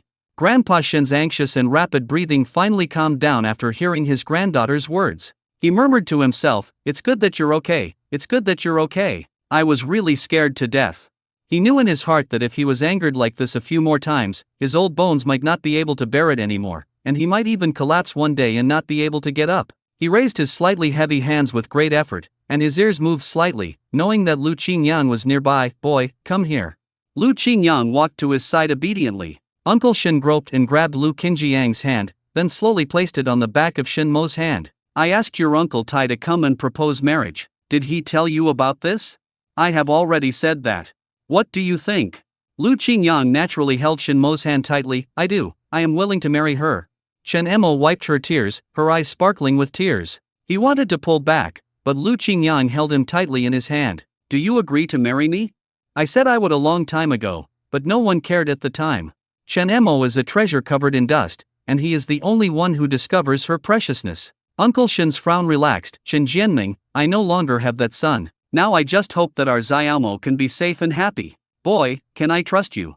Leave Shen Emo to me. Don't worry. I will feed her until she is plump and white. I will protect her well and won't let her suffer any sin." "You are such a sweet talker, kid. I don't know if what you said is true or false." When Shen Emo heard these words, her face turned hot involuntarily. He was also afraid that Lu Qingyang would go back on his word because of what his grandfather said. "Grandpa, Lu Qingyang is usually very nice to me, don't say that to him." Uncle Shin didn't know whether to laugh or cry. "I haven't married him yet, but I'm speaking well of him." Of course, although he couldn't see Lu Qinjiang's usual actions, he could feel it. "Otherwise, he would not have been chosen as my grandson-in-law. Although I don't like educated youth, you are different. You must not let me down." "I will never let you down, just leave Shen Emo to me." "That's good. In that case, when do you plan to hold your wedding?" Uncle Shin was really scared, especially after what happened to Shin Jianming. He knew that his son was a good-for-nothing, but he never imagined that he had become so cruel and insane. Shen Emo is a simple person. If she doesn't have a powerful and strong person to protect her, her future life will definitely be difficult. Originally, he was reluctant to let go of Shen Emo, but now he is eager for Lu Qingyang to marry her as soon as possible, so that he can finally put an end to the matter in his heart. Lu Qingyang scratched his head embarrassedly. "No matter what, it has to be after the spring. It's troublesome to hold a wedding in winter." Okay, just after the spring.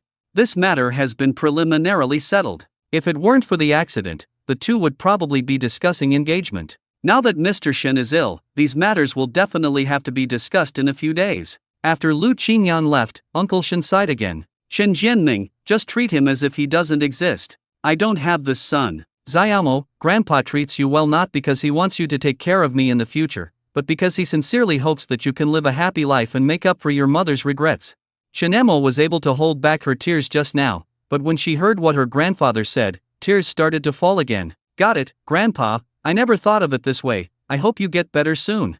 Lao Bao said that Uncle Shen needed acupuncture every 2 days. He would do it himself for the first few times, and after Shen Emo learned it, he could teach her. After returning home unwillingly, my second uncle Shen Jianming could not find his wife Heziazi anywhere. Thinking of what Lu Liang said, his bad premonition became stronger. It was not until Heziazi ran back home crying that the couple, with bruised faces and noses, hugged each other and cried bitterly. "Shen Jianming, where did you die? Why did you come back just now? Look at me like this, and you know what happened to me. Why didn't you accomplish this? You're blaming me. Do you know who knocked me out? It was Lu Liang, your so-called reliable brother." Thinking of this, she felt more aggrieved. Thinking of everything I experienced at Lao Yan's house, I couldn't help but dry heave. "What's wrong with you? You can't be a clam giving birth to a pearl, can you? Why would I give birth to you? Our son and daughter are already grown up. Why would I give birth to another child?" She finally escaped from Lao Yan. Old Yan was still shouting that he spent 20 yuan to buy her back. It's a joke that Heziazi is only worth 20 yuan. She opened the cabinet tremblingly, ready to take out the money she had saved to shut the old widower's mouth. But the cabinet where the money was originally kept was empty. "Where's the money? Where did the money go?" Shen Jianming felt guilty. "Isn't it just money? I will earn it back for you sooner or later." "You, Shen Jianming, do you have any shame? After I followed you, did I have a good day? It was all these bad things. You actually took away all the money I saved. What did you do with it?" "I didn't. I just thought that money can make money, right? I wanted to trade it on the black market." His voice became lower and lower until he lowered his head guiltily. "Then what? It's all a loss." Heziazi sat down on the ground, beating her chest and stamping her feet. "You want to make me angry, right? What little hope I had left was all gone." She started punching and kicking Shen Jianming, Then after she came to her senses, she quickly started packing her bags, wanting to go out and hide for a while. At this time, Laoyan came to the door in a swagger, scratching his whole body. Ziazi, are you home? Didn't we agree that I would let you go only if you paid me? I tell you, you can run away, but you can't run away from the temple. If you don't have money, you old woman should just stay at my house. It's better to follow me than to follow Shen Jianming, a loser. Don't tell me, old lady Su is quite energetic. When Shen Jianming heard this, his whole body turned red. What do you mean? Old Yin didn't hide anything and shouted directly, you useless bastard, I told you your wife tastes good, just let her follow me. Shen Jianming was a loser. Upon hearing this, he jumped out immediately and started to wrestle with Laoyan. I don't mind your wife being so dirty, but you're hitting her. The two of them started fighting with kicks and punches. Ziazi felt embarrassed and hid in the house with her face covered. She really couldn't afford to lose face like this. Just then, there was a knock on the door. It turned out that Shen Jianming had secretly escaped from the Liaxi brigade and had been discovered by the militia. They planned to take him directly to the police. Let me go, what have I done? The militia captain snorted coldly, Lu Liang has confessed everything just now, you can just wait to go to jail. Not only did you abduct and sell women, you are also suspected of speculation and profiteering. Come with us now. When Shen Jianming was taken away, he was still yelling, Ziazi, wait until I come back and I'll settle the score with you. Ziazi looked at the messy yard and the disheveled house and couldn't help bursting into tears. It's gone, everything is gone. What is she doing so shamelessly? Laoyan patted the mud on his trouser legs and said, you should come back with me, and let's live a good life. Ziazi stood up suddenly and bit Laoyan like a mad dog. Old Yin waved his hand in pain and slapped her hard, you bitch, I don't have the patience to argue with you anymore. If you don't have money, just follow me back to pay off your debts and serve me. Look, you don't know what disease you have. After I touched you, I felt itchy all over and had a stomachache. I don't even dislike you, so just be happy. Ziazi, who had always had a sharp tongue, was so upset that she couldn't utter a word. Only her crying could be heard in the yard. What else can I do now? In order to avoid being beaten, I can only follow Laoyan back. As long as the Green Mountains remain, there will be no shortage of firewood. Shen Emo never dared to tell her grandfather about what happened to Shen Jianming, for fear that he would be upset again. She could only pretend that nothing happened. Afterwards they heard that Shen Jianming had been sent to the police and was charged with speculation. Ziazi ran away with another man, and her cousin, whom she had hardly seen, lost all face. Of course Lu Qingyang would not tell Shen Emo that he was the one behind all this. Ever since Shen Emo saw Ziazi that day, his face looked a little strange, and he had already started to make plans. Knowing that this excellent couple is always a scourge to Shen Emo, so he found a way to contact Kong Laoliu and asked him for help. Kong Laoliu was reluctant at first, we are all serious businessmen, we don't do things that harm others. Lu Qingyang said calmly, you are already doing business on the black market. You are engaged in speculation. How are the goods I gave you before selling? Upon hearing this, Kong Laolia became excited. Who would have thought that the effect would be so good? The sales are really good. We can have a prosperous new year. Of course, I still have to thank you, little brother. If you have any good goods, just bring them to me. I will buy them all at a high price. With the things in Lu Qinjiang's hands, he could make a lot of money even if he didn't set up a stall in the black market. He has a regular customer base, and Lu Qinjiang's products are of high quality and have excellent effects. Thinking back to the previous few aphrodisiac pills he had sold at extremely cheap prices, he felt deeply regretful. Later, I simply raised the unit price, and unexpectedly, someone was willing to pay for it. Although it is a crime to trade on the black market, as long as you have someone in high place, they can make it seem like something black is white. It was because of Lu Qinjiang's pill that he got in touch with a connection. Now Lu Qingyang is like a living ancestor to him and he has to be worshipped and coaxed. If you do me this favor, I still have some goods here. If you don't help, forget it. My goods are of good quality and I won't have to worry about sales. Hey, don't go. I promised you, isn't that enough? Tell me first, how should I do it? Lu Qingyang touched his chin and said, you are a businessman, so you should have more ideas than me, right? It's this person. You let him do business in the black market. You can give him some benefits at the beginning, but in the end you will make him lose all his money. Brother Lu, you have a very dark heart. What's going on? Is this an enemy? That's about right. If you can accomplish this, my pills will only be sold here. Not only that, but I will also sell other tonics with excellent effects. I will also sell the good stuff I got here. What do you think? Kong Laolia rolled his eyes and said, okay, leave this matter to me.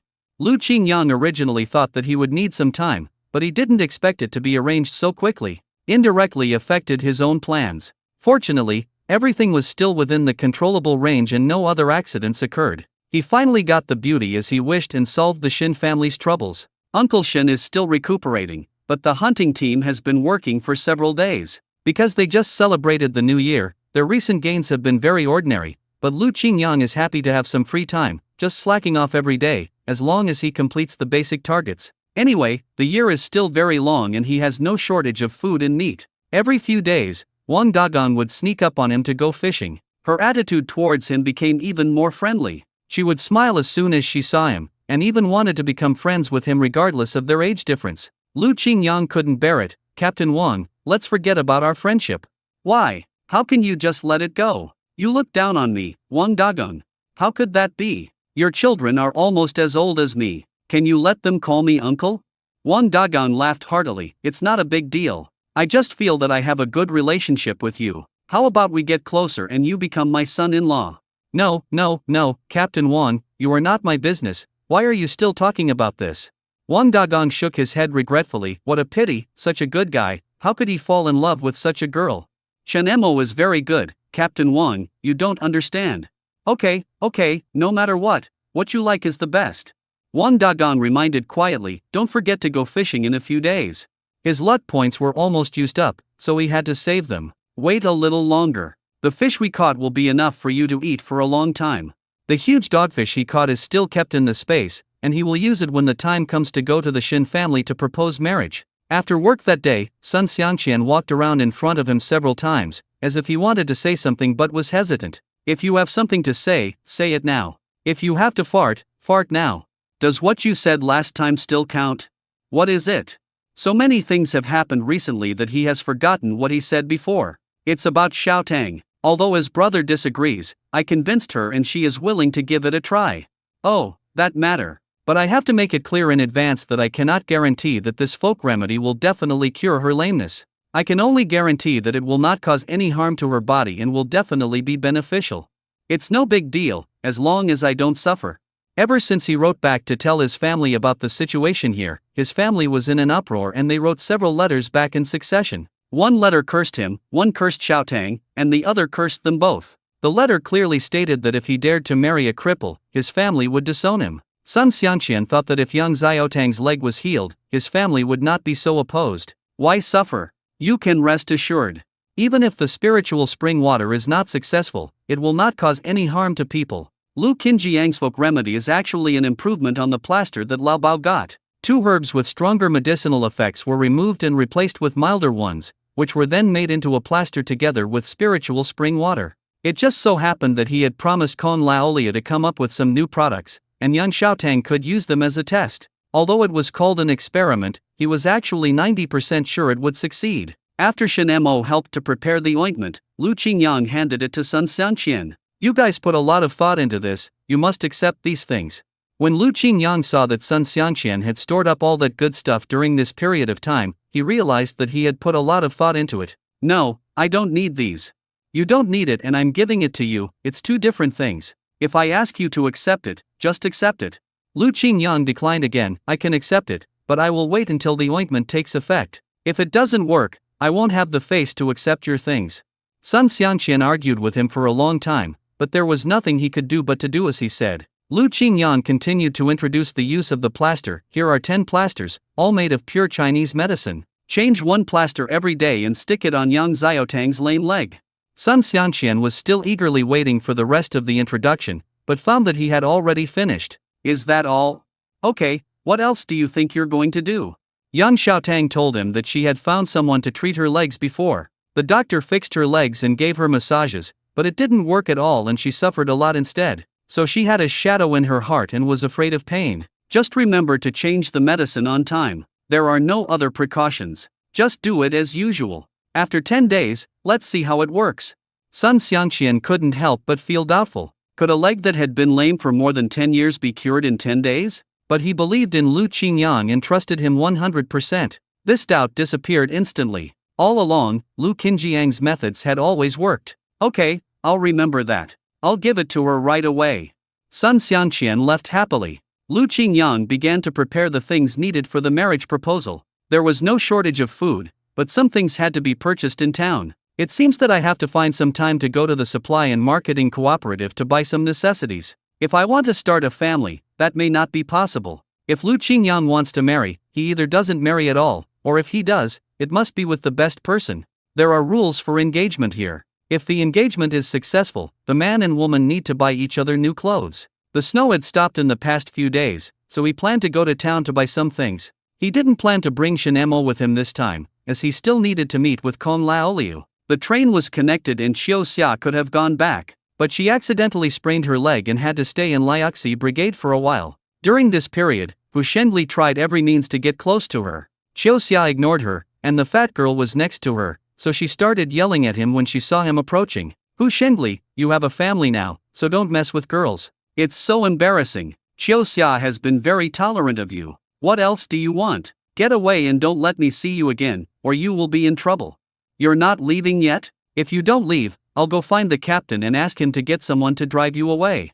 Hu Shenli could only leave in disappointment. Only now did he begin to regret how stupid everything he had done before was. He was smart all his life but became foolish for a moment and fell into the trap of Widow Lu, but he couldn't figure it out. He had checked the letter many times before sending it out, so there was no way it could be wrong. But, could it be that someone is interfering? It's no use going back to the past now. Now in Liuxi Brigade, no one likes him, and it is probably a long time before he can return to the capital. Jiang Wanwan refused to see him, and Xiao Xia refused to pay attention to him. This crappy predictive dream must be fake. He will never believe it again. The reality is obviously completely opposite to the dream. Hu Shenli was upset and drunk, lying on the wooden table, muttering to himself. How so?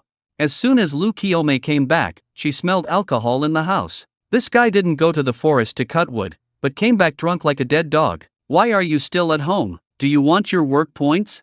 What work points? I don't want any. After saying that, Hu Shenli took another sip of wine. Lu Qiaomei started to grumble in his ear, we don't have enough food at home to eat. If you don't go and earn work points, do you want to starve our family to death? I'm so annoyed. Can you please stop talking? You have nothing to do with me. The wine is gone. I want more. Go and get me some.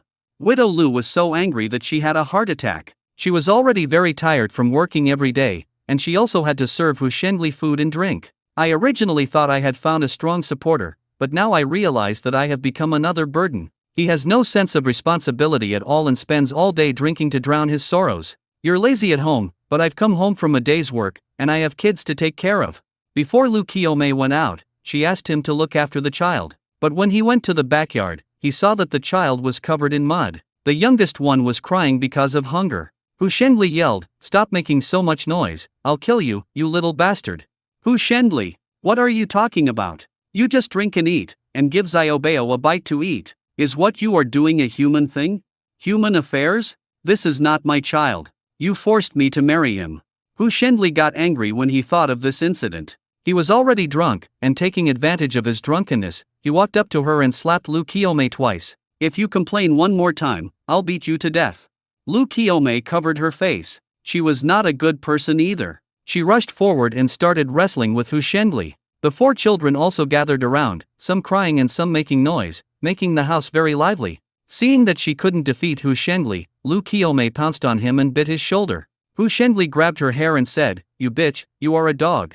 The two of them ended up fighting to the point of both being injured, and the dishes and chopsticks on the table were smashed to pieces. The neighbors heard the noise and wanted to stop the fight, but they heard Hu Shenli say, just do what you need to do. Didn't you see the couple fighting? Get away from them. The crowd stopped watching the fun and left in all directions. But rumors about Hu Shenli are already flying everywhere. Not only is he a philandering man, he's also a wife-beating bastard. These rumors soon reached Aunt Lu's ears, and she sighed. In our production team, every woman is tough and strong. How can a man dare to beat his wife? Hu Shenli is really blind. Lu Fang also helped to speak up, that's not necessarily true. Lu Qiomei is a widow. Look at how coquettish she is. She is not a woman who can live a peaceful life. It's not certain who is right or wrong. Aunt Lu rolled her eyes at him and said, you're talking about other people, but look at yourself. Recently, Lu Chunyua has been trying to please Lu Fang, but he has turned a blind eye. All those little thoughts were focused on Jiang Wanwan. What can I do? As long as you say a word, I can have a daughter-in-law right away. Look at you, you're so miserable. Aunt Lu certainly knew what her son was thinking, but she would never agree. Don't even think about it. Unless I die. Mom, the 15th day of the first lunar month hasn't even arrived yet. Why are you talking about death? It's so unlucky. There's no way. Lu Fang muttered, do I need your consent to marry a wife? I'm telling you, I'll get her soon, and you'll have to agree even if you don't agree. You've chosen Lu Chunyua, and I'll make it clear to her now. Let her stop having any illusions. Aunt Lu didn't hear what he said clearly. What did you say? Say it again. Nothing, nothing. As soon as Lu Chunyua and Jiang Wanwan came back, Lu Fang immediately went to greet them. Lu Chunyua is not a fool. She noticed that Lu Fang's attitude had changed and there was something wrong that she couldn't put her finger on. He seemed to be more enthusiastic towards Jiang Wanwan than himself. Jiang Ziking, your face is all dirty. I've boiled some hot water. Go and wipe it off. Okay. The more Lu Chunyua saw his fawning look, the more uncomfortable she felt. After returning to the room, he asked Jiang Wanwan directly, what's going on? Why is Lu Fang so nice to you? Is it because he likes you because you are pretty? Jiang Wanwan couldn't break up with her yet, so she could only comfort her. What nonsense are you talking about? What relationship do I have with him? How could I snatch the man you like? Haven't you two always had feelings for each other? He loves me and I love my dog too. How can I help him? Lu Chunyua thought about it carefully and realized that it was true. Really? Of course, in terms of friendship, you two are definitely better. What am I? She liked to hear this, and Lu Chunyua's doubts were dispelled. Then tell me, why hasn't he spoken yet? I've been waiting for him to propose. Of course he's embarrassed. Men are thin-skinned. Ask him to prepare more. You're right, I'll wait. Seeing her anger turn into joy, Jiang Wanwan looked at her own face in the mirror. What a fool, he believed whatever she said. Now that she has her own daughter, do you still think Lu Fang would be interested in her with a thick waist and big arms? It's really funny. The next day, when Lu Qingyang was about to go to the supply and marketing cooperative, several educated youth asked him to help bring some things, and Lu Qingyang agreed immediately. Lu Ziking, you are so kind-hearted. I don't know how to thank you. What are you thanking me for? It's just a small favor. I'll bring it over later. I'm sorry to bother you again. Seeing that he was about to leave, the fat girl hurriedly said, don't forget to bring me food. The food in the production team is bland and it's time to improve it. It just so happened that her family sent her some food coupons. No problem. Jiang Wanwan felt very uncomfortable when he saw a group of people surrounding him. Seeing that Lu Qingyang was becoming more and more capable, but Jiang Wanwan was unable to defeat him, her anxiety grew more and more intense, like oil boiling over a raging fire. No, we can't just sit there and wait for death. She must find a foolproof plan to make Lu Qingyang marry her willingly and become her support. Anyway, her body was already broken, and he couldn't find out. Her eyes followed Lu Qingyang's receding figure, and a plan quietly brewed in her mind. I heard that the pigs in the production team had to use veterinary drugs during mating, which was an aphrodisiac. Since it can arouse the sexual desire of pigs, it can probably be used by humans as well. She has to find a way to get some back. Lu Qingyang came to the Songling Town Supply and Marketing Cooperative. He browsed through various clothes and finally picked out a thick, brightly colored red cotton jacket for Shen Mo. Imagining how she would look wearing this cotton-padded jacket, which would definitely make her look even more charming and pretty, Lu Qingyang couldn't help but smile. I also bought a new set of clothes for Grandpa Shen. He will be his grandfather in the future, so he must be treated well. He also bought some other things that Shen Mo liked to eat. He had to carry the things that the educated youth asked him to bring in large and small bags, and could only put them quietly into the space where no one was around. Lu Qingyang saw several brand new bicycles parked in front of the supply and marketing cooperative. Bicycles? Not as good as cars, but better than nothing, right? Although he had money in his pocket, he had no ticket. These days, a bicycle is as expensive as a BMW or Mercedes-Benz. Not only does it cost money, but you also need tickets that are hard to get. It just so happens that he wants to go to Con Laolia to see if he has any solution. When Con Laolia saw Lu Qingyang, he was as happy as if he had seen his family. Oh, brother, I've finally got you here. Why don't you stay and have a quick meal before you leave? Once Lu Qingyang arrived, Con Laolia knew that he could replenish stocks and make money again. How could he not be happy? Okay. Lu Qingyang did not refuse. He had a lot to talk to him about, so it was a good idea to talk about it during dinner. And when he came in just now, he saw a brand new Phoenix bicycle in front of Con Laolia's house, which seemed to be newly acquired. Let's have a drink together. This is my treasured tiger bone wine. You must try it. Kong Laolia suddenly remembered that Lu Qingyang had beaten a tiger, and touched his head again. I know you will definitely not like it, Brother Lu. What good things don't you have? No, I like it. Lu Qingyang took a sip and felt the spicy taste choked his throat. Kong Laolia smiled cheerfully. That's right, good things should be shared among us brothers. Come and eat some food, eat some food. Since we are brothers, we should share good things together, so Lu Qinjiang's eyes drifted directly to the bicycle. Sighing, Yu said, you know, every time I come here, it's very troublesome because I don't have a suitable means of transportation. If only I had a bicycle, it wouldn't waste time. Kong Laolia was a businessman, so he was naturally very shrewd and he saw the problem right away. Come to think of it, I just bought a new bike a few days ago, and I haven't ridden it much yet. How about you try it out first to see if it suits your taste? Lu Qingyang pretended to refuse a few times, but his body moved towards the bicycle and one foot had already stepped on it. Not bad, it's quite suitable. I just saw it at the Supply and Marketing Cooperative, but I didn't get a bicycle ticket. Why don't you give me this one? We are brothers, why should we talk about whether to turn or not? Although Kong Laolia said it lightly, his heart felt as if it was cut by a knife and was in pain. After 3 days and half an hour of riding, my beloved bike no longer belongs to me. Lu Qingyang smiled and said, that's embarrassing. But he had already reached out to take the key from his hand. Kong Laolia held on tightly, but finally had to let go in pain. A gentleman does not take away what others like. You said I rode your bicycle away. Are you going to curse me in your heart? Kong Laolia's heart was bleeding. He forced a bitter smile and pretended to be open-minded. How can this be possible? We are all brothers. What's mine is yours. Lu Qingyang smiled and said, you're so polite, but mine is not yours.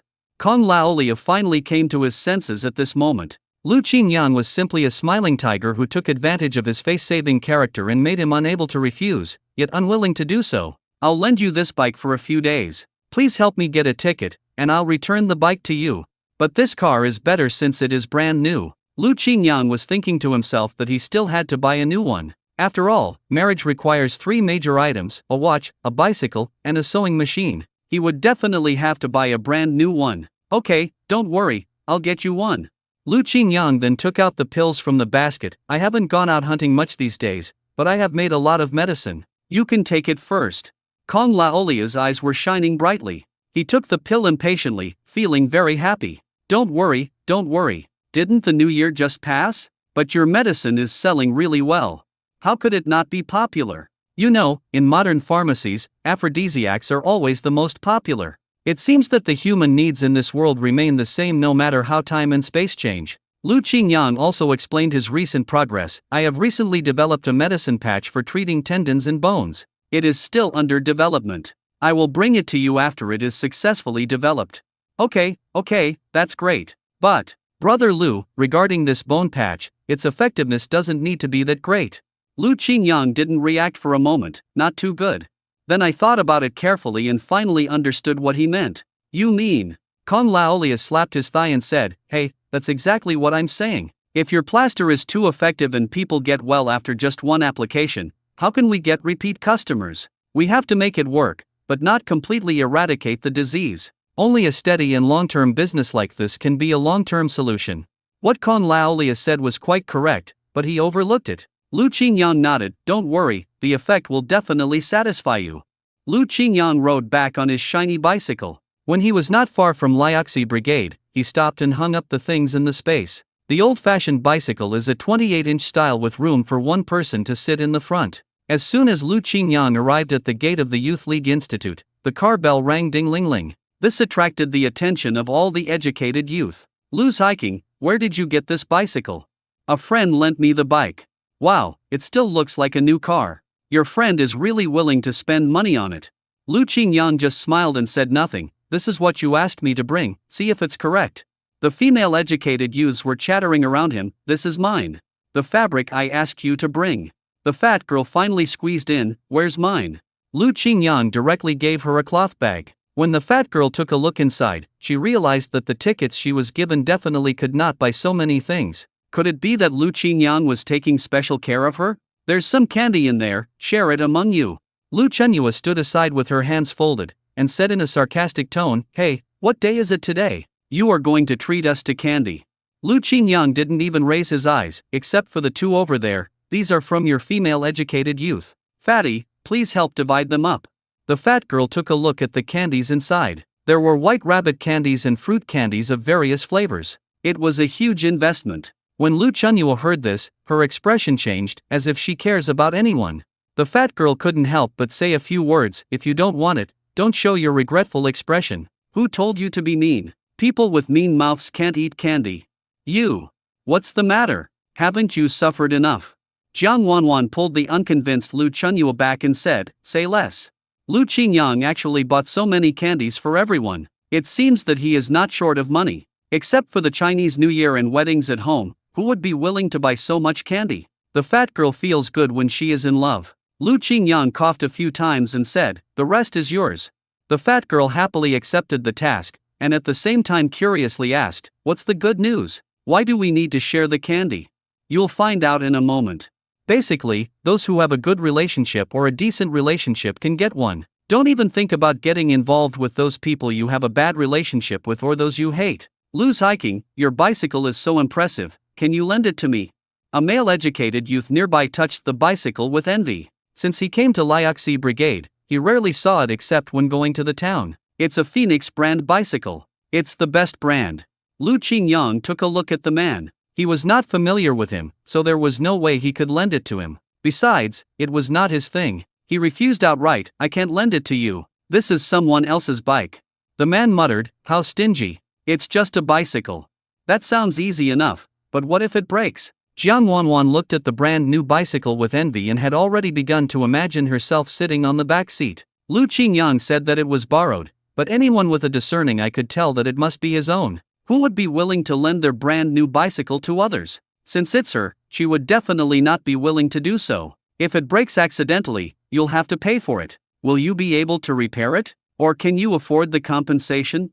Lu Qinjiang's words left the person speechless, as they sounded a little inhumane. But he didn't care what this person thought at all. Anyway, borrowing money or renting a car is out of the question for him. He won't let anything go wrong and blame himself for it. Lu Qingyang just rode away on his bicycle. Now the new clothes are ready, and he has also checked the almanac. Today is a good day. It has been delayed for so long, and it is time to go and propose marriage. He brought the big fish he had caught earlier, 2 pounds of fresh meat, and 2 new sets of clothes to dress more formally, and then he prepared to go to the door. When I arrived at Shen's house, Shenemo had just baked sweet potatoes and her face was dirty. She was still forcing De Huang to eat her dark food. De Huang, try it quickly to see if my cooking is delicious.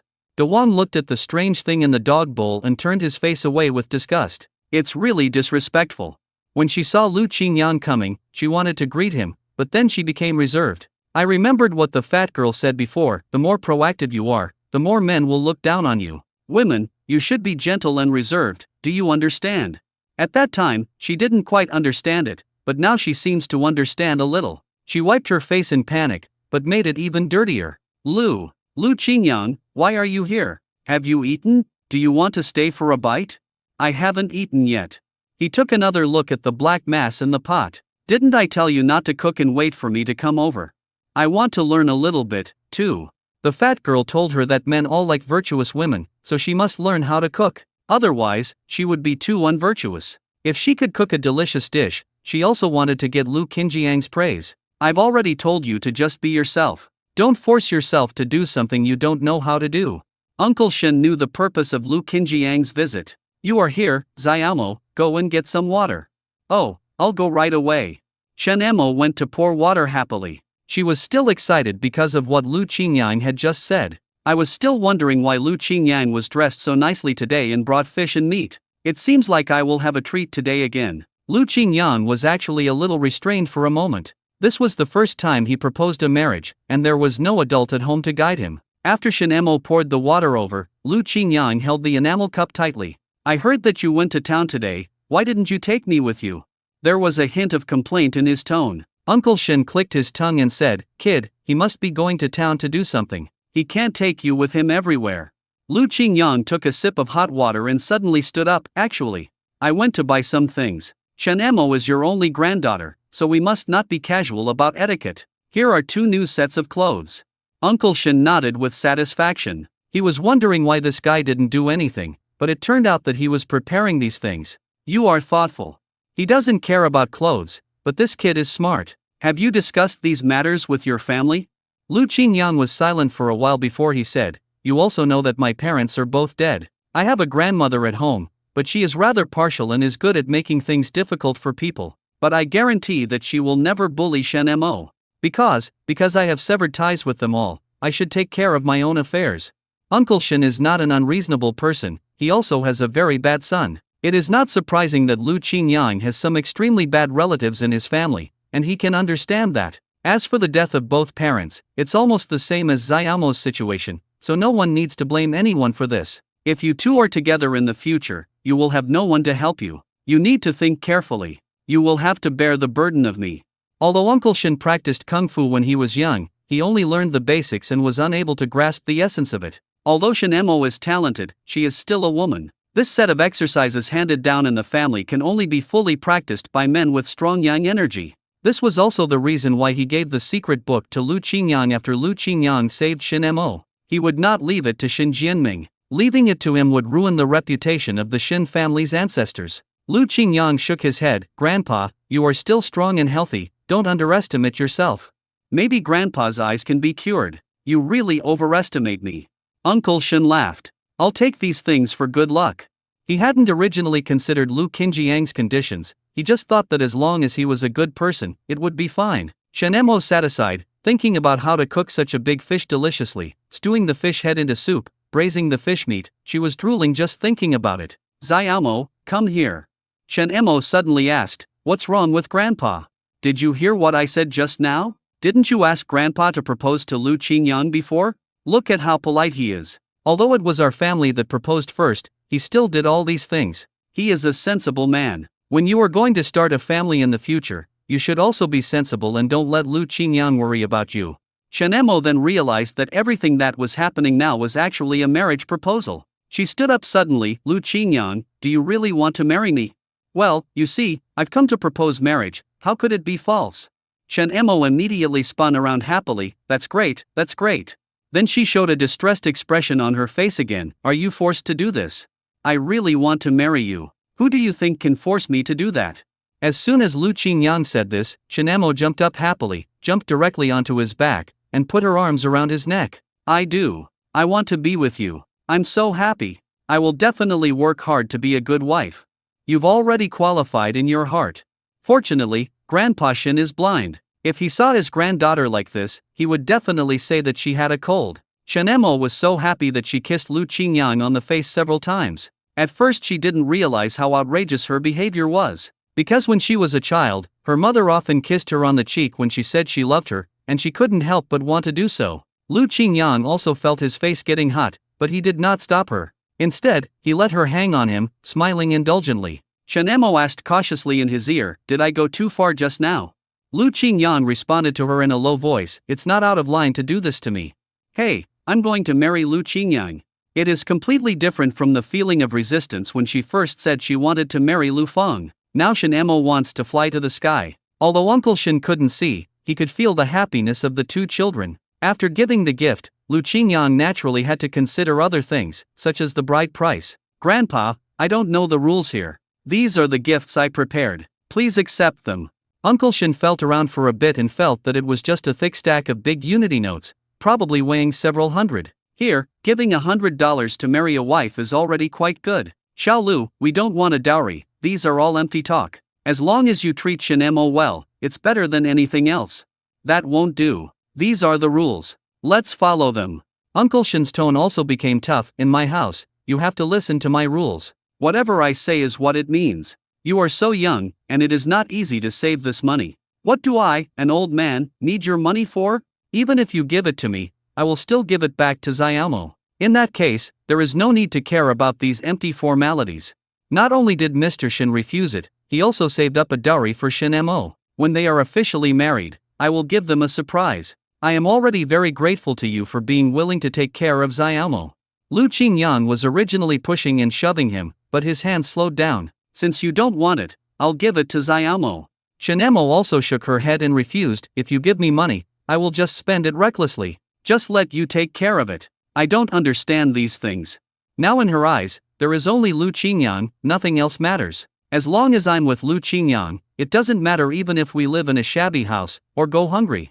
She emphasized again. Lu Qingyang sighed softly, which was in stark contrast to his ex-fiancée's greedy appearance. It's easy to tell whether they're after money or him as a person. For Shen Emo, nothing is more important than eating. Now in her heart, at least he can surpass food. He couldn't help feeling moved. Grandpa, don't worry, I will treat Shen Emo well with all my heart. I will live up to your trust. That's enough. Shen Mo's stomach growled at an inopportune time. She covered her stomach miserably. I'm not full, I'm hungry. Lu Qingyang, can you cook for me? Lu Qingyang rolled up his sleeves and said, I'll go right away. Wait for me. What do you want to eat? Shen Emo looked at the fish and swallowed. The grilled fish you made. Okay. While Lu Qingyang was busy, Uncle Shen gave Shen Emo an earnest instruction. After you get married, you can't be so willful. It's all my fault that I spoiled you. Shen Emo pouted. Grandpa, didn't you agree to this just because you thought Lu Qingyang could spoil me? Uncle Shen was speechless. Besides, if he didn't spoil me, how could I? Shen Emo couldn't say the 3 words I like him in front of her grandfather. What's the matter? Shen Emo turned her head away. Nothing, Grandpa, just take a look at the clothes he gave you. She happily took out new clothes, a well-fitting red cotton-padded jacket, and a red hat. Uncle Shen has a complete set from head to toe, and the fabrics are all soft and comfortable, and you can tell at first glance that they are not cheap stuff. He touched the fabric and couldn't help but sigh in his heart. This child is really thoughtful. Lu Qingyang looked around but didn't find any suitable tools for grilling fish. Then he leaned out and asked, how about I make you a steamed one? Steamed is fine, as long as it tastes good. I'll help you. This dogfish is really big, weighing more than 20 kilograms, close to 30 kilograms, and is already the largest among adult fish. Lu Qingyang chopped off the fish head and prepared to stew a fish head in tofu soup. There is not much meat in the black-spotted dogfish head, it is mainly used for drinking soup. The fish tail is steamed, while the meat on the body is the most abundant and can be used as dumpling filling. The tofu made earlier was left outside the house and had long since become frozen tofu, which was perfect for making fish soup. Lu Qingyang first fried the fish head in oil, so that the soup would be milky white. Ordinary people are reluctant to use oil, but he doesn't have this worry. When it's almost done, pour in boiling hot water and a wave of hot steam will hit you. The fish head is stewing, I'll steam the fish tail. After marinating for half an hour, add a little oil and soy sauce, add some shredded ginger, and steam it directly in the pot. Shen Emo was roasting a fire in front of the stove, the flames reflected on her thin face. Lu Qingyang still felt that she was too thin and should gain some weight. She looked at Lu Qinjiang's skillful movements and the aroma wafting from the pot, and felt like she had returned to the happiness she had when her mother was still alive. You are good at knife skills, why don't you handle the fish? Lu Qingyang handed her the knife. Okay. Shen Emo took the knife and began to cut the fish meat skillfully. I cut off a few pieces of fish, about 10 pounds. Do you want fish dumplings or fish balls? Shen Emo thought about it carefully and felt that they were evenly matched. I want to eat them all. Then make half dumplings and the other half fish balls. Good. First, he picked out the remaining bones in the fish meat. Then Lu Qingyang took a kitchen knife and began to chop the fish meat into a paste, then added some seasonings. After finishing all this, the fish soup and steamed fish tail in the pot are ready. Eat first, then work. This was exactly what Shen Emo wanted. She had been hungry for a long time. If she didn't eat the food cooked by Lu Qingyang, she would feel weak all day. The milky white fish soup is seasoned with some pepper, and one bowl of it makes your stomach feel warm. Before Lu Qingyang brought the food to the table, Shen Emo had already finished 2 bowls of soup. He served a bowl to Grandpa Shen. Grandpa, try it and see how the fish soup tastes. It's just right to warm your body. Okay. This is the fish soup that Lu Qingyang made with spiritual spring water. Anyone who drinks it will feel refreshed. It tastes delicious. Our Xiaomo is so lucky. The more Uncle Shen looked at him, the more satisfied he became. Thinking back to when he was hostile towards him at the beginning, he felt a little guilty. Qingyang, we are almost a family now. Let's forget about what happened in the past. I'm sorry for my prejudice against you before.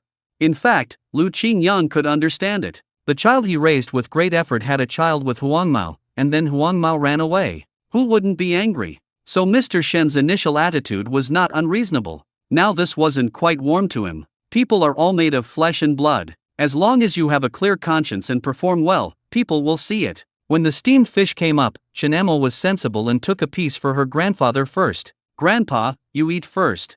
Xiaomo has grown up and become sensible. Uncle Shen felt very relieved, as he had finally put an end to a worry. When the time comes, we can pick an auspicious day and hold the wedding. If he doesn't do anything, Mr. Shin is still afraid that something unexpected will happen. He couldn't bear to see such a good young man being snatched away. Okay. After eating, Lu Qingyang rolled out the dough and made fish dumplings with Shinemo, and used the remaining fish filling to make fish balls. Put them in a basin and freeze them outdoors overnight until they become solid. This natural refrigerator is very useful. When you want to eat them, just take a few frozen dumplings and boil them in water. As for fish balls, they are delicious whether they are stewed in soup or cooked in hot pot. Shen Emo couldn't wait to change into the new clothes that Lu Qingyang brought. As the saying goes, women dress up to please themselves. Shen Emo didn't care about these things before. But now, she wanted to dress beautifully and stand in front of Lu Qingyang. This cotton jacket fits her well, showing off her petite figure, unlike the dirty and thick ones she wore before. It's quite warm, Lu Qingyang, what do you think? Lu Qingyang's eyes lit up and he couldn't help but praise, it looks good. He picked up the red hat and put it on her head, well, it looks better. Shen Emo touched her red face. In previous years when Lu Qingyang was not around, her face was badly chapped. Ever since he gave her a bottle of cream, her face has never been chapped again. The vanishing cream you gave me last time is good, fragrant and moisturizing, but it's almost run out. Don't worry when you're done. I have 2 more bottles of pearl cream. I'll bring them to you later. We can't ruin our little girl's face. She needs to be beautiful. After that, he reached out and squeezed her face. Look, there's no meat. How would I know? I eat a lot too. Which family in Liaoxi Brigade is like her, eating delicious food and fish all day long? It will be better in the future. After I marry Lu Qingyang, someone will cook whatever I want to eat. Aunt Lu's family could already smell the fragrance coming from next door. Lu Chenyua sniffed and said, "What's that smell? It smells so good, like the food in a state-owned restaurant." Aunt Lu replied while feeding the pigs, "It must be that old Shin's family has made delicious food again." Ever since the incident with Lu Fong, the two families have interacted less frequently, and Aunt Lu's family eats meat less often. Originally they helped old Shin, and Shinemo would bring some prey over from time to time. Such a little girl is an expert at hunting. Even her 2 sons are not as good as her. It's a pity that she is a woman after all, and a childless woman at that. Lu Chenyua's eyes rolled around. How come they can always eat good food, but they do something shameful from time to time? Then don't talk nonsense. It's not good if this kind of thing gets out. Go-Wa stopped walking as he listened to the 2 people's discussion. He wanted to hear what Lu Chenyua had to say. "Aunt, I'm not saying anything, but Shinemo has a very domineering personality. She used to bully us educated youths. No one in the educated youth's home likes her. Don't you think so, Wanwan?" She nudged Jiang Wanwan with her elbow. Jiang Wanwan chuckled and said, "Oh, that's right, but she has a childish mentality, so it's normal." Lu Chenyua stared at her in confusion. She didn't say that before. She cursed Shinemo the most harshly, calling her a bitch and a bastard all the time. In the dormitory for female educated youth, she had always been used as a gun by Jiang Wanwan. Now she vaguely feels that Jiang Wanwan is becoming more and more hypocritical. Why is she so annoying? The more Aunt Lu got along with these 2 female educated youth, the more she understood why her son was so fascinated by the girl named Jiang. Lu Chenyua looks honest, but she is really sharp-tongued. It is clear at a glance what he hates and what he likes, and he doesn't observe other people's reactions. On the contrary, Jiang Wanwan was so weak that she remained silent when you spoke to her. It seems that this is indeed a character that is easier to control. Only Go-Wan noticed something unusual. Jiang Wanwan was completely two-faced. Although on the surface she would not refute what others said, when she encountered the smallest thing, tears would well up in her eyes and arouse sympathy. But he had actually secretly heard her conversation with Lu Chenyua, and she used very dirty words when she started to curse at people.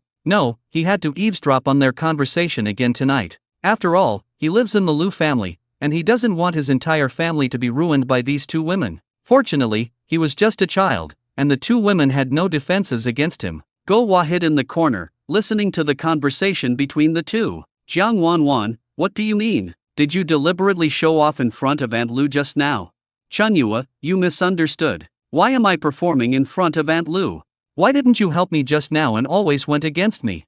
Lu Chenyua said unconvinced. "No way, she is just a child. Why do you have to bother with her?"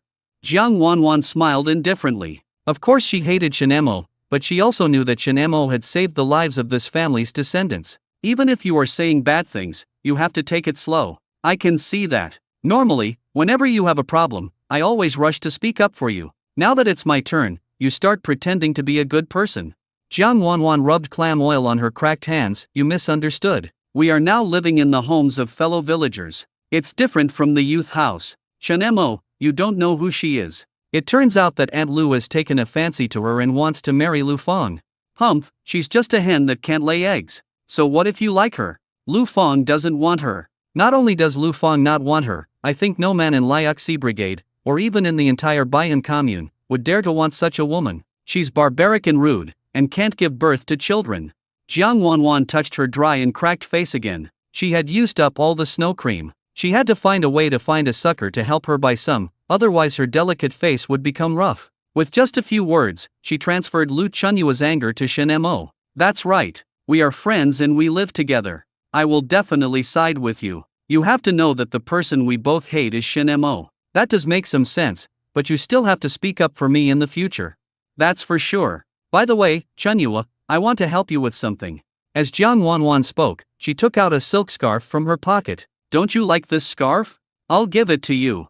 When Lu Chunyua saw these small favors, she was no longer angry at all. She shouted in surprise, you really gave it to me. It's so beautiful. What do you want me to do for you? She had helped before, just passing a note or something. I want you to borrow something for me. Jiang Wanwan originally wanted to establish a good relationship with the pig breeder and then borrow some animal aphrodisiacs. But she was afraid of being discovered and traced back to her, so she wanted to use Lu Chunyua. What is it? Lu Chunyua asked curiously. It's nothing, just some animal aphrodisiac. As you know, our production team has a few horses, but the stallions have never been in heat, so I want to borrow some and give it a try. Oh, so, why don't you go by yourself? Last time, the breeder said he wanted to date me, but I rejected him. I was too embarrassed to go again. Jiang Wanwan made up an excuse. Lu Chunyua looked at the scarf in her hand and liked it so much that she was reluctant to return it to Jiang Wanwan. I thought it was just borrowing something, a small matter. No problem, I'll borrow some tomorrow.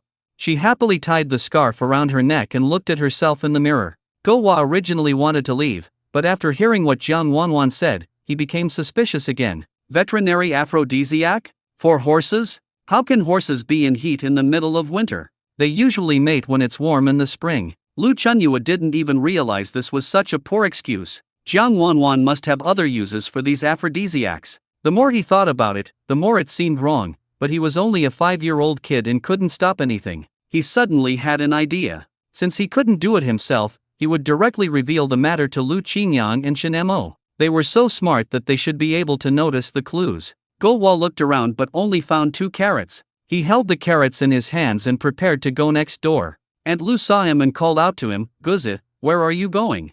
Gowa didn't even turn his head. Go do your work, don't bother with me.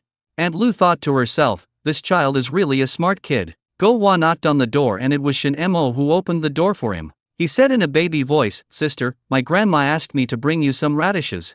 You don't have to be so polite. But Gowa held the carrot and showed no intention of leaving. He looked at Shenmo eagerly. Shenmo seemed to understand what he meant. Come in and sit for a while. I'll get you something.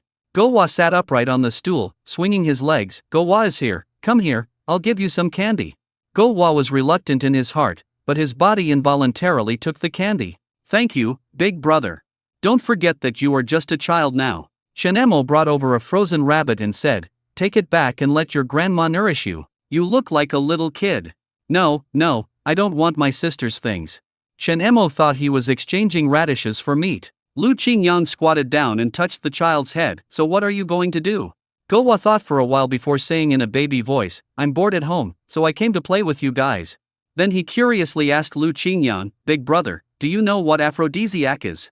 When Lu Qingyang heard this, he was shocked. How could such a young child know about this? This is not a good thing, and it's best not for children to know about it. But, where did you hear this? Gowa replied innocently, aren't there 2 educated youth sisters living in my house? I heard them say that they wanted to give this to Xiaoma to eat. As soon as Lu Qingyang heard this, he felt something was wrong. But he still explained, the pony is sick, this is a medicine for it to treat the disease.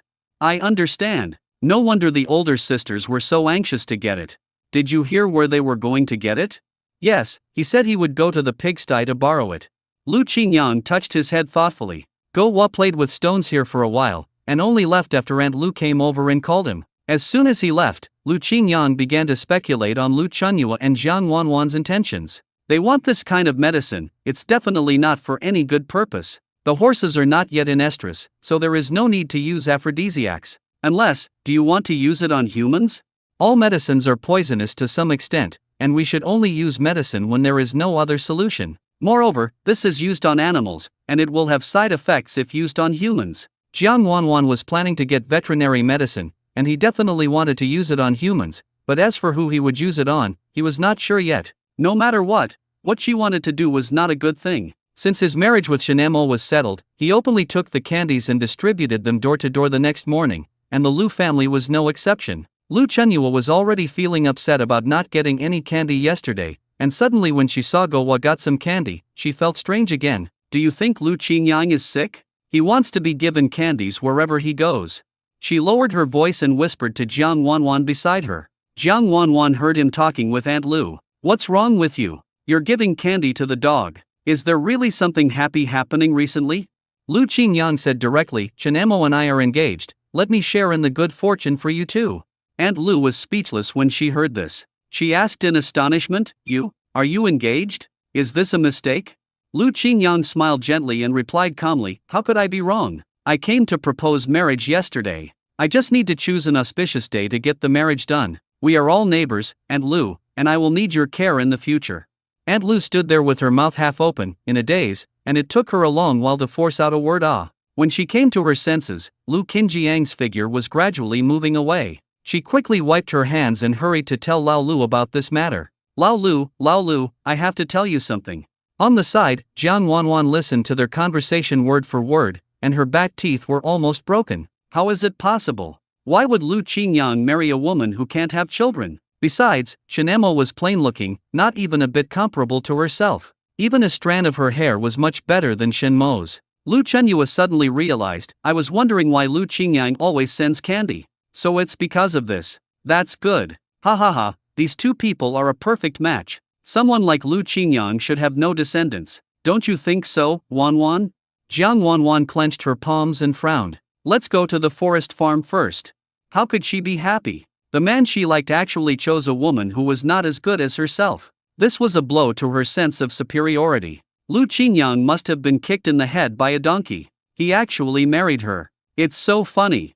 Once Lu Chenyua knew about this, it meant that all the female educated youth knew about it. She spoke so quickly that she couldn't help exaggerating, and her words were mixed with a bit of bitterness and contempt. Someone is willing to marry Shenemo. She is so lucky. Even though she can't lay eggs, someone is willing to marry her. No wonder. Seeing her hanging around Lu Qingyang all day, it turns out that this is what she is thinking.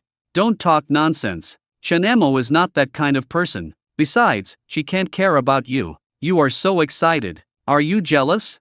You're kidding. How could I be jealous of Shenemo? Lu Qingyang is not.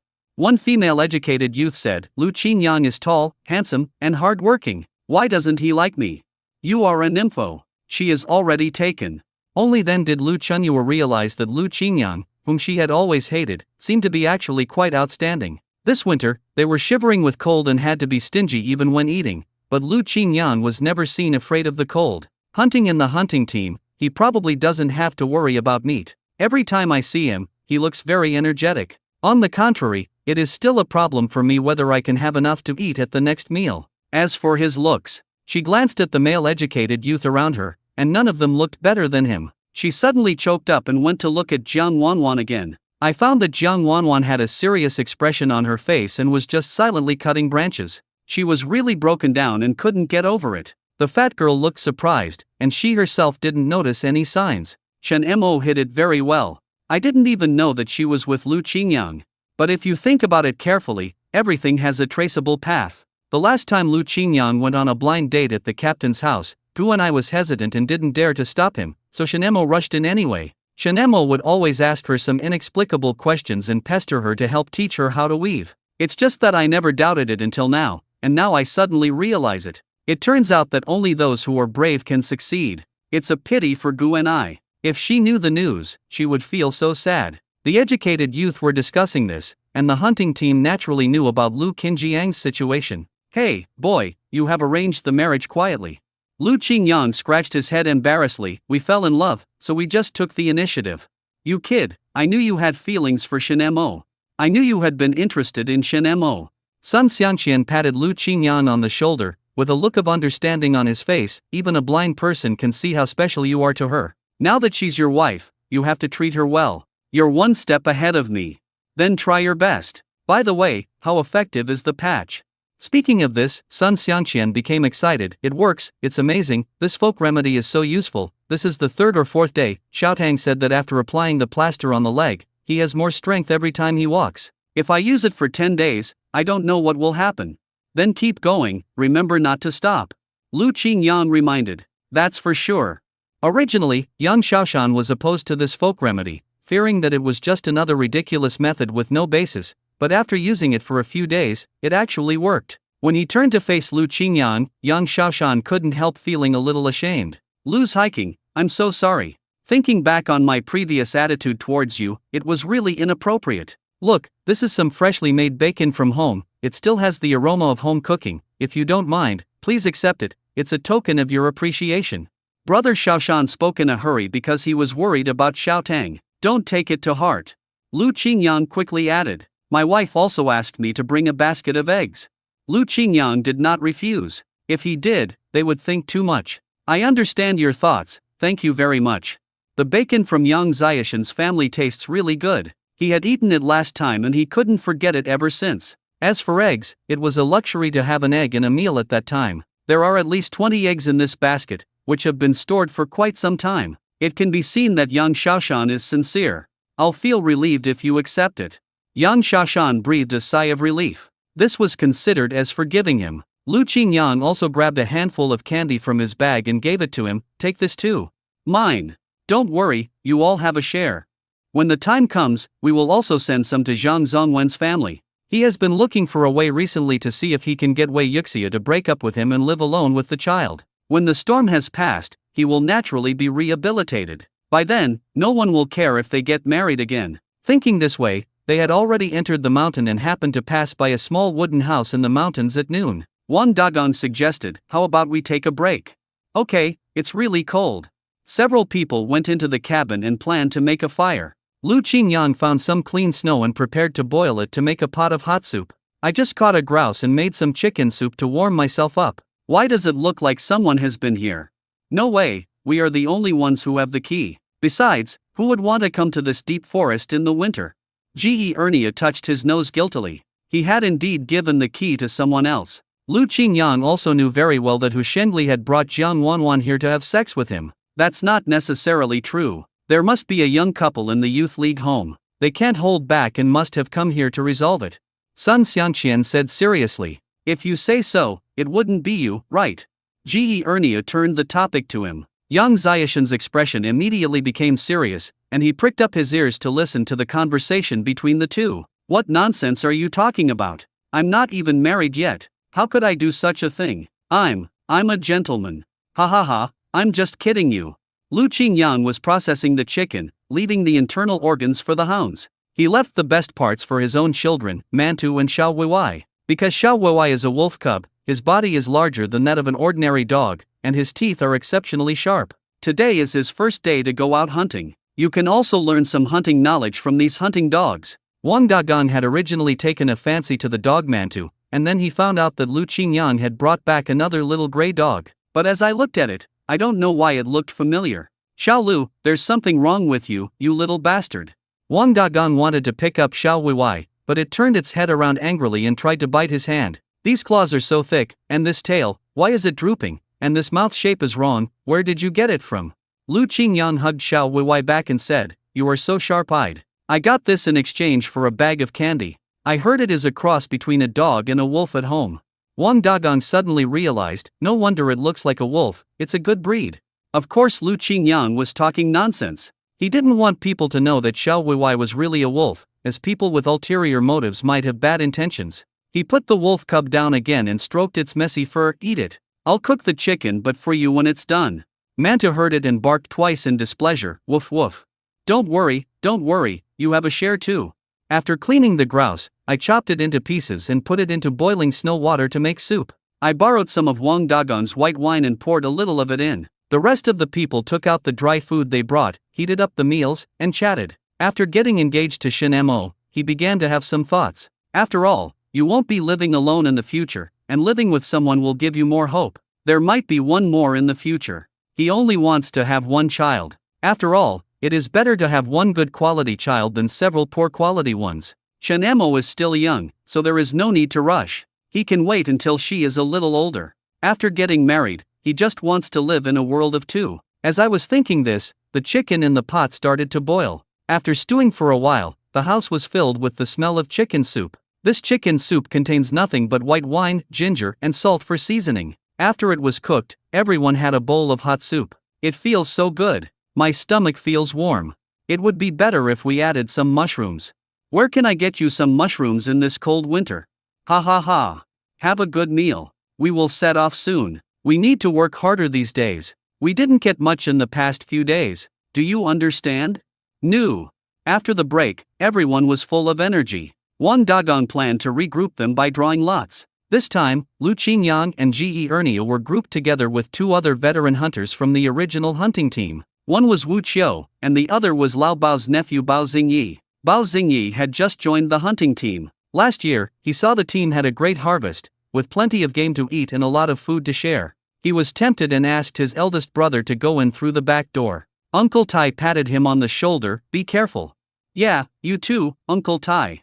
Now they are no longer young guys who have just come out to hunt, and they have a basic understanding of this area. But Lu Qingyang always felt that nature was mysterious, full of rich resources, but also very dangerous. Although he was very familiar with the area, he still took every step carefully. Bao Xingyi saw him walking slowly and kept muttering, "Why are you so timid? I've been coming to this mountain since I was a child. How could there be any danger? You should hurry up and hunt. You just dawdle and slack off all day long." Ge Erniu and Wu Qiu looked at each other. They were considered experienced hunters and they didn't dare to say such big words. Bao Xingyi was quite courageous. You can't become fat in one breath, right? Why are you in such a hurry? You can't achieve this goal in a hurry. Lu Qingyang said casually. You are the laziest one. The person Bao Xingyi hates the most is Lu Qingyang. He heard that he had ruined his eldest brother's business. Besides, ever since he joined the hunting team, he seems to be the most idle. The problem is that everyone likes him the most and likes to get close to him. He can't see what's special about this guy. It's because of lazy idiots like you that we can't be so efficient, don't you think so, Brother Erniu, Brother Qiu? Wu Qiu remained silent. If they were to say who they admired the most in the hunting team, it would definitely be Lu Qingyang. Last time, he hunted a big beast. Having joined the team for such a short time, he has made the fastest progress. Ge Ernia was more direct. Don't call me brother, I can't bear it. Wu Qiu reminded him, Xingyi, you should learn more from Lu Qingyang. Learn from him? Do you look down on me? Lu Qingyang patted the snow that had just fallen from the tree on his shoulders. Since you are so powerful, why don't you be the leader of our team? We will listen to you on how to move and what to fight. Bao Xingyi hesitated for a second, then patted his chest and said, okay, you can see how powerful I am. It's just that he managed to get into the hunting team a few months earlier than us. What's so great about that? Bao Xingyi despises people like this the most, who think they are very capable just because they have learned for a few days. Isn't he just an educated youth from the city? After all, he was born here. When it comes to the ways of the mountains and forests, I must be better than him. Seeing this, Ge Ernia frowned, hesitated and gently bumped Lu Qingyang's arm, lowered his voice and said, do we really listen to him? That would be like jumping into a fire pit. Lu Qingyang raised a sly smile and said slowly, people will never learn something even if they are taught 1,000 times, but once they are taught, they will understand it clearly. Just wait and see. Bao Xingyi asked impatiently, what are you talking about? Do you want to listen to me? Ge Ernia was annoyed, listen to you, where do you say we should go? Although Bao Xingyi agreed quickly, he was worried in his heart. After all, the memory of coming to this forest was already a thing of the past, and the pampered life in these years had made him forget the route here. He scratched his head, trying to recall the direction he had taken a few days ago, and pointed to the north. Why don't we just go there? You make the decision, we won't interfere. Bao Xingyi snorted coldly. Without any hesitation, he walked straight north. He remembered that he had walked here last time. If he went a little further north, he might be able to find prey. Wu Qiu looked at his back and was confused. Is this the north? If I remember correctly, it's the south. Bao Xingyi actually couldn't tell the difference between north and south, he was speechless. What was even more outrageous was why Lu Qingyang had to listen to him. Isn't this harming everyone? Let's go, Bao Xingyi is the team leader today, we will follow his command. Lu Qingyang followed him slowly with a gun on his back, but always kept a distance from him. Seeing that the other two were following him, Wu Qiu had no choice but to follow. Hey, wait for me. Bao Xingyi turned his head and glanced at the three people not far away, thinking that he would let them see how powerful he is today. A squirrel appeared on the tree next to him. He straightened his back without hesitation, raised the old hunting rifle behind him, and aimed the black muzzle steadily at where the squirrel was. He was secretly proud of himself, thinking that this attack would surely allow him to shine. Bao Xingyi pulled the trigger, and with a bang, the squirrel disappeared. Lu Qingyang was standing farther away from him. He picked up the 5 or 6 rifles behind him and fired easily. The black squirrel fell to the ground and landed in the snow. Bao Xingyi thought he had shot the squirrel down himself, and picked it up happily. This means there are prey here. You can follow me and keep going forward.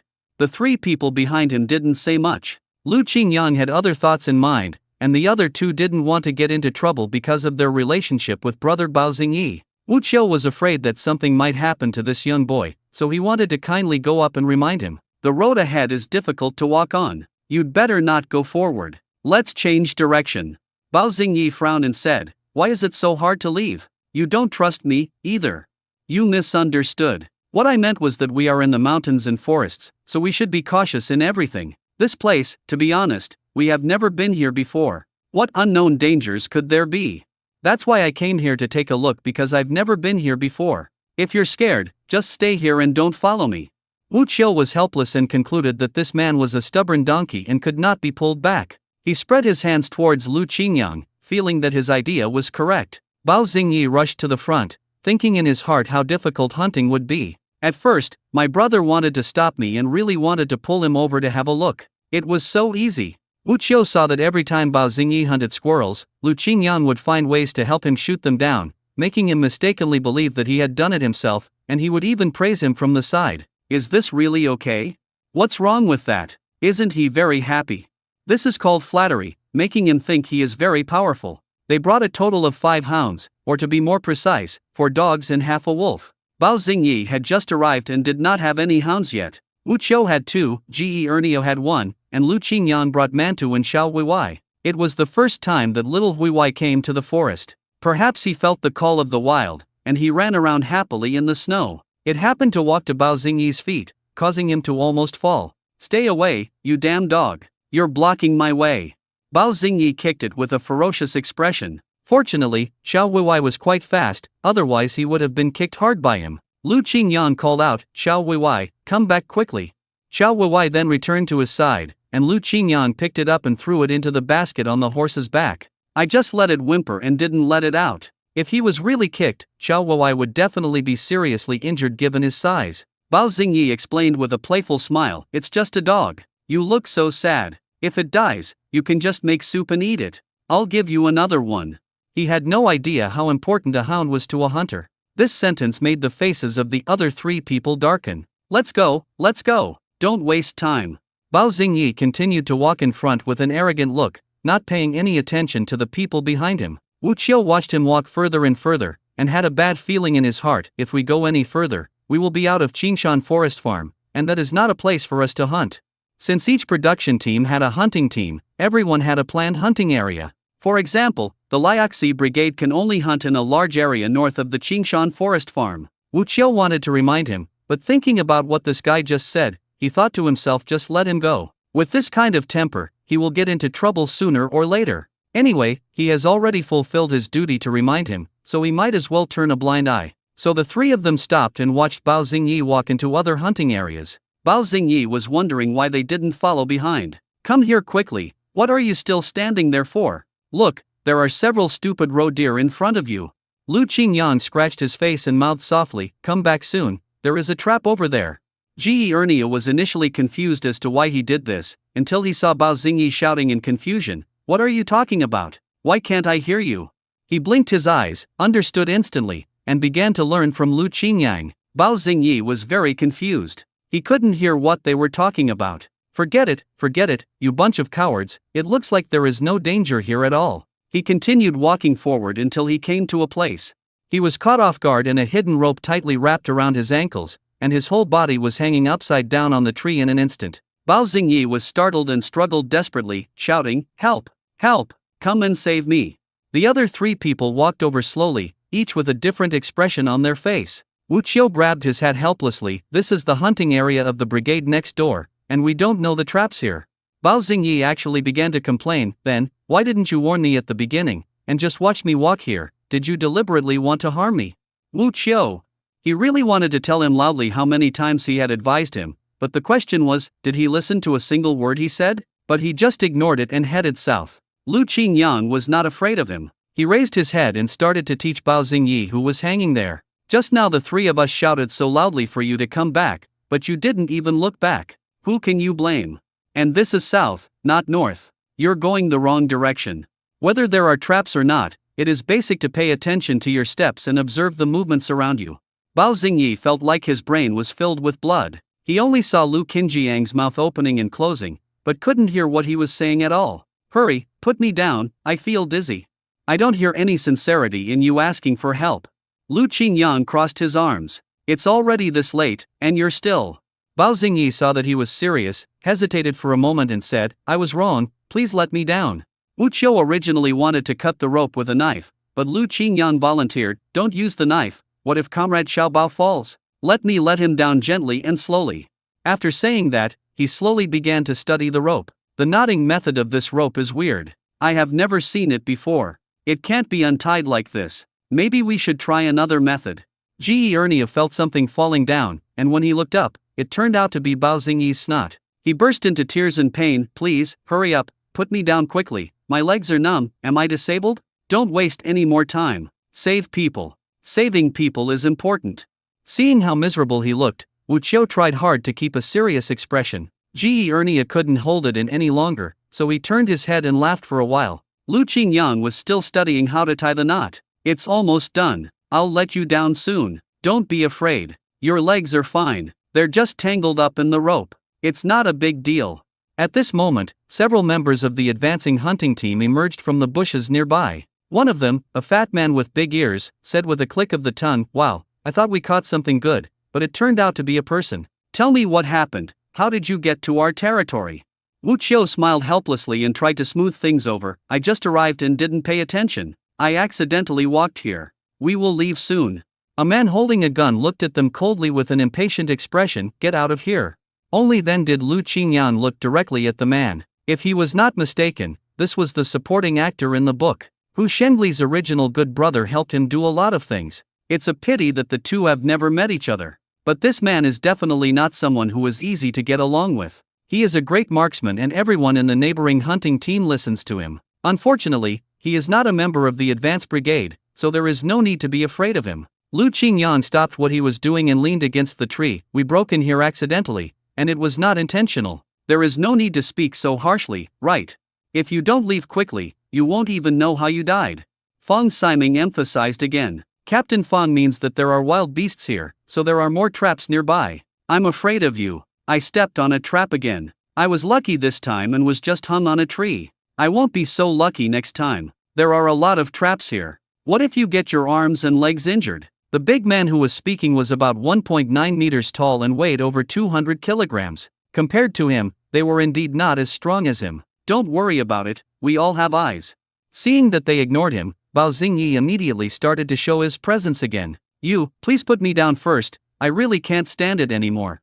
Feng Siming glanced at the people in front of him coldly. "Why waste time talking to them? If they die, they die. It's just a little troublesome to explain to the team."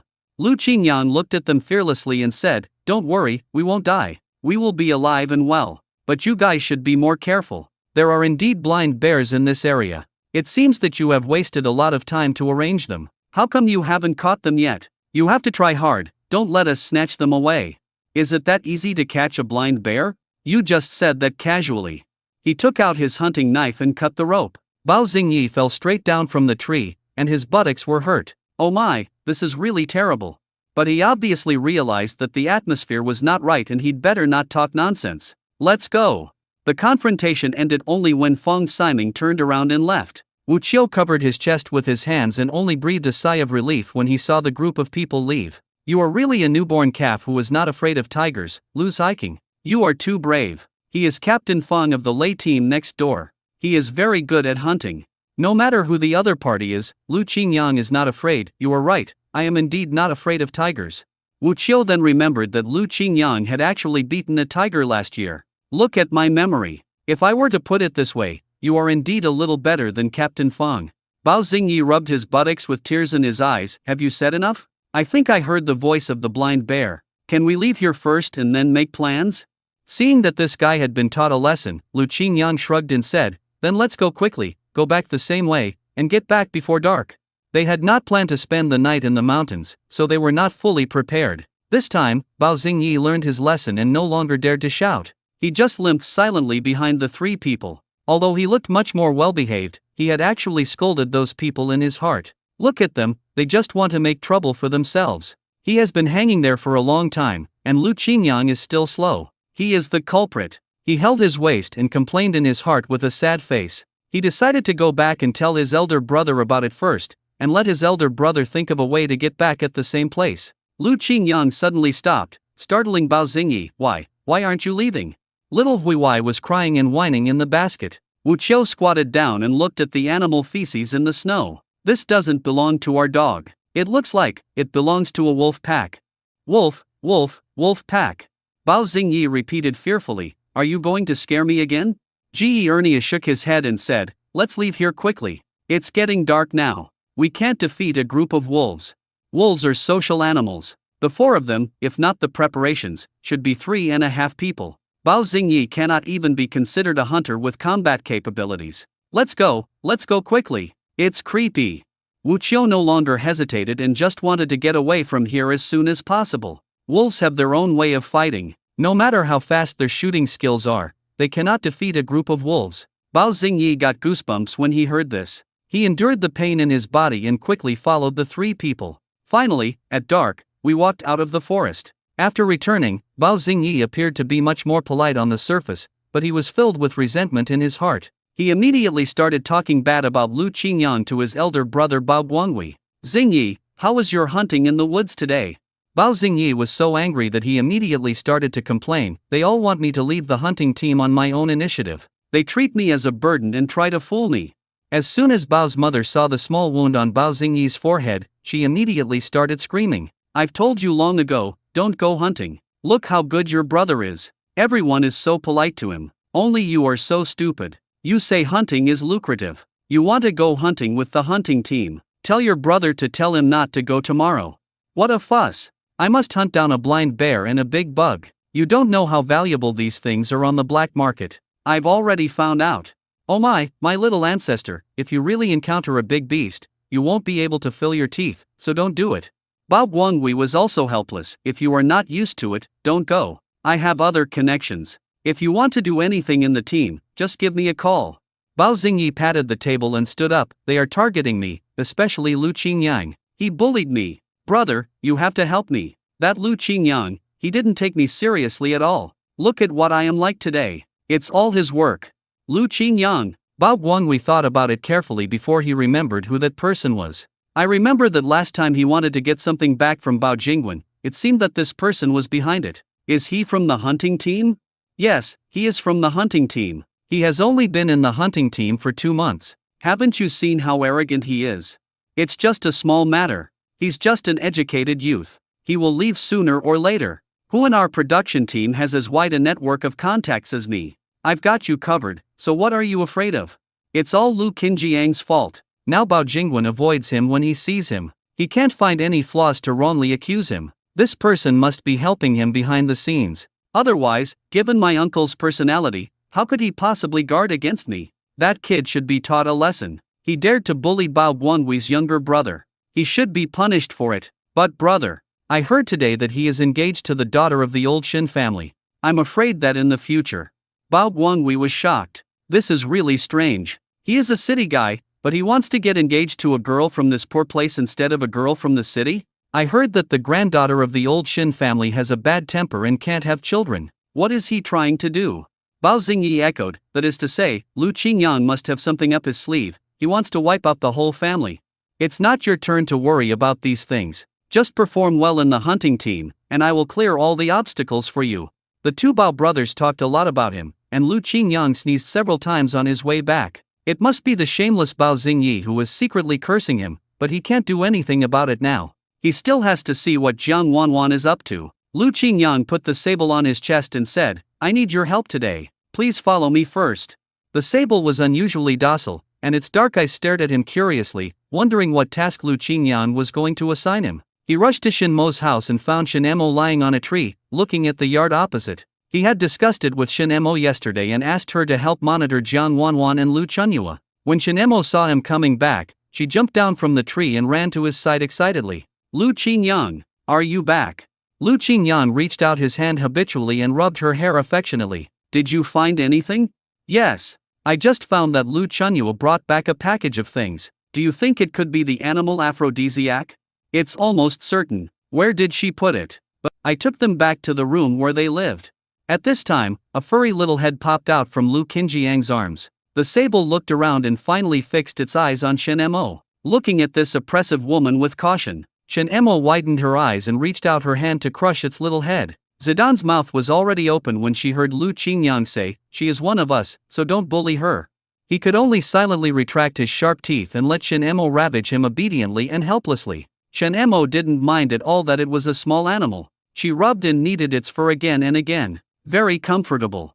The sable was trembling all over and looked at Lu Qingyang pitifully for help. Since he still had things to ask little sable to do, he could only say, "This time, it has a mission to accomplish. I'll let you touch it next time." Only then did Shen Mo reluctantly return it to him. Lu Qingyang whispered a few words into the little sable's ear. He took the medicine bag that Shen Mo had prepared in advance and let it bite the rope. The sable nimbly climbed over the wall and went to the room in the next yard. Shen Mo saw this situation for the first time and asked curiously, "What are you doing? Why do you want me to prepare the same medicine bag? If we were to change the medicine, it would be obvious, but the sable is different. It's small, you see, it got in no time, and no one noticed it at all.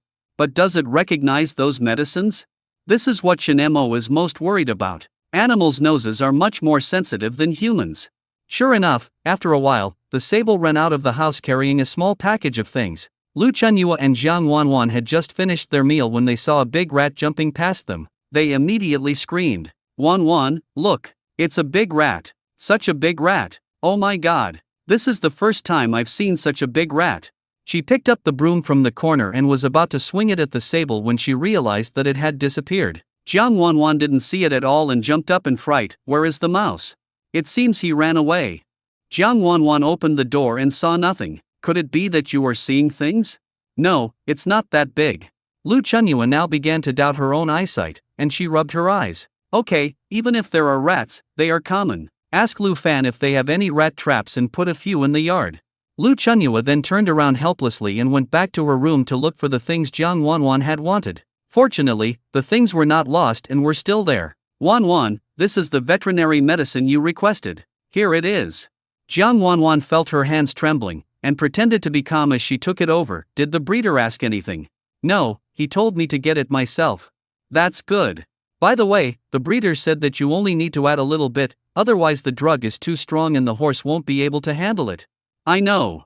A triumphant smile appeared on Jiang Wanwan's lips. With this thing, she was determined to get Lu Qingyang. "I will never let that girl Shen Mo take advantage of me." He did it right away and just happened to use his work points to exchange for some cornmeal. Usually it would be made into cornbread or pancakes, but she made a few more and secretly mixed some veterinary drugs into 2 pancakes. After finishing them, he wrapped the 2 marked cakes in a clean handkerchief, planning to find an opportunity to give them to Lu Qingyang to eat. Jiang Wanwan washed her face clean, applied the remaining snowflake cream, and changed into clothes that best outlined her graceful figure. She looked gentle in the mirror with a touch of deliberately created charm. Seeing her like this, Lu Chunyua knew that she might be going to meet another man, and she was no longer surprised. Jiang Wanwan took advantage of the night to come to the house where Lu Qingyang lived, where a candle was flickering inside. After listening for a while, it seemed that he was the only one at home. She was still afraid of this house. Thinking that Lu Qingyang was still living in it, she bravely walked forward and knocked on the door. Just as she was feeling anxious, a sudden barking of a dog broke the tranquility of the night, and she heard Lu Qinjiang's voice, "Be quiet, let me see who's here." "Who's outside?" Jiang Wanwan bit her lower lip lightly, the tension and anticipation mixed in her chest surging, and finally turned into a clear response. "It's me, Jiang Wanwan."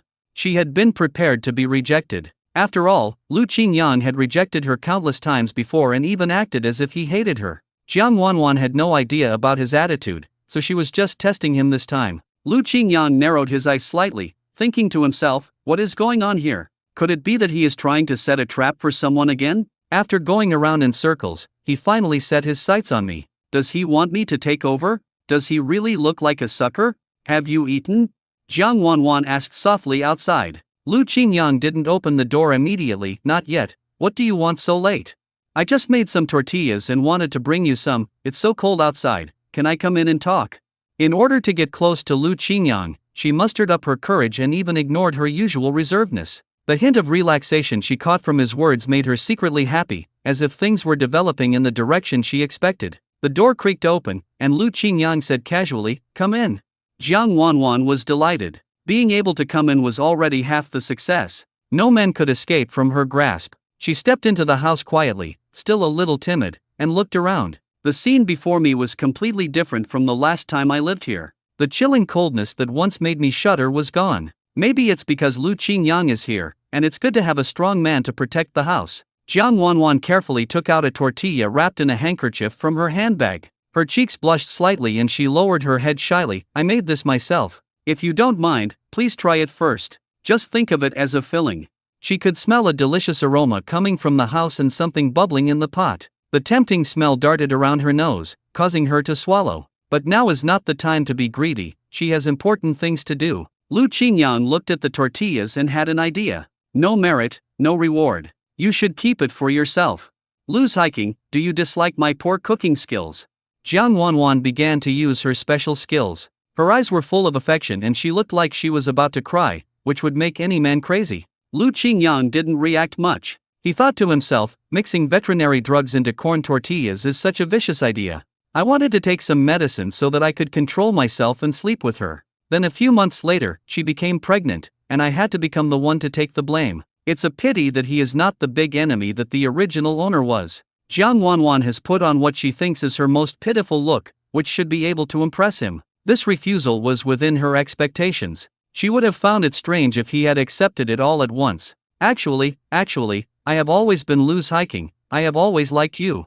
She knew how destructive this sentence was to men, and it basically worked every time. Sure enough, Lu Qingyang's expression changed a little. But she didn't know that all of this was pretended by Lu Qingyang. I'm really sorry. I'm already engaged, and I can't let my fiancé down. Besides, aren't you and Hu Shenli?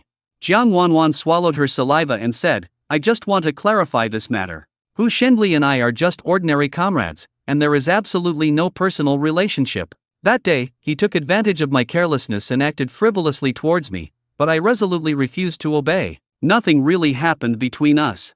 Tears welled up in her eyes, and finally she couldn't help but let them fall, staining the corners of her eyes red. You should understand how difficult it is for female lesbians in this world. Lu Qingyang thought to himself, go ahead and pretend, I will just watch you pretend quietly. Seeing that he was hesitant to accept it, Jiang Wanwan was still surprised. Could it be that her beauty could no longer impress people? It doesn't matter if you don't answer, but please accept this cake. It's also a token of my love. I'll be satisfied if you eat it. Only then did Lu Qingyang slowly reach out his hand and take the tortilla. Jiang Wanwan's face was full of anticipation. Try it and see if it tastes good. Lu Qingyang took a bite of the tortilla calmly. To be honest, the taste was hard to describe. But for the sake of his plan, he reluctantly ate a few bites. Jiang Wanwan watched him eat the tortilla and couldn't control the smile on her lips. Since he doesn't want to accept her, she will use force. Jiang Wanwan waited expectantly for the drug to take effect. How do you think it tastes? Lu Qingyang replied bluntly, not very good, too hard, my teeth are about to knock. Jiang Wanwan was almost angry at his disgusted expression, but now was not the time to be angry. I've already eaten the bread. Why don't you leave? It's so cold outside and it's snowing. Can I wait until the snow stops before I go? Please. In order for the plan to be implemented smoothly, he nodded reluctantly. Sure, whatever you want. Then he went to the stove and started tinkering with something. Jiang Wanwan thought to herself, you look so noble now, I guarantee you will lose your mind later. She was already fantasizing about what would happen after she got Lu Qingyang. The first thing of course is to make him take responsibility and marry me. If he doesn't agree, I will report him for hooliganism. At that time, everything Lu Qingyang owns will belong to him, and he can eat meat every day. He looks warm in this fur coat, and he can ask her to make one for him when the time comes." The aroma wafting from the pot became stronger and stronger. Jiang Wanwan sniffed the aroma and asked in a hoarse voice, "Lu's hiking, what did you cook smells so good? Can I have a taste?" But suddenly, I heard Lu Qingyang fall to the ground with a thud. Did you mix something in the cake you gave me?" When Jiang Wanwan rushed over to take a look, she saw him vomiting blood, vomiting violently and convulsing all over. Do you want to poison me?" Jiang Wanwan was stunned. "No, why would I want to poison you to death?" She originally wanted to check on Lu Qinjiang's condition, but was frightened by the situation. It's not poisonous, it's clearly animal medicine. People won't die if they take it." Seeing more and more blood pouring out of Lu Qinjiang's mouth, Jiang Wanwan was completely frightened. Lu Qingyang, don't scare me, are you okay?" I saw Lu Qingyang rolled his eyes, gradually stopped twitching, and lay on the ground motionless. Jiang Wanwan held trembling hands and sniffed, but found that he was not breathing. "It's over. This time it's completely over. How could he die of vomiting blood?" Jiang Wanwan was so anxious that she was running around. She wanted to deal with the blood on the ground, but she was afraid to be alone. It's all Lu Chunyua's fault. There must be something wrong with the medicine she brought back. What should we do now? She definitely couldn't deal with the body by herself. Looking at the scene in front of her, she covered her mouth and tried to calm down. Anyway, no one else knows that she has come to Lu Qinjiang's place, and it is night time now, so no one should notice. Yes, no one would find out. Who would suspect that a poor and weak educated youth like her would kill someone? Jiang Wanwan immediately stood up and fled from here in a hurry. It was not until the footsteps disappeared and there was no movement around that Lu Qingyang, who was lying on the ground, opened one eye. The person was really gone. He turned over and sat up. Thinking of her frightened expression, he held his stomach and laughed out loud. Didn't she want to drug him? She was so scared, this vicious woman, she was acting. The liquid in his mouth that looked like blood was the ketchup he had made with the tomatoes in the space. It really looked like plasma. The taste was pretty good, the only pity was that a lot of it was wasted. Finally, he drove away this troublesome woman, and Lu Qingyang even waited for her for a while. But I really overestimated her. Jiang Wanwan never dared to come back after that time. Lu Qingyang tidied himself up, took a hot bath in the space, and cleaned himself up. After preparing the lunch to take out for tomorrow's meal, I went to bed to rest. After Jiang Wanwan ran out in a hurry, she originally wanted to find someone to help. But the more people know, the more danger there is. The first person she thought of was Hu Shengli, but then she heard a noise coming from Lu Qiume's house. If I go to find Hu Shengli myself, Lu Qiume will definitely be suspicious, and it will not be worth it. No, I can't go to him. I can only go back to Fang's house first. When I returned to Fang's house, I didn't dare wake Lu Fang up. After all, he slept with the children, and if I woke him up, the children would wake up too. He could only return to the room in a daze. Lu Chunyua was already fast asleep, and her snoring was echoing in his ears. It's all Lu Chunyua's fault. If there wasn't something wrong with the medicine she brought back, how could she have accidentally poisoned Lu Qingyang? The more Jiang Wanwan thought about it, the angrier she became, and she almost wanted to kill him. But she soon calmed down. Anyway, no one knew that she had been to Lu Qingyang, so she just had to pretend that she knew nothing. If Lu Qinjiang's body is found tomorrow, she can also put the whole blame on herself, since she was the one who borrowed the medicine anyway. Thinking of this, she quickly and secretly mixed the bloodstained coat into Lu Chunyua's clothes, and then she felt relieved. But the scene just now frightened her so much that she dared not sleep at all. She could only stay awake and crawl into bed and wait for dawn. The next day, Jiang Wanwan got up as soon as the rooster crowed. My heart was pounding, and I was afraid that someone would find out. When Lu Chunyua woke up, she found that Jiang Wanwan's eyes were red and full of bloodshot. What's wrong with you? Didn't you sleep well last night? Jiang Wanwan came back to her senses. How dare you say that? You snored so loudly last night that I couldn't sleep. You've been living with me for more than a day or two. What are you complaining about now? What happened last night? Lu Chunyua asked mysteriously. Jiang Wanwan forced a smile. What's the matter? Nothing. Don't talk nonsense. I just went to get something. I'll be back soon. Lu Chunyua knew her character and was too lazy to talk to her since she had already received her benefits. Jiang Wanwan was absent-minded when she followed the large group up the mountain to cut wood. She wondered when Lu Qinjiang's corpse would be discovered, and whether someone would suddenly arrest her and accuse her of being a murderer. The more she thought about it, the more scared she became. While walking in the logging site, she was almost hit by a falling tree. The educated youths who were cutting wood were scared to death. Stay away and don't harm us. Jiang Wanwan is now extremely sensitive when she hears the word death. Don't talk nonsense about death or not. You're crazy. If you're sick, get treatment. It's inexplicable.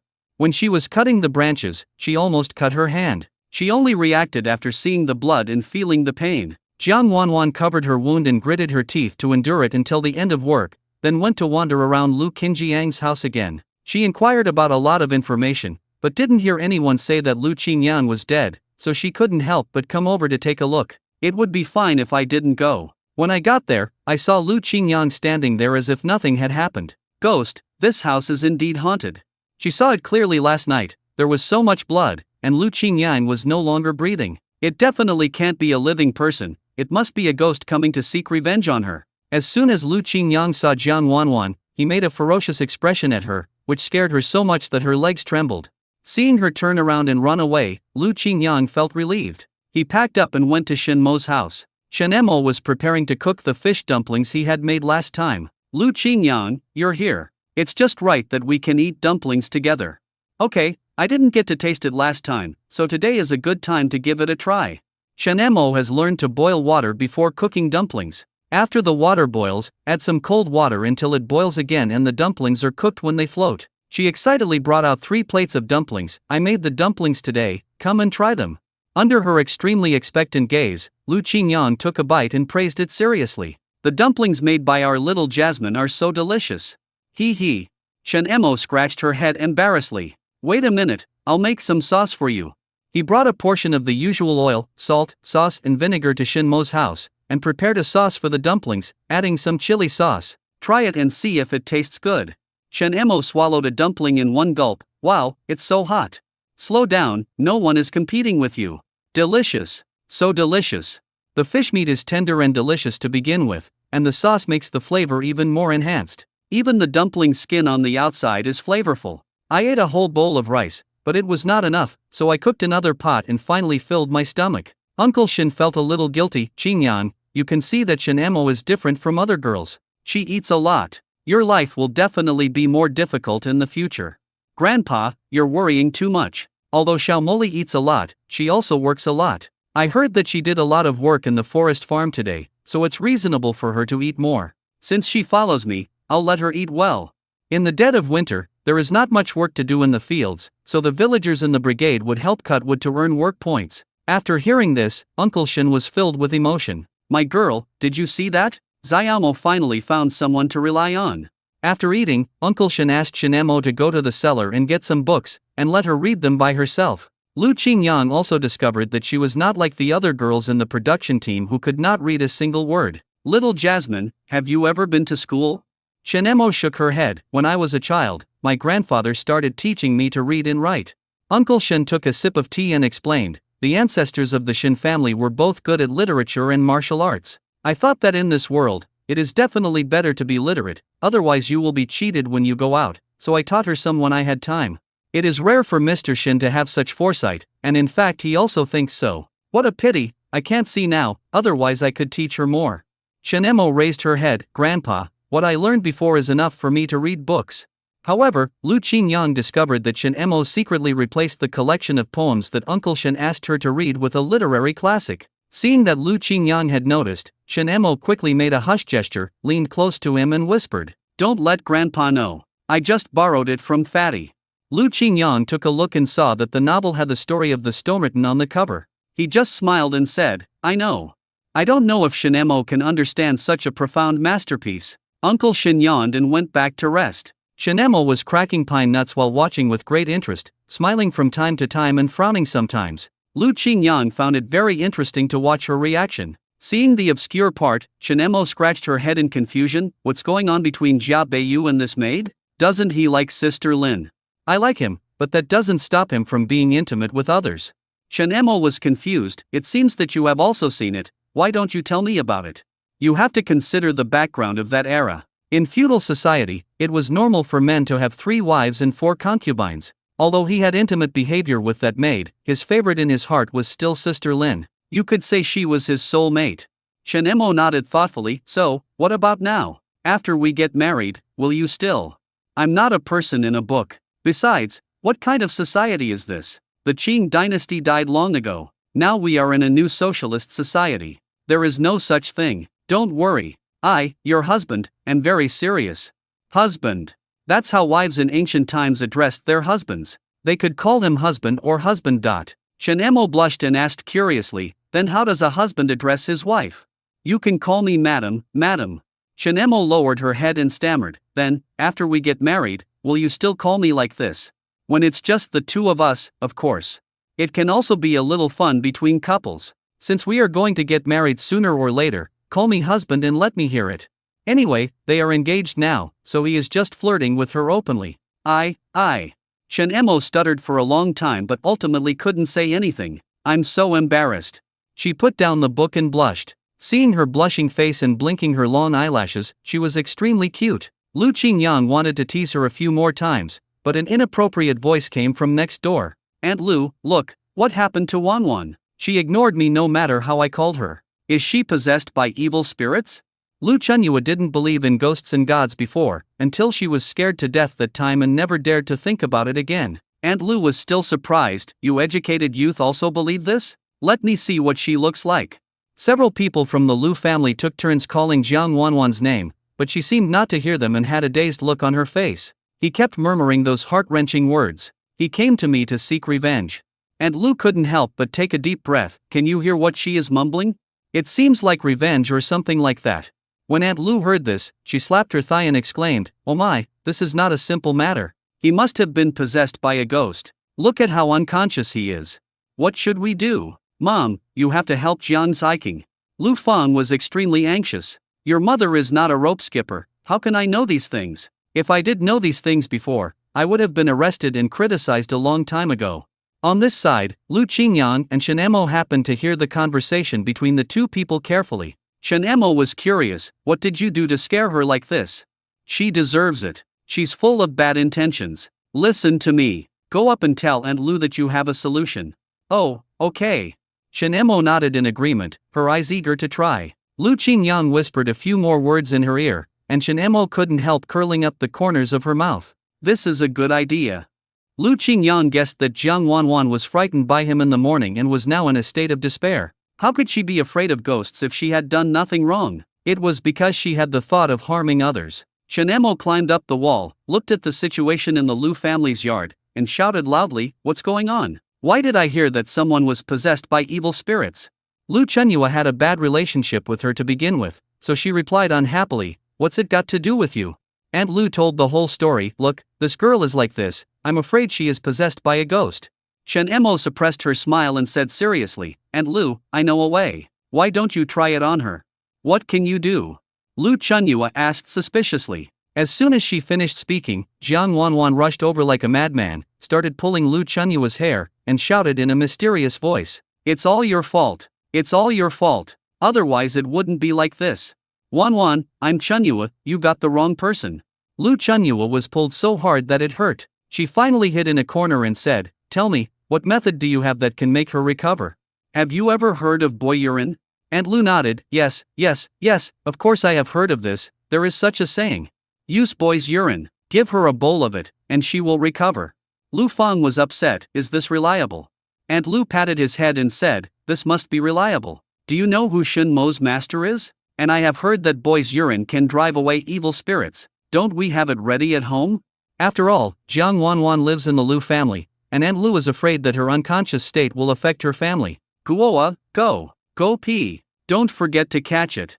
Guoa looked helpless. I don't have so much urine, I just peed.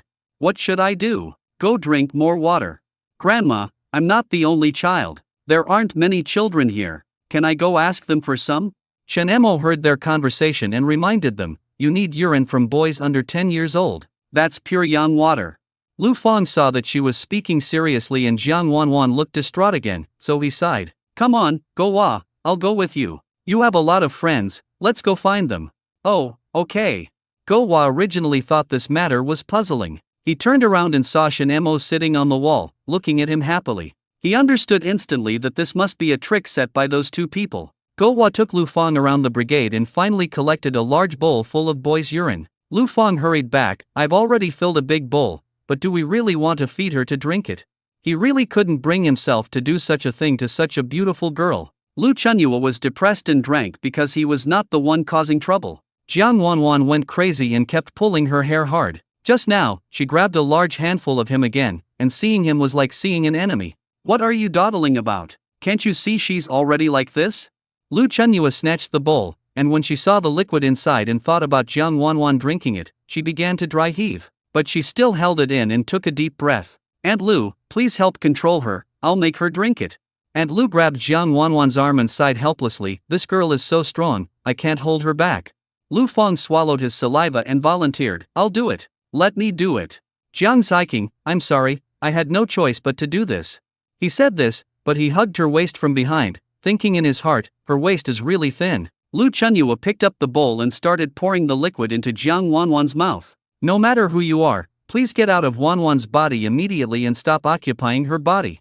In fact, Jiang Wanwan was indeed frightened, but she came to her senses the moment Lu Feng held her hostage. What do you want to do? No, A stream of liquid with a urine smell poured directly into her mouth. Shen Emo couldn't bear to look at it anymore, so she quickly jumped down from the wall. It's really disgusting to watch.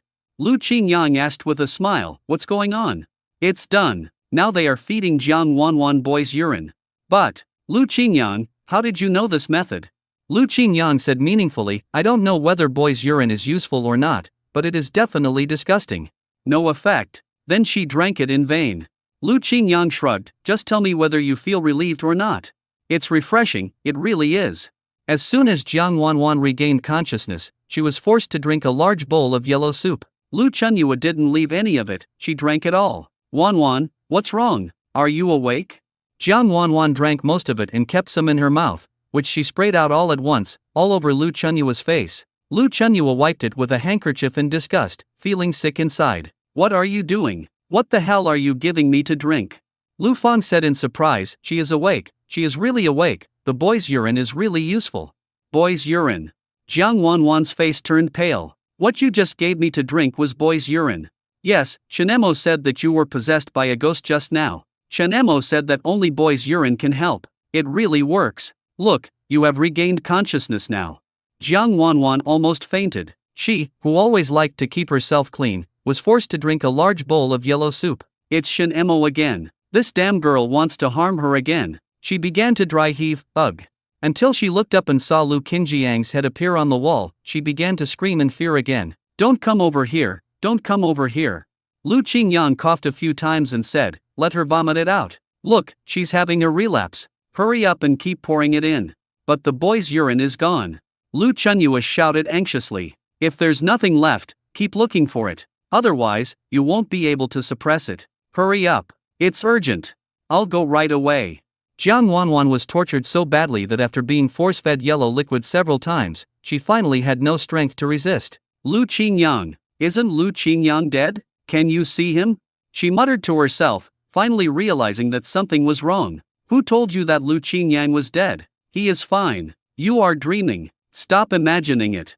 Jiang Wanwan's mind was in a mess and her body smelled bad. She then realized that she had been fooled again, and in a very bad way. Lu Qingyang knew from the beginning that he had bad intentions. He just stood there, watching himself making a fool of himself like a monkey show. She also realized that it was impossible to hook up with this man, and she had to find another way. Lu Qingyang knew that Jiang Wanwan didn't dare to have any thoughts about him for the time being. He can have some quiet time recently to do some important things. He started asking people in the village about Wei Yuxia's family. Last time, I was tricked by Captain Wu into getting married. I learned that Aunt Wu's brother is the deputy captain of the Qinjin Brigade, so I can ask them for help to find out some information. Captain Wu was coaxed by him, but Aunt Wu was probably still brooding over what happened last time, and she would definitely not be happy if she was asked to look for his Iongne again. Lu Qingyang naturally has some ways to coax women. In modern times, it's not that he doesn't want to coax her, but that there is no cost or time to do so. But it's different now.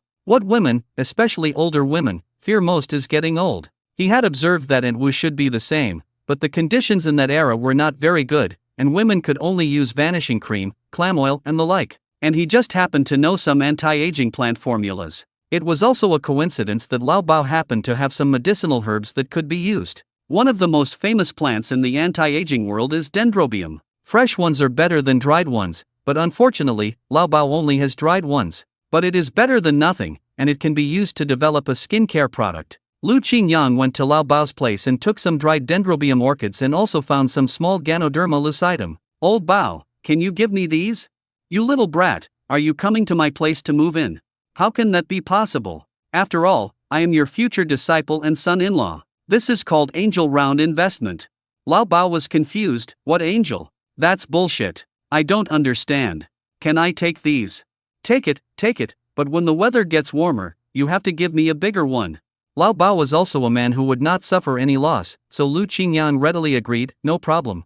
The mountain is now covered with ice and snow. Not to mention Ganoderma lucidum, even a single green leaf can't be found. Although these Ganoderma lucidum are a bit small, they definitely have some efficacy, just slightly weaker than the big ones. I also bought some medicinal herbs from Lao Bao and went back to make the ointment I used last time. The amount of ointment made this time is less than that given to Yang Xiaotang. Just like Kong Laoli has said, it is only necessary to maintain some effect. There is no need to cure it completely, but the specific dosage still needs to be tested. Bao Xingyi has been well behaved these past 2 days. Lu Qingyang feels that he must be planning something behind the scenes, so it's just right to use him to test the efficacy of the medicine. Lu Qingyang also went to Lao Bao's place to grind the dendrobium and Ganoderma lucidum into powder. Lao Bao was also curious about what he was going to do. Dendrobium orchid has the effect of promoting blood circulation and removing blood stasis, and nourishing the spleen and stomach. Ganoderma lucidum can be used to replenish qi and calm the mind, and relieve cough and asthma.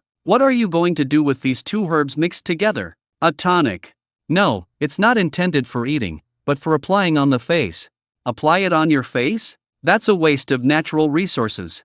Lao Bao was so angry that his face puffed up, but when he thought about how he had already promised all these to Lu Qingyang, he felt helpless. After Lu Qingyang ground the herbs into powder, he packed them up carefully. It's not a waste at all. This thing is very useful. Both herbs are plants with strong anti-aging properties. Add some spiritual spring water and you can definitely make a unique anti-aging skincare product. In addition, in order to make little Jasmine happy, I used Angelica dihurica, Atractylodes macrocephala, and Aconitum carmichealii, ground them into powder, and planned to make a whitening face cream. Lu Qingyang took the medicine powder back, added some spiritual spring water to it, and mixed it into the vanishing cream. I tried applying it on my hands, and the backs of my hands, which were originally a little dry, became moisturized instantly. However, when I experimented on the back of my hand, it was still not that obvious. Without further ado, Lu Qingyang immediately rushed to Captain Wu's house with the face cream. As soon as Captain Wu saw him, he pulled him aside and said, "You came at a really bad time. My husband's niece is also here. Have you forgotten what happened last time? It's better not to make them angry." His wife still hasn't calmed down, and he doesn't know how many tricks he has used to get her to stop. What a coincidence. I have something to give them. I hope it will calm them down. Ignoring Captain Wu's persuasion, he just walked in with a swagger. As soon as Xiangmei saw Lu Qingyang, she turned her face away. "Didn't you see I'm here?" "I saw it." "Then you still come. Isn't it better to arrive at the right time than to arrive early? Last time Aunt Wu asked me to bring something, it happened to be sent from the capital, so I delivered it. Aunt Wu still felt strange. "When did I ask you to help carry things?" "Aunt Wu, have you forgotten that the vanishing cream from Beijing is definitely better than the one in our commune?" Aunt Wu took the vanishing cream curiously. On the surface, it looked no different from ordinary vanishing cream. "What's so strange about this? Don't supply and marketing cooperatives have it?"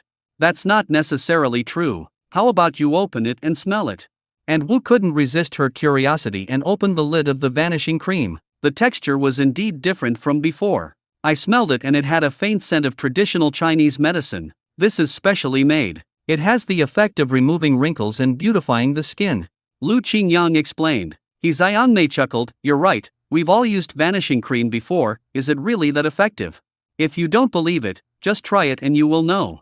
Lu Qingyang thought to himself that the effect would not be that fast if used on the face. But fortunately, he still has the golden finger, and the appearance in the space is of no use. Aunt Wu was not actually angry with Lu Qingyang, she was just pretending to be angry in front of Xiangmei. Seeing Xiangmei's curious look, she said, "Let me give it a try. If it doesn't work, Lu Qingyang, I will punish you."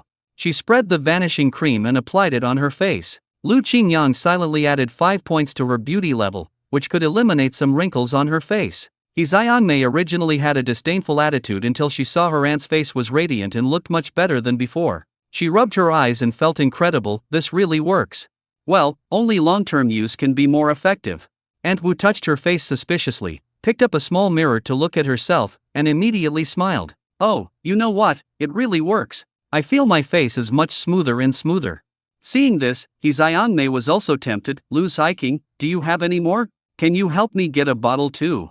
What a pity, this anti-aging product is no longer available. Only whitening products are available. Do you want to try it? Whitening. Hizayangmei touched her dark face. Her skin is naturally dark, and due to frequent farm work, it has been tanned to this extent. But what girl doesn't love beauty? She also wants to become whiter and more beautiful. Is this really useful? You can try applying it on your face right now. Hizayangmei put some cream on her face. As she was applying it, Aunt Wu suddenly screamed. It's really white. It really works. When Hizayangmei took a look, it was visibly white. How come it's so effective? Of course, this is the most popular one in the capital. Hizayangmei praised, big cities are really different. This was of course because Lu Qingyang used the golden finger in the space. However, if you use skincare products with Lingquan water for a long time, the effects will definitely be extraordinary. Not to say a complete makeover, but at least a radiant look. And Wu and Hizayangmei were the families with better financial conditions in the production team. If it were those who are living in average conditions, who don't even have enough to eat and are always worried about food and clothing, they would not think about these things. Therefore, these skincare products only have some effect on them. It's so useful, give it to me. How many tickets do you have? I'll exchange with you. Lu Qingyang waved his hand and said, we are not doing business here, and we don't engage in speculation. Just take it. So valuable? Let's just take it. Hizayangmei was considered to be somewhat worldly wise. She knew that Lu Qingyang had no interest in her, so why would he give her this for no reason? Do you have other intentions? If so, I don't dare to take this snowflake cream. She could only push Snow Frost out with great pain, feeling her heart bleeding. Lu Qingyang smiled and pushed it in front of her again. It is true that I need your help with a small matter. It's just to find out about a family. It's just a small matter. Inquire about a family. Hizayangmei stared at Sui Hua Shuang, feeling itchy and impatient. Then tell me, I'll think about it. I wonder if there is a family with the surname Wei in the Qinjin Brigade.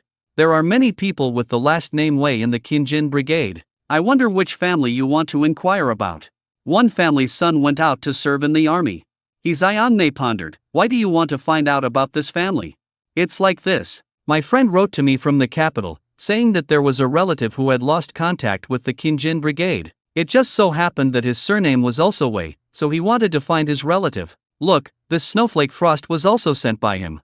Hizayangmei thought that it was just finding someone, which was not a big deal. Since it wouldn't have much impact on myself and my father, I agreed. Let me make it clear first, I'm only looking for someone, I don't care about anything else.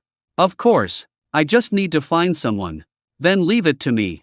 Hizayangmei took the snowflake frost in her hand and began to study it happily, thinking to herself that this was not a loss. As soon as she saw Lu Qinjiang's handsome face, her heart started beating again. It's such a pity that such a handsome educated youth is engaged to another woman. I heard that it was the little girl who came to cause trouble that day. Hizayangmei shuddered. The girl looked so wild, and Lu Qingyang actually liked her? Could it be that he has some special hobby? Likes to be beaten? Never mind. He's not married anyway. Maybe I'll have another chance in the future. When Hizayangmei went back to the inner room to get something, and Wu looked at Lu Qingyang thoughtfully. Xiaolu, I know you have a good heart, but don't let someone take advantage of you and do something you shouldn't do.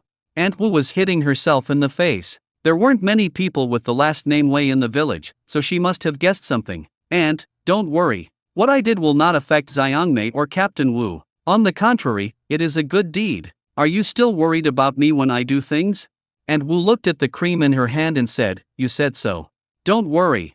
Lu Qingyang knew that Aunt Wu was not as simple as she seemed. Her brother is the deputy captain of the Qinjin Brigade, and her husband is the captain of the Liaoxi Brigade. He also heard that Aunt Wu had 3 older brothers, one of whom worked in the commune. It can be seen that her family connections are very powerful, and having a good relationship with her will only bring benefits and no harm. Aunt, do you think I'm a bad person? If you need anything in the future, just tell me. Look at your face. After using this anti-aging cream, your temperament has improved a lot. When I look at you, I feel that you are not even 30 years old. You look like a little girl.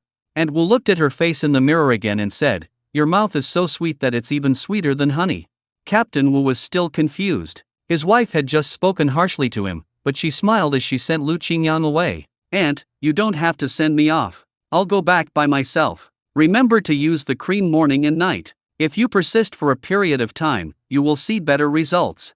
As soon as Lu Qingyang left, and Wu felt angry again when she saw her husband. "I feel uncomfortable when I see your old face." Captain Wu had no idea what he had done wrong. "No, wife, you."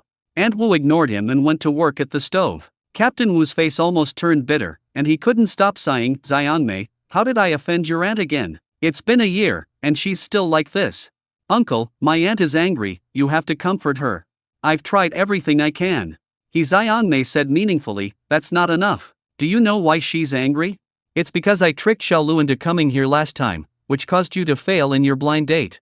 "Hey, that's right. It's because my blind date was unsuccessful that you have to look for a better and more reliable guy and introduce him to me. If my blind date is successful, my aunt won't be angry anymore, right?" "Hiss, what you said does make some sense." But he heard that his niece had very high standards, and he introduced Xiaolu to her last time because Xiaolu was so outstanding. It would probably be difficult to find another person like Lu Qingyang. "I heard that your brigade has quite a few outstanding educated youth. Why don't you look for them there?" Xiangmei sighed, "Don't mention it. They are all rough men, even rougher than the men in our team. There are a few who are good looking, but they are all gigolos. No, none of them are good." From this we can see how difficult it is to find another person like Lu Qingyang. Captain Wu could only sigh silently. Forget it, he gave up on this method and thought of other reliable ways. "I'll go find Lu Qingyang later. This guy has a lot of clever ideas and he will definitely have a way to make a woman happy. If he can even conquer a domineering girl like Shen Mo, what else can't he conquer?" Lu Qingyang had just arrived home and had not had time to take off his scarf when he found that Captain Wu had followed him. Xiaolu, wait." Captain Wu stood outside the door and refused to go in. "What's the matter? Uncle, why did you follow me? Didn't I give you a lot of medicine last time? Why did you use it up so quickly?" Lu Qingyang joked. "Ahem, it's not because of this. I still have the medicine. I just wanted to ask you if you have any way to make your aunt happy. She was smiling when she was talking to you just now, but why do you think I look so sad?" Lu Qingyang had a look of understanding. "I see, uncle, you want to ask me how to make a woman happy, right?" "Yes, that's it. I'm already so old, and it's really embarrassing for me to ask you this." Captain Wu sighed. But for the sake of a harmonious relationship between husband and wife, he had no choice. "What did you say to them just now? Why are you so happy?" "I just gave them some things that women like." "Isn't that simple? Uncle, think about what women like." "What do you like?" Captain Wu really didn't know this. They were already an old couple, so why would he care about this? Now he has to pay his grain tax once a week and rely on the tonic given by Lu Qingyang. Apart from anything else, this medicine is really useful. Not only can it increase endurance, but his old waist no longer feels sore after each session. "Tell me about it and give me some pointers."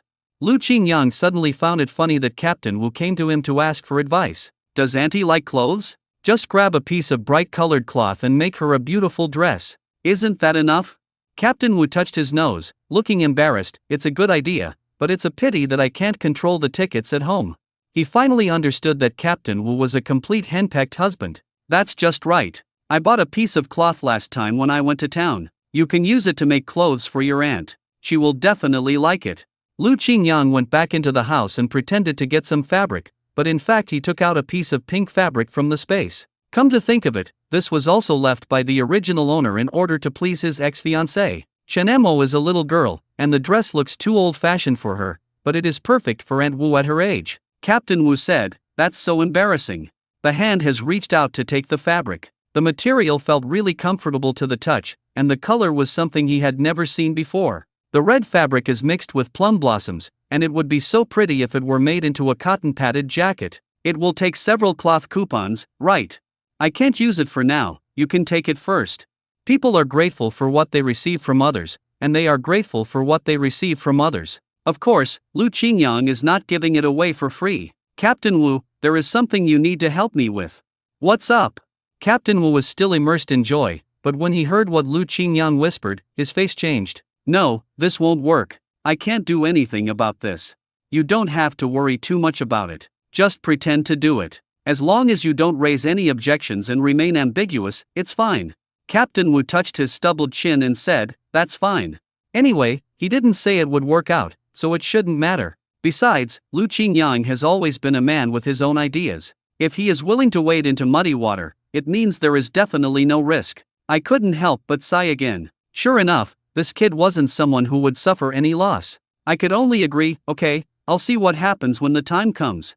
Now everything is settled, all that's left is to wait for news from Yi Zhangmei. As for Captain Wu, he must build good relationships, as there are more issues than just Zhang Zongwen's family involved. Bao Xingyi is not a pushover either, so we must make preparations in advance to prevent him from stabbing us in the back. He had disliked Bao Guanghui for a long time, and now that old Bao had severed ties with them, he had no worries. Moreover, he had long begun to doubt the disappearance of Lao Bao's daughter. Lao Bao said that his daughter went out to play with the two brothers at that time, but when she came back, only the two brothers came back and said that his daughter was missing, and could not be found. At that time, Lao Bao was like a madman. He jumped into the river and searched everywhere, but unfortunately he didn't find any clues. Finally, the brother said that his sister was abducted by human traffickers. From that time on, Lao Bao's once good life was completely shattered. In a fit of anger, the wife went back to her parents' home and never returned. He was also desperately searching for his daughter, but there was no clue at all. Bao Guanghui was already a teenager at that time, and he must have known some inside information. The breakthrough point lay with him. Now Lu Qingyang plans to find Lao Bao and ask for some more details. When I went to Lao Bao's house, I found that he had put away all his things. You heard the news, why did you come back so quickly? What's going on? Bao Guanghui is here with people again.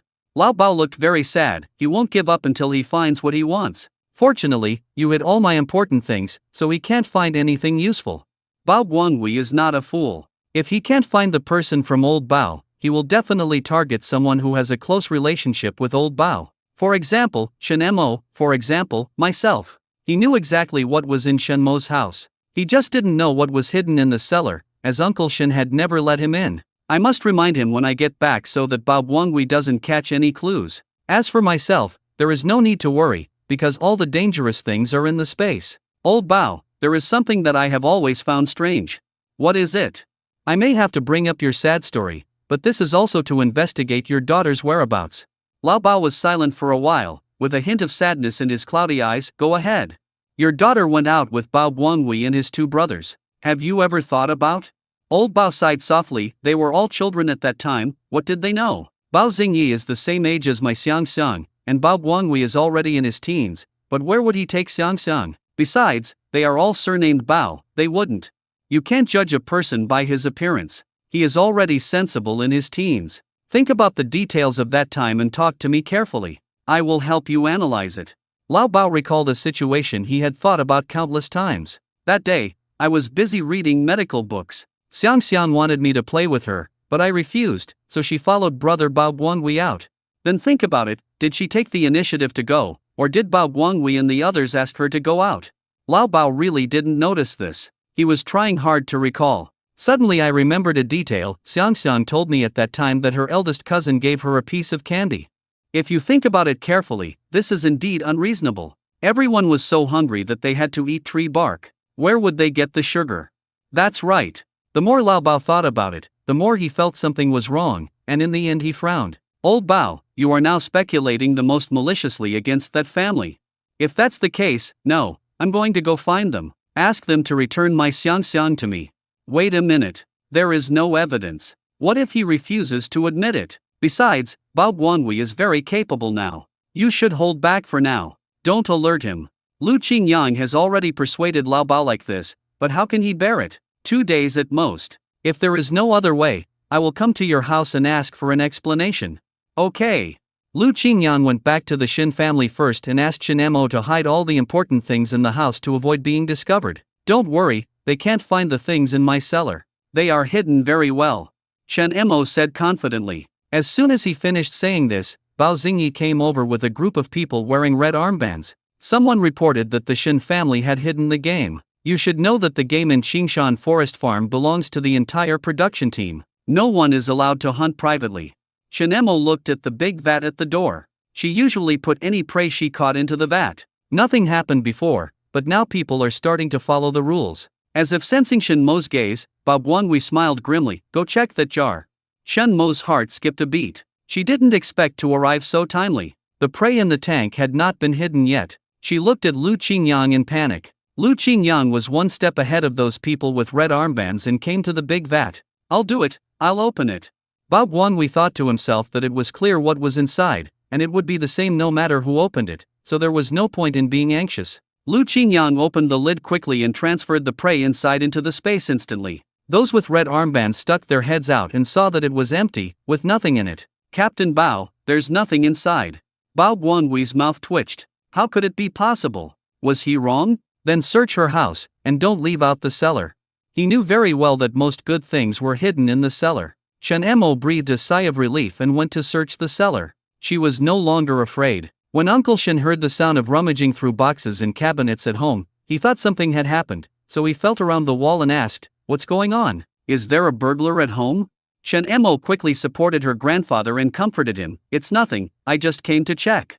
In the past, people with red armbands often came to check on Mr. Shen, and he didn't find it strange. Bao Guanghui walked up to Shen Mo and looked her up and down. Looking closely, this little girl has grown up completely. Although her face was still dirty, it could not conceal her originally pretty appearance. He has a handsome little face and a hint of anger in his eyes, which is also quite charming. He had seen many women, and he could tell at first sight that she was a beauty. I originally thought that Lu Qingyang was getting engaged to this little girl because they must be doing something shameful. Looking at this girl's face now, she might just be after sex. Lu Qingyang stood in front of Shen Mo, blocking Bao Guanghui's disgusting gaze. "Captain Bao, since we are here to search, just search thoroughly. There is no need to do anything unnecessary."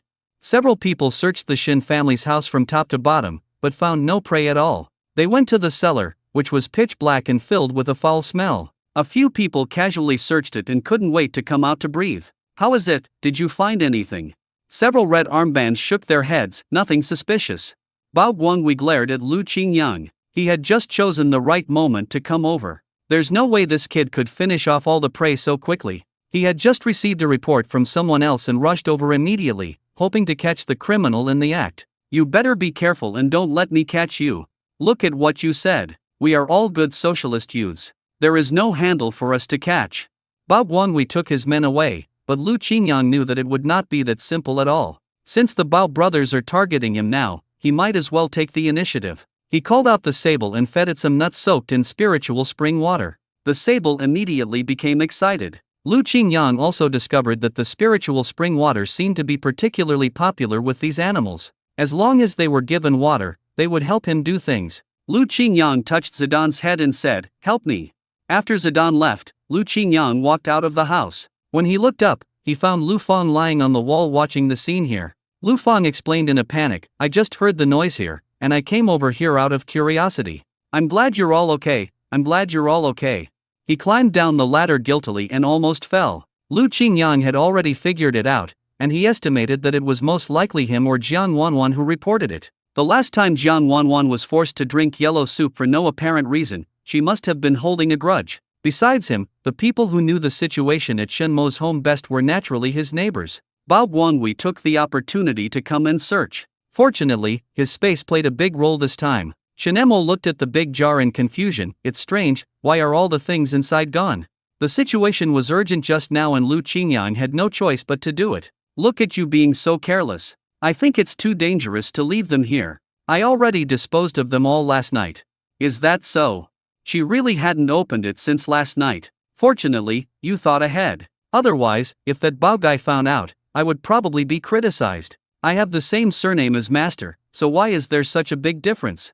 Shen Mo kept muttering to herself. It's more than just being criticized. As long as someone with ulterior motives manipulates it, it's possible that they will be locked up. Lu Qingyang lowered his voice and said, "Be careful when you speak in this yard in the future, lest there are ears behind the walls." Shen Mo suddenly realized, did they do it? Lu Qingyang raised his voice again. "Some people repay kindness with hatred, without even thinking about who saved her. Now you're all right again and have started to do harm to others and talk nonsense everywhere. I think you guys have learned a lot from the old trick of always complaining first. I think he didn't drink enough yellow soup, and he may not have recovered from the evil spirit yet." Jiang Wanwan's face on the other side of the wall turned pale in an instant. Lu Qingyang didn't say any swear words, but every word he said was a reference to her. "I told you, Wanwan, we are all neighbors. There is no need to make a fuss like this. If my mother finds out, she will teach me a lesson again. He was just an errand boy." Jiang Wanwan said that she saw Shen Mo hiding the captured prey in the tank and asked him to report it. She even used the beauty trap in a pitiful way. He couldn't control himself for a moment and helped to report it. Now, not only did I fail to report it, but I was also discovered. And Lu heard the noise coming from next door and felt strange. What is Xiao Lu yelling about? Lu Fang quickly pulled her into the house and said, I didn't say anything, Mom. You heard it wrong. You little bastard, if I find out what you have done, I will beat you to death. Aunt Lu raised the broom.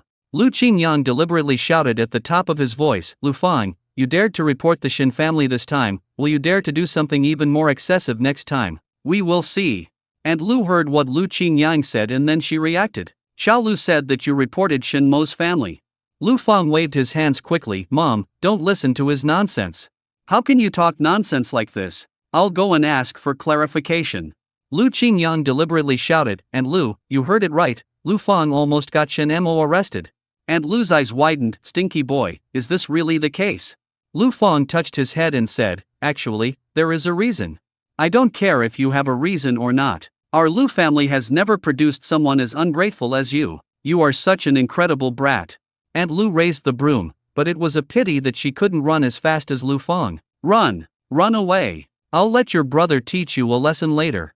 And Lu's beating was considered a light punishment. What he feared most was that his eldest brother would do it, because that would be truly ruthless. Suddenly, there was chaos in the yard next door, and bursts of shrill cries were heard. It seemed that Lu Fang was beaten badly. Lu Qingyang felt that Jiang Wanwan was quite free, so it seemed that he had to do something a little more disgusting to make her enjoy herself. He took out the veterinary medicine that he had asked Sable to exchange for, and weighed it in his hand. Since she likes to be clever so much, let her have a taste of it. I just helped the two of them and added fuel to the fire. Lu Qingyang stared at Shen Mo for a while, making her feel uncomfortable all over. What happened? Your face is dirty again. Let me clean it for you. He carefully wiped the dirt off Shen Mo's face, revealing her slightly red cheeks. By the way, I have one bottle left. This is for you. It's the beauty and whitening cream I developed. Shen Mo pouted, why did I hear that you worked for a long time yesterday to make several bottles?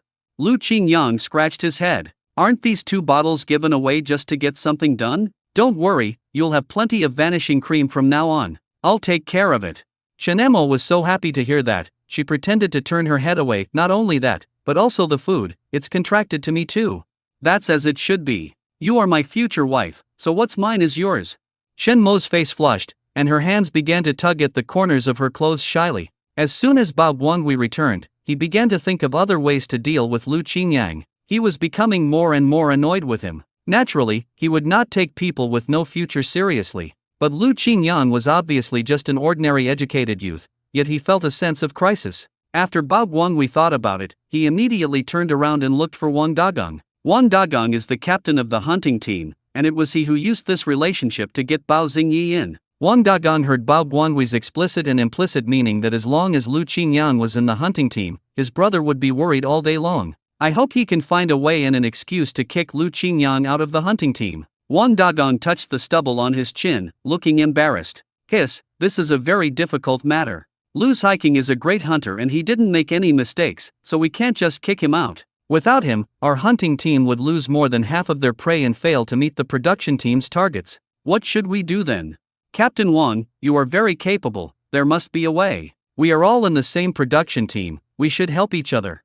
Wang Dagong was smiling on the surface, but he was cursing Bao Guangui to death in his heart. He had to stuff Bao Xingyi in, and now he has been satisfied. And he was asked to kick Lu Qingyang out. Isn't this just looking for trouble and deliberately making things difficult for him? Could it be that Lu Qingyang only came for 2 or 3 months last year, and their hunting team completed the annual mission? He doesn't want to lose this living ancestor. Lu Qingyang was blessed by the mountain god. As long as he was there, he would never have to worry about finding prey. Besides, he was counting on Lu Qingyang to go fishing with him. During this period, the food in his family improved greatly.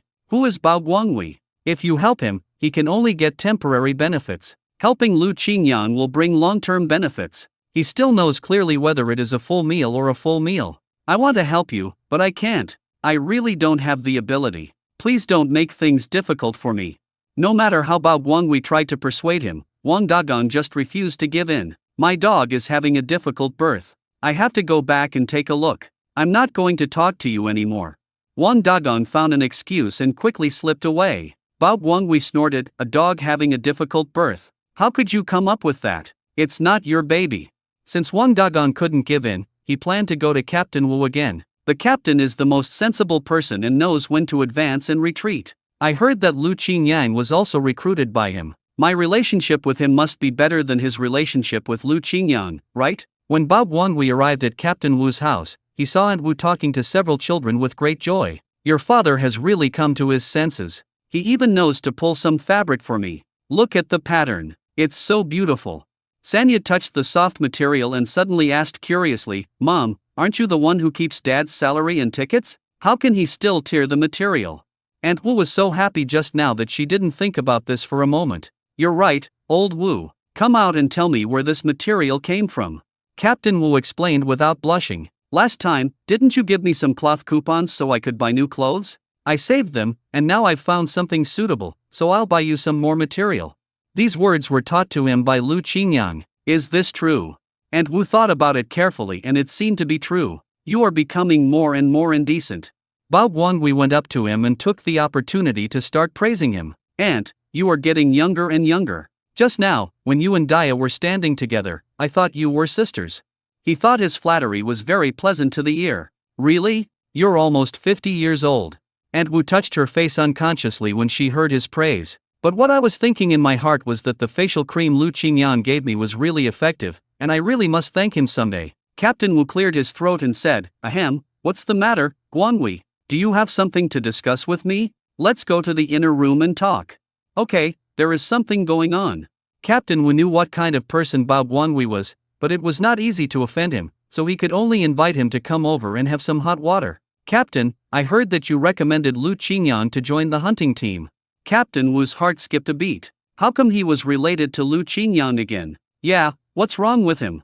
Isn't my brother in the hunting team? He told me that Lu Qingyang not only bullied him. Bao Guanghui lowered his voice and said, he secretly took the prey and claimed it as his own. Tell me what this means. I can't stand it anymore.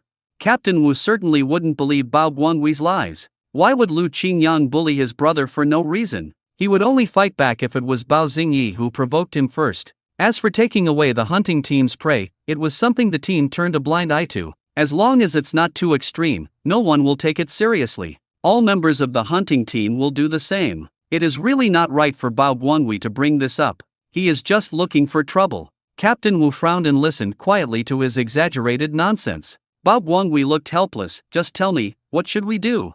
Captain Wu reacted and said meaningfully, is there any misunderstanding between Xiao Lu and your brother? Do you have any evidence that he stole the prey? Unless you saw it with your own eyes, it's not easy to talk about such things.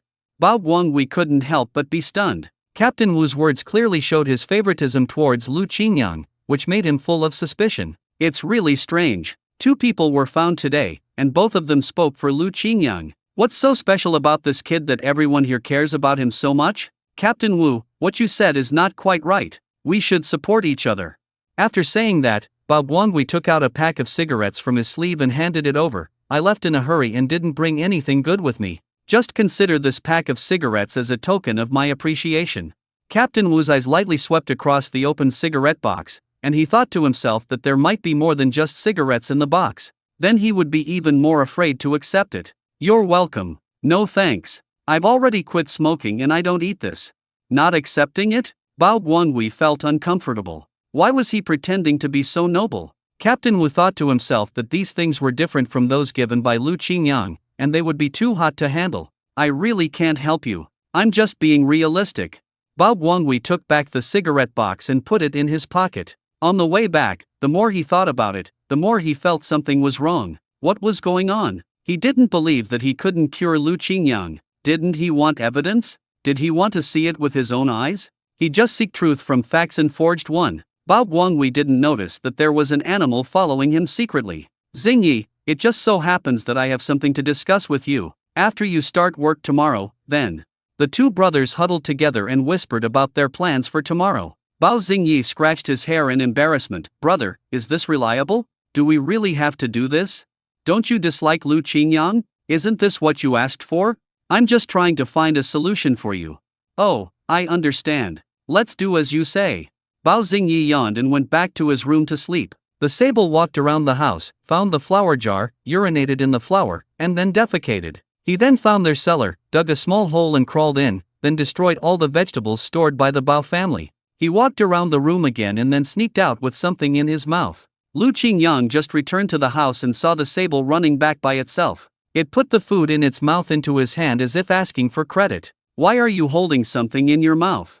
When Lu Qingyang took a look, he was surprised to see that it was a pack of cigarettes. After a careful look, I saw that there were a lot of food coupons, cloth coupons, and 2 kilograms of meat coupons in it. "I just asked you to do some damage, but you stole something from me."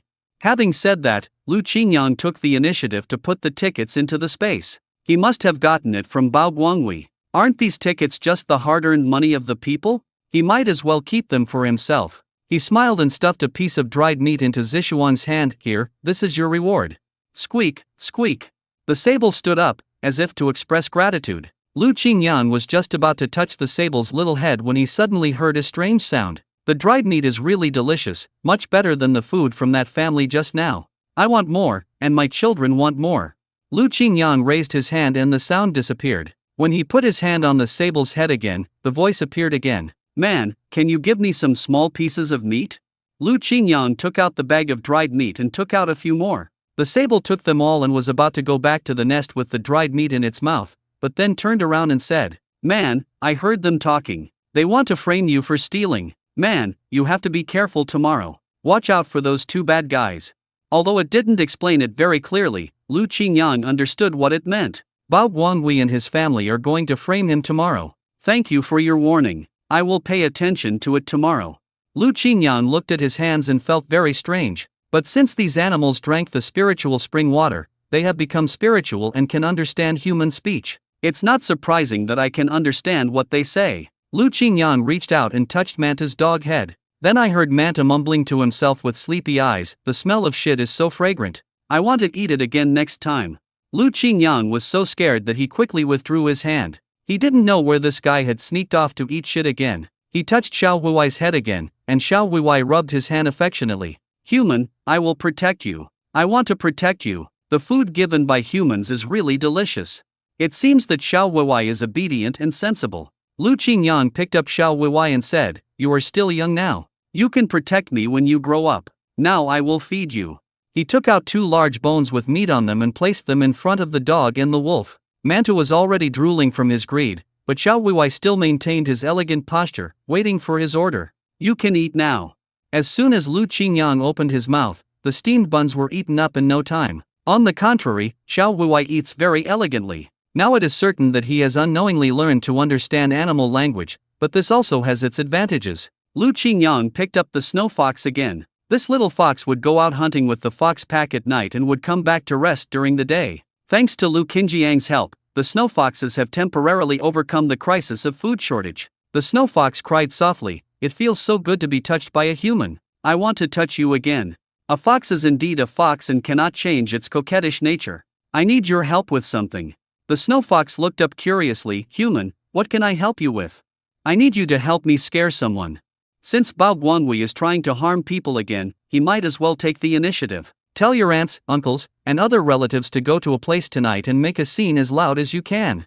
The hunting team would hunt anything except foxes, because they said there were fox gods in the mountains and they must not harm their descendants, otherwise there would be retribution. Bao Guanghui is also from this mountain, so he must believe this statement. The snow fox blinked his eyes. "Human, no problem. You helped us, and we will help you."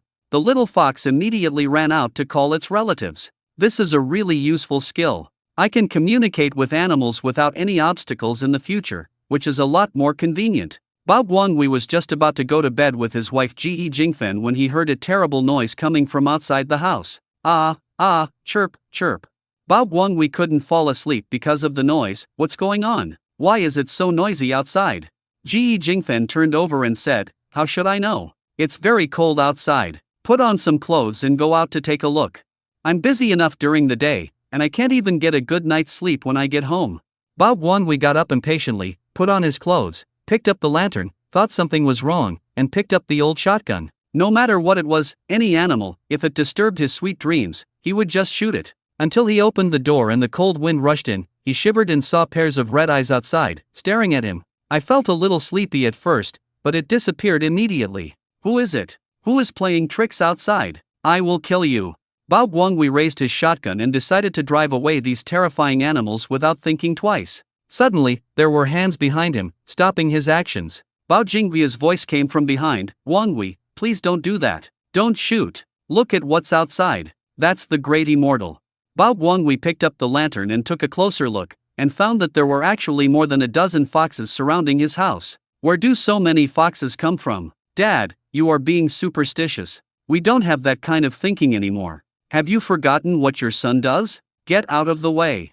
Bao Jingvia held his son's hand tightly and said, 1 or 2 foxes would be fine, but these are more than 10 foxes. This is the manifestation of the fox fairy. You must not commit a sin. This group of snow foxes came prepared. As soon as they saw humans holding tin buckets, they ran away quickly. Moreover, they know how to move and find cover, ensuring that under the cover of night, Bao Guanghui cannot hit them at all. Bao Guanghui finally pulled Bao Jingvia's hand away and fired a shot into the snow. There are no immortals, they are just a bunch of beasts. All the snow foxes fled in all directions, but their roars became even more ferocious. Bao Jingvia was so frightened that he muttered something and quickly knelt on the ground and kowtowed. Don't blame me, immortal, my son is ignorant, my son is ignorant. Dad, I'm the captain. What's the point of you being so superstitious? Hurry up and get up. Stop kowtow. I'll kill these beasts and see if they will come back for revenge. Bao Jingvia refused to get up, and the fox's howling became more and more shrill. Suddenly something fell from the roof and hit Bao Guanghui on the forehead. What the hell is this? He lowered his head and saw a shoe lying quietly in the snow. It was an old shoe worn by a little girl. Bao Jingvia was shocked when he saw it. Could it be because of that incident? Look, the fox immortal knows everything, they know everything. Bao Guanghui also gradually slowed down his movements, and there was a moment of surprise in his eyes. He picked up the shoes in the snow and said, many little girls wear shoes of this style. Dad, don't talk nonsense. Guanghui, listen to your father and stop hitting the fox. There will be retribution. Bao Guanghui is now extremely confused and has no intention of hunting the fox. He put down the gun and closed the door, and strangely, the howling of the fox outside gradually began to subside. But he tossed and turned and couldn't fall asleep. What happened over the past decade kept coming to my mind. At that time, their family was really poor. He was in his teens, at the stage of growing up, and 2 steamed buns a day were not enough to fill him up. He and his younger brother were so hungry that they looked pale and thin, but the little girl in his second uncle's family was able to eat her fill every day. She has a ruddy complexion and is extremely naughty. She always likes to follow behind him and call him brother, brother. At that time, my second uncle was treating patients and there were always people sending him things, so he never had to worry about food and drink. Plus, his father always whispered in his ears, your grandfather was partial and passed the box down to your second uncle, so of course they wouldn't starve. You should blame your grandfather. If the box had been passed down to me, you would have definitely been able to eat well and live a good life. Bao Guanghui was already holding a grudge at that time. Why should a little girl like her live a better life than them? His grandfather is dead, so what can he do if he blames him? Now he wants to blame his second uncle. Fortunately, although my second uncle had a rift with my father, he did not stop Bao Xiangxian from playing with them. Bao Xiangxian was a greedy person, so he asked Bao Xingyi to trick her out by saying there was candy. When Bao Xiangxian heard this, she immediately followed the 2 brothers out. Bao Guanghui was jealous and anxious, so he sold Bao Xiangxian to a family in the neighboring brigade as a child bride. Bao Xiangxian got the candy as she wished. The 2 brothers also received food coupons and $2, so they could have enough food to eat. At first, Bao Guanghui was nervous and afraid that his second uncle would find out. I felt relieved only when I found out that my second uncle thought Bao Xiangxian had fallen into the river and was trying frantically to salvage her. He was also afraid that Bao Xiangxian would come back, and then what he had done would be exposed. It wasn't until he found out that the family moved out a few days after buying the bag of Xiangxiang that he was completely relieved. Of course, the fact that they were rich was eventually discovered by Bao Jingvia. In order to protect his son, he naturally did not tell anyone about this. In addition, he felt very refreshed when he saw his second uncle becoming crazy and his wife and children separated because of this incident. With $2, their family began to turn their lives around. However, because of the loss of his beloved daughter, my second uncle was in a daze and his life became more and more miserable. The more Bao Guanghui thought about it, the more uncomfortable he felt. He couldn't sleep the whole night because of this matter. Bao Xingyi saw that he had 2 dark circles under his eyes and teased him. What's wrong, brother? The battle was so intense yesterday that you couldn't sleep. Fuck you. There was such a big noise outside yesterday, but you didn't hear anything? Are you deaf?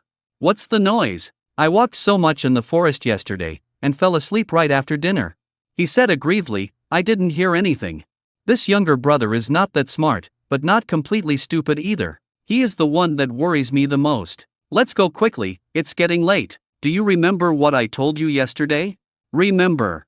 Bao Guanhui put on his coat and fumbled around for a long time. Where is the cigarette box that was in my pocket? Why is it gone? Have you searched through all the drawers and cabinets at home for a long time but still can't find it? That's strange, has it disappeared? There were more and more strange things happening in this family, and Bao Guanhui couldn't help feeling upset. Lu Qingyang listened to the snow fox chattering and describing what happened last night. The bad guy got scared when he saw the shoe. The snow fox tilted his head and asked, Human, are we still going to act at night? You don't need so many foxes to go together. Send the strongest one to deliver the other shoe. No. This will break through Bao Guanhui's psychological defenses and expose his flaws. As for Bao Xingyi, everything he discussed with Bao Guanhui yesterday was heard by Little Sable. Bao Xingyi planned to unite several people in the hunting team to slander Lu Qingyang for stealing the hunting team's prey, catch him on the spot and leave Lu Qingyang no chance to resist. Ji Erniu and Wu Qiu both seem to have a good relationship with Lu Qingyang, but people are always driven by interests. The eldest brother has given him some food coupons, and he will use them to bribe this group of people to speak for him. Lu Qingyang had already arrived before Bao Xingyi. Wu Qiu, I heard that your mother is sick and hasn't recovered yet. Wu Qiu sighed, there's nothing I can do. I went to the town hospital, but it was useless. I finally saved some money and wanted to use it to get married, but I ended up spending it all on my mother's illness. Without saying a word, Lu Qingyang took out from the bag the food coupons, cloth coupons and other things that Zidane had stolen from Bao Guanhui's house yesterday. You look sad, so take it. Wu Qiu was so moved that he could not express it in words. His life had already improved since he followed Lu Qingyang to hunt, and now he was actually giving him tickets directly. But he still shook his head and declined. This is not appropriate, right? Your life is not easy either. What's inappropriate about it? Just use it if you're given it, but be careful when you go out to exchange for food. Don't let anyone with ulterior motives see you. They have a lot of talk. He had a few extra cards in his hand, and he stuffed them all into Ge Erniu's hands. Why do I still have a share? Lu Qingyang patted his shoulder and said, I heard that your wife in the city just gave birth to a baby. Please lighten the burden on the family. How can you be so embarrassed? You just got engaged and are about to get married. Don't worry, the date hasn't been set yet. You guys are more anxious. Anyway, it's not his ticket, so he doesn't feel bad about giving it away. Both of them were so moved that they didn't know what to say, not realizing that these were tickets that Lu Qingyang had obtained for free. Lu Qingyang didn't say anything explicitly, but just asked them to be more careful when hunting. You guys, be careful and don't let anyone take advantage of you. I'm doing this for your own good. Bao Xingyi came over humming a little tune. He felt very happy when he thought about how he was going to deal a punishment to Lu Qingyang today. Brother Wu Qiu, Brother Enyo, I'm sorry that I'm late today. Please bear with me. The two nodded symbolically but didn't say anything. When Bao Xingyi saw Lu Qingyang, he wanted to be more arrogant, but when he saw his sharp eyes, his momentum softened. Brother Qingyang. Lu Qingyang just hummed lightly and didn't care what he said. Bao Xingyi suddenly put on a flattering look and said to Lu Qingyang with a smile, Brother Qingyang, you are carrying this basket, it is very heavy, why don't you let me help you share some of the burden? Okay. Lu Qingyang didn't hesitate and directly hung the backpack on him. Bao Xingyi was caught off guard and was knocked to the ground by the sudden weight. What's in this backpack? Why is it so heavy? Since you have such good intentions, I won't refuse. You have to carry it well and don't give up halfway. Bao Xingyi forced a smile and said, What are you talking about? This is what I should do. I originally wanted to help carry the backpack so that I could know his little movements at any time and secretly add some things to it. It's so heavy now. Could it be that he has secretly hunted some prey and stuffed it into the basket? Xingyi, are you a grown man? Do you have the strength? You walk so slowly. Is the backpack very heavy? Otherwise, let me do it. Bao Xingyi panted, It's not heavy at all. I can carry it. How could he be willing to give up this opportunity that he had finally found? Lu Qingyang naturally knew what he was thinking and filled his backpack with half a basket of stones. Since he wants to help, let him help to his heart's content. A whole morning passed and it was finally time for lunch. Bao Xingyi thought he could finally take a break as he was really exhausted. I could hardly carry it anymore and wanted to put the basket on the horse's back. As a result, the horse did not give him any face. As soon as he approached, it turned its butt towards him, ready to attack at any time. "You horse, do you still know who your master is? If you don't obey, I'll stew you." The horse suddenly neighed and its hind legs almost kicked him in the face. If he hadn't reacted quickly, he would probably be crippled now. Bao Xingyi roared, "I'll stew you when I get back." Wu Qiu was helpless. "It's just a horse. Why bother with him? Horses also understand human nature. You should cultivate your relationship with him." "Why would I cultivate a relationship with a horse? If I had to cultivate one, it would be with a young girl. I'm not like some people who rush forward when they see a woman." When he said these sarcastic words, he naturally took advantage of the time when Lu Qingyang couldn't hear him. "Stop talking nonsense." Wu Qiu gave him a blank look. If Lu Qingyang knew about this, he would give him a good lesson and he would be obedient. After spending some time together, he finally understood who the powerful one was. Seeing that there was no one around, Bao Xingyi secretly prepared to win over Wu Qiu. "Brother Qiu, look, I have several kilograms of food coupons here, which I specially saved for you." Wu Qiu frowned. It was really strange. Why did someone keep giving him food coupons today? Wu Qiu naturally trusted Lu Qinjiang's character, but as for Bao Xingyi in front of him, he was extremely worried. "What do you want? Why are you sending this to me?" "Of course I need your help with something. I've already seen that you are the best hunter in the hunting team. I really don't deserve that. If we talk about being awesome, Captain Wang is the role model in our hearts." "Hey, Brother Qiu, stop being so modest. Tell me the truth, don't you feel a little uncomfortable in your heart, feeling that there is always someone who is superior to you?" Wu Qiu seemed to know what he was going to say next. "What do you mean?"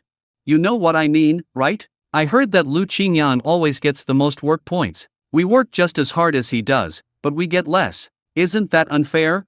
Wu Qiu finally understood that this was an internal conflict. Thinking about how Lu Qingyang had just given him the ticket, he just asked him to take good care of his old mother and didn't ask for anything in return. On the other hand, Bao Xingyi kept chattering in his ear, with many calculations mixed in his words. At the end he even deliberately reminded him, and the implication of his words was obvious. Accepting his ticket means agreeing to a deal and working for him. After thinking it over, he decisively refused. "No need, no reward without merit, you know my temper, I don't care about what you said." "Brother Qiu, don't say anything, I just ignored what you said."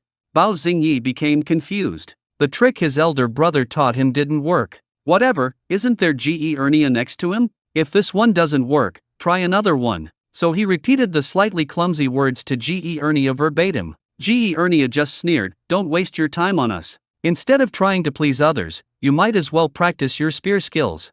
After saying that, Lu Qingyang shot and killed a fat roe deer with a bang. Bao Xingyi was so anxious that he was jumping up and down. If he didn't accept it at all, how could he frame Lu Qingyang like this? "This roe deer is really fat." "Alright, Qingyang, your shooting skills are quite accurate." Well, Bao Xingyi felt that everything was going wrong for him today. He couldn't do the frame-up and had to work as Lu Qinjiang's laborer for a day. It was almost evening when Bao Xingyi accidentally caught a glimpse of Lu Qingyang whispering to his horse with his head down. Then he took something out of his bag and fed it to the horse. Bao Xingyi's heart suddenly tightened and he stepped forward hurriedly, his eyes full of vigilance, fearing that Lu Qingyang would secretly tamper with his horse and poison it to death. You, what are you doing? I saw your horse was so skinny that it was just skin and bones. I couldn't bear it, so I fed it some hay. My horse will find food by itself when it's hungry, so you won't have to bother me." Bao Xingyi frowned, his tone full of displeasure. Lu Qinjiang's gaze fell on the horse's sunken belly again, and then he glanced around at the snowy ground where there was not even a single weed. "In this wilderness, with ice and snow everywhere, where can the horse find food? It looks like I won't be able to eat much good food when I get home. I'm afraid if I starve for a few more days, I'll die." Thinking of this, he couldn't help but mutter to himself, no wonder the horse was so easily bribed by his handful of fodder. Bao Xingyi stared at the fodder in his hand, fearing that it might be poisonous. Lu Qingyang calmly fed his horse again. "Don't worry, it won't be poisoned to death. He just bribed the horse with fodder. I accidentally touched this horse before and found that it was always crying for hunger." He kept cursing Bao Xingyi's family along the way. "He only knows how to make me work, and I can't even get enough to eat. He is even more miserable than the donkey at the mill. I am starving to death. Why didn't you kick him to death just now? And why didn't anyone give me something to eat?" Bao Xingyi finally felt relieved, as he thought Lu Qingyang had some new trick up his sleeve. Lu Qingyang whispered to the horse, "You can see it too. It's not that I don't want to give you food, but your master doesn't allow you to. You are really pitiful, you cow and horse." After saying that, Lu Qingyang took out some dried meat and fed it to his horse. The angry horses bared their teeth and made sounds of protest. Bao Xingyi whipped it with a horse whip in dissatisfaction. "You have an opinion. What is your opinion?" The horse was already dissatisfied, and now being whipped, it became even angrier. "I am forced to work, but I don't give you grass to eat. Sooner or later, you will fall to your death." On the way back, the road gradually became flatter, and everyone, who had been tired after a whole day, jumped onto their horses. Seeing this, Bao Xingyi also wanted to follow the crowd and raised his leg to mount the horse that was still panting. The horse seemed to be touched by something and suddenly became agitated and restless, with its forehoofs tumbling and jumping around. The more Bao Xingyi whipped it, the more excited it became. Finally, he kicked Bao Xingyi with his hoof, knocked him to the ground, and stomped on him several times. After breaking free from Bao Xingyi's restraints, it knew that a horse that hurt people would not have a good end, so it ran straight into the woods. This scene happened so quickly that no one could react. When Wu Qiu wanted to check on Bao Xingyi, he found that he had fainted from the pain. After Bao Guanghui and Bao Jingwei received the news, they rushed over immediately. Bao Jingwei felt distressed when he saw his youngest son with several broken ribs. "My son, how could you have an accident and become like this?" Bao Guanghui looked at the people present suspiciously, and stared at Lu Qingyang steadily. "What happened? Why did my brother become like this?"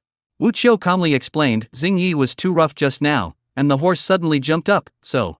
Anyone who has ridden a horse knows that falling off a horse's back is not uncommon. "That horse is so docile, how is that possible? Someone must be playing tricks on me." Bao Jingwei looked at the scattered fox hair on the ground, and felt frightened. No, Guanghui, please stop talking. Let's go find a doctor right away. Don't delay your brother. I'll come back to settle the score with you later." Seeing Bao Xingyi being taken away, Ji Erniu also felt puzzled. Everyone saw it just now. He whipped the horse's back and the horse got excited. "What does it have to do with us? When someone asks us about it, we will tell the truth. There is no need to be afraid. We have not done anything wrong." If the Bao family had not treated the horses harshly, he would not have found such an opportunity. Bao Xingyi was sent to the infirmary, where Dr. Zhu simply gave him a few checks. "The ribs are broken. I don't think I can treat him here. Let's send him to the hospital in town." "How could it be so serious? We need to treat him as soon as possible, or he will die." Bao Jingvia held the tuft of fox hair in his hand and muttered to himself, "It's not an accident. It's definitely not an accident. It's the foxy mortal who's here to take revenge on us. Guanghui, it's all your fault for firing the gun yesterday. Look at what you've done to your brother." Bao Guanghui said impatiently, "What fox fairy, dog fairy, if you say such things again, I will be angry. I will take Xingyi to the hospital first, you stay at home." Although he said this, he actually had no idea. Bao Jingvia returned home full of suspicion, thinking that he must find a way to pray to the immortal and ask him to forgive their family's sins. Lu Qingyang took advantage of the fact that the Bao family was upset and asked Snowfox to cause trouble at night. Bao Jingvia was alone in the empty house, muttering to himself, with incense smoke rising from his face as he kowtowed and bowed. Suddenly he heard a faint sound outside the door, like the gentle breeze at night. He opened the door hastily, only to see a small shoe left outside. He immediately understood something. "Fox Immortal, my eldest son acted rashly. I apologize to you on his behalf. I beg you to show mercy and not to harm the innocent people of the Bao family. He was impulsive and had no real intention. As for the little girl, she followed someone else. At least it was better than staying in this mountain valley. Did we kill her? This matter cannot be blamed on us." The figure hidden in the darkness trembled all over when he heard these words. It's really them who did it, my daughter. Old Bao, you thought they were your relatives, but what about them? Look at what good things they have done. What happens next? You decide." Lao Bao felt lost, but also relieved. "Then let's do as you say." If kindness has no edge, it becomes a sign of weakness and vulnerability. His mission has always been to save lives, but this time he decided to harm someone for his daughter. Lu Qingyang took out the things that Bao Guanghui left at his house the last time he wanted to frame Lao Bao. "This is what he secretly placed in your house when he wanted to harm you before. I kept it. This time, I will let him suffer the consequences of his actions." Lao Bao nodded heavily. "Let's do it." When Bao Guanghui came back, Bao Jingvio immediately went up to him and asked, "How's Xingyi?" "I fell down and broke my waist. The doctor said I need to observe it for a while." In fact, Bao Guanghui didn't say anything about the seriousness of his condition. The doctor said that his brother might not be able to stand up. He must hold those people accountable. My brother was fine when he went out. How could he fall off the horse for no reason? Bao Jingvia breathed a sigh of relief and then advised, I'm telling you, don't be so stubborn. Be submissive when it's time to be submissive. Dad, don't use that excuse. I don't believe in playing tricks at all. Bao Jingvia hesitated for a while, then took out another small shoe and said, except for the immortal, who else would know about that? Don't mention it. It happened so many years ago. Is it too late to talk about it now? Weren't you the one who acquiesced to this matter in the first place? Why don't we go to the May 1st Brigade to see her? What are you looking at? What's there to see? I don't even know where she's moved to. Besides, they have the money to buy her, will they let her starve to death? Just as he was still thinking about causing trouble for Lu Qingyang, suddenly a group of people with red armbands rushed into his house. Bao Guanghui was still confused. What happened? I didn't ask you to gather at my house, did I? The deputy captain apologized. I'm sorry, Captain Bao, we received a report with your real name, saying that you have something hidden in your home that shouldn't be there, so. The deputy captain has long coveted the position of captain. You know, making a real name report is not something that ordinary people can do. There must be sufficient evidence. You are talking nonsense. Who gave you the guts to search my house?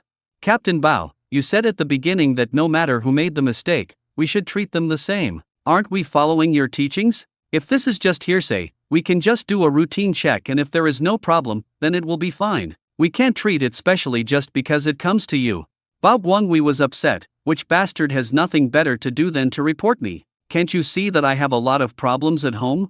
When he finds out who it is in private, he will be punished. We've also heard about your brother's situation. We're really sorry, but we have to do what we have to do. Bao Guanghui was at a loss, so he waved his hand and said, go ahead and check it out. There couldn't be anything wrong in his house. He was usually very careful and would ask his wife to put away anything that seemed even slightly suspicious. Captain Bao, we will be more careful, search quickly.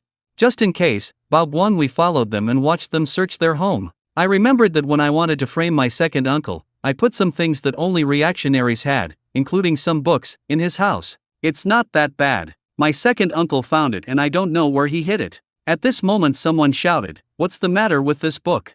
Bao Guanghui and the deputy captain rushed over. This book is not right, Captain. Bao Guanghui, what's going on? The deputy captain had a serious look on his face, but he was actually smiling from ear to ear. Bao Guanghui was shocked. How did this book get here? This is not my book. It's really not mine. Deputy captain, come and have a look. There's another package here. When he opened it, Bao Guanghui was stammering and trying to argue. Impossible. Impossible, this is wrong, this is not mine, it's really not mine. Captain Bao, let's be realistic. Look, these things are in your home. Everyone has seen them. Then he said to the group of people behind him, no matter who it is, don't let him off easily. Hurry up and arrest him and take him back for interrogation. Yes, Captain Bao, you were the one who taught us to put justice above relatives. Several people with red armbands quickly controlled Bao Guanghui. Bao Guanghui wanted to open his mouth to explain, I really don't know, someone must have secretly put it in my house to frame me.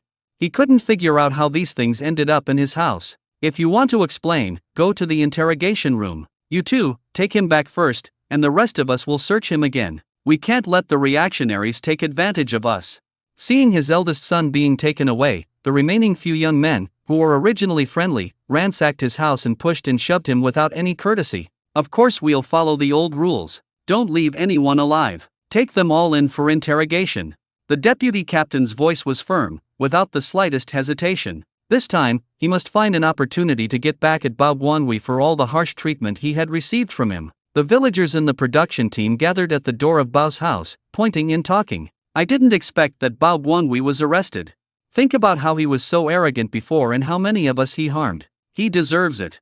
Bao Jingville looked dazed, obviously frightened by the sudden change. Xingyi is still in the hospital, I have to go see him quickly. Bao's mother was cursing angrily. What right do you have to arrest us, these little bastards? My Guanghui is innocent. When Ji Jingfen heard this, she quickly drew a line in the sand. That was Bao Guanghui's own secret. It has nothing to do with me. I know nothing about it. Lu Qingyang turned around quietly, carried his hunting rifle and led his horse, and walked towards the mountain. A little sable followed behind him and quickly climbed onto his shoulder. Tell me, what did they say just now? According to the clues we have obtained so far, Bao Xiangxiang was sold to the May 1st Brigade. Unfortunately, the bad news is that the family has moved away. As soon as Lao Bao heard the news, he decided to go to the May 1st Brigade to investigate first. It just so happens that there are villagers there whom I once treated. I will go and ask for some information. Now that Bao Guanghui has been arrested, Bao Xingyi is almost ruined, and his eldest brother's family is ruined. It can be said that evil deeds were punished and they got the ending they deserved. If it were in the past, he would have sighed a few words. Only now, he's still cursed, you deserve it.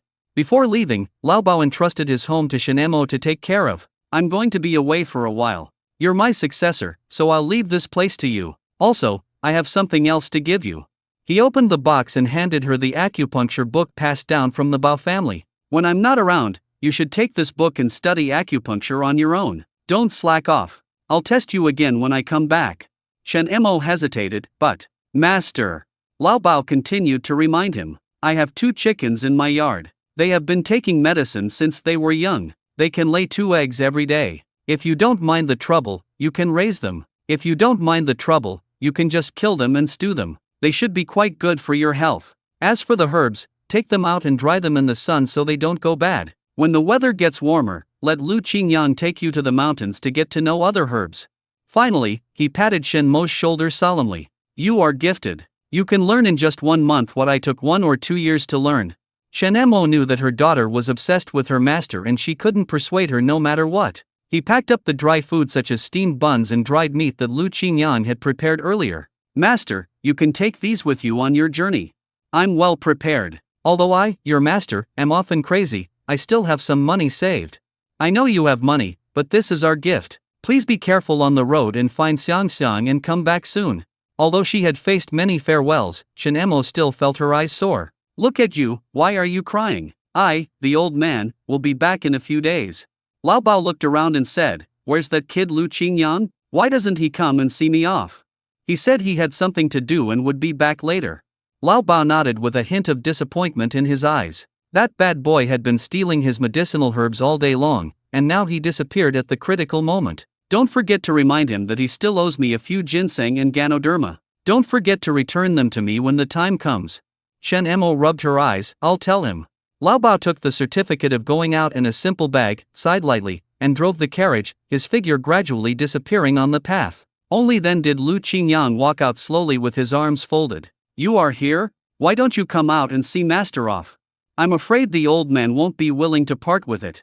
Shen Mo knew that he was actually reluctant to leave, so he was hiding and didn't want to come out. While Lao Bao is away, I want to use all my strength to collect his medicinal herbs.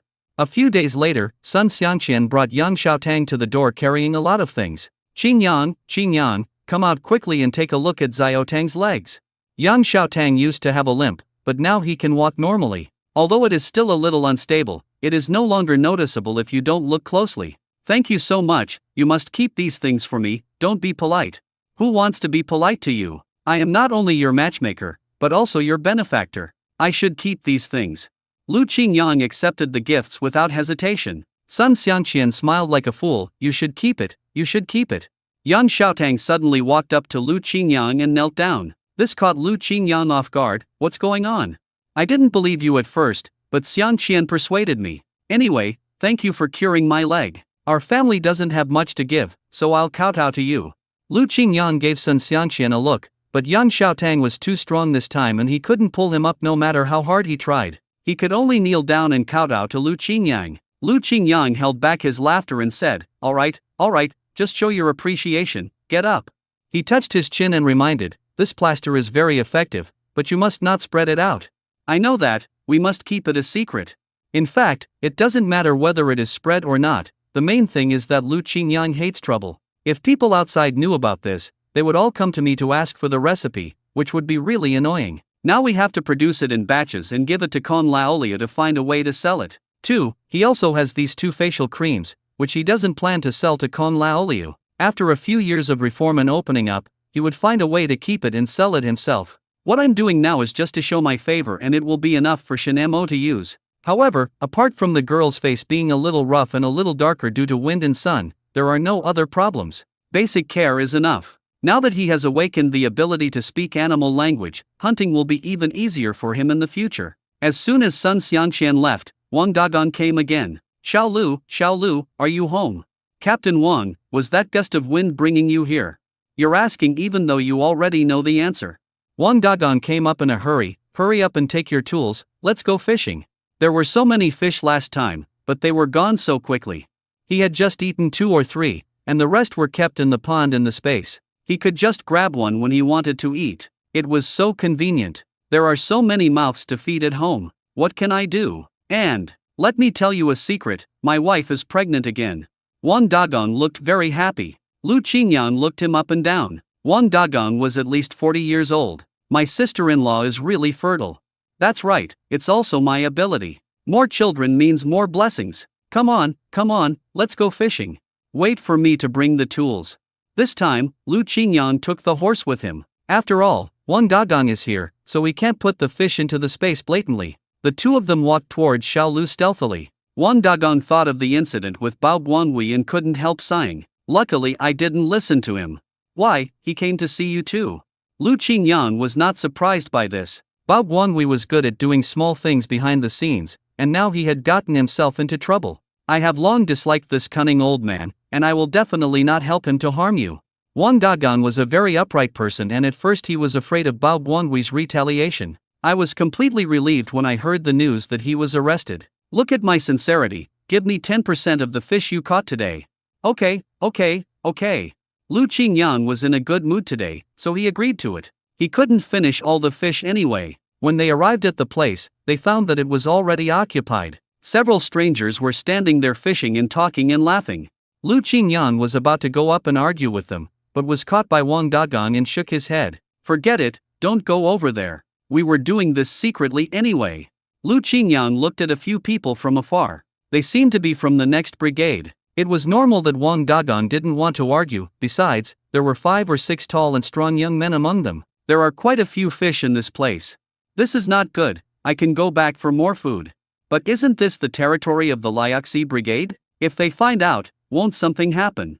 The leading male comrade said arrogantly, what are you afraid of? The Liaxi brigade is nothing. How can it be compared to our Qinjin brigade? Even if we catch all the fish here, their captain won't dare to fart. Ha ha ha. Wang Dagong originally wanted to settle the matter peacefully, but when he heard this, he was really angry, but they were right. After all, the productivity of Liaxi brigade is backward and cannot compare with that of their Qinjin brigade. Lu Qingyan glanced at the group of people and walked straight towards them. What are you going to do? Wang Dagong didn't have time to stop him. Lu Qingyan turned around and gave him a look that said, don't worry, I have my own way. Sorry, you took our fishing spot. Oh, so this ice hole was dug by you guys, but there's no name written on it, and it doesn't say it's yours. It's first come, first served. Since we got here first, it's ours, right, brothers? The other young men all looked at Lu Qingyan. Lu Qingyan unexpectedly discovered that there was a familiar face among them, one of whom was Chao Zhinshan, who had taken the train to the countryside with them before. Chao Zhinshan pushed his glasses and saw clearly that the person coming was Lu Qingyan. He rolled his eyes in contempt. Are you the educated youth from the Qinjin brigade? This is the Liaxi brigade. I am here legally and in compliance with the regulations. You are here. I just want to fish here, what do you say? Do you want to have a fight to see who is better? When Mantu and Xiao Weiwei saw that their master had a conflict with others, they immediately rushed out and started barking at them. Why, you think you're so great just because you have a few dogs? Lu Qingyan yawned. If he and Wang Dagong openly fought with this group of people, they would definitely not gain anything. But if he can't do it openly, he can do it secretly. Wang Dagong whispered in his ear, why don't we just forget about it and stop listening to their barking? When he was young, he was easily angered and liked to argue with others. Ever since I got a wife and had a child, I think twice before doing anything impulsive. Lu Qingyan raised the ice pick, but instead of smashing it at the group of people, he started to chisel another hole in the ice not far from them. Wang Dagong breathed a sigh of relief. Why, you chose this position. In fact, for Lu Qingyan, the position is not important at all. The most important thing is himself. When the young men saw Lu Qingyan like this, they couldn't help but laugh. Look, this guy wants to compete with us for fishing. Jinsheng, show him how powerful you are. Yeah, aren't you the best at fishing? Lu Qingyan just thought it was a bunch of flies buzzing in his ears, and called Wang Dagong. Captain Wang, why are you in a daze? Come and help us. Didn't you tell me not to listen to their screams? Oh, I'll be right over. Wang Dagong breathed a sigh of relief, not knowing what Lu Qingyan was thinking. The two of them started to chisel the ice seriously. Seeing that it was boring, the group of people stopped talking to the two men. Two boring asses, really boring. Lu Qingyang chiseled the ice surface with a bang bang bang sound, using great strength. After the two men had chiseled the ice, Lu Qingyang took a small stool from the horse's back, sat beside it, and began to fish seriously. Before Lu Qingyang came, they could catch a few fish every hour on average. But since Lu Qingyang started fishing, the fishhook has been put in for almost an hour and a half, but there is no sign of a fish. On the contrary, Lu Qingyang caught one fish after another, and it was impossible to count how many he had caught. Chao Zhenxing frowned. It must be the problem with the bait. Our bait is not good. There is absolutely no problem with his fishing skills. It must be that the bait he brought is not good, or there is something wrong with the position. Lu Qingyang said nothing and just kept fishing. The fish is on the hook again. Captain Wang, do you want to eat spicy boiled fish? I've never tried this method before. Please make it for me someday.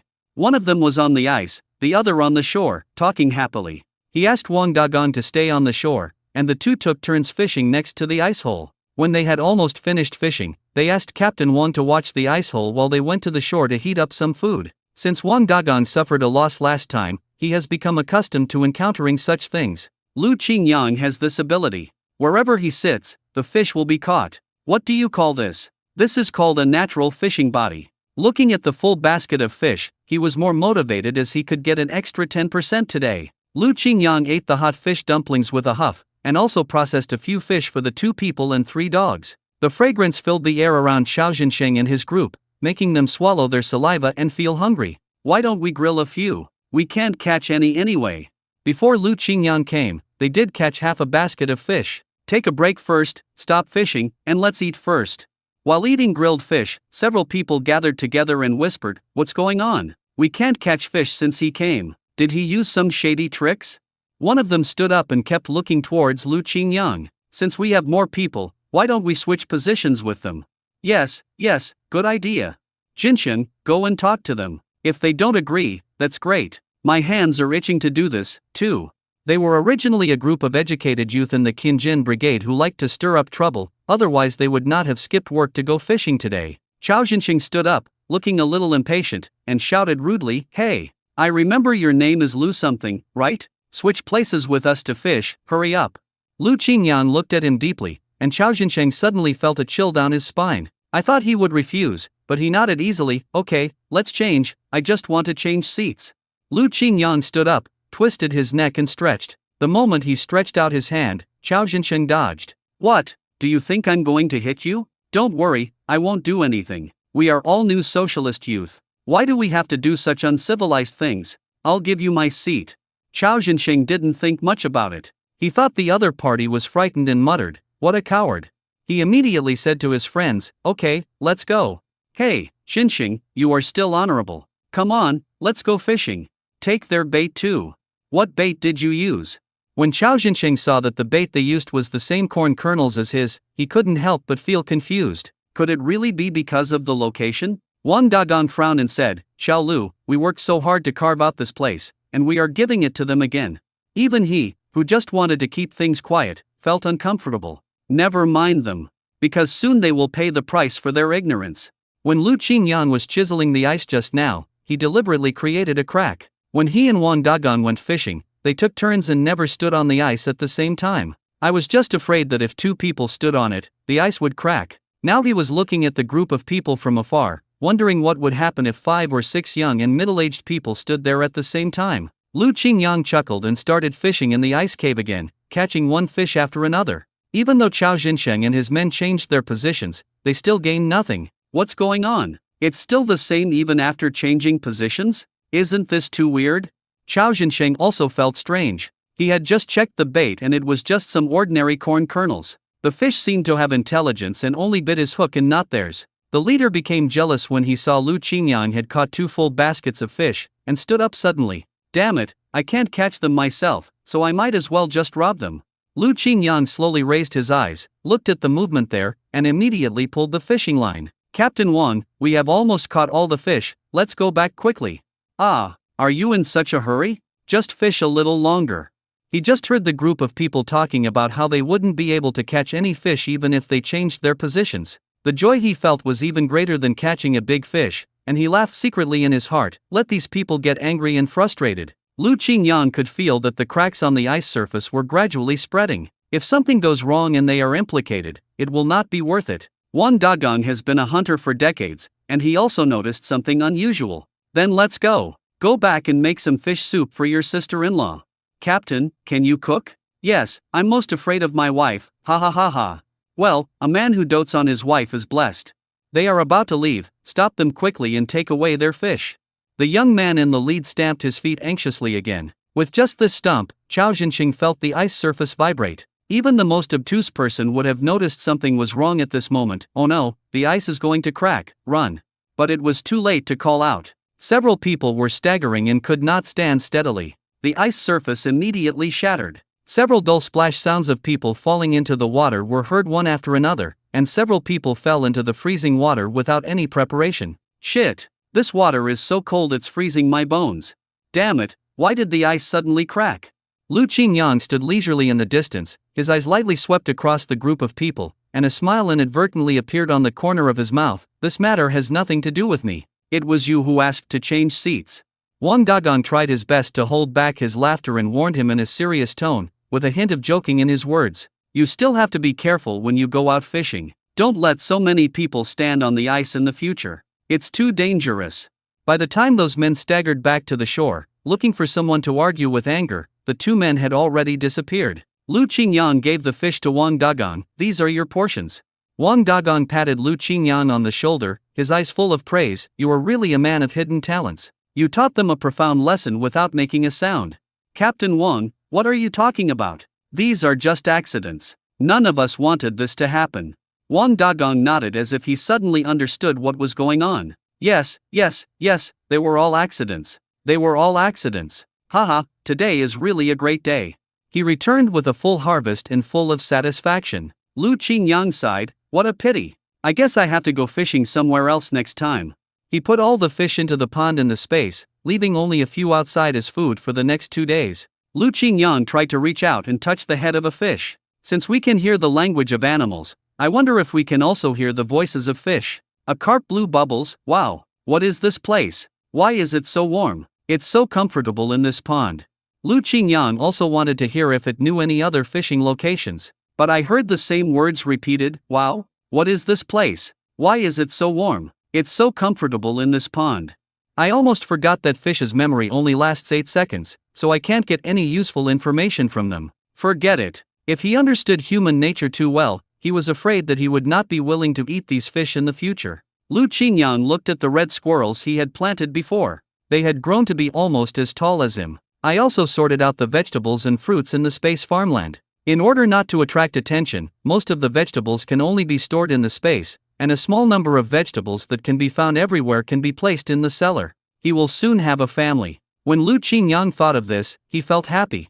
I need to earn more money and make more sets of furniture. Although this house had been renovated before, it was just a simple renovation to make it habitable. All the furniture and other items were made by Zhou Jianqi. Now he wants to rebuild the old Kong, expand the house, buy some decent furniture, and build a decent bathroom. Uncle Shen can't see it, but when Shen Emo gets married, he will definitely bring her over to live with them. While the house is being repaired, he can temporarily live in Shen Mo's house. Having made up his mind, Lu Qingyang went to discuss the matter with Zhou Jianqi. Jianqi, that's great, I need your help with something.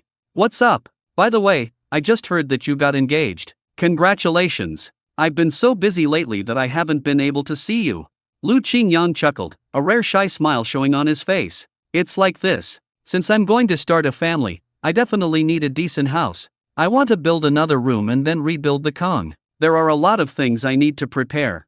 Zhou Jianqi opened his mouth wide. You want to live here forever? You don't plan to go back to the city. Lu Qingyang took off his hat and said, we have to live here anyway, so we have to live comfortably.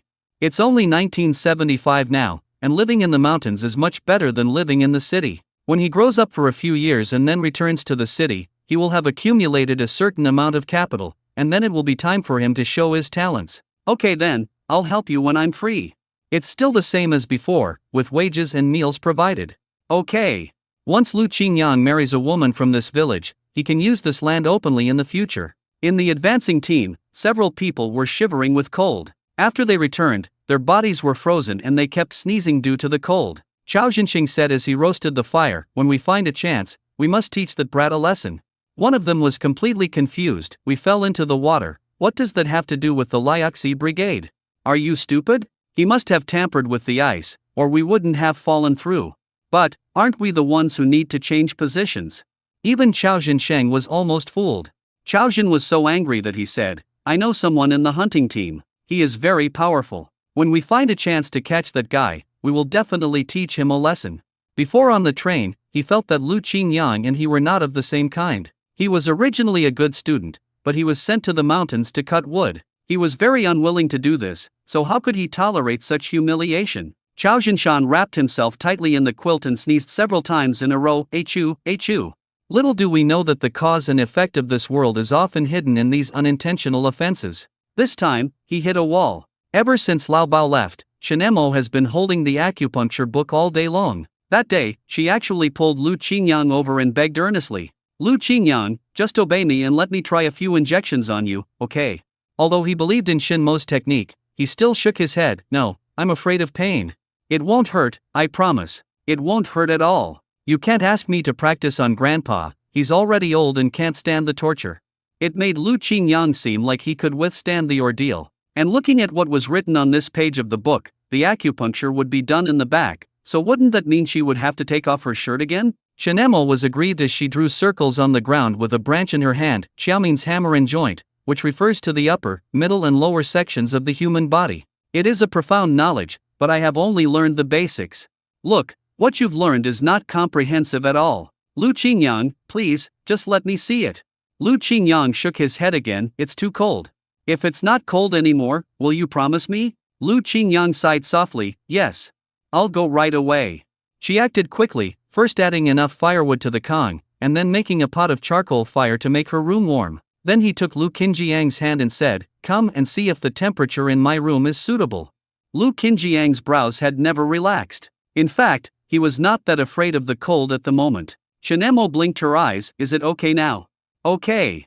This was simply torturing himself. It wasn't that he was unwilling to show her the acupuncture points, but, even if he was thick-skinned, he would feel embarrassed standing in front of her with his upper body naked. What's more, her slender fingers were about to explore and roam his back. Lu Qingyang swallowed unconsciously and thought to himself, "Forget it, just bear with it." He slowly took off his shirt until his strong back was exposed. As soon as Shenemo saw his upper body, she began to study it excitedly. Lu Qingyang could feel the slightly cool little hands on his back gently touching him, followed by a delicate movement. "You can do research, but don't tickle me." "How could that be?" "I will be very careful. The acupuncture points I pierce will not affect your health. Don't worry. I'm just giving it a try." Shenemo was disinfecting the silver needle and was about to insert it into the acupuncture point on Lu Qinjiang's back, but she saw a hideous scar on his back. "What is this?"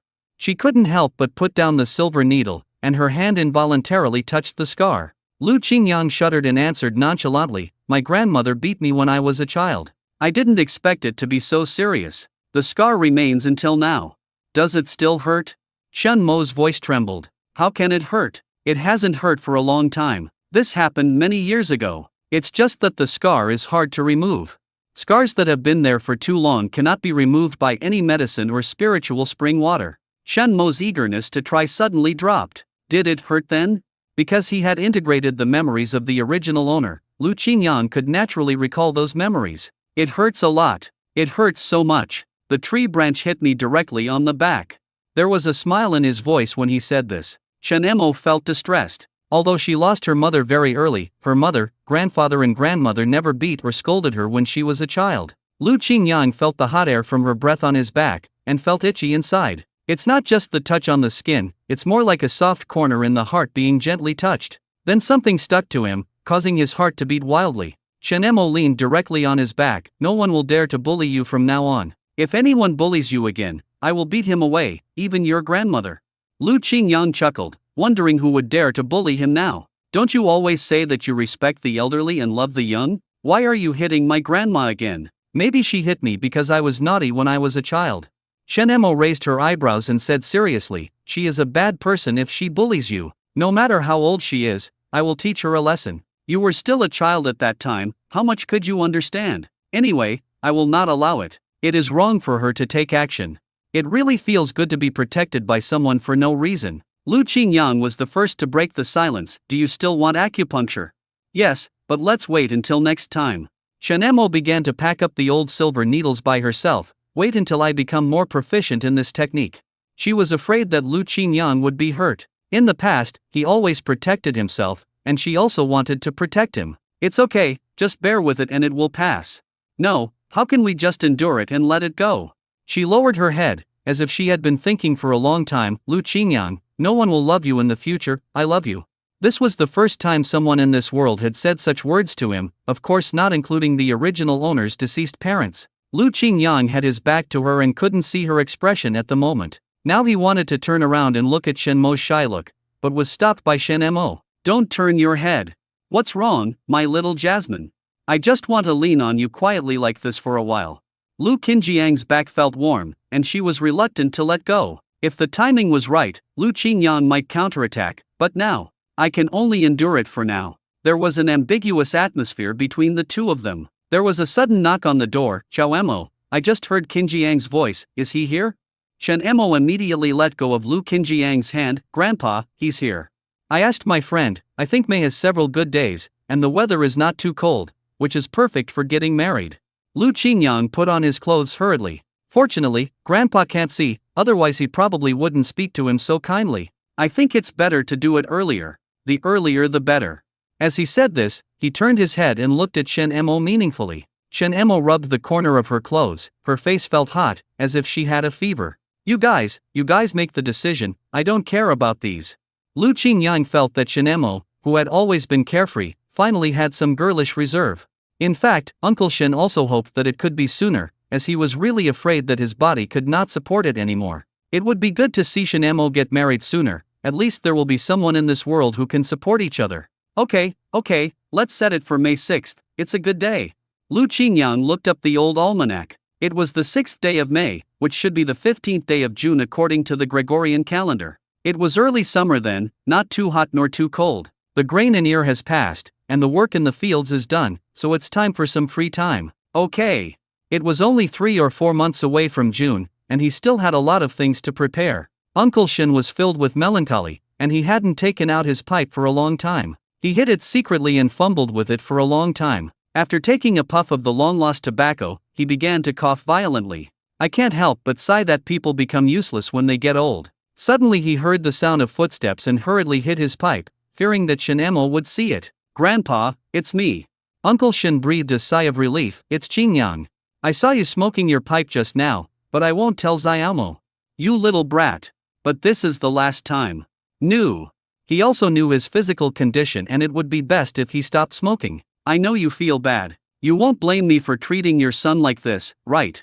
Uncle Shen exhaled a puff of smoke. His heart was actually very complicated. Shen Jianming is his son, and he has been hopeful since the moment he was born. Unfortunately, as he grew older, his bad qualities gradually became apparent. Sometimes, Uncle Shen wondered if he had done something wrong, otherwise why would he raise such an unfilial son? His 2 children, who had good character, also died early, leaving him with nothing to worry about. It really proves the old saying that evil can last for thousands of years. It's all in the past. Jianming did something wrong, and he must be punished for doing something wrong. He even wanted to sell Xiaomo. He has no conscience anymore. I should thank you for saving Xiaomo and sending him to reform. Lu Qingyang looked at his old appearance and felt deeply moved. Uncle Shen was at least reasonable and truly cared about Shen Mo's good. Boy, you came to me not only to talk about this, right? Lu Qingyang touched his head and said, yes, it's like this. In order to get married, I want to renovate the old house, so I want to live here for a while. Uncle Shen was silent for a while. Xiaomo is not your wife yet. Grandpa, did you misunderstand something? I'm not imagining things. Uncle Shen's pipe almost hit him on the head. I don't think you would dare. But, I thought you were going to move here directly after you got married. Lu Qingyang muttered quietly, that means she will become a son-in-law.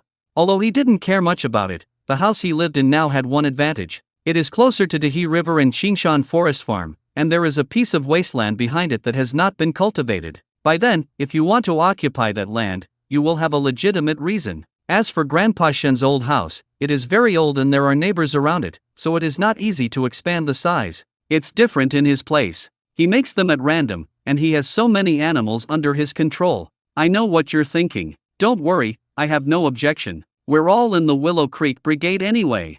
Uncle Shen took his last puff of his cigarette before reluctantly putting it down. Lu Qingyang thought that Yang Xiaotang's decades-long lameness could be cured, so he wondered if he could cure Mr. Shen's blind eyes. No matter what, I'll study the prescription with Shen Emo and give it a try. The next day after work, Lu Qingyang rode his Phoenix brand bicycle to Shen Mo's house. Let's go to Songling town. Shen Emo had just returned from the forest, and traces of logging were still left on her sleeves. She deftly took off her gloves covered with sawdust, with a hint of surprise in her eyes. It's so late, are you still going to town? I have something to deliver, so I'd like to take you along for a walk. Okay, wait for me, I'll change my clothes.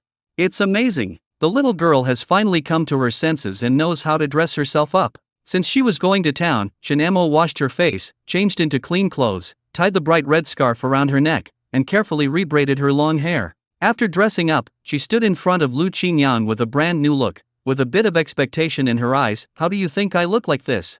Lu Qingyang pretended to be deep and serious. What's going on?